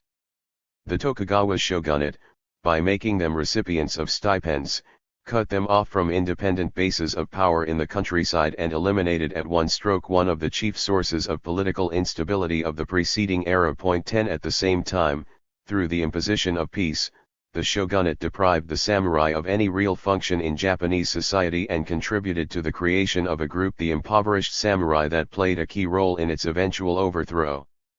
The days had long since come to an end when the soldier in time of peace had farmed his own land.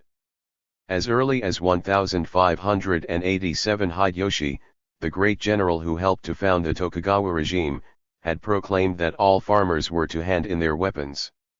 The measure was intended not only to eliminate the danger of an armed peasantry but to emphasize the clarity and stability of class distinctions. 11 Subsequently the right to wear a sword became the chief distinction between a samurai and a wealthy peasant. 12 When away from the shogun's court the daimyo, or overlord, lived surrounded by his samurai, or retainers, in a castle town. Few peasant villages were more than 20 miles away from such a town. 13 The castle towns were the local centers through which the warrior class extracted from the peasantry, in the form of taxes, the economic surplus that supported it. Essentially the tax-collecting administration consisted of two sets of officials, those who manned the central bureaus in the castle or nearby town and the district magistrates scattered about the fief itself. 14 In peaceful times at any rate the system worked with remarkably little use of force. Within the fiefs, the great feudatories exercised power according to their own lights. However, they could not erect new castles, coin money, construct warships, or arrange marriages without the shogun's sanction. The continuity of the fiefs as distinct units appears from the fact that, of the 16 great outside houses that existed in the year 1664, all of them continued to rule their own fiefs down to the formal abolition of feudalism in 1871. In the beginning, to be sure, the shogun intervened quite freely in the local affairs of the fiefs, confiscating and transferring territories on a wide scale. After the middle of the 17th century, when the system had shaken down and the shogun's position seemed secure, the policy of succeeding shogun became more cautious, and interventions in the internal affairs of a fief much rarer. 15 Such, then, in brief outline, was the regime established by the Tokugawa shogunate. As we have seen, it was a relatively centralized and tightly controlled form of feudalism, so much so that one older writer refers to it as a police state 16, a designation that no doubt seemed much more appropriate in 1900 than it would after Hitler and Stalin. Though this designation now seems inappropriate, the Tokugawa system was not one out of which was likely to grow the theory and practice of free society as known in modern Western civilization. Earlier Japanese feudalism, too, lacked features that in the West made important contributions to this growth. In the feudal bond uniting lord and vassal, the element of contract was very weak in Japan. The elements of loyalty and duty to superiors, on the other hand, received heavy emphasis. 17 Western discussions of the contrast make the Japanese feudal bond seem more primitive, less objective and rational than its European counterpart. It rested more on unwritten custom and ceremonial observance. It had the character of a fictive kinship relationship, something very widely used in Japanese society, and relied less than in Europe on written or oral contract to specify individual duties or privileges. 18 Indigenous trends in this direction received further reinforcement from the importation of Confucian philosophy, which attained almost the position of an established religion. By the time Commodore Perry's ships appeared in 1854, the Tokugawa system had suffered substantial decay. The decline of the old order, together with attempts to preserve the privileges of the agrarian elite, had already given rise to some of the social forces that eventually culminated in the regime that dropped its fateful bombs on Pearl Harbor in 1941. The factors that produced this decay and rebirth were many and complicated. Their exact nature and relative importance will probably long remain a matter of dispute among specialists. Yet for our purposes it may not be too misleading to suggest that essentially they dissolve into two: peace and luxury. Peace permitted a commercial way of life to emerge not only in the towns but also in the countryside. Even though kept under close supervision, commercial influences eroded much of the feudal edifice. Just as the Tokugawa system may strike the comparative historian as a species somewhere between the centralized agrarian bureaucracy of China and the much looser feudalism of medieval Europe, so does the capacity of 18th and 19th century Japanese society to contain the divisive and destructive effects of commerce fall somewhere between these two extremes. To a considerable extent peace and luxury radiated out from the center of the Tokugawa polity. Just as Louis XIV compelled his nobles to reside at Versailles, so did the shogun require the daimyo to spend specified periods of time in the capital Edo. 19 Up to a point the effects were similar in both cases. By encouraging various forms of luxurious display, the shogun weakened the position of his nobles and simultaneously gave a fillip to the trading classes in the towns. The expenses of the daimyo increased as they had to maintain a residence both at home and in Edo. For their establishment in the capital and the costs of travel for themselves and a large retinue they had to pay in specie, which they had no right to coin. These expenses put a heavy demand on the finances of many fiefs.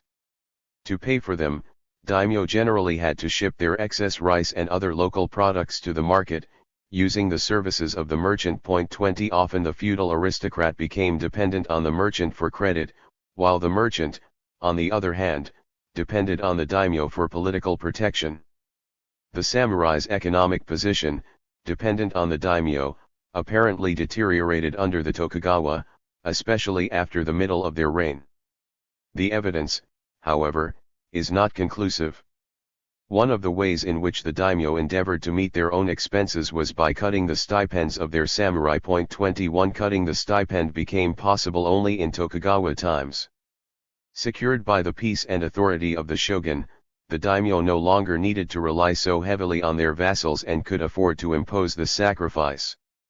Whatever the actual economic situation of the samurai, there can be no doubt that their status in Japanese society was deteriorating. A good income in rice was for a samurai merely the material base for the life of a warrior. Under the enforced peace of the Tokugawa, the warrior had no obviously important social function to perform. In the meantime, other forms of prestige, based on the wealth of the merchants, were beginning to compete with the martial virtues. The old ethic was being undermined, though as yet no new one had taken its place. Signs of these changes began to appear as early as the beginning of the 18th century. The loss of their function as warriors, together with the inroads of commerce, placed a severe strain on the loyalty of many samurai, setting them adrift in both a psychological and a literal sense. While we may treat as literary exaggeration the statement of an early 19th century writer that the samurai hate their lords as their worst enemies on account of the practice of cutting stipends, we may be certain that the cuts were widely resented. 22 To make matters even more difficult, the warriors were prohibited from engaging in any form of commerce. Though many evaded the prohibition in order to make ends meet, whatever wealth they gained in this way could scarcely have contributed to their feeling of security as samurai. 23 As a result, many warriors simply cut their ties and became ronin, wandering masterless men, often ready for any violent enterprise, a group that contributed to the turbulence of the latter part of the Tokugawa period. Chosu, the fief that played the key part in the imperial restoration of 1868, was a great refuge for the ronin. 24 The notion of getting rid of the barbarian Westerners had a strong appeal for these men. Many opposed the opening of new ports, because the expulsion of the barbarians would then be hopeless. We should have to fold the left lappet over the right, to take to writing across the page, and to have to use their stinking calendar. 25 Thus the lower ranks of the samurai constituted a free-floating source of violence, a lumpen aristocracy, available for a variety of reactionary purposes but certainly no revolution of the English and French type. In some of the crucial military struggles surrounding the imperial restoration they were ranged about equally on both sides. 26 Without the foreign threat and great political skill at the top, this potentially explosive force, a result of the way in which Pax Tokugawa had profoundly altered the position of the warrior class, might have burst Japanese society at the seams and brought about a return to feudal anarchy. The merchants were the immediate if not the ultimate source of these corrosive influences on the old order. Their role in Japanese society shows many similarities to that of the Jews in late medieval Europe, particularly in Spain. In very general terms we may characterize the relationship between the warrior aristocracy and the merchants as one of symbiotic antagonism.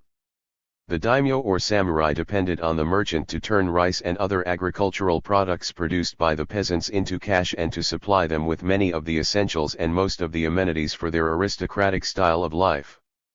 The merchant, on the other hand, depended on the warrior aristocrat for political tolerance and protection in order to engage in trade, a degrading and generally parasitic way of life according to the warrior's code of ethics. Without by any means throwing off the feudal restrictions, or even attempting to do so, the merchants substantially improved their position in this relationship until by the end of the period they had become the dominant partner. One consequence was that the rigid barriers between classes, upon which the Tokugawa system depended for much of its stability, showed serious signs of breaking down. Warriors became merchants and vice versa. Whether or not this trend increased throughout the period we do not know, though it would seem likely, on general grounds, that it did. 27 In the early 19th century, out of one group of 250 merchant families, 48, or almost 1 in 5, had samurai ancestors. Impoverished samurai at times set aside the eldest son and adopted a rich merchant's son as heir. Though the shogun Yoshimune in the early 18th century forbade the sale of samurai status, the prohibition soon became a dead letter. 28. Not until after the beginning of the 18th century did the feudal rulers realize that the merchants were in any sense a threat to their power. By then it was too late, even though the economic advance of the merchants had largely spent its force. 29 Indeed, recent writings give the impression that the feudal rulers might have been able to contain this threat and maintain some form of equilibrium, even if one rather different from early Tokugawa days, for quite some time if Western battleships had not made their ominous appearance on the Japanese scene. 30 At any rate, the feudal aristocracy had a number of weapons they could and did use against the merchants: outright confiscation, forced loans, and refusal to pay debts. The effect of these measures, and especially confiscation, was in the latter part of the era simply to make the merchants more reluctant to grant loans. 31 Since the aristocracy was heavily though not universally dependent on these loans, it proved impossible to crush the merchants. The stranglehold that many merchants obtained from time to time on sections of the nobility produced understandable resentment among the latter and other articulate segments of Japanese society. In a way that recalls European physiocratic notions of the same date and anti-Semitism at a later one, some Japanese thinkers argued that nobles and peasants were the only useful members of society. Merchants, on the other hand, carry on an insignificant occupation. It should be no concern of government if they ruin themselves. 32 As already indicated, the shogun's government from time to time tried to put these or similar ideas into practice. In this clash between a decaying military aristocracy and an emerging commercial interest, we may notice the beginnings of that anti-capitalist outlook which was to be so prominent in the Japanese variant of fascism.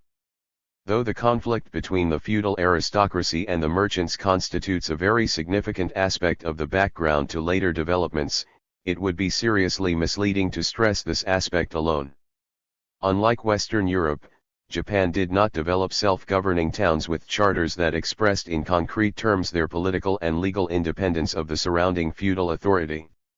To be sure, there were some promising starts in this direction in the beginning phases of the Tokugawa regime. But, as the regime consolidated itself in a form of centralized feudalism, it cut short such tendencies. This refeudalization, as it is sometimes called, imposed strict limitations on the merchants, carefully enclosing them in the feudal order, where, so the rulers hoped, they could do no harm. 33 The closing of the country, through the edicts of 1633 to 1641, had the effect of limiting the initiative of the merchants, partly through removing the stimulus of foreign contacts and competition. 34 As we have already noticed, the main thrust of mercantile development had spent much of its force by about 100 years after imposition of the Pax Tokugawa. After that, there was some tendency to settle down and enjoy the fruits of enterprise, as well as to cling to tried and proven methods of business. For our purpose there is no need to discuss in any further detail the mechanism of political controls over the merchants that the Tokugawa rulers devised. It is enough to note that they were rather effective, particularly in the early period, and that, as a result, the merchants' rise to economic power was almost an underground movement. 35 These political controls made the Japanese merchant a dependent figure in the society, even if there were occasions when his wrath could make a daimyo tremble. There were, of course, significant variations. The merchants of Osaka were less dependent than those of the capital, Edo. 36 And, in the latter part of the period, the provincial merchants showed themselves less dependent on feudal relationships for their materials and markets than did the older urban monopolists. 37 It is also true that in some of the arts and in the lighter pleasures of life the merchants developed some distinctive social traits and tastes that recall the pre-Puritan aspects of mercantile culture in the West. But this merchant culture, that reached the height of its flowering by the beginning of the 18th century, was no real threat in itself to the Tokugawa system. 38 Essentially this tolerated licentiousness, mainly restricted to a particular quarter of the capital, served as a safety valve. If anything, it helped to preserve rather than destroy the ancien regime. 39 For all these reasons Japanese merchants of the Tokugawa period were suffused with the feudal ethic. They completely failed to develop any intellectual standpoint with which to oppose the traditional outlook. Herbert Norman searched through many varieties of Japanese writings to discover whether any writer had ventured to express a sustained and penetrating criticism of the most oppressive aspects of Japanese feudalism, its social rigidity, its intellectual obscurantism, its scholastic sterility, its debasement of human values, and its parochial outlook on the outside world. 40 Though he was able to find in chronicles and literary writings a number of scattered expressions of disgust with the cruelties of feudal oppression, he was unable to find a single influential thinker who made a frontal attack on the system as a whole. 41 The failure of the Japanese merchant class to develop a critical intellectual standpoint comparable to that produced in the West cannot, in my opinion, be explained through psychological factors or some peculiar efficacy of the Japanese value system. 42 Such explanations are logically the same as the famous explanation of the effects of opium as being due to its dormitive properties.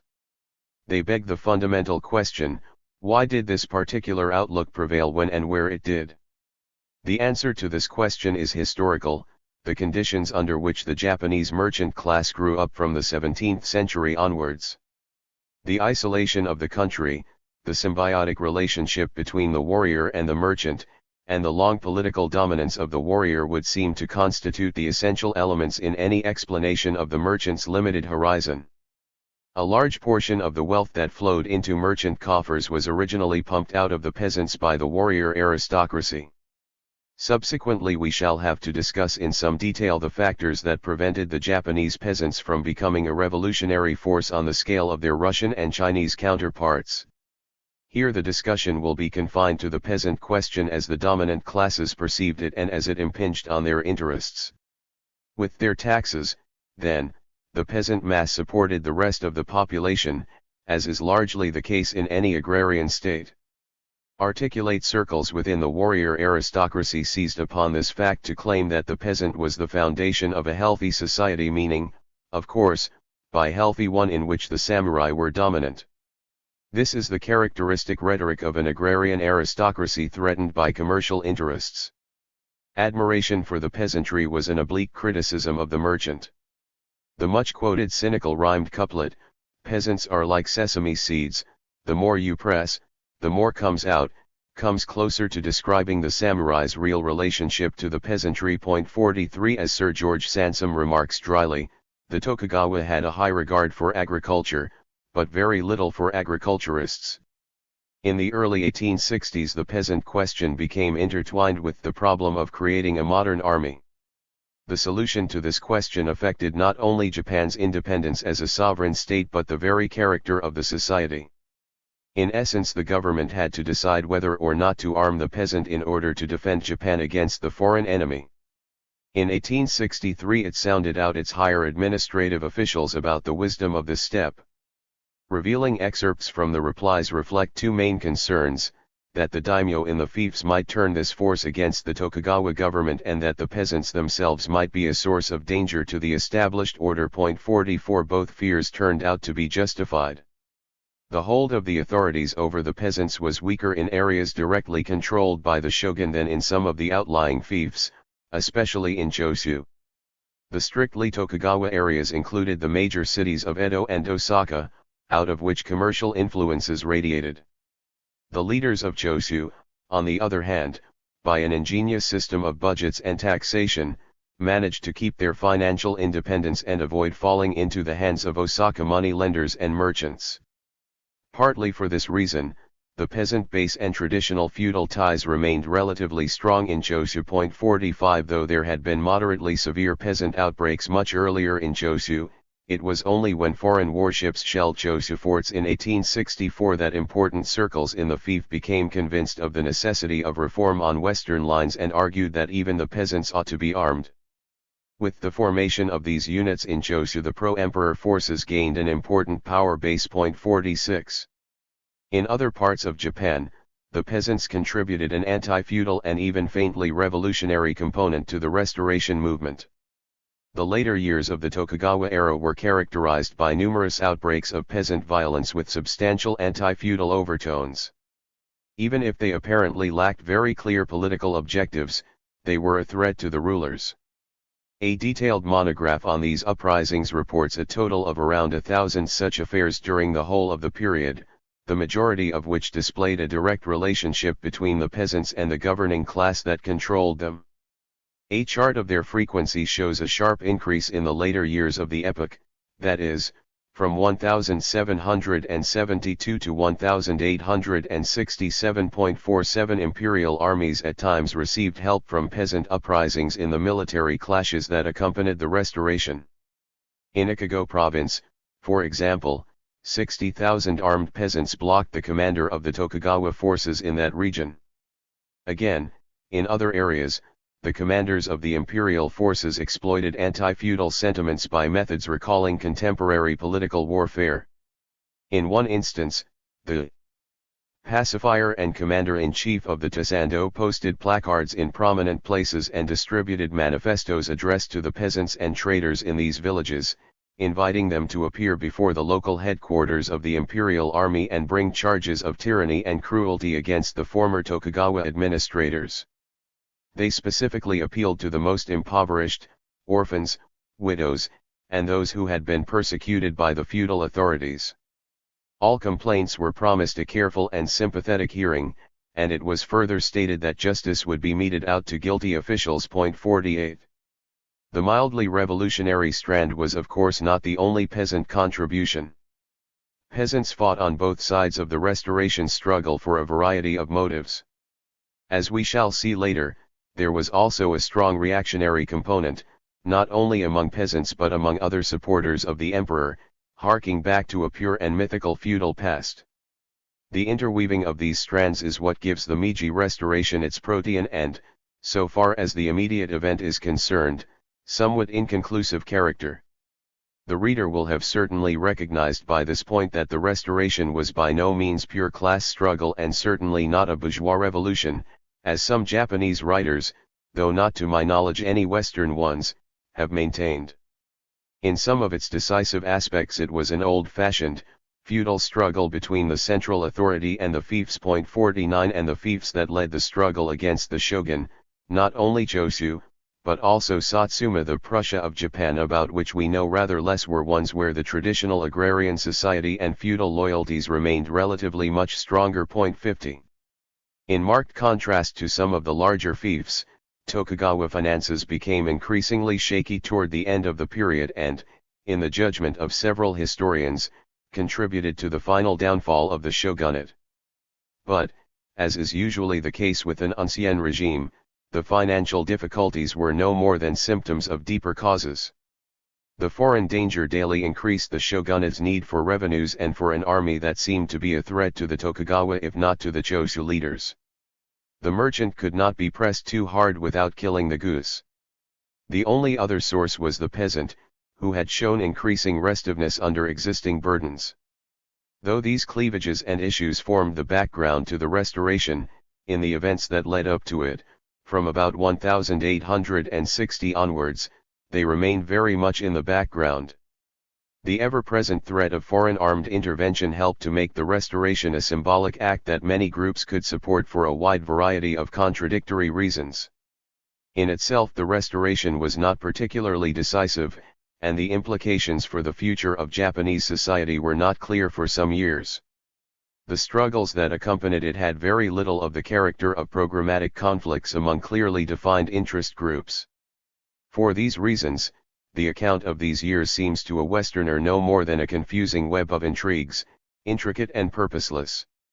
They appear this way, I would suggest, precisely because the main actors within the ruling class were generally agreed on what they wanted, the ousting of the foreigner and a minimum of disturbance to the status quo. Down to the very last, according to one standard account 51, the emperor wanted to act through the shogunate in opposition to extremist and disorderly elements, in a word, against anything that smacked of revolutionary change. Therefore the question became in effect, who should bell the cat? Much of the rivalry centered about who might get the credit for this daring act if it could be carried out. In this struggle the shogunate had the tremendous disadvantage of political responsibility. Whenever the shogunate failed to keep a promise that it could not possibly keep, such as to expel the barbarian by a certain date, its incapacity was obvious. The shogun's opponents, on the other hand, naturally gravitated toward a figure that was above politics. As much as any other factor, the disadvantages of political responsibility in an impossible situation contributed to the shogun's conclusive defeat. 52. At this point it may be helpful to assess in more general terms the causes of the restoration. The fundamental one, I believe, was the partial erosion of the feudal edifice through the rise of commerce, which was in turn due to the establishment of peace and order. Together with the foreign intrusion, this erosion created problems toward whose solution the restoration was one important step. The politically reactionary aspects of the solution are to a great extent explicable in terms of the groups that the imperial movement attracted. One was a section of the nobility at the imperial court. Another consisted of a few disaffected leaders of fiefs where feudal institutions appear to have been particularly strong. Samurai, disaffected from their particular lord but by no means from feudal society as such, also made an important contribution. Among the commercial elements, the conservative old-line merchants were hostile to the idea of opening the country, as it would increase competition for them. Generally the merchants did not play an active part in the struggle itself, although Mitsui interests were on both sides of the fence. 53 Only among the peasants, and there far from universally, can one find signs of opposition to feudal institutions. In doctrinal terms, the restoration took place under the banner of traditional symbolism, mainly Confucian. As we have seen, the old order faced no direct intellectual challenge, least of all one that stemmed from commercial interests. In the light of the groups that supported the restoration, what is surprising is not that the new government did so little but that it did so much. As we shall see shortly, the Meiji government, as the new regime is known, took many important steps toward remaking Japan in the image of modern industrial society. What prompted this largely feudal revolution to carry out a program with many undoubtedly progressive features? The reasons are not hard to find and have been emphasized by many historians of Japan. There was some shift in the character of the ruling class, though that is probably a subordinate factor. Since the lines of cleavage in Japanese society were vertical as well as horizontal, they enabled a section of the agrarian ruling class to detach itself from the Tokugawa system and put through a revolution from above. The foreign threat was decisive in this connection. Under its unifying force, the new government acted in such a way as to preserve the privileges of a small segment of the elite, open up opportunities for others, and ensure national survival. From 1868 onward, the new rulers of Japan, drawn in substantial measure from the pool of samurai that had been losing out under the old regime, faced two major problems. One was to achieve a modern centralized state. The other was to create a modern industrial economy. Both were necessary if Japan was to survive as an independent state. Together these problems amounted to the dismantling of a feudal society and the erection of a modern one in its place. Such at least is the way the problem appears to the social historian with the advantages and disadvantages of hindsight. It is scarcely the way the problem appeared to contemporaries. Many had joined the movement to restore the emperor, expel the barbarian in the hope of creating a new and better version of feudalism. Our formulation is too abstract and too concrete. Too abstract in that, by and large, the people behind the restoration and the early years of the Meiji did not wish to see just any kind of modern state, but one that would preserve as much as possible of the advantages the ruling class had enjoyed under the ancien regime, cutting away just enough to preserve the state, since they would otherwise lose everything. Too concrete in that it gives the impression of a specific unified program of modernization. The leaders of early Meiji Japan were no doctrinaire social theorists, catapulted like the Russian Marxists into the arena of political responsibility. Nevertheless, if these qualifications are kept in mind, this notion of the task before the Meiji leaders will help to sort out important facts of the period, their consequences, and their relationship to each other.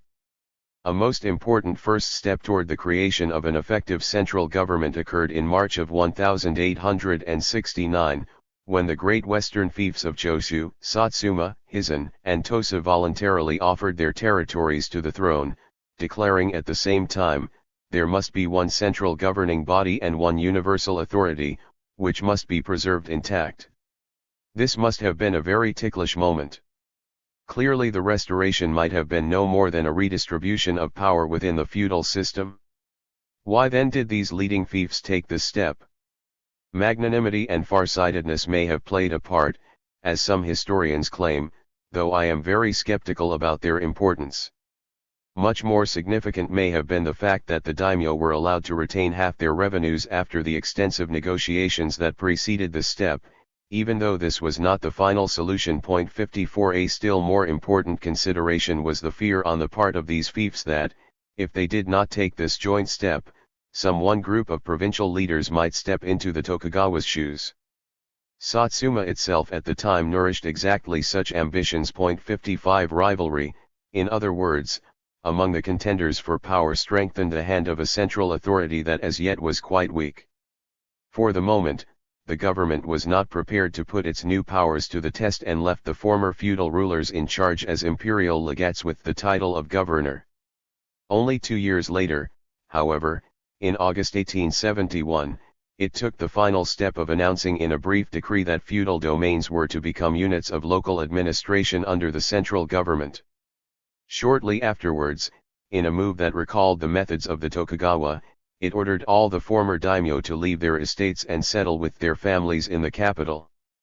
Indeed, the similarity is more than fortuitous. 56. The Tokugawa in their victory of 1600 had laid the foundations of a modern centralized state.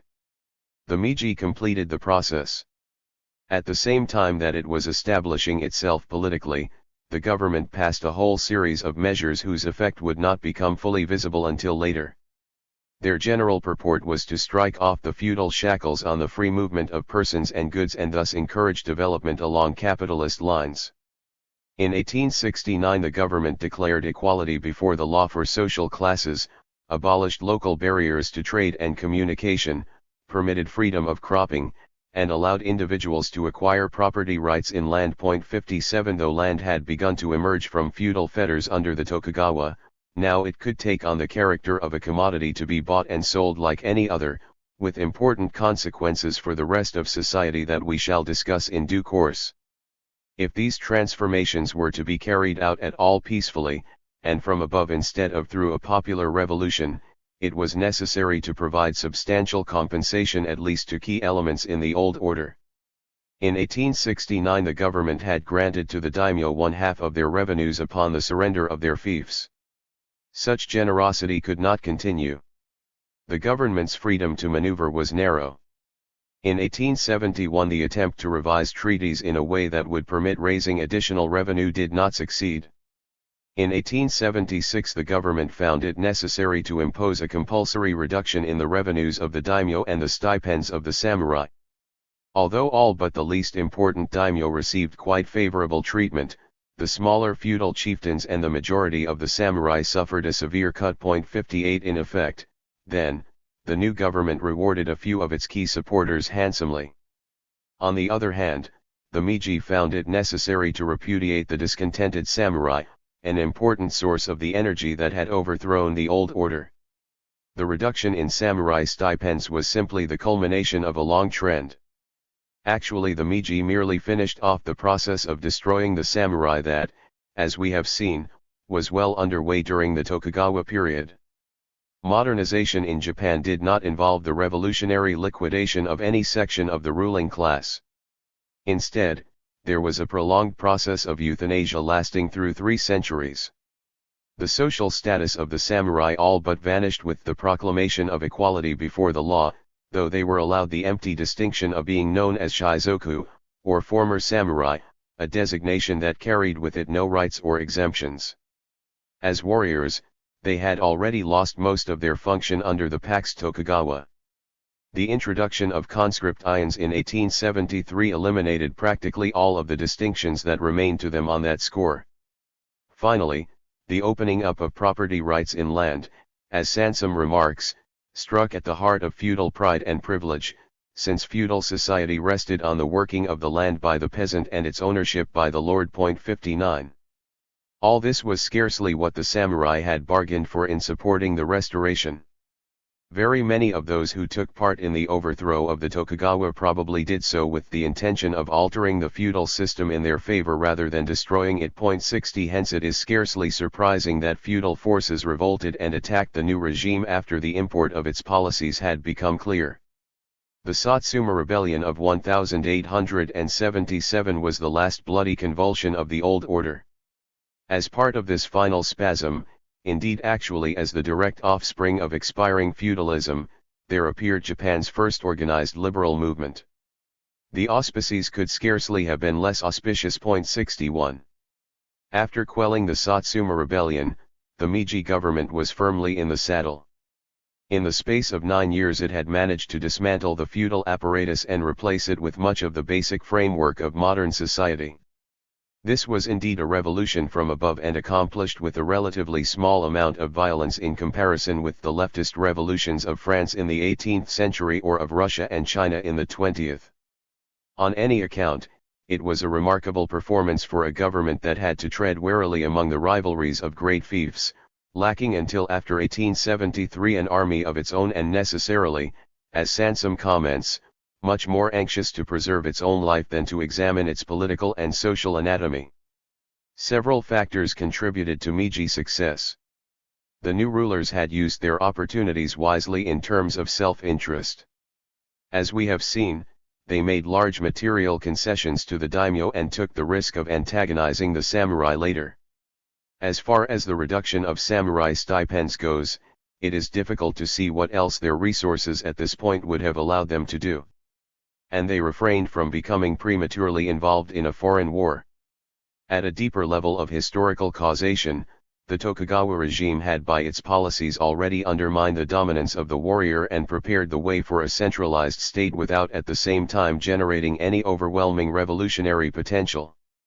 The Meiji regime was thus a continuation of previous trends and, as the rest of our account will show, left much of the original structure standing. Finally, the imperial institution, as many historians of Japan have emphasized, provided a rallying point for fundamentally conservative forces and a framework of legitimate continuity within which to make a number of necessary adjustments. Before carrying the analysis further, we may pause to reconsider the suggestion with which this chapter opened, to the effect that feudalism constitutes the key to the differing fates in modern times of Japan, Russia, and China. By this point it is perhaps apparent that differences in internal social structure constitute only one major variable, albeit an extremely important one. There were also differences in timing and in the external circumstances under which pre-modern institutions broke down and adapted themselves to the modern era. For Japan, the advent of the West was a relatively sudden affair. The superiority of Western arms and technology became evident to many Japanese leaders very rapidly. The question of national survival and the need to take appropriate steps to defend it pushed their way to the forefront with dramatic speed. China, to which we may limit these preliminary comparative remarks for the sake of simplicity, seemed superior to the West at first.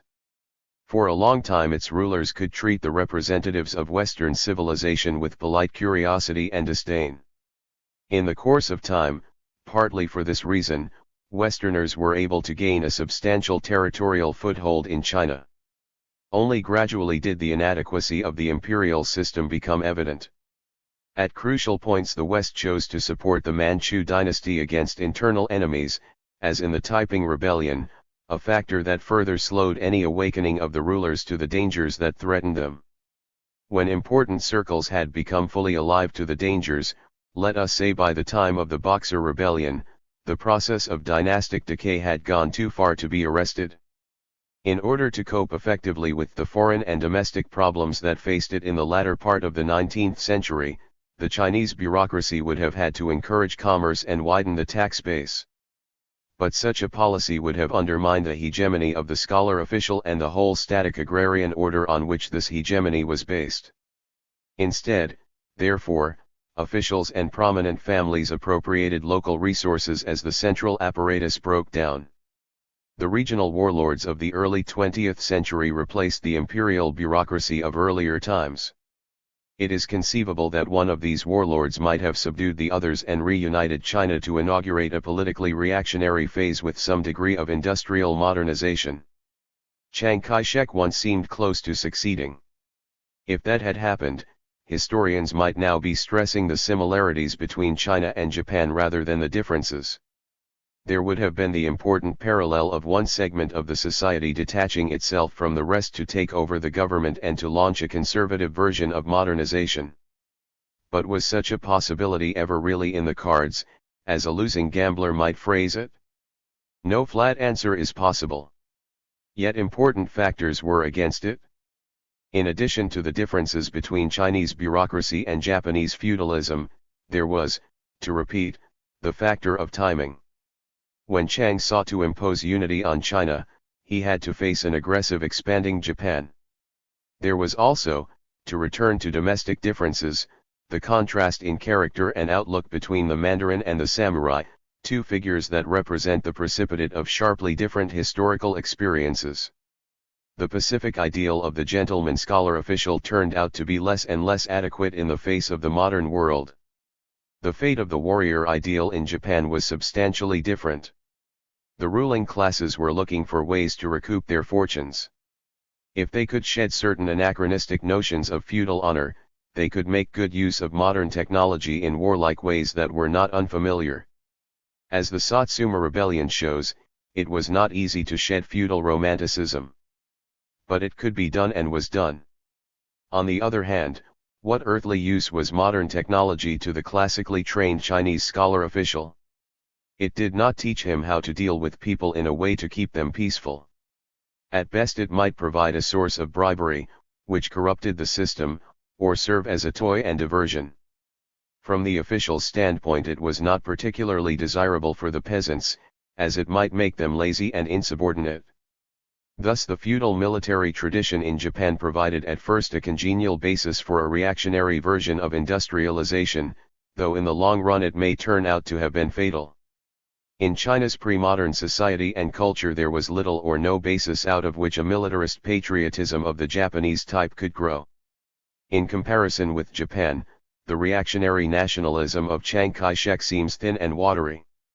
Only when China began to make over her own institutions in the communist image did a strong sense of mission appear.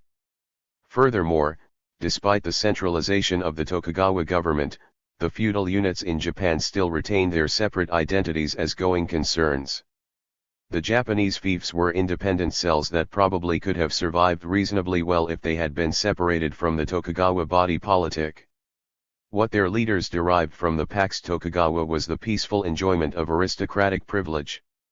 When the system as a whole was suddenly threatened, it was not too difficult for a few of the feudatories to detach themselves and execute a coup d'état. Thus the imperial restoration had some of the characteristics of a successful fronde. But a better parallel, and one noticed nearly 50 years ago by Thorstein Veblen in his Imperial Germany and the Industrial Revolution, would be Prussia. Though there are very important differences to be discussed in due course, the essential similarity rests in the capacity of a segment of the landed aristocracy to promote industrialization against the will of its more backward members in order to catch up with other countries, as well as the disastrous culmination of the whole policy in the middle of the 20th century.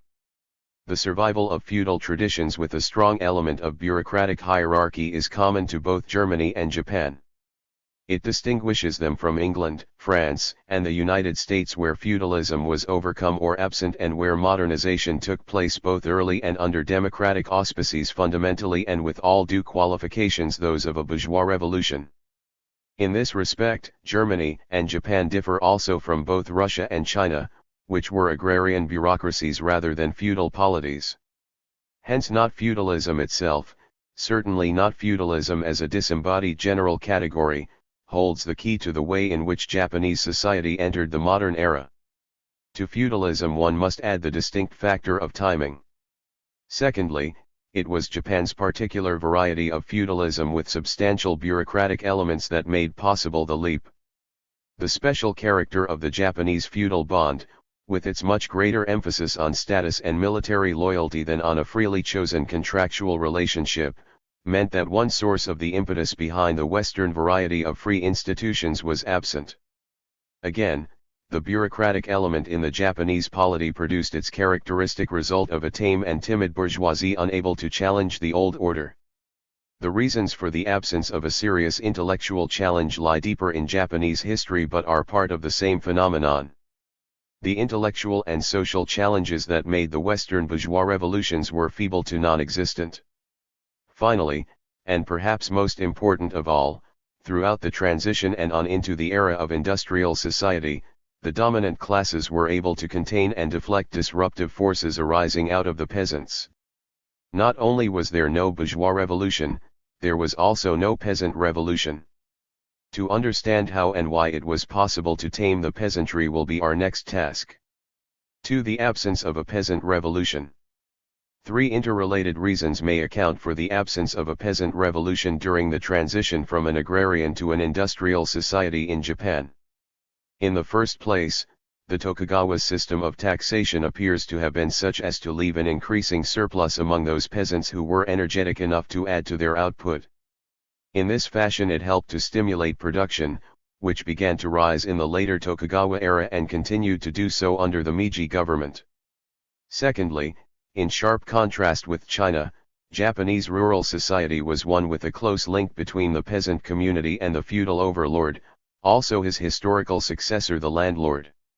Simultaneously, and again in contrast with China, the Japanese peasant community provided a strong system of social control that incorporated those with actual and potential grievances into the status quo.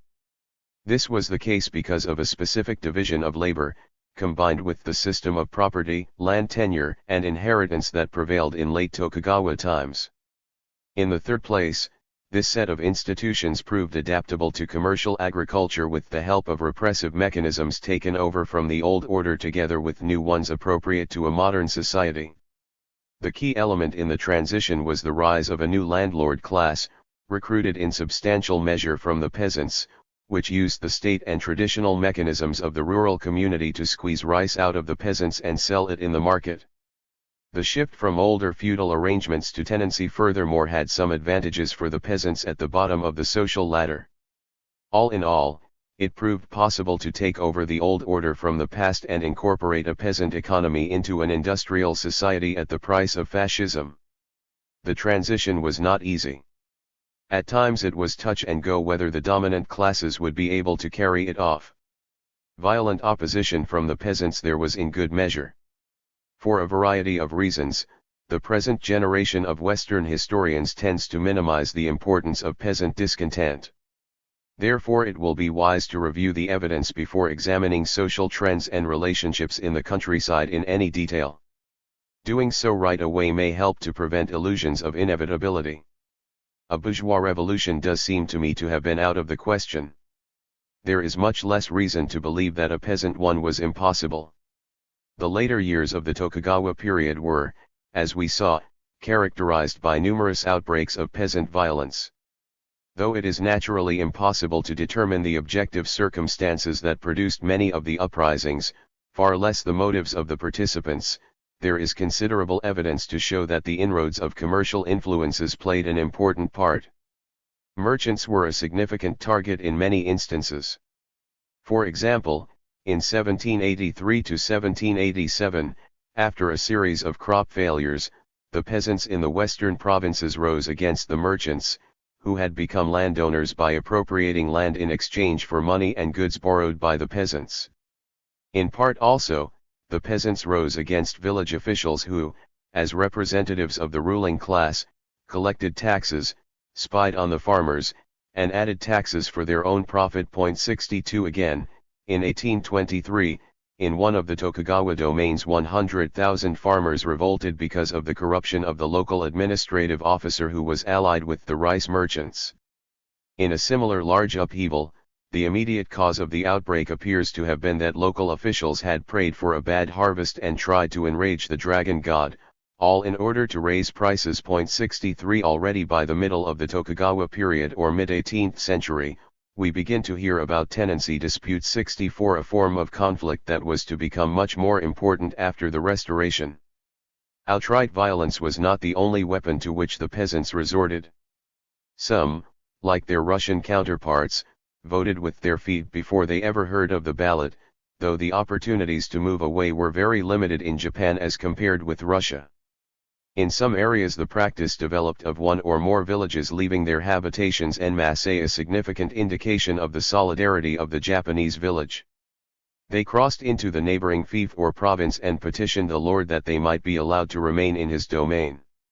According to Barrington, there are records of 106 such desertions, the majority of them in Shikoku. 65. Barrington's evidence shows quite clearly that the intrusion of commercial relationships into the feudal organization of the countryside was creating increasingly severe problems for the ruling group. There were three main strands to the peasant violence: opposition to the feudal overlord, to the merchant, and to emerging landlordism. To the extent that these institutions were becoming interlocked, the peasant movement was definitely dangerous. One reason that the Meiji government was able to weather the storm may have been that this interlocking was relatively quite weak in the main territorial base of the imperial movement, the great fief of Choshu. For a time, immediately after the restoration, the danger continued to mount. The peasants had been promised that all state land would be divided up for their benefit. But they soon discovered that the promise was an empty one and that their tax burden to boot would not be lessened. It seemed obvious that they had nothing to gain from the new regime. Agrarian revolts reached a crescendo of violence in 1873, the year of the new land tax 66, to be discussed further in the context of the landlords' problems. In the first decade of the Meiji government there were over 200 peasant uprisings, more by far than in any decade under the Tokugawa. Never in modern times, says T.C. Smith, not one to exaggerate peasant violence, has Japan been so close to social revolution. 67. The dominant theme in the peasant movement of these 10 years was stubborn antagonism to rent, usury, and exorbitant taxation, the usual reaction of the peasant to the intrusion of capitalist relationships in the countryside. 68. This reactionary response was very prominent in Japan. Many samurai were quick to exploit their knowledge of peasant psychology and even to set themselves at the head of peasant risings against the government. This was possible because, as we shall see, the samurai were the main victims of the restoration. Where samurai leadership occurred, it helped to prevent the peasant movement from becoming an effective revolutionary force. The tax reduction of 1877 marked the end of the first and most serious wave of peasant revolt. 69. The second outbreak in 1884 to 1885 was a more local affair, confined to mountainous regions north of Tokyo, especially noted for the production of raw silk and the textile industry. Their peasant households, working under the putting out system, derived a large part of their income from these sources. After the dissolution of the Gyuto, Japan's early liberal movement, certain radical local affiliates, disappointed by their leaders' defection and goaded by continuing economic difficulties, turned to open revolt. 70. In one prefecture, Shishibu, the outbreak was severe enough to resemble a miniature civil war and required fairly extensive efforts by the army and the military police to put it down, after it had attracted wide popular attention. One of the related and simultaneous outbreaks, of which there were several, produced straightforward revolutionary slogans and public statements with concrete objectives, such as tax reduction and revision of the conscription law. Yet significantly, even this group called itself a patriotic society. Everywhere, however, the government succeeded in suppressing the revolts. Their main consequence was to intensify the split between the more prosperous elements in the countryside, mainly the new landlords, and the poorer sections of the peasantry. Shortly afterward, in 1889, the government proclaimed the new constitution, which kept the right to vote securely in the hands of men of substance.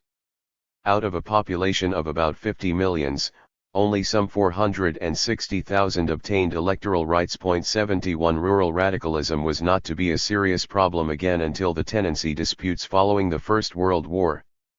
The peasant revolts described above document the existence of more than scattered resistance to the transition from the pre-modern agrarian system to a new one. They reflect many of the usual difficulties of the changeover to capitalism and commercial farming in the countryside. Why were they not more serious? For an answer to that question it is necessary to examine rural society more closely and the changes it underwent. As in any agrarian society, the Japanese peasants generated most of the economic surplus that supported the upper classes, while the methods of extracting this surplus formed the core of nearly all political and social problems. Professor Asakawa, a distinguished historian of the older generation, has observed that the first problem of village administration under the Tokugawa was the collection of taxes. Few provisions of the laws of the village had no bearing, direct or indirect, upon the subject of taxation. Few phases of the entire structure of the feudal rule and of national welfare were not deeply influenced by the solution of this fundamental problem. 72 The feudal system of taxation accounts very largely for the tightly knit character of the Japanese village that has impressed a wide variety of historians and modern observers. Simultaneously, Japanese feudal structure tied the peasants closely to their rulers. The main tax was the land tax, levied not upon the peasant as an individual person, but on the officially determined productive capacity of each holding. From the official standpoint the peasant was an instrument to make the holding yield what it should. 73 Until quite recently, authorities on Japan believed that by and large the feudal lord of Tokugawa times, pressed for greater expenses in the shogun's capital and elsewhere, used the machinery of village administration to extract a larger and larger surplus out of the peasantry. 74 Detailed investigation of the incidence of taxation in several widely scattered villages have made this conclusion a most unlikely one. What appears to have happened is that the amount taken by the taxation remained static or nearly so, while the productivity of peasant agriculture markedly increased. The consequence was to leave a larger amount in the hands of the peasant. 75.